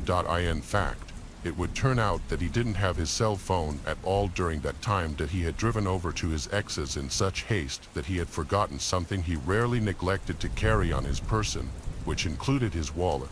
He left it behind in his bedroom with $40 in cash inside. However, Craig's mom was also no fool. She had a good idea where Craig might be and had also made a point of taking down his ex-girlfriend's landline number while they were still together. So she called her apartment, got an answer, and found that Craig was there. She confronted him with the knowledge that he had been fired from his job and informed him that she had already told his father the bad news. Craig then told her that he would drive back home in around 10 to 15 minutes once he was done talking to his ex, but Craig never arrived home. He was reported missing, and the first person the investigating police spoke to was his ex-girlfriend. She told them that after he had left her apartment, he had not gotten into his car but had instead walked off into the woods behind her apartment complex. This was evidenced by the fact that his vehicle was indeed still parked in the complex's parking lot. The police then discovered that the night before he disappeared, Craig had slept at his friend Matthew Hollop's house. The pair had been friends since their final years of elementary school when they were co-captains of their high school soccer team. Matthew told the investigating officers that Craig was deeply upset and depressed regarding the breakup with his long-term girlfriend, but he also told them that Craig had not even remotely hinted that he planned to run away or hurt himself, stating that doing so would be extremely out of character. The police then intensively searched the area where Craig was supposedly last seen, finding that there were numerous railroad tracks in the area. This was initially deeply concerning, but their search yielded nothing in terms of body parts or evidence that he had used a speeding train to take his own life. The wooded area also had numerous paths that connected Cambridge Manor with Craig's family home in the Yorkshire Court cul-de-sac, which was only a short distance away. 2 middle school students who also used the woodland paths to get to and from school said they saw someone walking near the train tracks on the day in question, but whether or not this was Craig is almost impossible to know for certain. The area was searched numerous times by hundreds of different people, including professional law enforcement as well as unpaid civilian volunteers. Sniffer dogs were also used. but despite their great effectiveness in cases like Craig's, no serious evidence or clues were found. Similar searches of the nearby Mohawk River turned up nothing, leaving authorities completely stumped and leaving his family with no answers to the questions that plagued them. Police then appealed to the general public for information on Craig's potential whereabouts. The public was given a detailed description, stating that Craig was Caucasian, standing around 5 feet 11 inches, weighing about 190 pounds, with red hair, brown eyes, and dimples. He apparently sometimes wore a goatee and was wearing a white short-sleeved t-shirt, blue jeans or jean shorts, white Adidas sneakers with 3 black stripes, and a gold chain with a St. Christopher medal. At the time that he went missing, almost 100 members of the New York State Police, both investigators and troopers, have been involved in the case over the years. The local Scotia police investigated the case for around 2 years before increasing complexities forced them to turn it over to the state police in 2006. Investigator Gloria Coppola led the case until her 2015 retirement, at which point Detective Kevin Noto took over. Anytime you have a missing person case, until you find the person, you can't say the circumstances of the disappearance. State Police Major Crimes Investigator Kevin Noto said to journalists following Craig's disappearance, "This is one where we are keeping our options open. People may have information they don't think is important, but often what seems insignificant can actually be vital in these cases." Noto added that other people may have told police something early on in the investigation, but it's possible the tip was never passed on to the right person. Until you have something to work off of, you really don't know what kind of case you're dealing with. In some ways, missing person cases can be more difficult than a cold case homicide, because with a homicide, you know what kind of case you're working. Noto said that on the 15th anniversary of Craig's disappearance, just shy of what would have been his 30th birthday, his mother spoke to local journalists in a rare interview during which she asked for privacy to be allowed to grieve in peace. "All the time I think about it. What would he be doing?"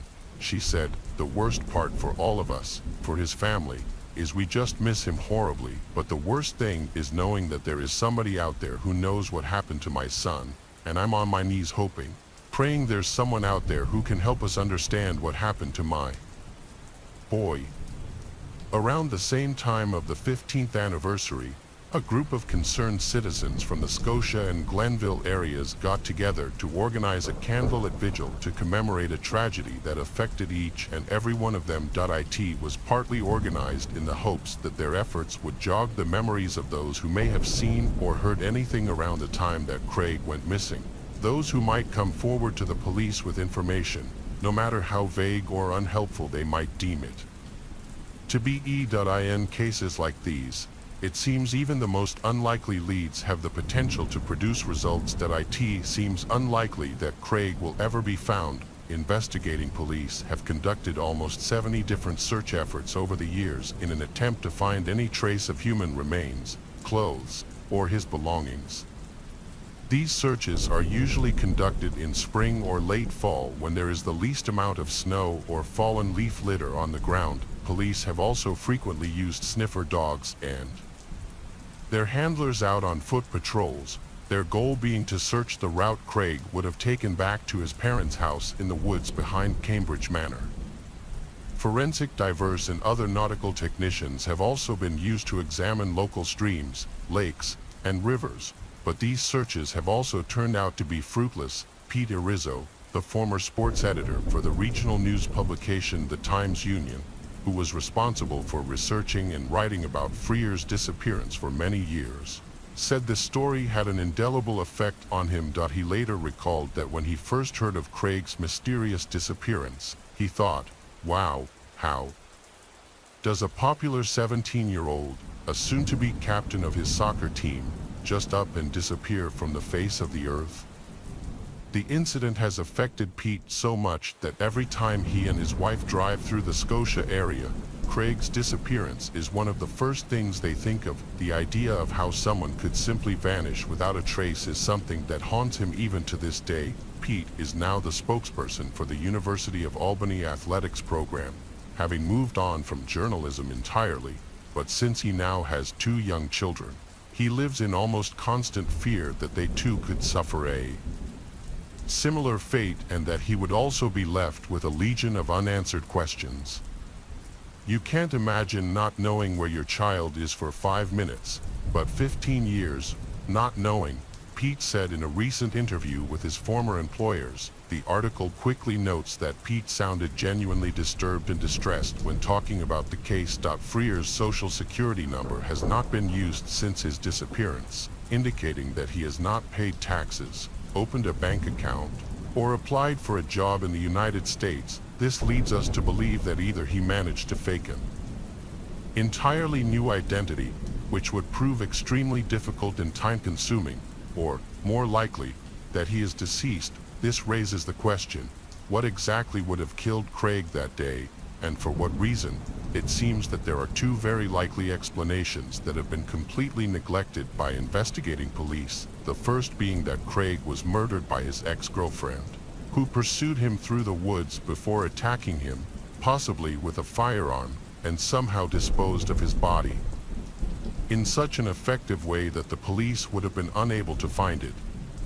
However, there are a few serious holes in this theory, the first being that Craig was something of a big guy and did a lot of training as part of his high school soccer program. Not only would he have been difficult to overpower or chase after, but moving and disposing of his body without leaving any DNA or forensic traces would be nearly impossible for his girlfriend, who wasn't nearly as tall or strong as she would have needed to be to perform such a feat. However, if there was another man in her life, one who was supremely and violently jealous of Craig, there could well be a chance that it was this person who took it upon themselves to remove Craig from the picture. There could also be a chance that this was on the orders of Craig's ex-girlfriend herself, that she planned the idea, and her new boyfriend had to get rid of the guy that was bothering her so much. But as it stands, these ideas are pure speculation, even if they are the most likely, given that the ex-girlfriend was the last person Craig visited before he disappeared. Craig may have simply vanished from the face of the earth, but there must be remnants that remain behind. No matter how difficult these are to find, whether or not great scrutiny of his ex-girlfriend is required in order to find them is perhaps the most pertinent question we are left with. The fact remains that the final act on this earth, it seems, was for Craig to go and visit her. Relationships turn sour, go wrong, and fall apart all the time, but very few end in a death or disappearance. There could be no way Craig could possibly have known that visiting his ex that day would have resulted in the end of his life.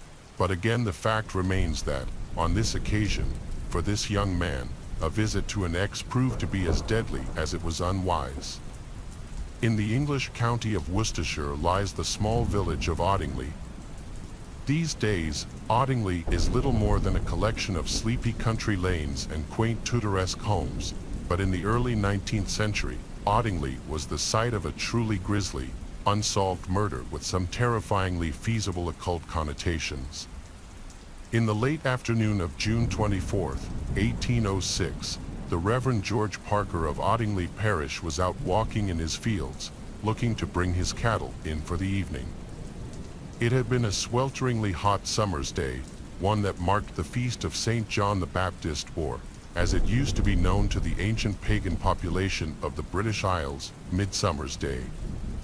Audingley village had been particularly empty because many of the farmers had gone to the midsummer fair in nearby Bromsgrove, but for some reason, the Reverend Parker had chosen not to attend. Just why exactly the Reverend would choose not to attend such a holy festival is up for debate, but it's entirely possible it's due to the day's pre-Christian history. Whatever the reason, as Reverend Parker was walking across his fields that baking hot afternoon, someone was watching him, someone who was watching from a thicket of trees nearby, someone who didn't want to be seen. As the Reverend continued on his way and passed by the thicket, he heard something emerging from the bushes behind him. When he turned, the Reverend was greeted by a masked man wearing a thick, long leather coat. When asked his identity, the masked man said nothing. Instead, he simply produced a shotgun from under his coat and aimed it at the Reverend's gut. The Reverend raised a hand in his defense, foolishly hoping that he could stop a barrel full of buckshot from ripping through him with nothing but his bare palm. He begged the gunman not to fire, for he had a wife and a child back at home, and only a true monster would slay a man of God such as he. But still, the masked man stayed silent, offering nothing in response. Instead, he pulled the trigger of his shotgun and sent the Reverend falling back to the dirt. The masked man could have aimed at the Reverend's head or neck, opening an artery or bursting his skull like a coconut, but he didn't. He deliberately aimed at the man's sternum, and it seems he did so to ensure his victim was alive for what came next. The masked man took his time over the execution of his victim. Instead of ending his suffering there and then, the masked man kept the Reverend alive long enough for him to let out a series of agonized pleas for assistance. It's not clear whether or not the masked man simply watched in silence or passed along one final message to the dying man, but either way, his screams were so loud that they echoed for miles around. Then, instead of finishing off his victim with another blast of the shotgun, the masked man picked up a large stick that was lying in the grass nearby and proceeded to beat the Reverend about the skull so hard that by the time he was found, there was very little left to recognize him. By chance, two butchers by the name of Giles and Lynch had been walking through the area at the time of the attack and had heard the Reverend's blood-curdling screams as he was set upon by the masked man. They rushed towards the scene of the crime, and upon realizing that he had been detected, the masked man fled across the field with Giles in hot pursuit. Lynch did what he could for the dying clergyman, but his skull had been so badly crushed that he simply didn't stand a chance of recovery. All the butcher could do was comfort the Reverend as he uttered his final words. Meanwhile, Giles was racing after the masked man, unable to see the shotgun he held concealed under his long coat. As he got closer and closer, the masked man appeared to be slowing, fiddling with something at his waist.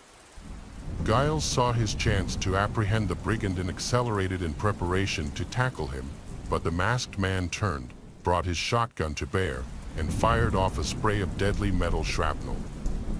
Giles was quick.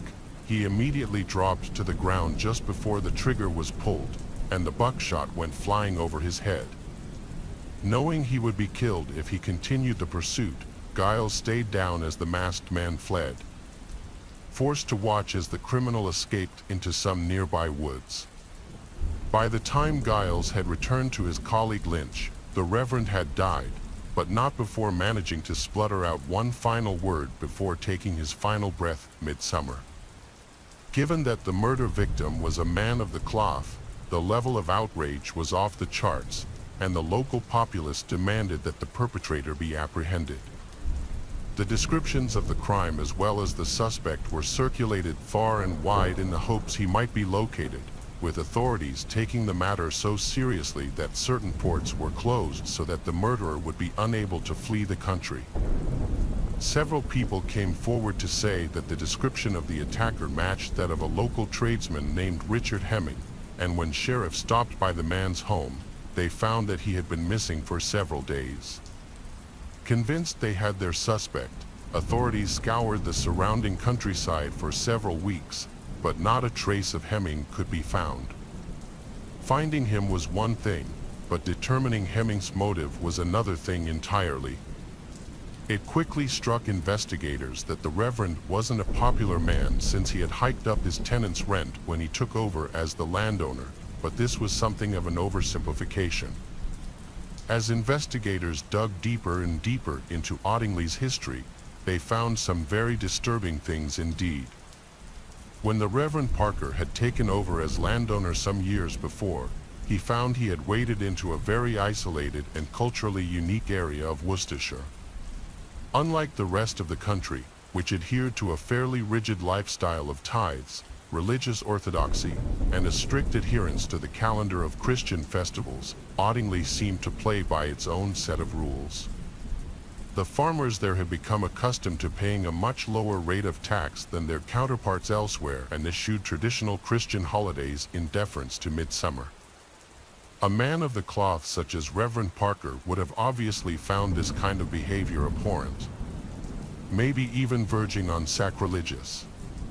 But every attempt by him to bring the locals into line was outright rejected. Rumor has it that the raising of their rent occurred after repeated threats from the Reverend Parker, who urged the population of Audingley to abandon their wicked ways and return to Jesus. If they did, the rent would remain at their accustomed rate, but they refused. The Reverend would bring their rent in line with the rest of the country. Then, following their defiance, the Reverend proved true to his word. Now it's very possible that Reverend Parker was killed by one of his tenants as retaliation for raising the rent. It's also very possible that his contempt for the unique religious practices was also a motivating factor. However, there are some who believe that the date of his murder is perhaps the most relevant detail of the case and that it gives us our one real hint into the dark, unholy nature of Audingley Village. Could it be that the Reverend was actually the scheduled midsummer sacrifice for that year and that his ritual execution just so happened to kill two birds with one stone? The wearing of the long leather coat certainly seems to suggest so, as it might well have been some kind of ritual garb meant for the midsummer executioner.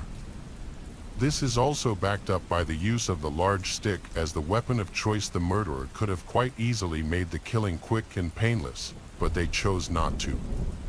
Instead, the Reverend was killed with something natural, produced by Mother Nature, in a brutal and bloody fashion, possibly after some kind of rite or prayer was recited over his wounded form. But, without having apprehended the murderer, the true motive behind the killing was a complete mystery, one that would take almost 30 years to unravel. 24 years later, on a cold winter's morning in 1830, a groundskeeper named Charles Burton was tending to his duties on some Audingley farmland. It seemed like any other day, but little did he know he was about to unearth a mystery that had plagued Audingley for almost a quarter of a century. The farm had changed little since the gruesome events of 1806, and the new landowner was keen to renovate one of the run-down old barns. On the 21st of January, at 4 o'clock, as he was digging out the foundations of a particularly old barn that was to be completely replaced, the groundskeeper suddenly stumbled across a shoe, then bones, and fabric. To his horror, he realized that he had discovered a human corpse. Burton suspected at once whose remains it could be and alerted the authorities. The next day, constables accompanied him to the scene before spending a cold, frightening night guarding the skeleton. Over the next few days, the remains and the objects found lying with them were carefully examined. Investigators found that the victim's skull had been beaten into many pieces, and it was clear from the outset that whoever had been murdered had endured a savage and painful death before lying there undiscovered for decades. Given that the victim was dispatched in almost exactly the same way as the Reverend Parker, it was initially speculated that their killer could be one and the same. But when the skeleton was examined, the skull reconstructed, and the victim's belongings catalogued, investigators came to a shocking conclusion that the corpse belonged to none other than Richard Hemming, the man suspected of murdering the Reverend Parker all those years ago. So how exactly did Parker's murderer also come to suffer an equally gory death in almost exactly the same way? Well, if the confession of Mr. Tommy Clues is to be believed, Hemming's murder was the work of other villagers who wished to keep the whole thing a secret. It appears as if Hemming had drawn the proverbial short straw when it came to deciding who would be the Reverend's assassin, and the plan was for the members to meet up with their fellow conspirators at a piece of Audingley farmland to confirm the deed had been done. Yet, for some reason, either to keep him quiet or as part of the wider midsummer sacrifice, Hemming was escorted to a barn and then attacked by his fellow conspirators. But again, instead of simply cutting his throat or shooting him, Hemming was subdued before his skull was smashed to pieces. We could understand if this was some kind of eye for an eye style of vengeance for killing a man of God, but we've already established that the Reverend was extremely unpopular among the locals. Sure, the other villagers may have wished to keep Hemming quiet after all. Dead men tell no tales, but it also seems feasible that the ceremonial killing of the man who himself committed a ritual slaughter might well be part of some wider scheme of pagan sacrifice. Although no one was ever arrested for either murder, there were rumors that one of the surviving conspirators was terrified of vengeful spirits right up until the day he died. Tommy Clue's confession was essentially on his deathbed, but his refusal to name the rest of those involved caused authorities to threaten him with prosecution. However, the old man died before he could ever face a judge, and the secrets of Reverend Parker's murder were buried with him. Yet the village of Audingley survives to this day, and the conspiring villagers no doubt had sons and daughters who, in turn, bore children of their own. The unholy traditions that led to the Reverend's death might well have survived too, passed from generation to generation, each taking up the bloody traditions of their forefathers. It's a chilling enough thought to avoid the country lanes around Audingley in late July, lest you become the next midsummer sacrifice, whose final image on this earth will be a masked man in a long leather coat swinging the limb of an oak tree down onto your skull. At the end of last summer, I was just about sick to my back teeth of dating apps, but somehow I just couldn't quite bring myself to delete them. Maybe it was an inspired determination to never give up, or maybe it was just the fear of spending my 30s alone. But either way, I ended up just moving them to the second page of my iPhone menu that I could still get notifications and whatnot, but they'd be out of sight, out of mind. Then exactly 10 days after I'd almost sworn them off, I met Howla. She was a good 6 years older than me, and she lived in the next city over, but that didn't bother me, not in the least bit. You see, she was beautiful, a small Arab woman with bouncy natural curls and rich amber eyes that were framed with the most adorable little freckles. Although she didn't make a big deal about it, you could tell she worked out, and to top it off, she was a hematology consultant, the top blood doctor for miles around. A literal boss lady. Needless to say, I was smitten. Our first date was at a Middle Eastern restaurant called Bab, and it went very well indeed. We clicked as well as we had in texts, and we ended up falling into bed together that very same night. She cried when it was over, telling me she'd never done that on a first date before. That I just held her, told her I've got you, and promised that she wouldn't live to regret it. That we had breakfast the next morning, and it was just as magical as the previous evening. A second date a little over 12 hours after the first, which was pretty unprecedented for me. That evening, we had dinner again, with her introducing me to traditional Libyan food, something that was very dear to her as her country of origin's cuisine. That I think I might be a little biased in saying it was incredible, but trust me, it was good. That night, neither of us wanted me to catch the train back to my home city, so I stayed another night. And so began an intense but brief relationship. We talked every single day for months, swapping photos we'd taken of sunsets and parkland vistas, captioning them with, "You should be here. That I miss you," and the like. Being a top-tier doctor, she was far too busy saving lives to ever see me during the week, but we spent almost every weekend together, visiting fancy restaurants in between watching French movies. She was fluent in the language and gave little tours of the grand city that she called home. Everything was going incredibly, at least until one weekend when we couldn't see each other because she was going back to Yorkshire to see her parents. She seemed a wee bit quiet during her visit, but I took that on the chin. Even though she was 38, I knew her parents were very strict, and her mom adhered to a particular kind of Islam known as Salafi or Wahhabi. Those are the kind that don't believe in things like singing or dancing and even take issue with stringed instruments for some reason. Naturally, the idea of her unmarried daughter having a boyfriend was out of the question, let alone a non-Muslim one. So, like I said, I understood why she didn't want to get caught, that I understood why she had set her WhatsApp setting to not display messages on the lock screen, and I understood why she never saved me as a contact. God knows what they would do if they found out about me, and it really didn't bear thinking about it, but even when she got back to the flat she lived in, even when she was rid of her parents for another few weeks, she seemed a little cold. However, a week or so went by, and she seemed to return to being her normally warm and affectionate self. So for the next few months, I didn't think anything of it.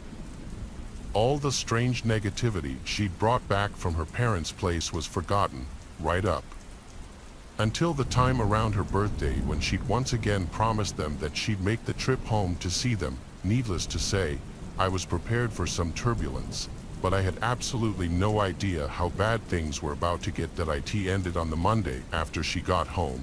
We had a massive fight about the future, how we were basically doomed, and how her parents would never accept a non-Muslim or anyone who earned under 6 figures a year. That I talked about the prospect of me converting religiously, or maybe writing her father a formal letter in Arabic asking for his permission to marry her. I knew he'd respect that, but the idea just terrified her. "You're too optimistic," she'd say. "Too young, too naive." We continued to argue, but she just settled into the excuse of, "I just don't have time for a relationship right now. That I'm sorry, what we had was nice, yes, but that's all in the past. Hate me, just hate me. It'll be easier to let me go that way." I knew something had happened back at her parents' place, something that tipped her over the edge of pessimism and into full-on doomsaying. That I begged her to tell me what it was, but she wouldn't. She denied anything bad even happened at all, but I could always tell when she was lying, and she was never any good at it. After that, after I failed to convince her to stay, it was all just tears and apologies until I finally got the balls to just say, "Masalama ya habibi, Allah fiz. Goodbye, my darling, God protect you." That I tried to keep in touch after the breakup. She was someone who had achieved so much in her life, but was, by her own admission, a little messed up. I didn't want to just abandon her because she'd broken my heart.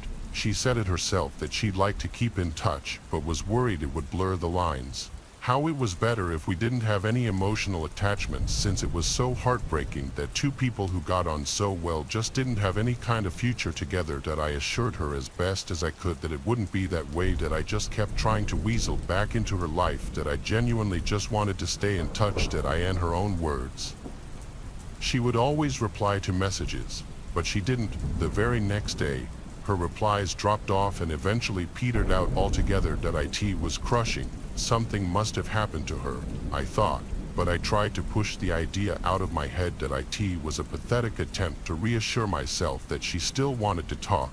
She just couldn't. There had been a car accident. She lost her phone. She was sick. Maybe all these worried thoughts came flooding into my head, all an attempt to replace the devastating reality that she just didn't give a monkey's toss about me anymore, that she was cold-hearted enough to just cut me out of her life. As I said, I tried my best to force such ideas out of my head, but the more I tried, the more they got a grip on me. One day, I just decided to call her, just to see how she was doing. My heart pounded in my chest as the phone rang, mainly from anticipating the pain that would hit me when I heard her say something along the lines of, "Oh God, leave me alone, that I'm blocking this number." But her mobile just went to voicemail over and over again, and I tried calling a lot that day at different times just to make sure. She wasn't responding on any of her social media accounts either, not a single one. None of the messages were even being read, and she always read her WhatsApp messages. Always, even if she wasn't going to reply, she'd read them the next day. That I tried her at work, the same adrenaline pumping through me as I expected to hear the worst. But when the call was picked up and I heard a voice on the other end, I immediately recognized that it wasn't her. "You through the Dr. Peterson," they said. That it was a male voice.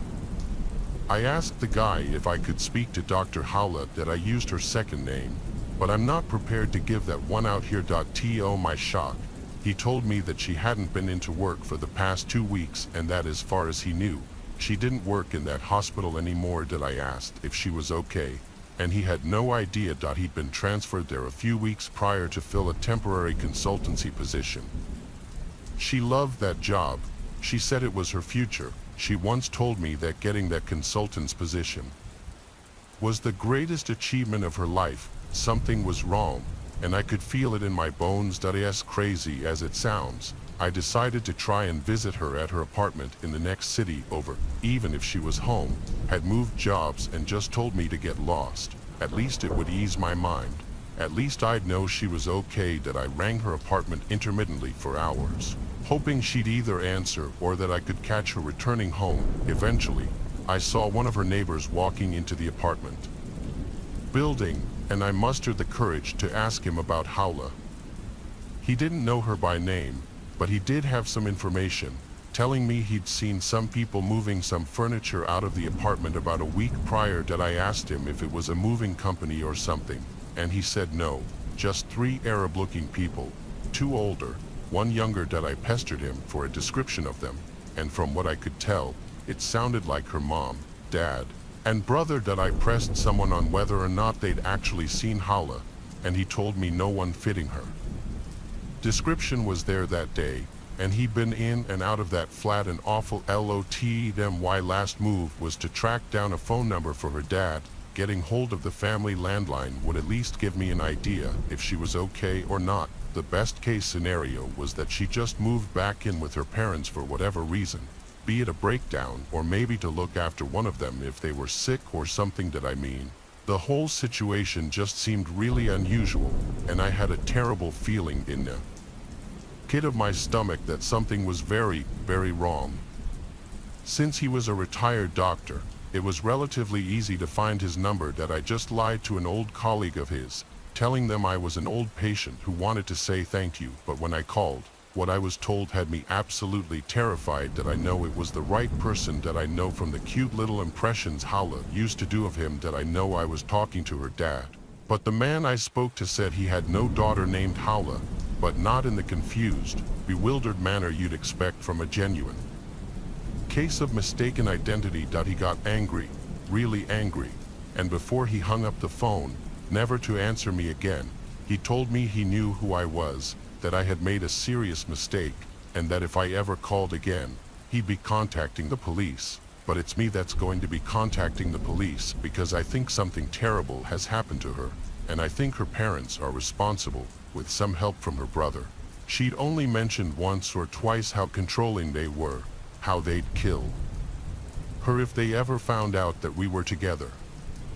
I always thought she meant metaphorically, never literally, but for the past few months, I'm starting to think otherwise. That I think my ex's parents found out about us, and I think they may have murdered her. That I have no way to prove it, and the police won't listen to me. That I tried to report her missing, but the policewoman I spoke to said they got a call from a woman in Switzerland who assured them that she was Howla and that she wasn't missing at all. Only I know for a fact that she has a sister in Geneva who works for the WHO, one who might well be easily convinced to lie to protect her parents. That it's way beyond her just ignoring me at this point. Surely she'd have contacted me and told me to stop looking for her, to just give up, but she hasn't, and she was always such a lioness, never afraid to tell me what she was thinking. That I just hope I can get to the bottom of this one day.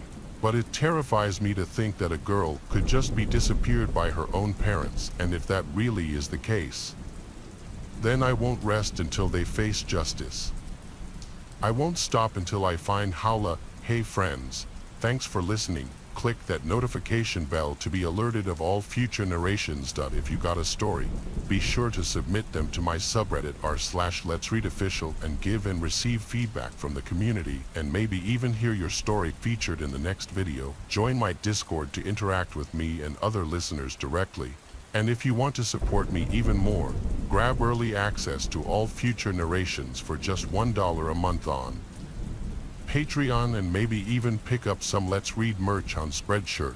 Check out the Let's Read podcast, where you can hear all these stories in long compilation form and save huge on data, located anywhere you listen to podcasts. Links in the bio. Thanks so much, friends. And remember, isn't that what it means to be a scientist?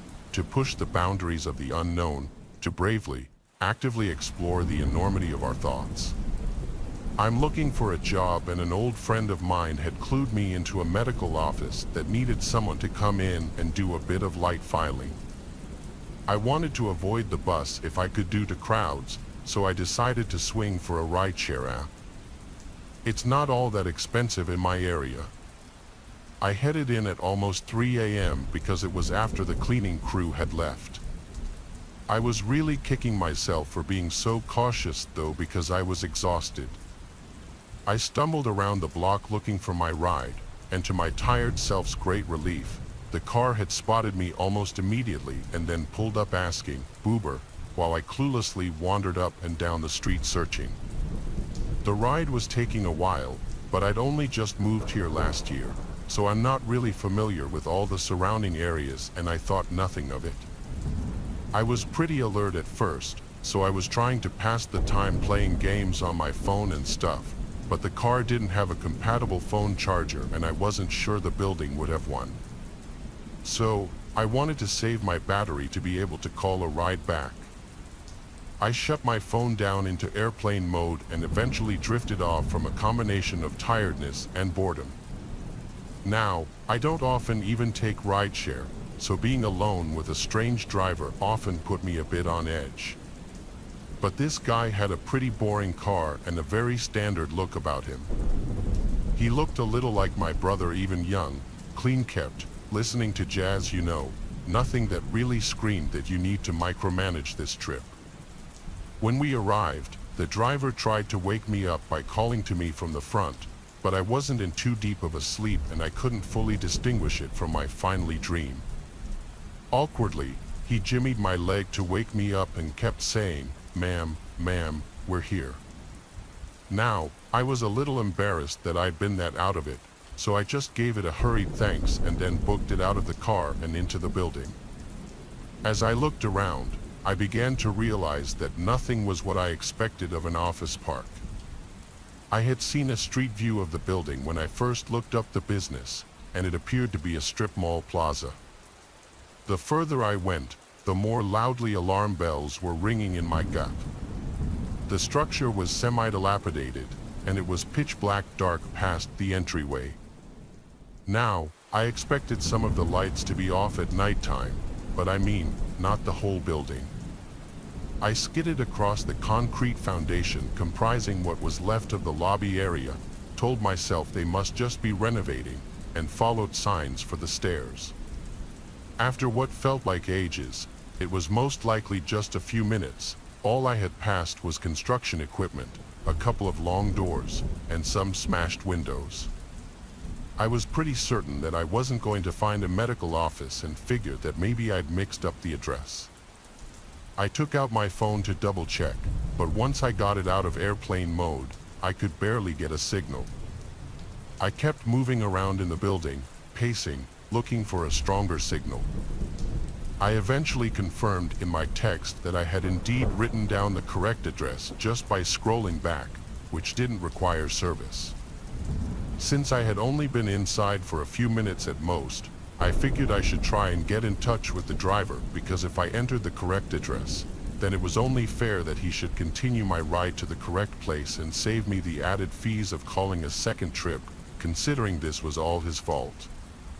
The app was taking forever to load with my slow service, but before I could get a cloud of reception, I heard a rustling sound in the lower level of the building. I was on the top floor, and the only stairwell I was aware of was the one that I had taken up. So, it would force me in the middle of the building, meaning there was no way to exit the situation without encountering whoever was downstairs in an abandoned building in the latest hours of the night. I figured the chances were high that it was a tweaker, and I had no desire to try slipping past a tweaker, especially when it was likely that they were probably on something so jumpy and on edge.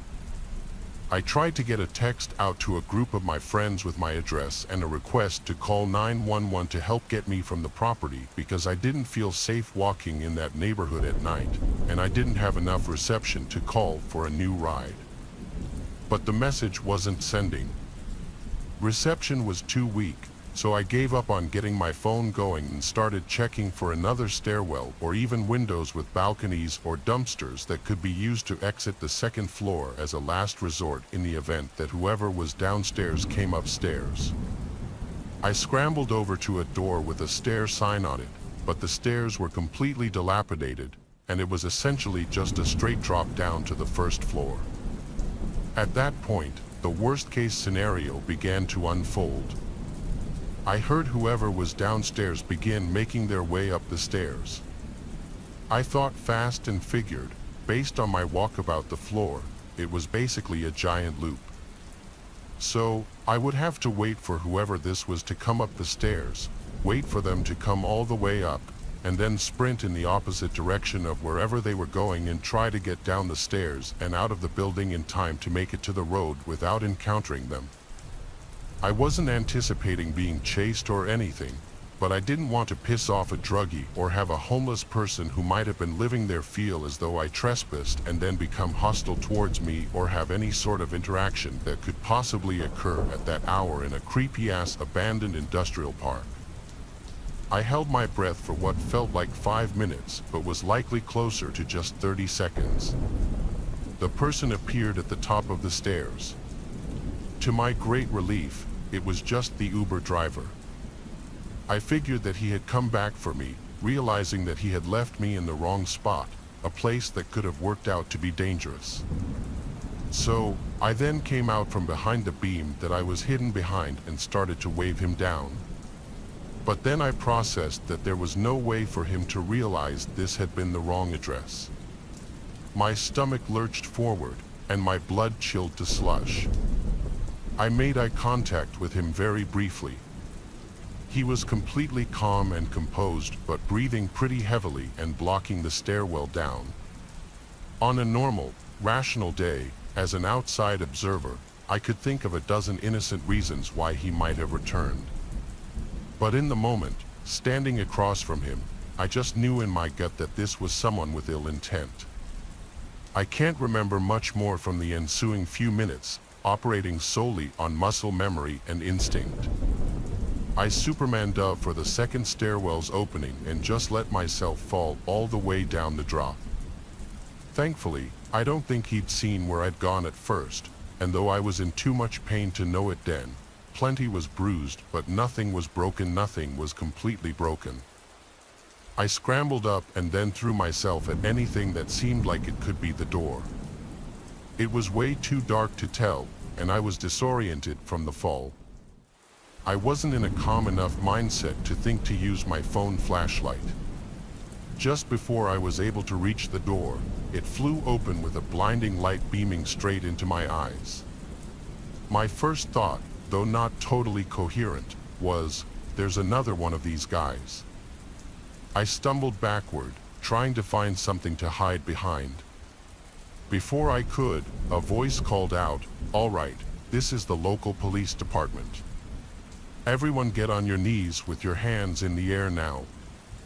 I didn't believe it was the police at first. I was in such a fight or flight mode and had already committed to flight that I continued looking for ways to get out. But he kept shining the flashlight right at me as I rotated around and yelled, "Hey," I said, "get on the ground right now.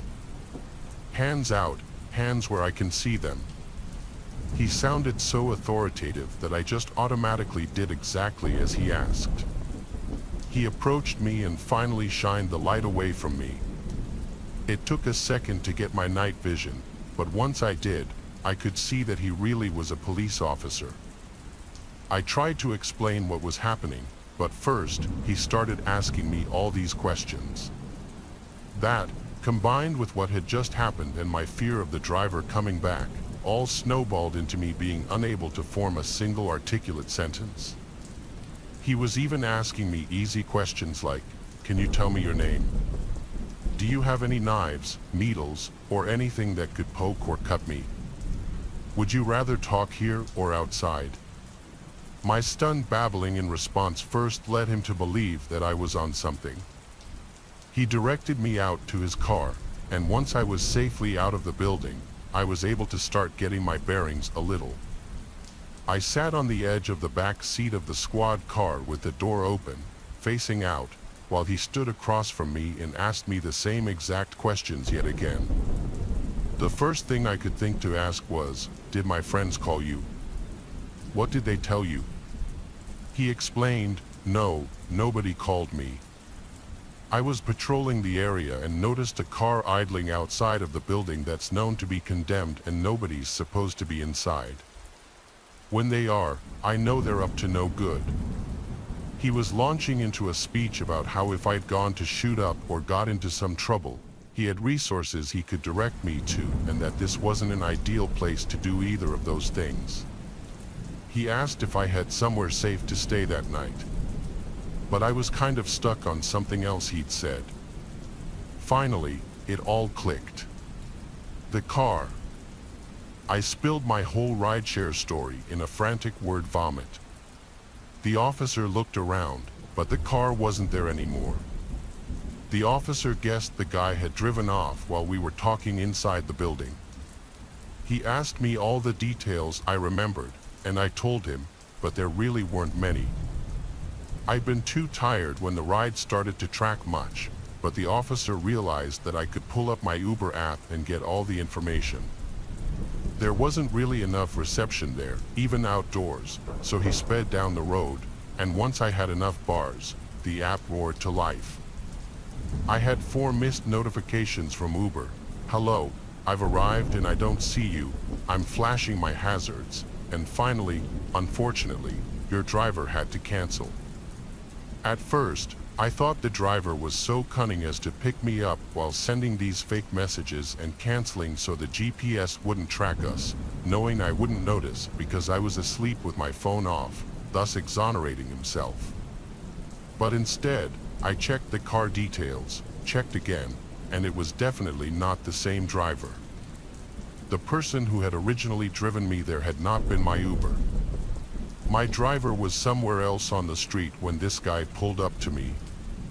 The policeman took my statement and said he'd keep an eye out for the guy, but the best that I could give them to go off of was basically young-looking Caucasian man with brown hair, sideburns, and a goatee, and he drove a 4-door sedan.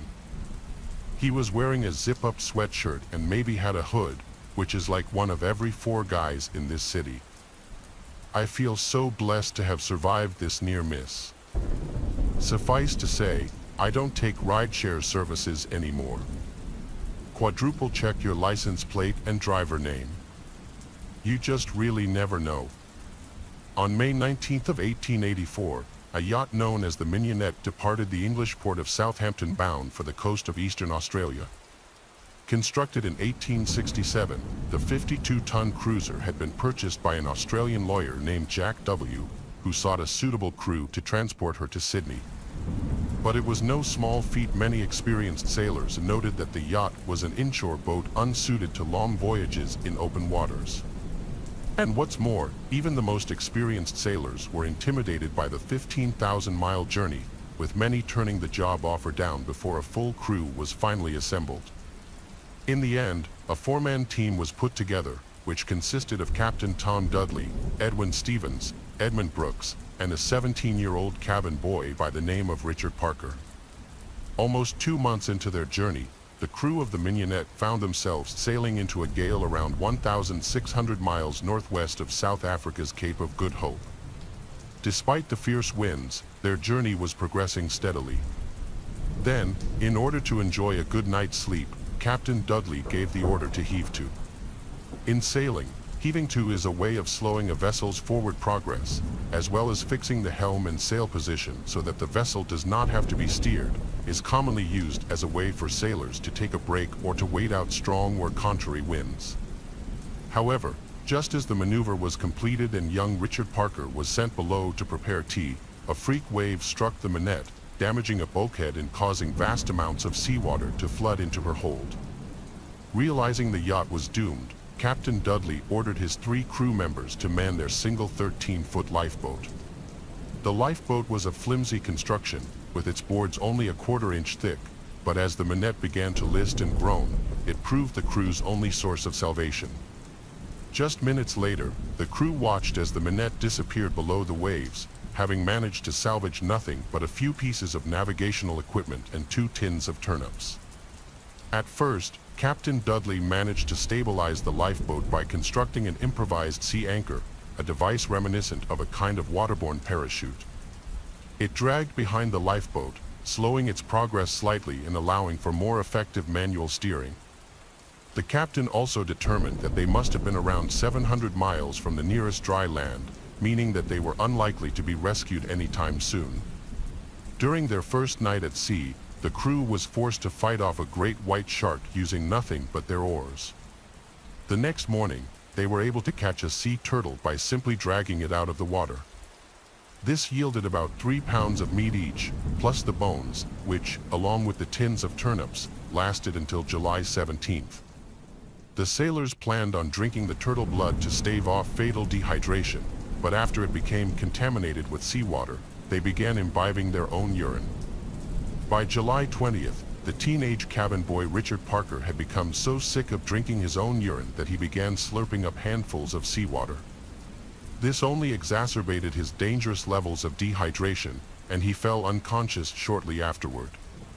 Around the same time that young Parker began to drift into unconsciousness, Dudley, Stevens, and Brooks began discussing the prospect of cannibalism. On July 24th, Dudley told the others that it was better for one of them to die so that the others would survive and suggested they should draw lots. Brooks refused, but that night, Dudley once again raised the matter and pointed out that while the childless cabin boy was most probably dying, he and Stevens had wives and families to take care of. The boy would be mourned, but unlike their women and children, his parents would not starve without his wages. This appeared to have been the most effective method of argument, as the next morning, Captain Dudley and Edwin Stevens made the decision to kill Richard Parker, ensuring his blood was fresh enough to drink. Brooks, who had refused to take part in the earlier discussion, claimed he neither agreed nor disagreed with the decision. Captain Dudley then said a prayer, and with Stevens holding the boy still in the event that he woke up, the captain pushed his penknife into Parker's jugular vein and ended his life. Once Parker's heart had ceased to beat, the 3 surviving sailors began butchering his body. Ironically, and despite his early reticence, it was reported that Edmund Brooks was ravenous in his consumption of Parker's flesh, while Edwin Stevens appeared to have a change of heart and ate very little. Speaking of the scene that followed, Captain Dudley later said, "I can assure you I shall never forget the sight of my 2 unfortunate companions over that ghastly meal. We were like mad wolves who should get the most, and for men, fathers of children, to commit such a deed, we could not have our right reason." Just a few days later, the survivors were still feasting on Parker's remains when they spotted the sail of a passing ship named the Monuma and successfully garnered its attention. Finally, on September 6, 1884, the Monuma sailed into Falmouth Harbor, where the 3 survivors of the Minette reported to a customs officer by the name of Mr. Cheeseman. Initially, the men were greeted with great relief, as it was assumed the Minette's crew had been lost when it failed to reach its Cape Town checkpoint. Yet, after explaining the grisly methods by which they had survived, the situation took a dramatic turn. Incredibly, the surviving crew members were remarkably candid regarding the retelling of the events and openly admitted to having murdered young Richard Parker before consuming his still-warm flesh. Contemporary defense attorneys, who tend to limit their clients' vocabulary to the words "no" and "comment," would consider such a frank admission to be nothing short of madness. But although Captain Dudley and his 2 surviving crew members felt deep shame and guilt, they were comfortable in their confession because, in doing so, they invoked what was known as the custom of the sea.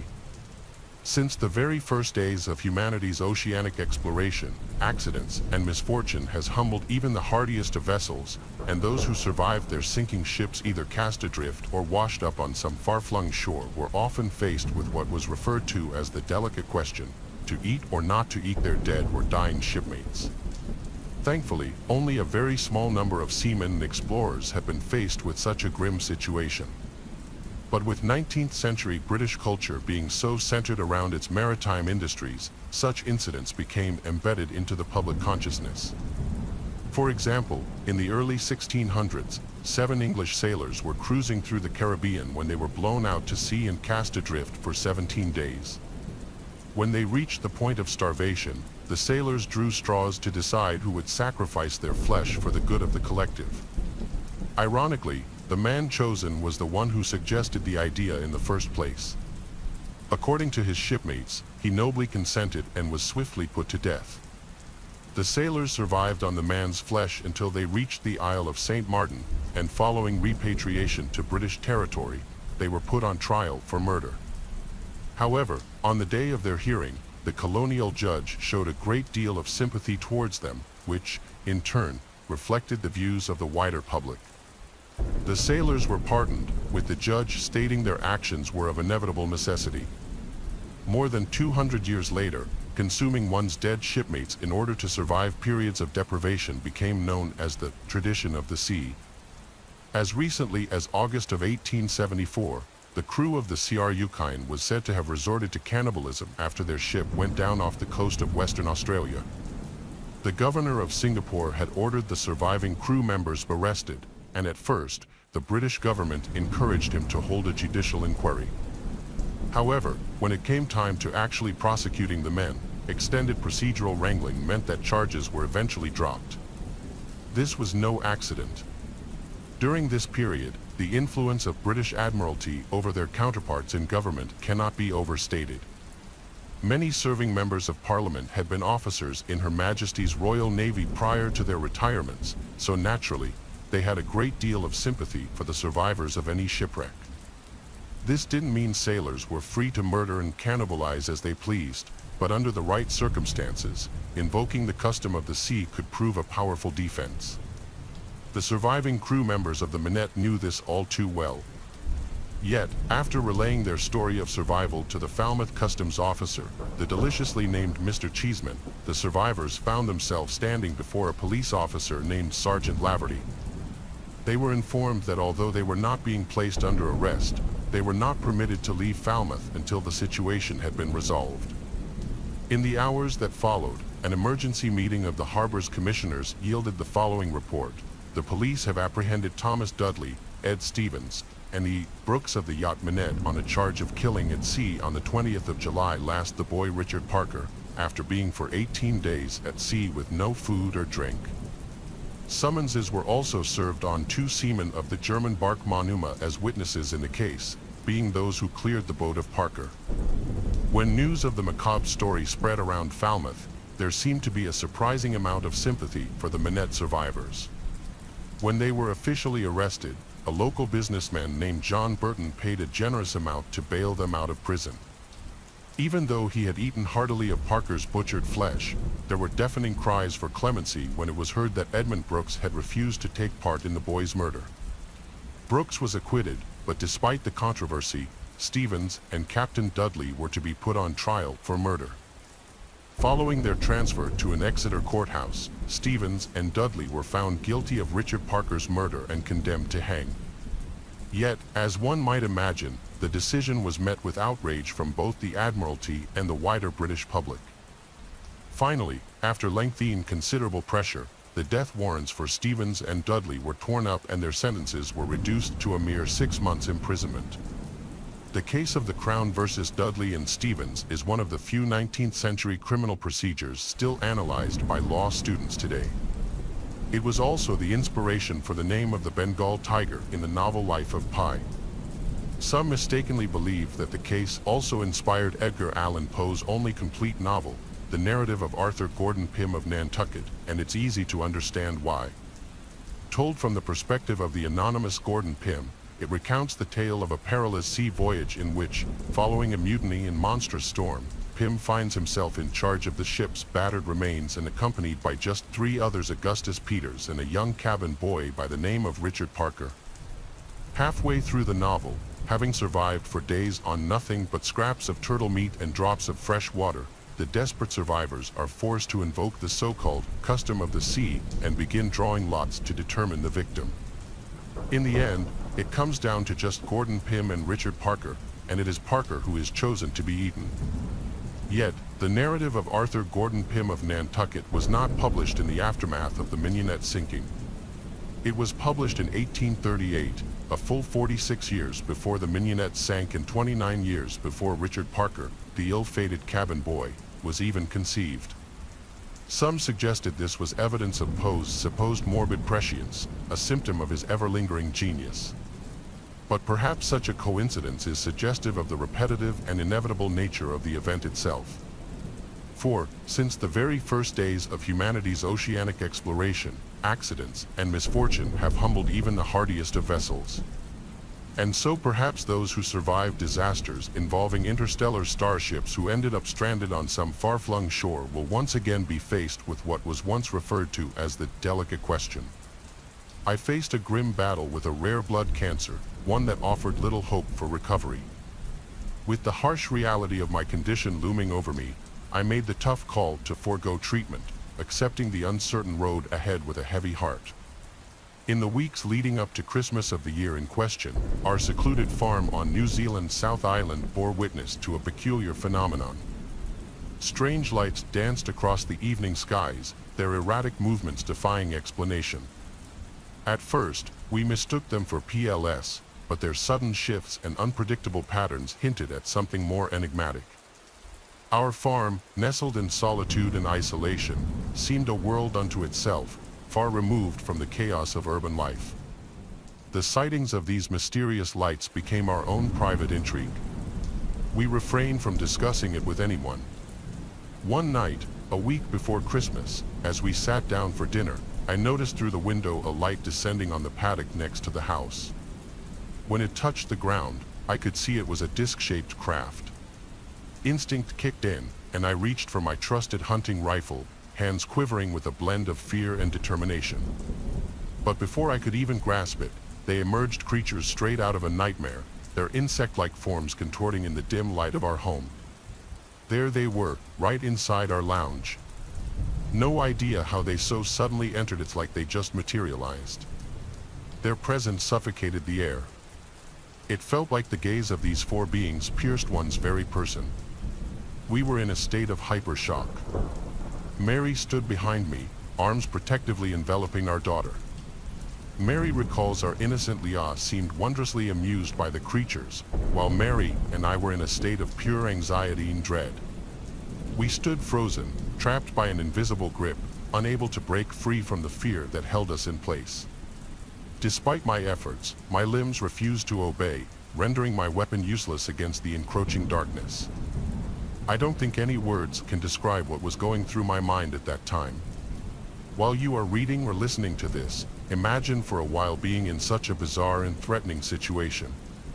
While doubting my eyesight at that moment, in fact, doubting my very sanity, I simultaneously am confronted with protecting my wife and child against creatures that can simply materialize or dematerialize as they please. All of this while they control my body, rendering me absolutely incapable of my duty as protector of my young family. The entire thing is simply too ghastly to describe. That experience left a lasting mark on me. As swiftly as they had appeared, they vanished, leaving us trembling in the wake of their inexplicable visitation. This eerie experience was a chilling reminder of our vulnerability in the vast expanse of the unknown. As Christmas Eve enveloped us, the air buzzed with the anticipation of the cherished family gathering in festive March. The following day, our joint families were driving all the way to spend Christmas Day at our place, stay over the night, and drive back on Boxing Day. Despite the shadow cast by my illness, we had painstakingly prepared for the occasion, fueled by the promise of love and laughter that awaited us. Mary, ever the embodiment of resilience, orchestrated the culinary symphony in the kitchen with practiced finesse. The aroma of roasting turkey and freshly baked pies wafted through the air, a tantalizing preview of the warmth and joy that awaited us on the morrow. Yet beneath the facade of holiday jubilation lurked a solemn reality, a truth I had grudgingly come to terms with. This would be my final Christmas, a poignant reminder of life's transience and the relentless march of time. The events of the previous week were still on our minds, but as it caused no harm except for freaking us out, we decided that we would not let it feature in our thoughts for the next few days. If only it was going to be that simple. As the night wore on and darkness blanketed our home, a disturbance shattered the tranquility. I jolted awake, a sense of disquiet creeping through me like a silent specter in the night. Emerging from the comfort of my bed, I stumbled into the enveloping darkness, my heart pounding like a drum in my chest. As I bore witness to a sight that terrified me, one of those very same otherworldly creatures was in our house. As I stood in the hallway, I saw it slipping into Leah's room like a phantom in the night. It seemed not to notice me, or maybe it was simply not bothered by my presence. Fear spurred me onward, my footsteps resounding through the silent corridors as I hastened to my daughter's side, only to find her bed and room empty. They had taken her, but how? Panic seized me. I grasped for the phone, desperate for aid in the face of the unknown, but fate, it seemed, had different plans. The telephone lines remained eerily silent, they were dead. The familiar hum was replaced by a chilling stillness beside me. Mary stood, her features etched with a blend of fear and disbelief. We found ourselves adrift in a sea of uncertainty, our world unraveling with each passing moment. Suddenly, there was a flash of light. I thought it was the craft outside taking off, whisking our daughter away, only the Lord knows where to. And then, as if beckoned by some unseen force, a wave of dizziness swept over us. The next moment, I felt sick. I remember Mary saying her head was spinning. Strangely, we both fell unconscious right there by the phone, both of us at the same time. If it was not so strange, I would have said our collapse was brought on by sheer shock, but I firmly believe it was something else. Look, both Mary and I, even amidst my illness, were pretty level-headed people. We were not the type to simply faint. The morning broke with the events of the night before veiled in a haze of uncertainty. As awareness slowly returned, I found solace beneath the covers. Mary's reassuring presence by my side offered comfort in the midst of turmoil. The covers in bed. How did we get to bed? My last memory was of us losing consciousness in the hall by the phone. But then a worse memory, Leah. They've taken Leah. Then something unexpected and beautiful happened. A sweet, innocent voice beckoned us from our slumber, drawing us to the warmth of the lounge. There, bathed in the soft morning light, sat Leah. Her laughter was a melody that chased away the dread and fear. Relief washed over us like a tidal wave, cleansing our hearts of doubt and anxiety. She was safe, untouched by the darkness that had threatened to consume us. We held her close, her embrace the ultimate gift I would receive on that Christmas day. As we basked in the joy of her presence, a sense of peace settled over our home, a peace forged by the unbreakable bond of family. We never discussed the events of the previous night or days with our family. Despite the horrific events leading up to our Christmas, the day itself turned out to be a beautiful experience of love and joy. As it was going to be my last, I only wanted to focus on making that Christmas the best memory for Mary, Leah, and our folks. We kept it that way throughout the festive season. New Year's came and was another joyous event with friends and family. Yet after that, life had to return to its normal routine, and with that returned the doubt and fear. Beneath the surface, a lingering doubt nagged at us, a question unanswered. What had truly transpired on that fateful night, and why did Leah's memories remain veiled in mystery, her innocence untainted by the chaos that had engulfed us? We sought answers as the new year broke. Without revealing too much, as we did not want them to think we were crazy, we had Leah checked out by a pediatrician and a psychologist. Both found her to be in excellent health and showed zero signs of trauma of any kind. So the truth remained elusive. Leah, a beacon of hope, stood unwavering in her innocence, her laughter a reminder of the resilience of youth in the face of uncertainty. However, her apparent lack of any trauma amidst what happened to her puzzled us. Yet, we were grateful our daughter was unscathed by whatever happened to her. Then February came, and it was time for my visit to the oncologist. Even though I knew what the path forward looked like, these visits were required to manage my condition as best as the clinicians could. I steeled myself for the tests and examinations. Blood was taken, and we had to be back for a follow-up the next day. I prepared for the inevitable affirmation that the cancer was staying its course. My only dread was that it might be speeding up, which would mean even less time with my family. When the specialist finally entered with an expression of confusion, I knew he had further bad news for us. Then our world changed. His words, when they came, shattered the darkness like a beam of light. Your cancer is gone. I will never forget his words. I remember him saying something like, "You are extraordinarily lucky. This type of cancer simply does not disappear by itself. Besides, severe cases like yours have never been successfully treated. Yet, here you are, clean, without any treatment." More tests were done, but they all confirmed the same. It was a miracle, pure and simple, a reprieve from the brink of death that defied all reason. Jubilation surged through me as we made our way home, hope and gratitude intertwining in a dance of newfound life. Yet with all that I had to celebrate, something was unresolved. At the edges of my consciousness, something was awakening, an unwelcome guest in the midst of celebration. And then, like a storm on the horizon, the nightmares descended, a relentless onslaught of visions and memories, each more nightmarish than the last. Strange lights and alien faces haunted my dreams, their presence a specter that loomed over me in the dead of night. With each passing day, the memories grew more vivid, more visceral, until the terror etched into my being. I relived the ordeal in agonizing detail, the chill of extraterrestrial surgical instruments, the pain of probing, incisions, grotesque needles, and more, all inflicted by beings that seemed devoid of empathy or remorse. Amidst the darkness, a paradox emerged. It was bittersweet, for within their cruelty, the insectoid creatures bestowed upon me a gift beyond measure, a second chance at life, burned through pain, sheer dread, and horror. The ordeal is too harrowing to recount in further detail. I cannot fathom why the creatures subjected me to such torment. Lily, now married with 3 beautiful children, remains as joyful and vibrant as ever. Untouched by the events that transpired all those years ago, despite undergoing regression hypnosis at our urging, she recalls nothing of significance. Curiously, it appears she was never abducted. Sarah and I seem to have manufactured memories of searching for her at home. Sarah never developed any nightmares or memories even remotely like mine.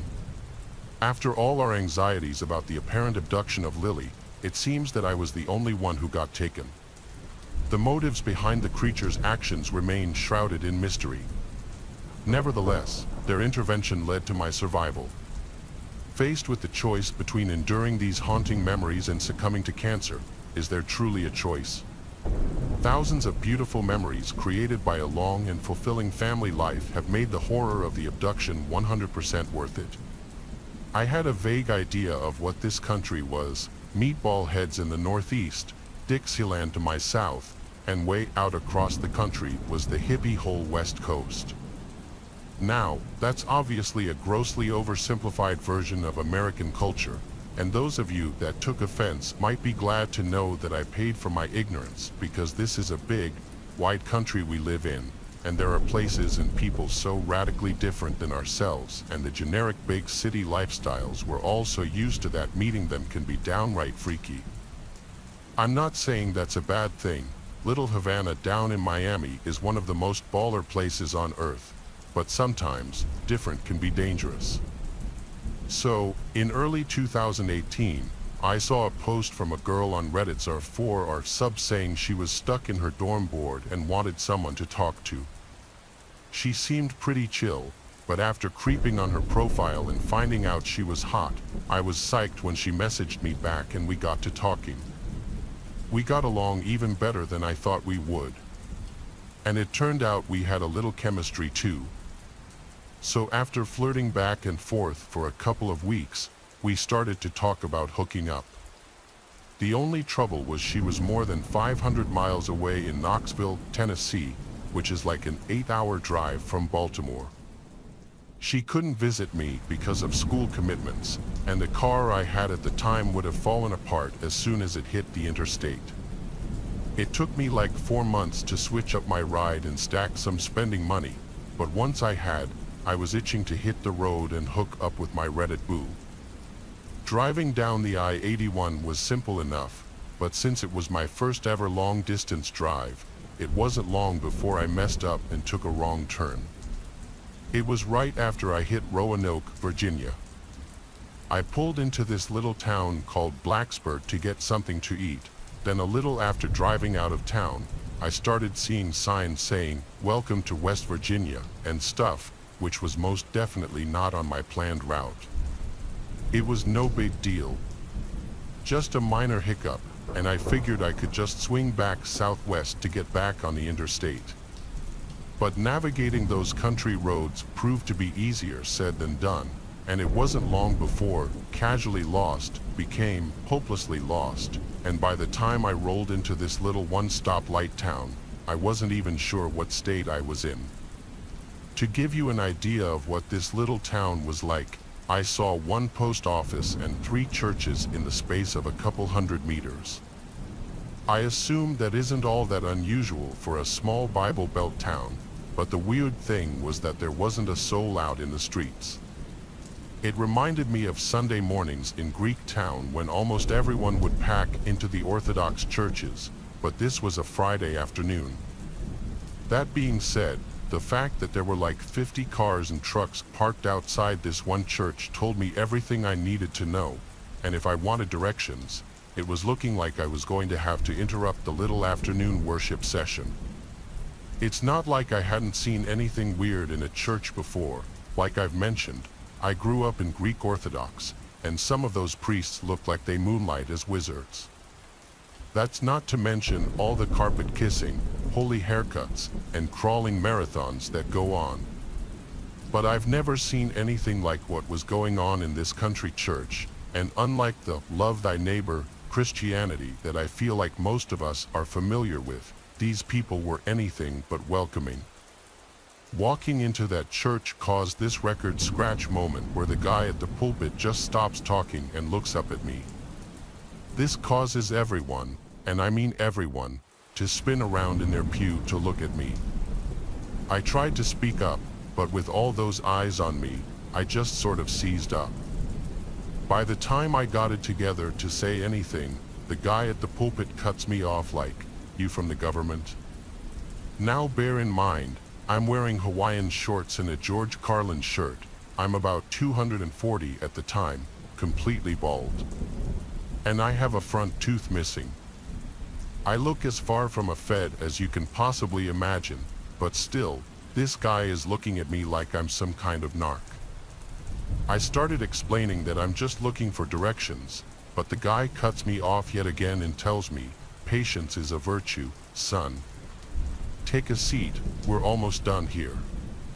Now, I know I should have just left and bought a map from a truck stop like a grown-up, but I was young, dumb, and full of, so my logic was just, get directions, get to girl, instead of stopping to consider that I might be way out of my depth.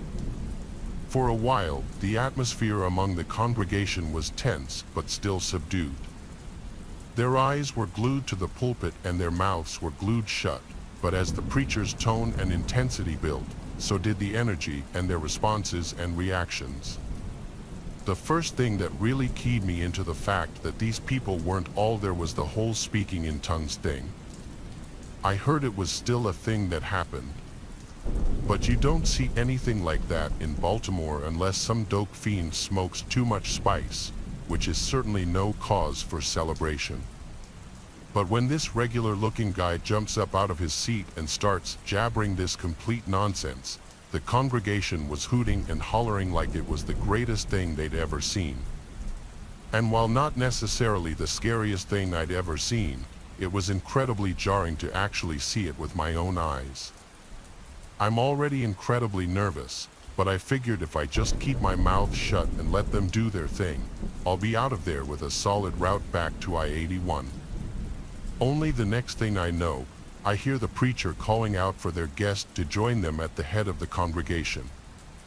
I just remember thinking, he can't be talking about me. There's no way he's talking about me, but that was pure wishful thinking on my part, because once again, the whole congregation turns around to look at me.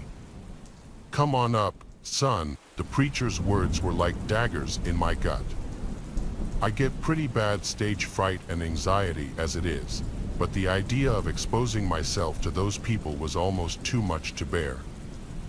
I start making a show of saying, "No, thank you," trying to politely decline the guy's offer, standing briefly to address the guy before I sit back down. Only right when I do, I hear this voice in my ear like, "You'll get up there if you know what's good for you, city boy." I turn around, and standing behind me is this freaking werewolf of a man, incredibly hairy and wide as he was tall. Dude could have crushed my skull with one hand if he wanted, and he was blocking my route to exit. Suddenly, it didn't look like I had much of a choice anymore. So in spite of my legs feeling like warm jello, I made my way to the head of the congregation and awaited my fate.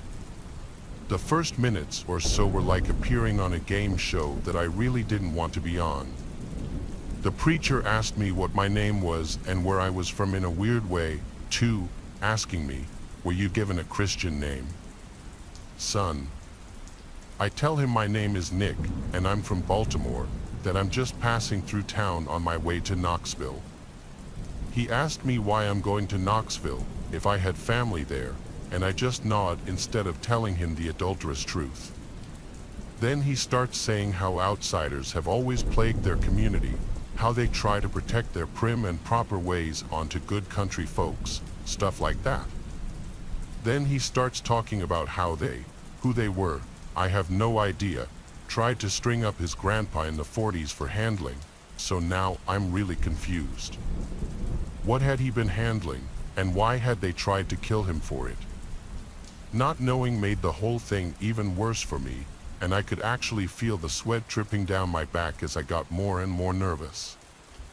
I've told this story a bunch of times before, and one or two people knew exactly what handling meant in the context of some country preacher, but I didn't. If I had known, I'd have just rolled through that entire town content to be lost and ladyless. Because the one thing I'm more scared of than anything else on the face of the earth is snakes.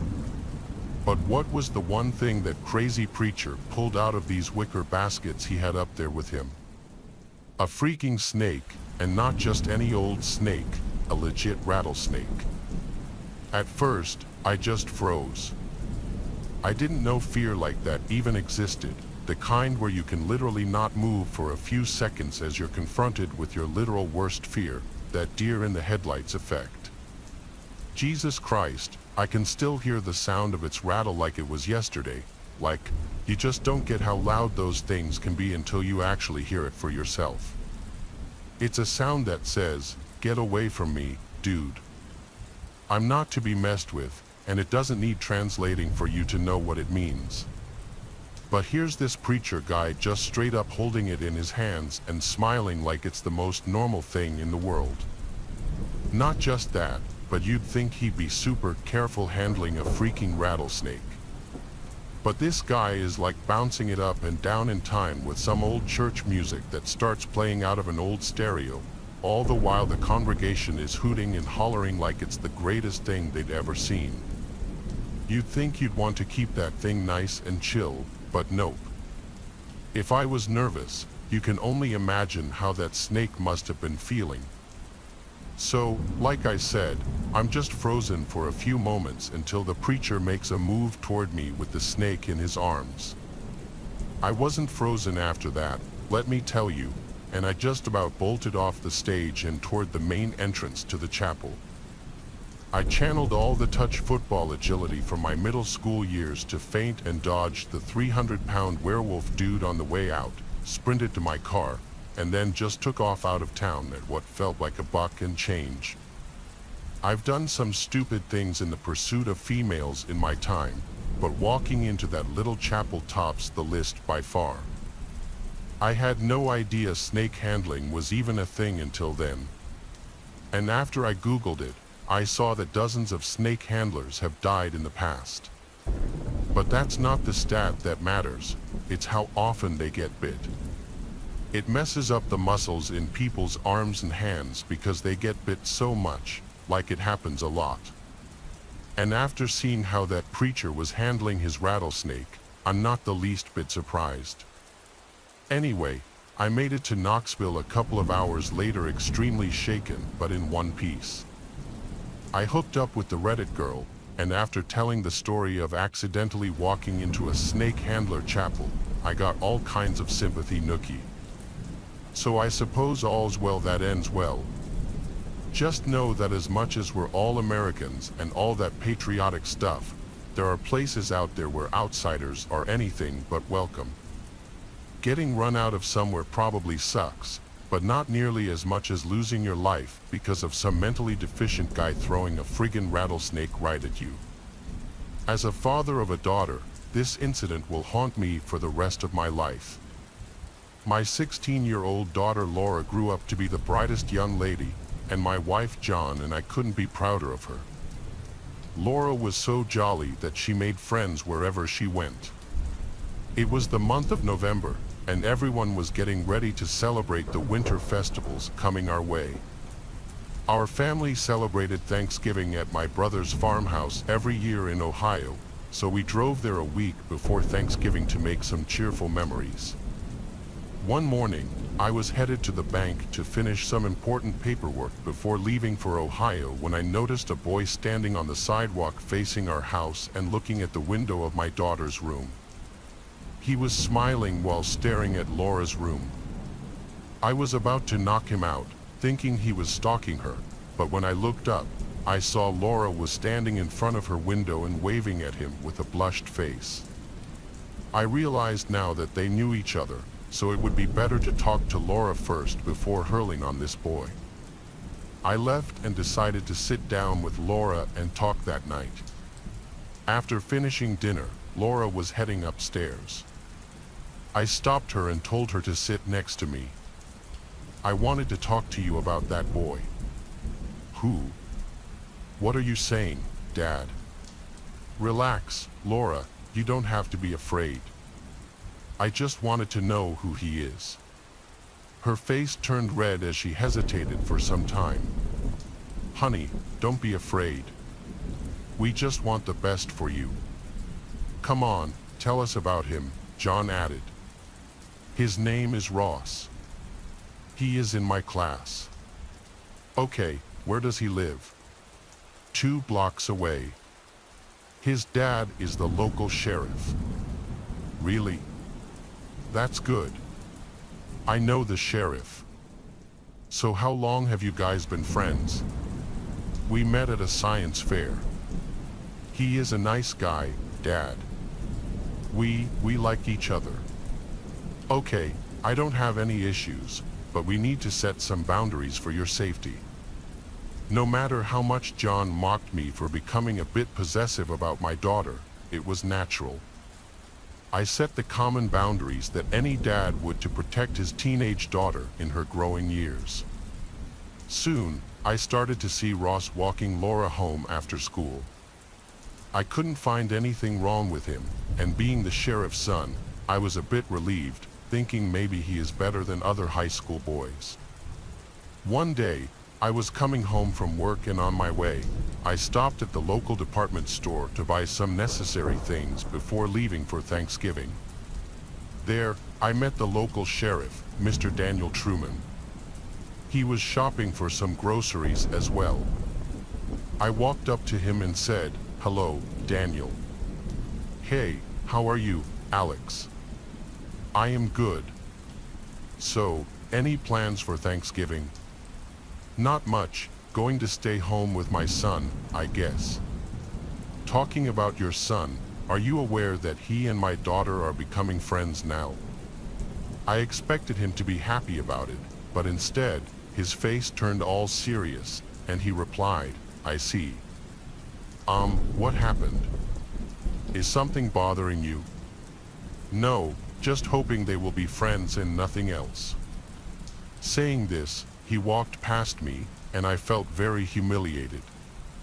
I couldn't move for a few minutes as a sudden rude behavior caught me off guard. I came home and told my wife about this encounter. She too couldn't guess what could be the reason behind Sheriff Daniel's off-putting attitude. I mean, both the kids belong to good families. Then why did he seem so upset his son was going out with my daughter? I didn't tell Laura all about this because I didn't want to complicate things for her at such a young age.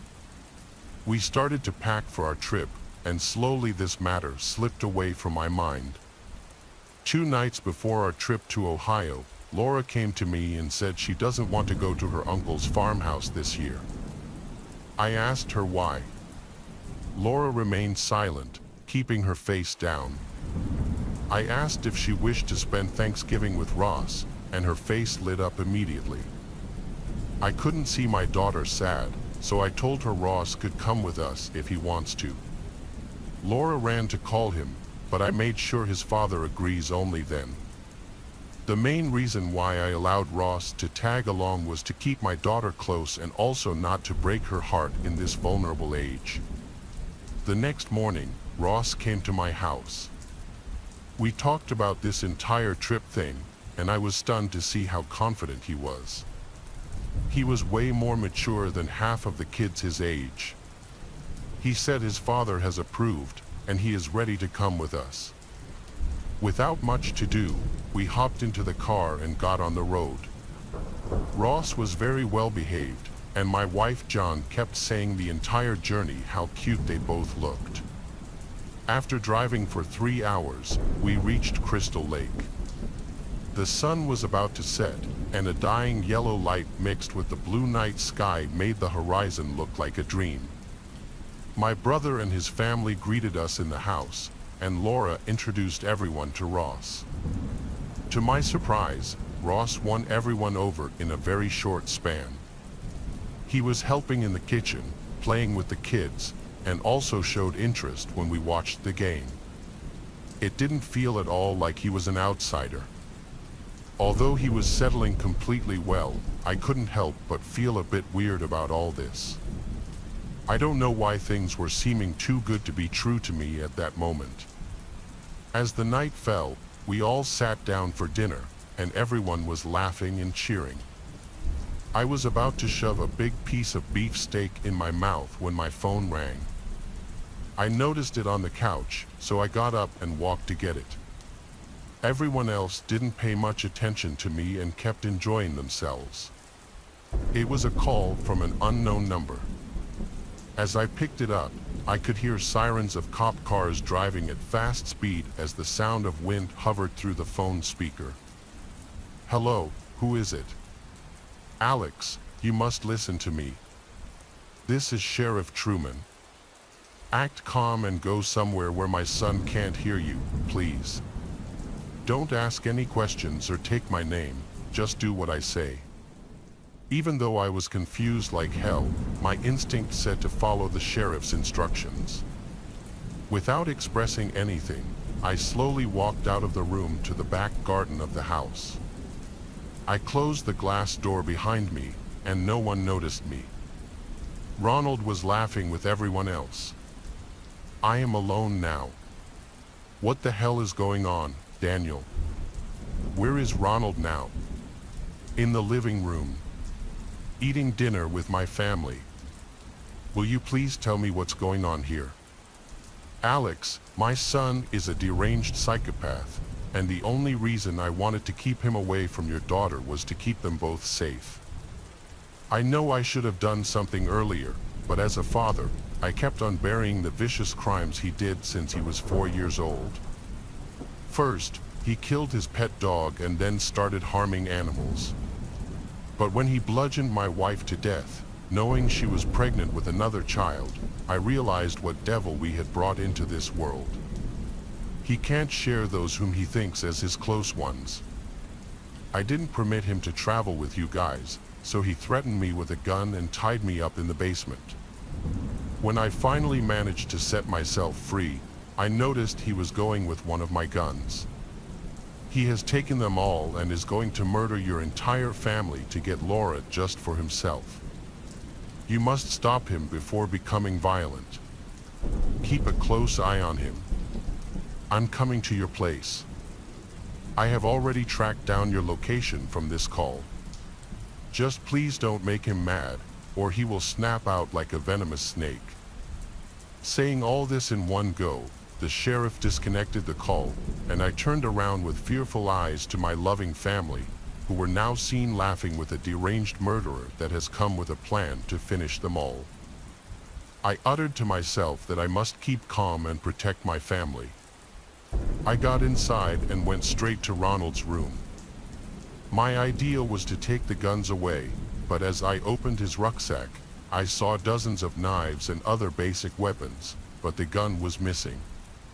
"Seems like you and my dad both want to ruin my Thanksgiving this year." I turned back and found Ronald standing behind me with a gun. I lunged at him to take it away, but he dodged carefully and hit me on the head with the middle end of the gun. I fell unconscious on the floor with throbbing pain and heard Ronald say, "Happy Thanksgiving." I don't remember when I came back to my senses, but a squashy sound followed by a metallic smell started to take over my drowsy mind. I opened my eyes slowly and saw Laura tied up to a chair with a huge bruise on her head. She was unconscious as well, but as I laid my eyes around, I realized the danger is much bigger than this. All my family members, my wife, my brother, his wife, and his 2 kids, were lying on the floor bludgeoned to death. Yes, Ronald killed them all. "What have you done?" "Oh, Alex, you're awake." "Nothing, just getting what is mine." My dad had never understood me, but don't know why I think you will. I love your daughter, and I want her. I love her so much that I can't share her with anyone, not even her family, not even you. He raised his gun at me once again, and just then, the main door slammed open, and I heard 6 gunshots back to back. Bullets pierced his chest like crazy, and he fell on the floor, vomiting blood.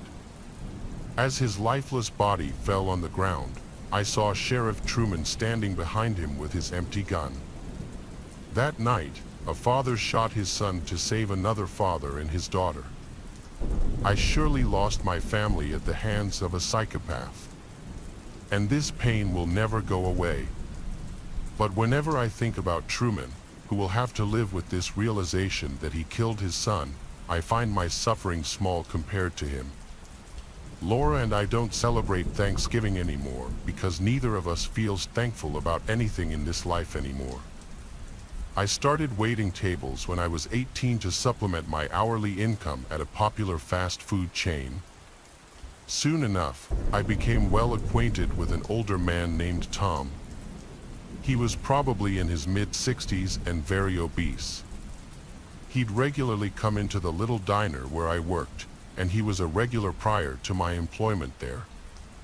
The other younger females who worked in the restaurant didn't like to wait on him because he was kind of weird and had a very creepy, overly excited, animated type of vibe, but I didn't mind because it was a guaranteed $5 to $10 tip every day. I was also good at talking to people and good at putting up with, so I happily entertained him in a family-friendly way. The first thing he would do was make cartoons on the computer and then excitedly give them to me and other servers. The other servers were uncomfortable with it even though, at this point, it was very innocent. It was generic clip art that maybe had everyone's names written by each character, but still, some servers were uncomfortable enough that management had asked him to stop bringing them in. He once asked me if I liked them almost in an unexplainable childlike way seeking approval, so I told him that they were cute and fun because they seemed harmless enough, and I could tell making them and gifting them made him happy. I figured it was his pastime during the later part of his life since he was unmarried and had no kids, and his daily hobby was visiting different women at different restaurants, some of them older and some younger like I was. He would regularly talk about the lives of the other waitresses that he would visit, and though I hadn't met any of them, I kind of felt like I knew them. Genuinely, I just figured this guy was lonely, and there's nothing wrong with that. He would call me sunshine and try to offer advice where it wasn't warranted or solicited. I wasn't afraid to respectfully yet aggressively put him in his place. I remember one specific occasion that he tried to criticize my relationship with my boyfriend. It was like what you'd think a super conservative grandparent might say, expressed to me as if he was my father and providing me life-changing insight to put me on the right path, though I felt I wasn't on the wrong path at all. I was a full-time student, full-time employee, and I fully supported myself and had a good outlook and attitude on life. Anyway, I put him in his place so hard and so fast that he turned sheepish and childlike, kind of like he transitioned from trying to be a father to acting like a child who needed mom's or my approval. The next time he visited, he had a hand-carved woodworking thing that he made with my boyfriend's initials on it as an apology. He would buy me packs of gum and mints and take printed photos of himself with a scolding look in the caption saying, "No smoking, sunshine," to try to deter me from cigarettes. I've since quit, by the way, without his help. Everyone else thought it was really creepy, but whatever. The first year of me being his waitress, his gifts and actions got progressively more expressive.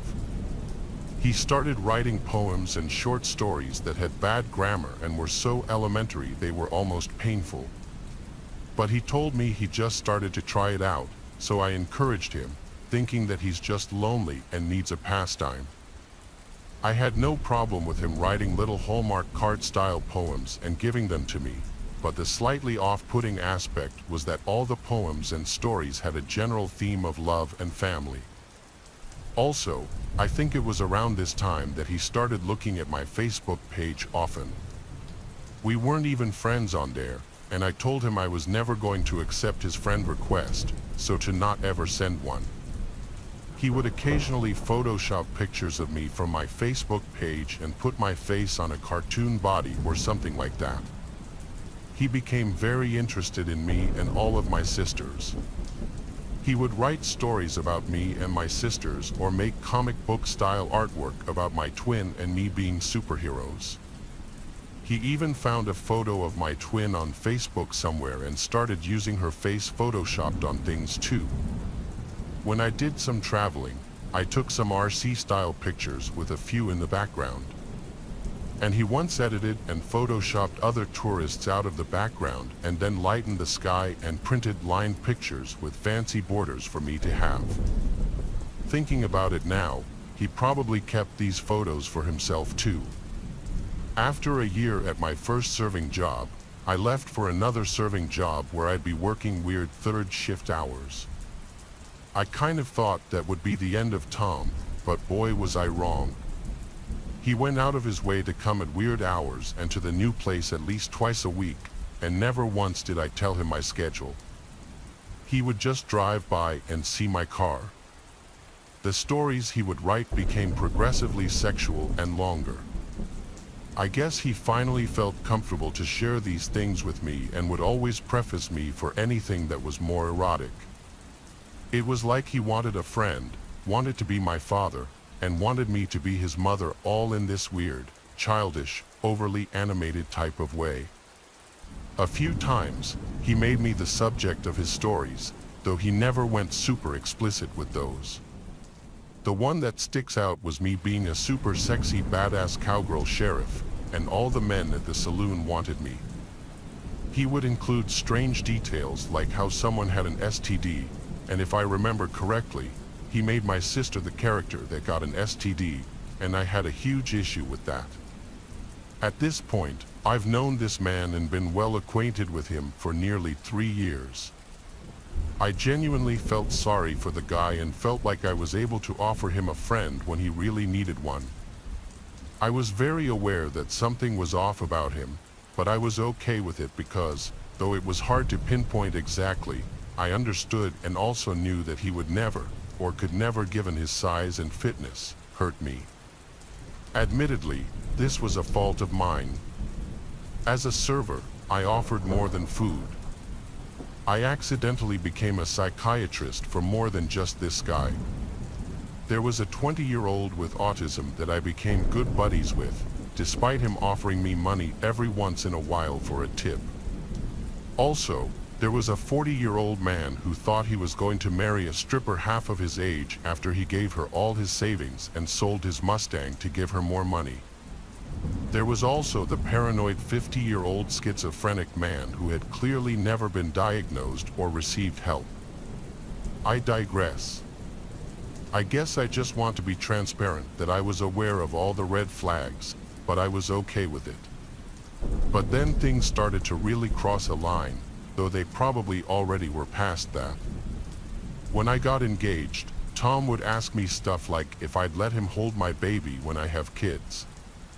He started to write stories and make cards and cartoons from my fiancé's perspective. He would say, "I bet this is how Luke feels about you," and also do it from a mother's perspective, saying stuff like, "It must be a mother's dream." I mean, at this point he was seriously making so much stuff, be it cartoons, pictures, or stories, that he'd bring it all to me in a manila folder. And it would be long, along the lines of fatherly, motherly, childish, silly, sexual, romantic, etc. I decided to keep the folders in my filing cabinet just in case there was ever a case against him that needed evidence. My fiancé and I had an open dialogue about Tom, and at this point, we decided that it was best to cut him off. I was looking for a new job to get off the wacky hours I was working, and the timing just seemed right. After cutting him off, Tom still had a weird contact with me through my older sister. She was a server at another restaurant that he frequented, though she avoided him and asked to never serve him given his interactions with me. However, she was also engaged, and her wedding date was approaching. He also wrote her letters and made her cards with words that were way too heartfelt coming from a stranger regarding her marriage. Anyway, Tom decided to ask a few of the other servers if they were planning on going to the wedding. Two of them were, and upon hearing this news, Tom described me in detail and asked the other servers to try to take some pictures of me for him. When I heard about this, it was about 6 months after I had cut him off. I had a big fat eye roll over it and thought, whatever, about it because the servers weren't going to do it. And he was still respecting our request to not contact me any longer. It's also relevant to note that I had blocked him from my Facebook, which I hadn't even actively used in 2 years or more. However, prior to the cutoff, and even shortly after, he still sent me multiple messages on Facebook every day ranging from as simple as "Good morning, sunshine" to intricate and extensive stories. A timeline reminder before the climax, I first waited on him around May 2015. He followed me to my next job and my long-term fast food job around the middle of 2016. We continued to interact until I cut him off around February and March 2018. One day, I was cleaning out my filing cabinet in December 2019. I stupidly decided that I should throw all the creepy and weird unsolicited artwork away. It had been nearly 2 years with no issues and no attempt to contact, and the stuff was just cluttering my space. Last week, as I was sitting in my living room, a recognizable vehicle was parked outside of my driveway on the wrong side of the road. The man had his car window down, and I could see a flash. I quickly grabbed my glasses to try to discern what was going on. I saw his childish, overly animated smile, and I recognized his hair and facial hair. I realized the shirt he was wearing was the same exact style and type of shirt that Tom wears. I realized that I recognized the vehicle because it's the same vehicle that would pull up to my place of employment 3 to 5 times a week for almost 3 years.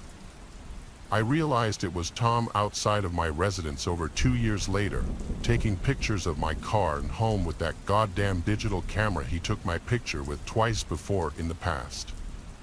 I currently work at a restaurant somewhere in the Midwest.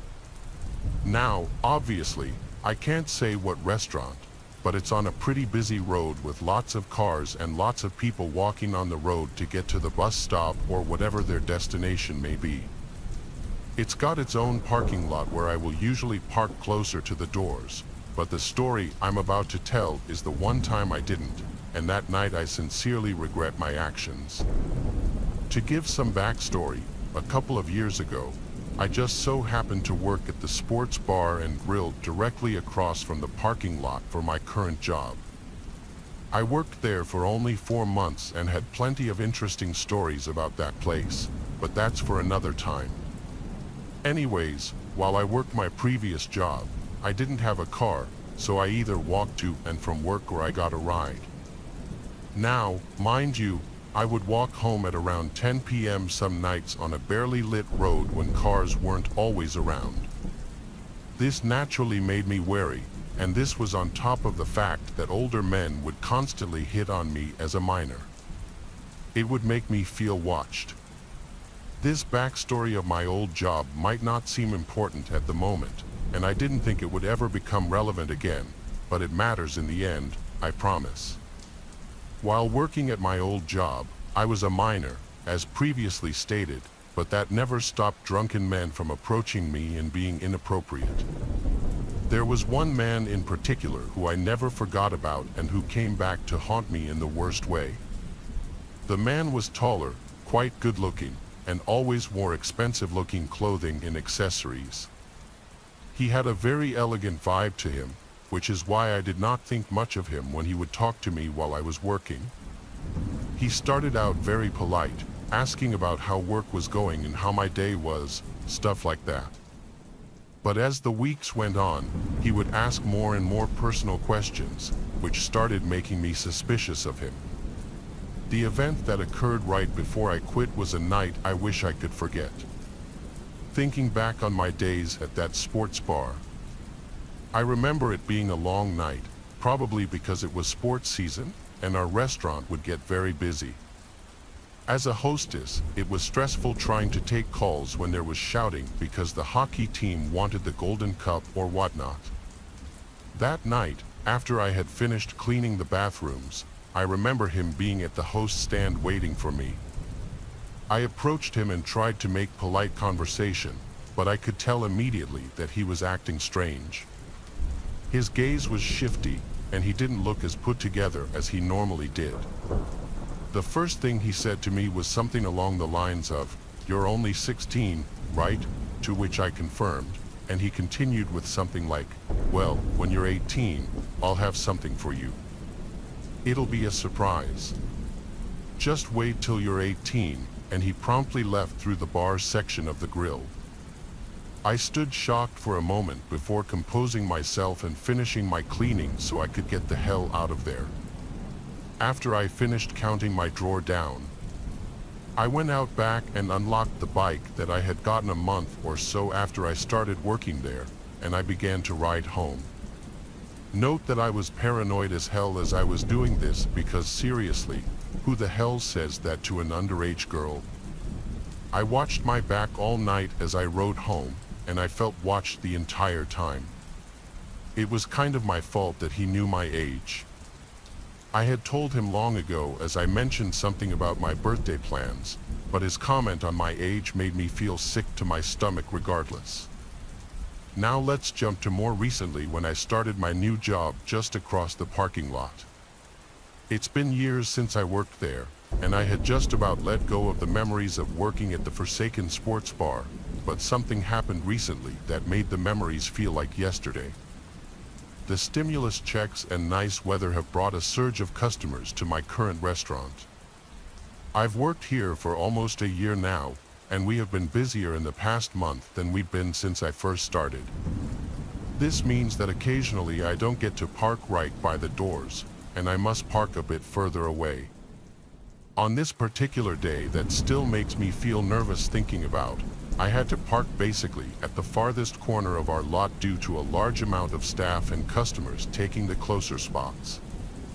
That day, I thought nothing of it as I went in for my closing shift, and I worked a long and stressful shift until about 10 p.m.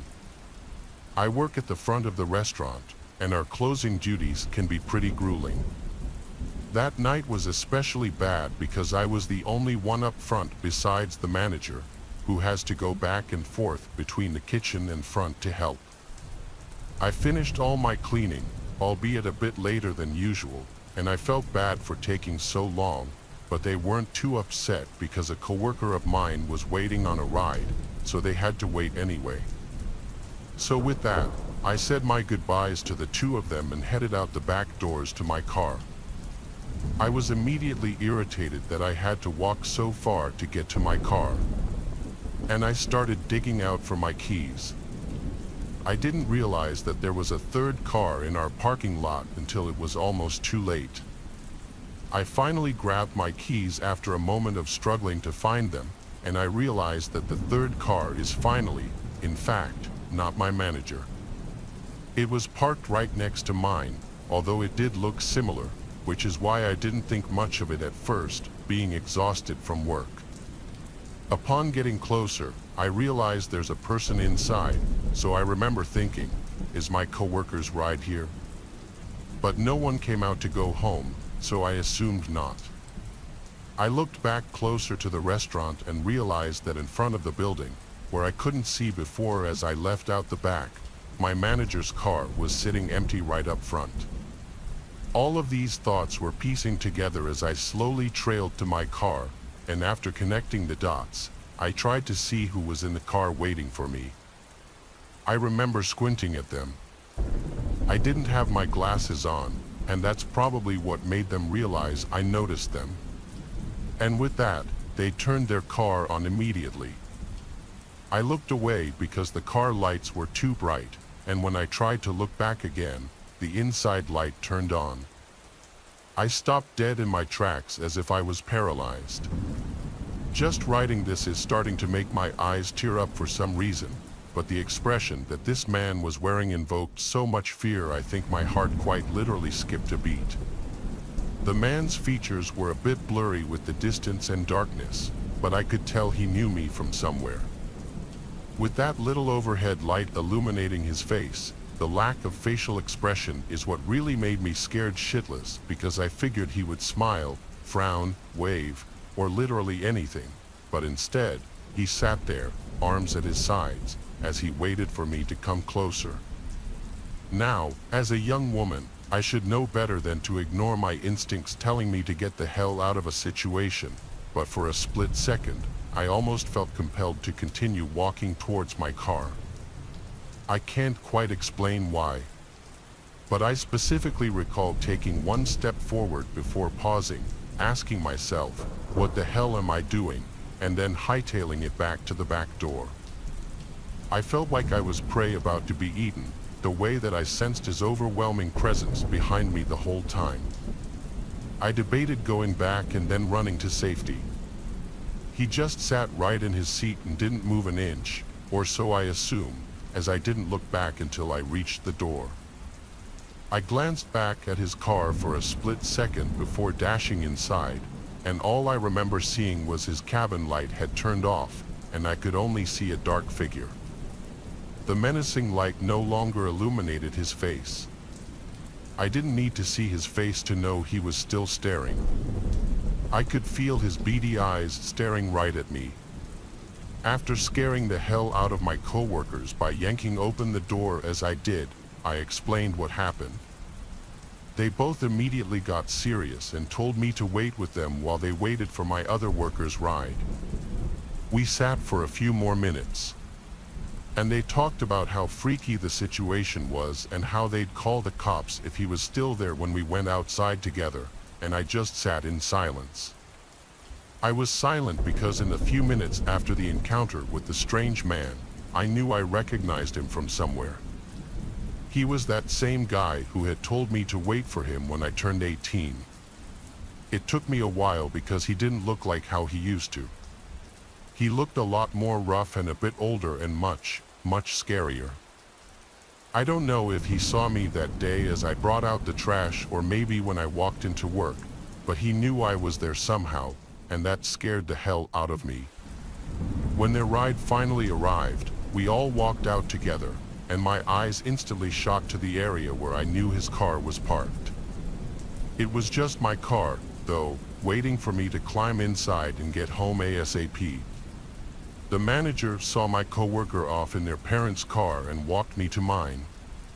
She helped me check under my car and inside it, as apparently she had dealt with a stalker before and knew all of the tricks to stay safe. I thanked her profusely and got in, locking my doors right away. I watched her as she walked to her car and started to leave the lot. I looked frantically to see if I could spot his car anywhere in the shopping area that connected with our parking lots, but found nothing. I live close to my work, so I took a long way home that night, fearing that he was waiting for me to go home to do something sinister. Needless to say, I didn't sleep well that night as I kept thinking that he was in the darkest corner of my room with that hollow expression on his face. I considered making a police report, but seeing as the police tend to be useless in scenarios like this and I literally only had a first name, which could have been fake, I decided against it. In the week since then, I haven't seen him or heard from him. I still think about him every time I leave the building, half expecting him to be either standing outside ready to snatch me or parked right next to my car. I always leave with my coworkers now, as my parents insisted I begin doing after I told them about what happened.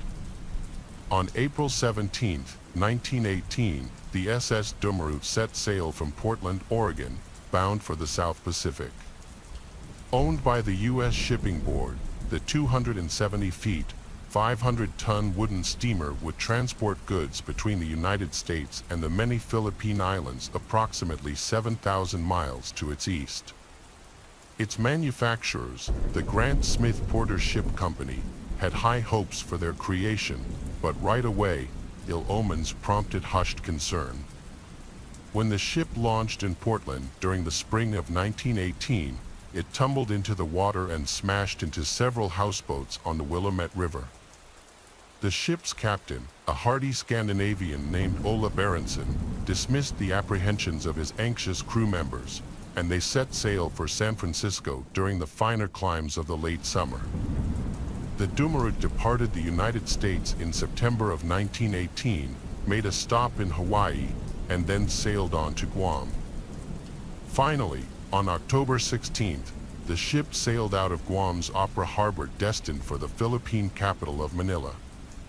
Only then was it loaded up with its final cargo, which just so happened to be several thousand gallons of gasoline and a monumental shipment of trinitrotoluene, more commonly known as TNT.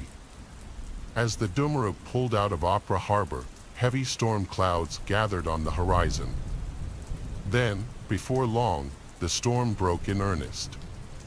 The Dummeru crashed through the roaring waves of the Philippine Sea, its crew battling the elements to keep her afloat. Then suddenly, disaster struck. A bolt of lightning streaked through the sky, striking the Dummeru's wooden deck and setting off a chain reaction that ignited both the shipment of gasoline and the crates full of dynamite. In the years that followed, survivor Theron Bean stated that the forwardmost portion of the ship simply erupted into flame following the bright white flash. Soon after, the call went out to abandon ship.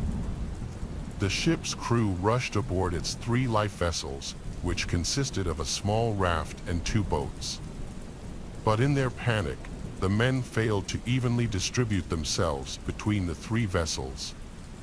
This meant that while one of the lifeboats departed with just 9 people aboard and 11 empty seats, the other became dangerously overloaded with over 30 terrified sailors hanging on for dear life. Soon after, the 3 vessels were separated by rough seas. On October 26, 1918, the Sunday Oregonian reported that Captain Berenson, his second mate, and 3 crew members had been found alive and well. They had been picked up by a transport ship just 9 days after the Dummeru exploded. Their quest for survival was over. Their shipmates, on the other hand, were not so fortunate. Theron Bean, who found himself crammed aboard the boat of 32, stated that they rode through the night until finally, the rising sun revealed Guam on the horizon. Yet, the Dummeru's survivors were horrified when a sudden change of wind and currents sent their boat off course, floating aimlessly in the Philippine Sea. The men's hopes were reignited by the sudden appearance of a passing steamer. They began frantically rowing in its direction, waving and shouting as they went, but frustratingly, they remained unspotted as it sailed past them and into the distance. For the next few days, the sailors hoped and prayed for favorable winds. But as time passed, the situation grew critical. Their daily rations allowed for only 2 tablespoons of water and 1 piece of hardtack. Then, after 7 days of drifting, they found themselves too weak to row. Around 2 weeks into their ordeal, the first of the survivors began to die from exposure. 3 days later, they ran out of hardtack, while the heavens had failed to provide them with a single drop of rain. Some grew so thirsty that they began to drink salt water. All who did so died in agony just hours after their first sip.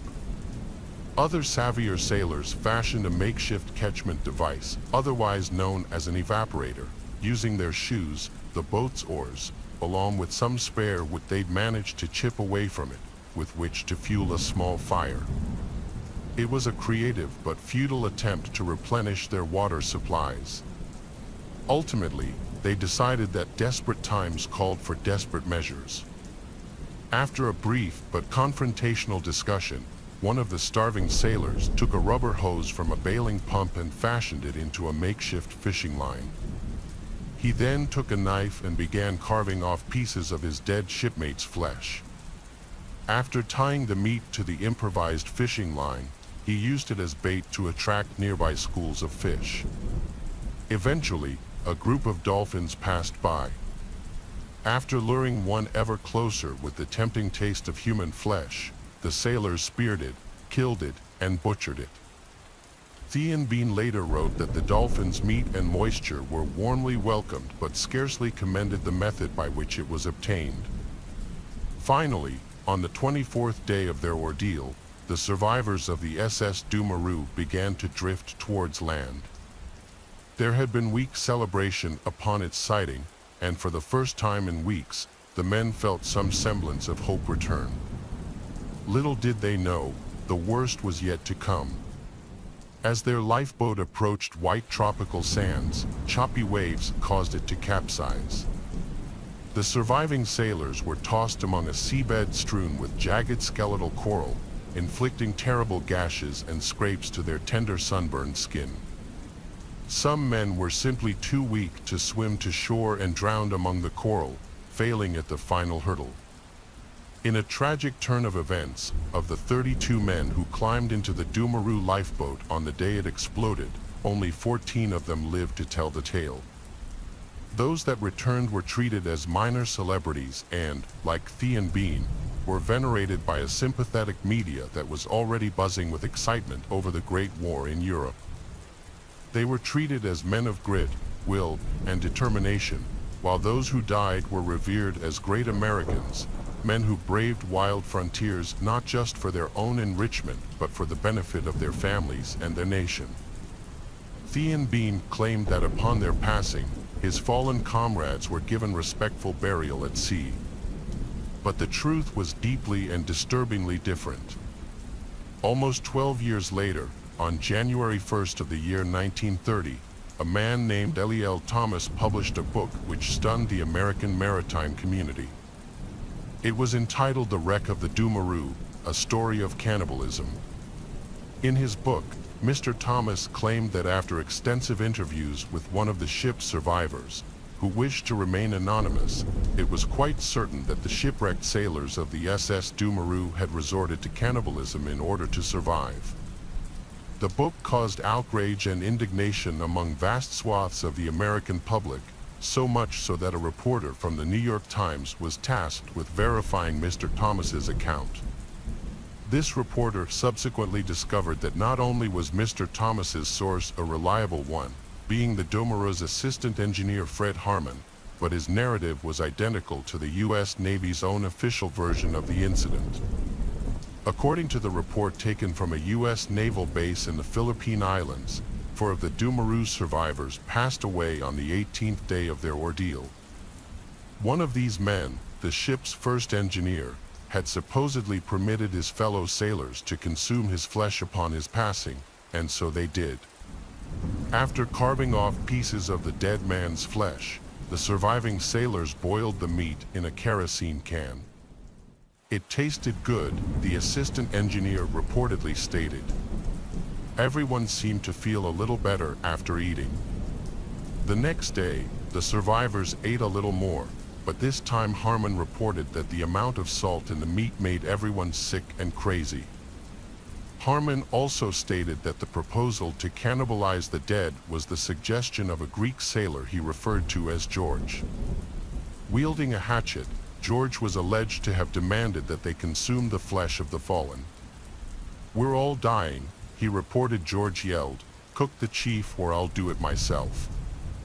Finally, on the orders of the Dumo first mate, George the Greek prepared the flesh of the dead men for consumption and did so under the watchful eye of a lieutenant named E.V. Holmes. The lieutenant went ahead and ordered the Greek to place small parts of flesh on the wooden boat baler that was shaped like a large sugar scoop and then wash them in the sea. Harmon said afterward, the wooden baler was passed around to all. Harmon went on to state that George the Greek ate first and then, I quote, offered the flesh to Holmes, who took it and ate it, thereby showing the rest of us that he desired us to do likewise. We ourselves had come around to George's way of thinking, and we decided to go right on with what the Greek started. Though the men had initially been horrified at the idea of eating their crewmates, they eventually agreed that it was, and I quote, the only possible means of saving our lives, and for our comrades, it was a fate not much worse than to be eaten by sharks. After eating the head engineer, they allegedly also ate a Hawaiian mess boy who had grown so weak that he couldn't move. Following the publication of L.E.L. Thomas's highly controversial account, the Dumos survivors admitted that the reports of cannibalism were true. However, the Connecticut Examiner went on to report that, quote, speculation still persisted about several disappearances, speculating that some men jumped overboard and became shark food rather than risk being eaten by their comrades, and grisly unsubstantiated rumors of casting lots before an unlucky chief engineer and Hawaiian mess boy were killed, cooked, and eaten. Reports of cannibalism and the allegations of voluntary deaths include details that are beyond horrifying. But perhaps one of the more subtly chilling aspects of this case is that had it not been for a shift in the wind, or had the passing steamer noticed the small lifeboat and come to its rescue, this grisly and terrifying episode might well have been averted entirely. I've worked in manual labor my entire life, but I took a gig hauling trucks for a few years in the early 2000s. I got an offer for a package that I couldn't refuse in the way of full-time pay with part-time hours if I could meet the arrival times. I got insurance benefits, everything an employee dreams about. I got my commercial driver's license as well as a few other certifications, and found myself on the road just a month or so later. I had a lot of jobs where things got weird or just crazy, but one particular evening makes the others pale in comparison. I don't like stories with a lot of fluff, so I'm just going to jump right into it. I was on a return trip from Oregon to Minnesota. I had already made one delivery, hooked up a second, and was now technically on my way home. This was about the halfway point. Weather was great, I was feeling good and motivated. My time on that trip was well ahead of schedule, so I made sure not to push it or burn myself out. I found it super defeating to get home from a long haul and be too exhausted to enjoy it. It's always better to take a little time and stay level. I also have a bit of a heart condition, so heavy caffeine intake isn't an option for me. Most of my life has been all natural, using whatever remedy I could come up with to keep my energy up. The biggest influence was just a good diet, exercise, and a consistent sleep schedule. That means I stopped every night generally at the same time, got a good amount of rest, and that's it. Many of my trips were clocked to the very last second, but I managed to always arrive on time. I passed over the Idaho border and started gunning through Montana. Lots of beauty, but ultimately not much in the way of civilization out there. The route took me through Missoula and some more established townships. Between them, though, you'd be lucky to find a service station of any kind. Rural stretches like this always kept me on my toes, as I'd heard horror stories about guys running out of gas, blowing tires, or encountering engine trouble. There isn't help for 75 miles in each direction. On top of that, some of these rural stretches don't see a lot of traffic. Some early mornings, I wouldn't see another car on the road for an hour at a time. I had my eyes set on a trucking station out in the middle of nowhere between Bozeman and Livingston. I'd roll through Bozeman around dinner time, grab a quick bite to eat, then push on towards the station. I'd let my food settle and digest a bit. After an hour of driving, I'd hit my target, pull over, and be totally ready for bed. I liked routine, structure, and having a plan. That night, everything was supposed to be simple. At first, it was. My plan was going smoothly. I got dinner, gassed up, experienced little to no traffic, and was back on the road in no time.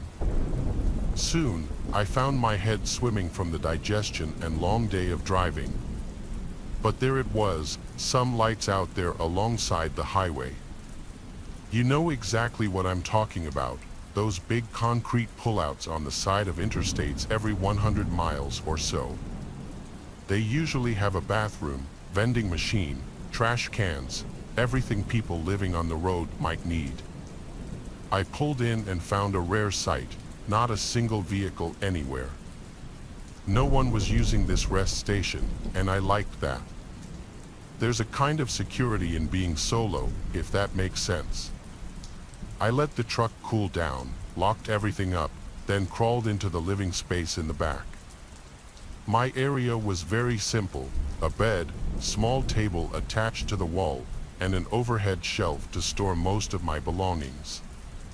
I also had a little makeshift power cell which I used to charge a portable flip DVD player that had both the player and a screen. It was one of those inventions of the 2000s that could have only been popular then. I settled in with my big blankets and pillows and watched one of my favorites, Resident Evil or Reign of Fire, an action thriller of some kind. Despite the shooting and explosions, I fell asleep just after 30 minutes.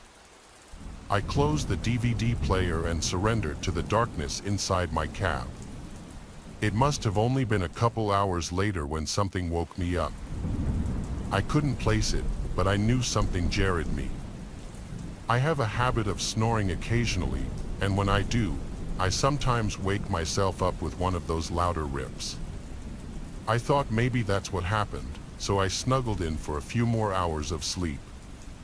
I like to hit the road before sunrise and get those extra miles in before the rest of the world wakes up. Just as I closed my eyes, though, I heard it, the sound that woke me up. It wasn't a snore like I thought, but the abruptness of a cough. It came from somewhere beyond the cab, outside in the parking lot. It sounded partially muffled, maybe another trucker had pulled in and I just simply hadn't heard the rumble. Really didn't seem that likely, but I guess anything is possible, right? I wanted to be sure of what I heard, so I turned on the small overhead light. The second that flicked on, I could hear shoes slapping the asphalt and the sound of someone running away. As I listened, the footsteps faded a bit. The person was running away from my truck. They must have seen the light come on and reacted to that. But at this point, I'm now on high alert. I turned the light off so as not to give away my position within the truck. As long as it's dark, it's almost impossible to see in the depth of the sleeping cab, so I used that to my advantage. Looking out, I surveyed the parking lot and found something unusual: an older van parked across the lot, sitting angled so the broadside faced my windshield. Definitely weird, as I was 100% alone when I pulled in originally. That parking lot was empty. I tried to be reasonable though. Maybe he was walking his dog, having a smoke.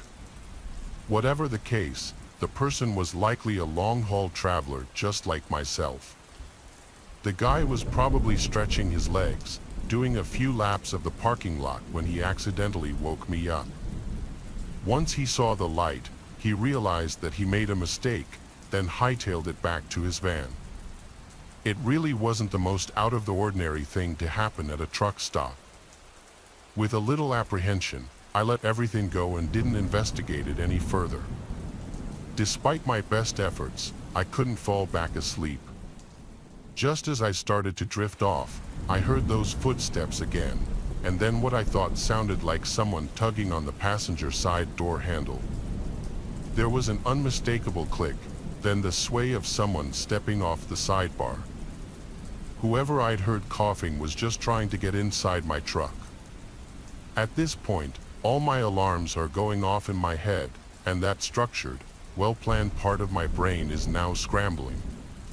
For whatever reason, and a lot of my friends have given me flack for it over the years, I didn't carry a gun on these truck hauls. I did have a short club that I used to check my tire pressure, and that was a great second option. At this point, I believed my best choice was to nut up and confront whoever was milling around the parking lot, let them know that my truck wasn't public property.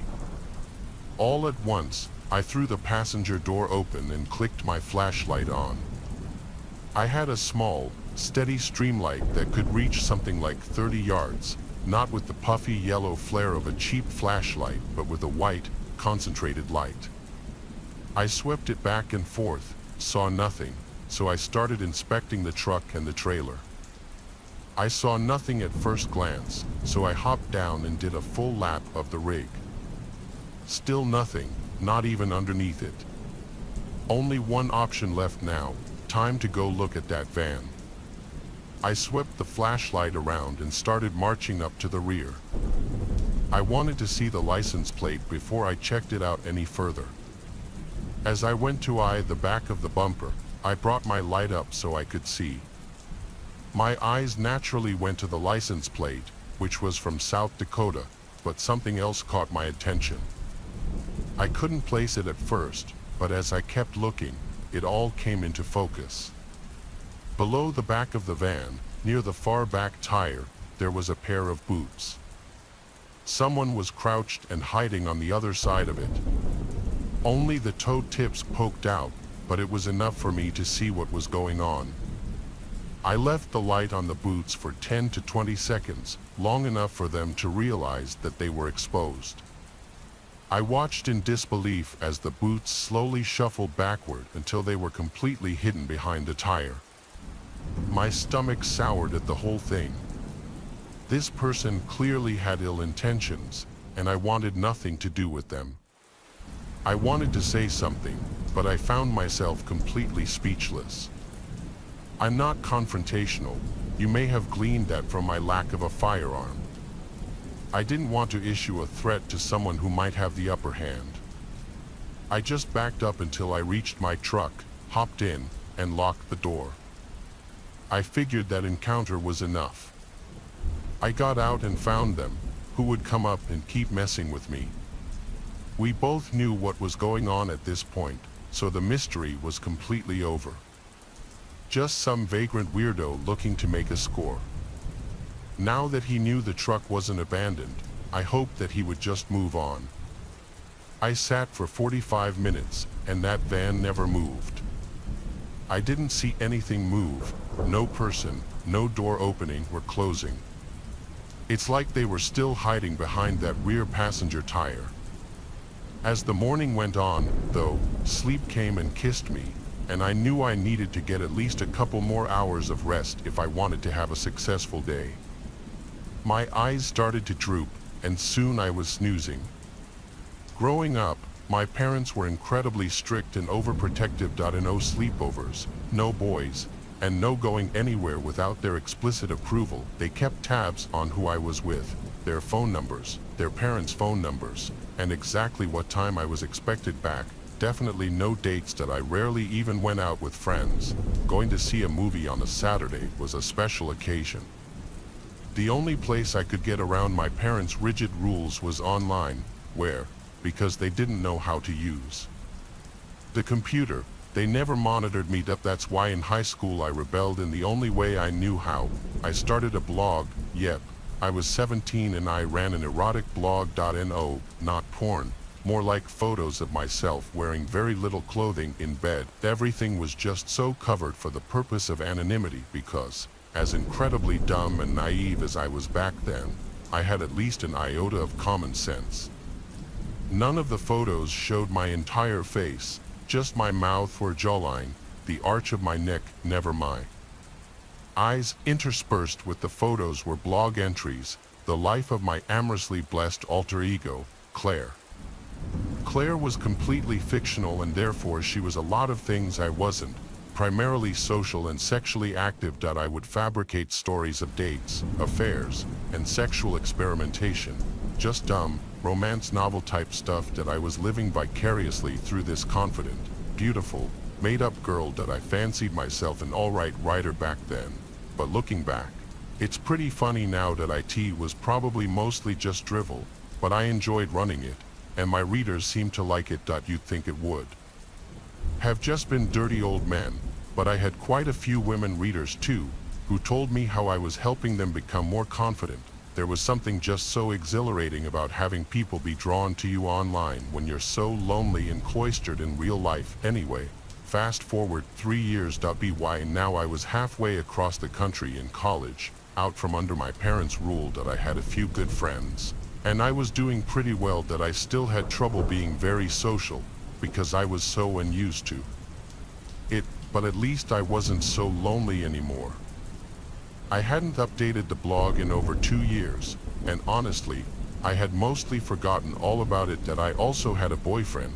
His name was David, and we met in the history seminar in the fall of my sophomore year. He was tall, lovely, kind, and had quite an outgoing personality, probably in contrast to our awkward first date when I, shy and still mostly petrified of social interaction, could barely string together 10 complete sentences, but he seemed to like my shyness. That he was outgoing and forward, making friends wherever we went. That he'd constantly tell me it was cute that I blushed when people talked to me and say how I should be glad that he was with me to facilitate conversation with other people.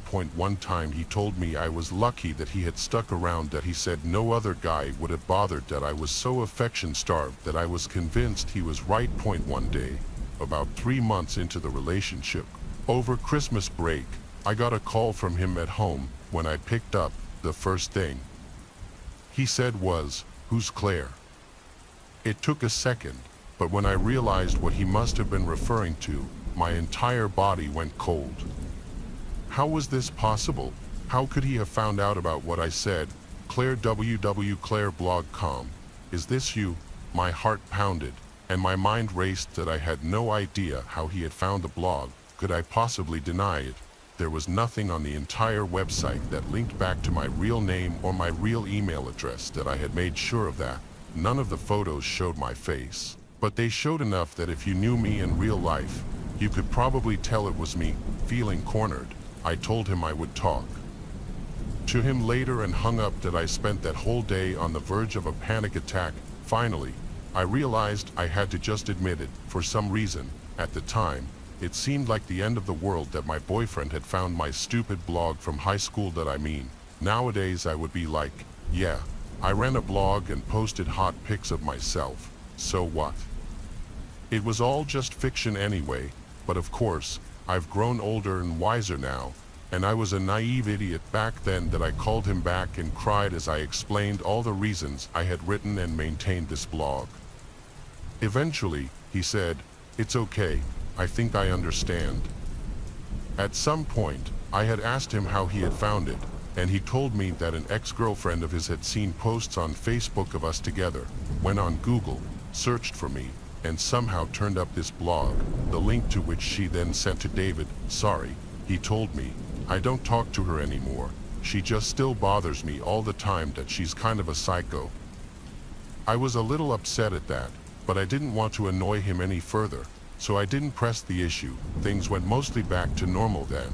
But then the email started that I woke up to the first one about a week later that IT had been sent at 3 a.m. and was from some blatantly fake address, like Claire _the__6969 at hotmail.com. All it said was, "You're disgusting." I realized it must have been from David's Psycho X. I was a little unnerved, but I just deleted and ignored it. However, the emails didn't stop. They kept coming, at least one, sometimes two a night, always from a new fake email like Claire _the_72993, Claire _the____, etc. Always time-stamped exactly at 3 or 4 a.m. The contents of the emails began to increase in their level of vitriol. First, it was more of the same, variations of, "You are so gross," or "You're up." Then she would send me copies of the photos from my blog, which I had deleted right after David confronted me about it. She must have saved the entries somewhere, with horrible things written across them, like "fat," or "die," or "kill yourself," etc. I showed David the emails and asked if he could make her stop, but he just shrugged and said it was out of his control. It kept escalating. She started mentioning my friends' names in the emails, things like, "I showed Rachel and Alex you're sick," "Website, they're disgusted by you," or "I told Evan and James, they act like they're your friends, but behind your back they all think you're disgusting." Sometimes she would pretend to be one of my friends and write things like, "I said hi to you on campus yesterday and you think I like hanging out, but I know what you really are, you're just a ___." Once she copied and pasted an entire blog entry into the body of an email. It was non-stop, night after night. I would wake up in the morning terrified of seeing another email from her in my inbox that I stopped opening them. That I was constantly stressed. I never knew for sure if she had actually sent my photos around to everyone I knew. That I lost sleep, that I lost weight, that I begged David to make her stop, but he kept saying there was nothing he could do. Things with David were deteriorating as well. That he was annoyed that I kept bringing up the emails. That he began to make it sound as though it were all my fault. That he said it was hard to believe that I hadn't actually done all those sexual things I had written about. This was the kicker. His ex was from my hometown, he said, and she had told him stories she'd heard from people I went to high school with about all the dirty things I used to do, orgies, bondage, hard drugs. How could I lie to him and trick him into believing I was a shy virgin? He wanted to know that I told him none of those things were true. She was obviously making it up. Do you really believe her over me? I asked. I don't know what to believe. He said that he told me I had become untrustworthy. That as twisted as it was, I started to believe that I apologized to him over and over until finally he forgave me and told me it was all right. That he believed me, that I was lucky he understood and would stay with me, because who else would? I had never been so relieved that I was lucky. I was so lucky, wasn't I? We'd been taking things really slow physically because I actually was a virgin, and regardless of make-believe Claire's make-believe sexcapades, anything sex-related still made me incredibly nervous. But after that, I had sex with David for the first time because I felt like I owed him. That he had stayed with me. I was so lucky that I didn't enjoy it. Afterwards, he whispered, "I believe you. You really have never had sex before." It felt sickly like winning. Eventually, after about 2 months, the ex must have gotten bored because the emails slowed and then stopped. David broke up with me shortly after, cruelly and kindly, the day after my 21st birthday.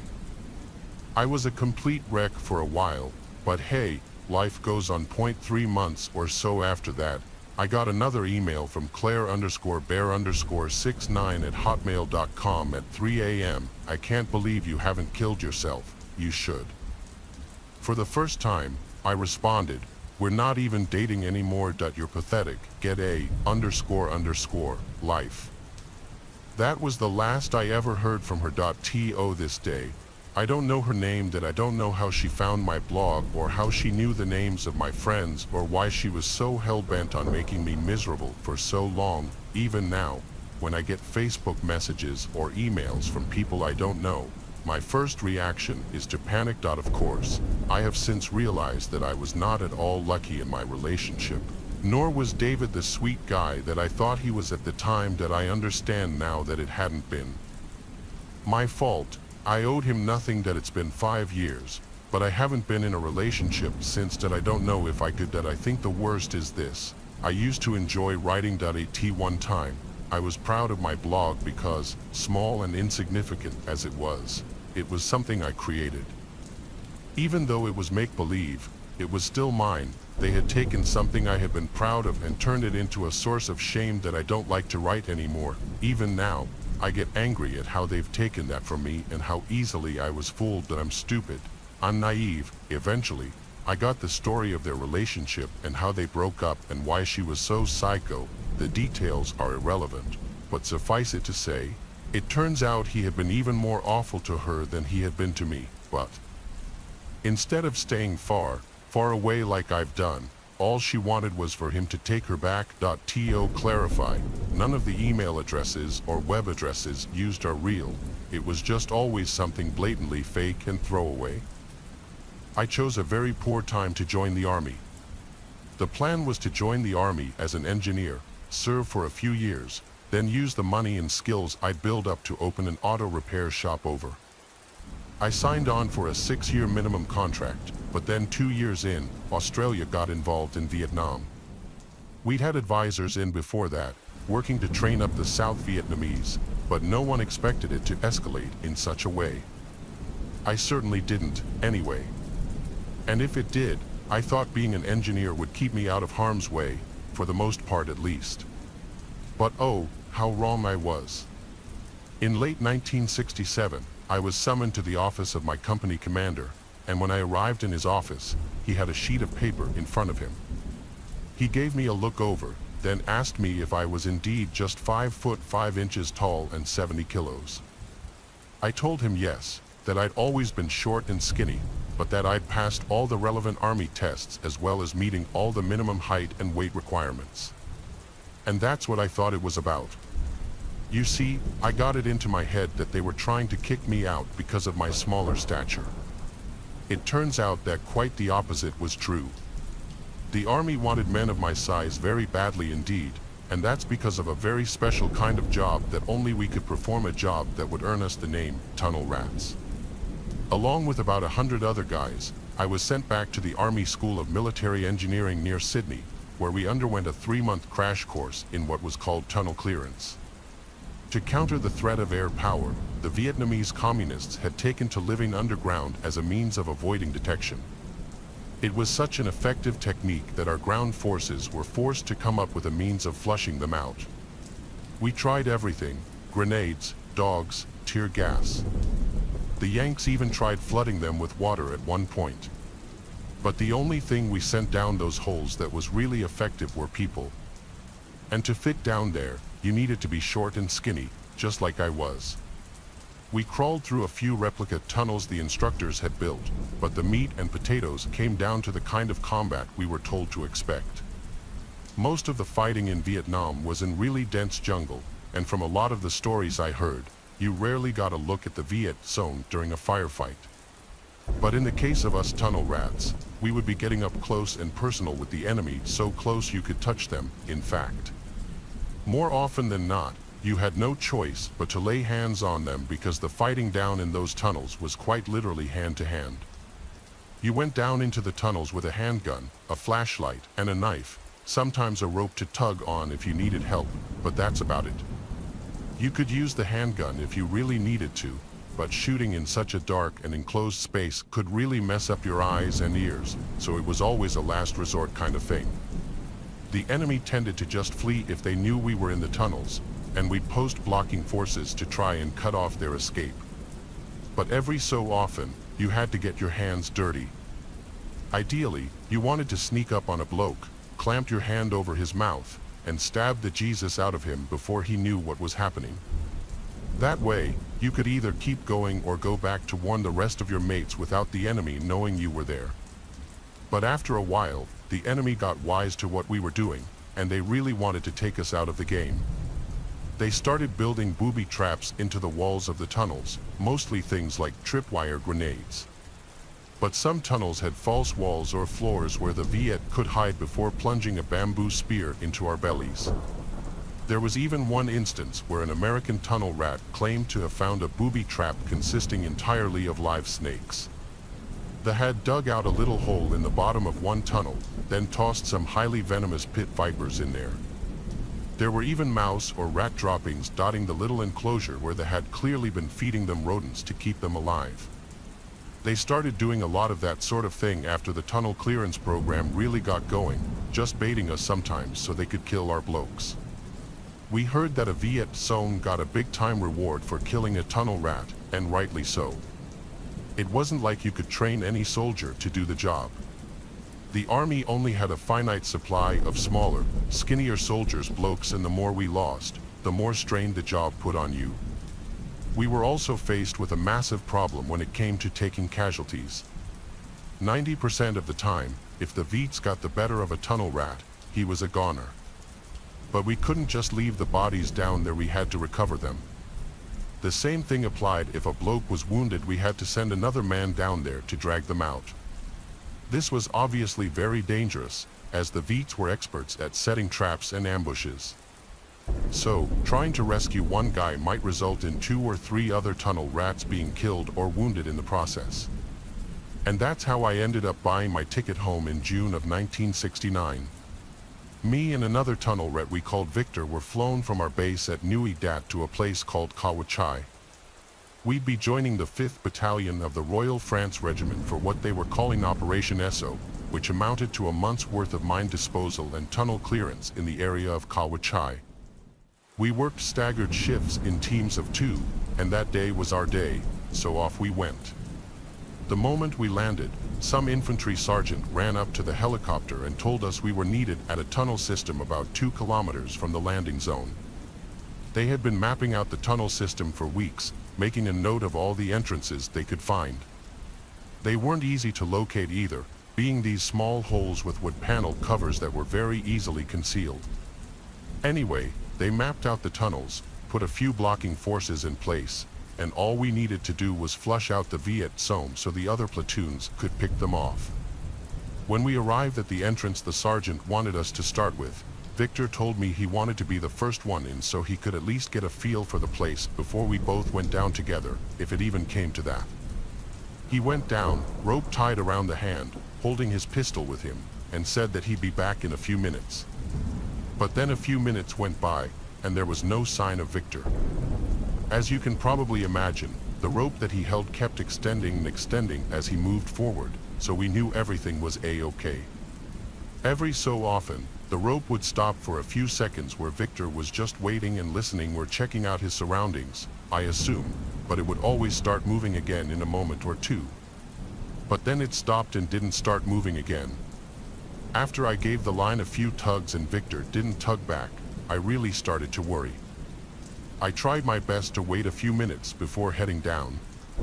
I hadn't heard any gunshots or anything that might indicate he was in trouble, but him being so still for so long wasn't a good sign. After a minute or so ticked by and there was still no movement, I got down into the tunnel myself to check on Victor. Generally speaking, there were 2 kinds of tunnels here. The larger tunnels connected all the various underground facilities the Viet Cong had down there.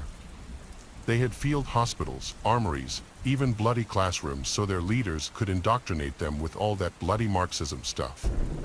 But then there were the smaller tunnels, the kind closer to the surface where you literally had to crawl along on your belly to get anywhere, and it was this kind that I found myself in that morning. It was pitch black, and I didn't need to use my flashlight. All I had to do to find Victor was follow the rope he was holding. So, that's what I did, moved as quiet as a mouse, just hoping I wasn't about to crawl into a trap. Eventually, after a couple of minutes of crawling, I felt my hand touch the bottom of Victor's boot. I stayed quiet as I gave it a nudge, but Victor didn't move. He was dead, probably killed by some Viet Cong who then ran off to warn his mates. If that was the case, then job done, the blocking forces could do their thing. It just seemed unfair that the result came at the cost of my mate's life. To make sure that there was nothing restricting Victor's body before I tried to pull it out, I switched on my flashlight to take a look around. The smaller tunnels were tiny, but there was just about enough room to lift your head up a little bit. That way, I could use my flashlight to look ever so slightly over Victor's body. But when I did, it resulted in the single most heart-stopping moment of terror I had ever experienced. I didn't get a good look at the bloke. I didn't have time, really. But when I switched on my flashlight, there was this Viet zone on the other side of Victor's body, and he had a pistol aimed right at my flashlight. I dropped down straight away, trying to get as low as possible. The guy must have shot where the light was, and I know I must have blinded him a bit, so his first few shots went over me. I know this because I felt the earth hitting the back of my neck from where the Viet zone's bullets were smashing into the tunnel ceiling. The noise was deafening, well and truly, and as much as I saw the flashes from where he kept on shooting at me, I didn't really hear the shots, not properly, anyway. The only thing that kept his bullets from killing me was Victor's body, and if he wasn't dead when I found him, it certainly was by the time it came to dragging him out. The guy shooting at me quickly extended his pistol clip and had to back out of the tunnel to rearm. When I carried on dragging Victor's body the opposite way, I could hear the bloke shouting for his friends in Vietnamese, and I knew it was only a matter of time before more bullets came flying in my direction. All I could do was focus on dragging Victor, telling myself I still might be able to save his life if I just get him out of that bloody tunnel in time. I could hear the rest of my mates shouting on the surface. They'd heard the gunfire and were willing me to drag myself out of the tunnel in one piece. I almost made it out without a scratch too, but as I reached the tunnel entrance and raised myself up to climb out, I heard another round of muffled gunfire before a bullet smashed into my left knee. I know it belongs to get themselves shot, and because of all the adrenaline, they don't feel a bloody thing unless it breaks a bone or something. Jesus Christ, the pain I felt when my kneecap shattered into a dozen little pieces was like nothing I'd ever felt before or since. If it wasn't for the guys who grabbed me under the armpits and dragged me out of that hole, I might have already lost one or both legs to a spray of Chinese-supplied bullets. Like I might have already said, that bullet wound was my ticket home. I was flown back, stitched up, put into a rehab program, and then I was back on duty. Thankfully, I didn't have to go back overseas, but I did serve about 18 more months teaching tunnel rats how to do that job. In January of 1992, Emily was just a 17-year-old senior at Gilmer High School. With her well-coiffed curly blonde hair, extravagant jewelry choices, and bright blue eyes, Emily Day was a pretty picture and had no problem making friends. After she relocated from Natchitoches, Louisiana, to Gilmer, Texas, to live with her mother and stepfather, she hit the ground running and struck up an on-again, off-again relationship with a young man by the name of Chris Denton. The two spent a great deal of time together in the lead-up to the new year. It seemed Emily's life was going swimmingly well, and it's clear that no one could have possibly expected what fate had in store for her, something that would raise questions among true crime enthusiasts that pervade even today. On January 5, 1992, Emily finished her shift at the Gilmer Square outlet of Northeast Texas Video, closing the store at around 8:30 p.m. before heading over to a local bank to deposit the store's daily takings. This particular bank branch's security cameras showed that an individual did indeed make the night deposit for that evening. But the captured footage didn't provide a clear enough image of the person for a positive identification of Emily, simply showing an arm in her car. We can presume it was her, but we can't be 100% certain.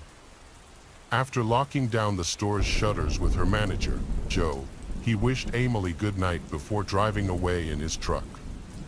The last he ever saw of her, she was last seen wearing cut-off stonewashed jeans, a purple rugby shirt with gold trim, and brown loafers, and was getting into her car in preparation for her night drive to the bank. But Emily didn't arrive home that night, nor did she check in with any of her friends. Her mother became so worried that she sent her stepfather out into the night to aid in the police search that ensued, and like grim providence, it was him that found Emily's abandoned car in the Northeast Texas video parking lot at around 5 a.m. The car was sporting a single slash tire, and all of Emily's personal belongings, including her purse, were inside her car. Only she and her keys were missing. At first glance, what happened appeared to be a complete mystery, but it was one that local law enforcement was determined to get to the bottom of. For 2 years, the investigation into Emily's disappearance was headed up by a Sergeant James Brown. One of the first people investigated was obviously Joe, her manager and the last person to see her alive. However, not only did Joe have multiple alibis, he passed several lie detector tests issued by the police, and as a result, he was ruled out as a suspect. Sergeant Brown oversaw a team consisting of hundreds of police officers and local volunteers, one of which poured thousands of man-hours into an intensive search of the surrounding area. Yet, despite such a thorough search as well as hundreds of tips from the general public, not a single trace of Emily was ever found. Police believed they were close when they arrested 17-year-old Daniel, who was taken into custody on misdemeanor charges in an incident of alleged tire slashing. Daniel was guilty of many things, but as police discovered, slashing Emily's tires wasn't one of them, and in the end, he too was ruled out as a suspect in Emily's disappearance. Investigators then turned their gaze to another suspect, Emily's on and off again boyfriend, Chris Denton. The couple was said to have been going through a rough patch at the time of her disappearance. With people saying that Chris had something of a short temper, there was a period where he became the case's prime suspect. However, through the course of the investigation, circumstantial evidence would clear him of all wrongdoing, and the police would be forced to look elsewhere for their abductor. Unbelievably, in a number of interviews conducted in the process of their investigation, police heard a handful of stories alluding to a satanic cult that called Gilmer home. But since the accusations named members of law enforcement as members of the cult, specifically Sergeant James Brown himself, the claims weren't taken seriously by those that heard them. Yet, in 1994, the local community was rocked by almost 50 indictments against 10 different people, all on charges of child abuse, and given some of the evidence presented against them, police proceeded with charges of aggravated assault, aggravated kidnapping, and capital murder in connection with Emily's disappearance. It's at this point that Emily's story seems to intersect with that of the Clure family. Because, in 1990, a man named Wardell Clure told his wife Loretta that he wanted a divorce, kicking off a chain of events that would bring prosecutors their one best chance at finding the perpetrator. Wardell Clure was one of 6 adult children of Eva and Geo Clure, a couple who were briefly married in the 1950s before a hasty divorce. Geo Clure went on to marry 2 other men, both of whom died before Geo remarried Eva, making him both her first and her 4th husband. According to their children, Eva and Geo Clure abused their children on a daily basis. A relative later confirmed their claims of carnal abuse and spoke of witnessing daily incidents of indecent assault.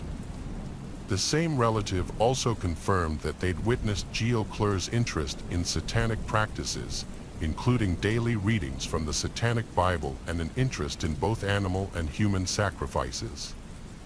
In exchange for law enforcement's help in escaping the Clure family, one of their grown-up sons' wives offered to tell investigators everything. She claimed she was kept as a slave to the family for 10 years, couldn't drive a car, was constantly threatened by Geo and Danny, and her only form of identification, her birth certificate, was kept by Danny in his wallet. In her own horrifying words, her role was simply as a breeder. Cut back to Wardell asking his wife for a divorce. Loretta strongly began to suspect that Wardell was trying to ditch her for a younger woman, and if that was the case, she was going to burn his entire life down before she left. She went to the police with accusations, and, as a result, Wardell was arrested, placed on the offender's registry, and forced to serve out a period of probation. A state welfare worker assigned to the case later concluded that ritualistic satanic abuse was endemic in all branches of the Clure family, and over the next several years, almost a dozen of the clan's children were taken into the care of Child Protective Services. The social worker also mentioned in a horrifying affidavit that in October of 1992, 2 of the children took us to show us where the devil meet people to abuse and hurt babies. In 1994, the escaped Clure wife was interviewed by the Harrison County Jail in Marshall, Texas, in which she described in gruesome detail the torture that Emily Wilson endured for approximately 9 days before she was ritually sacrificed and then cannibalized. She described Geo as the leader and said that several of the Clure clan, along with Sergeant James Brown, were all present during these events.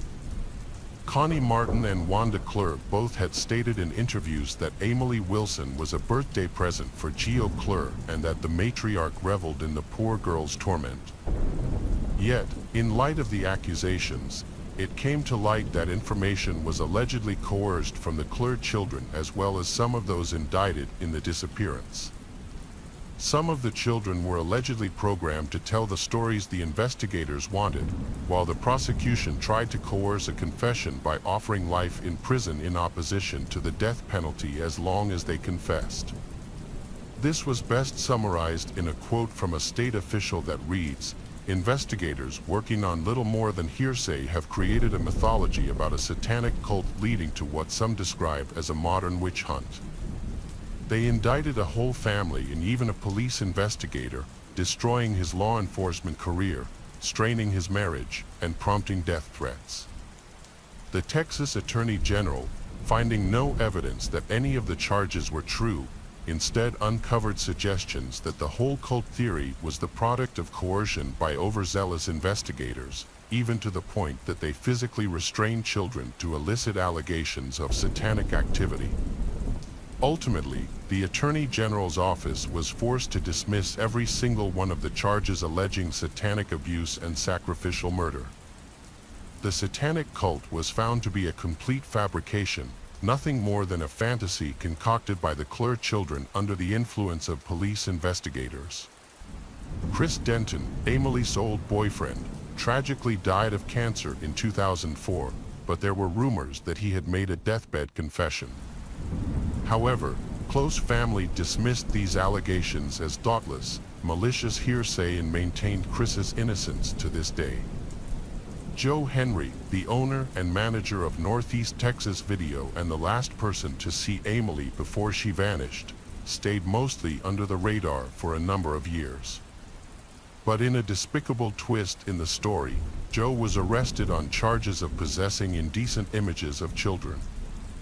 However, police have emphasized that, in spite of the nature of the charges against him, he had never been considered a serious suspect in Emily's case. For all the twists and turns, trials and confessions, finger-pointing and numerous suspects, Emily Wilson has never been found.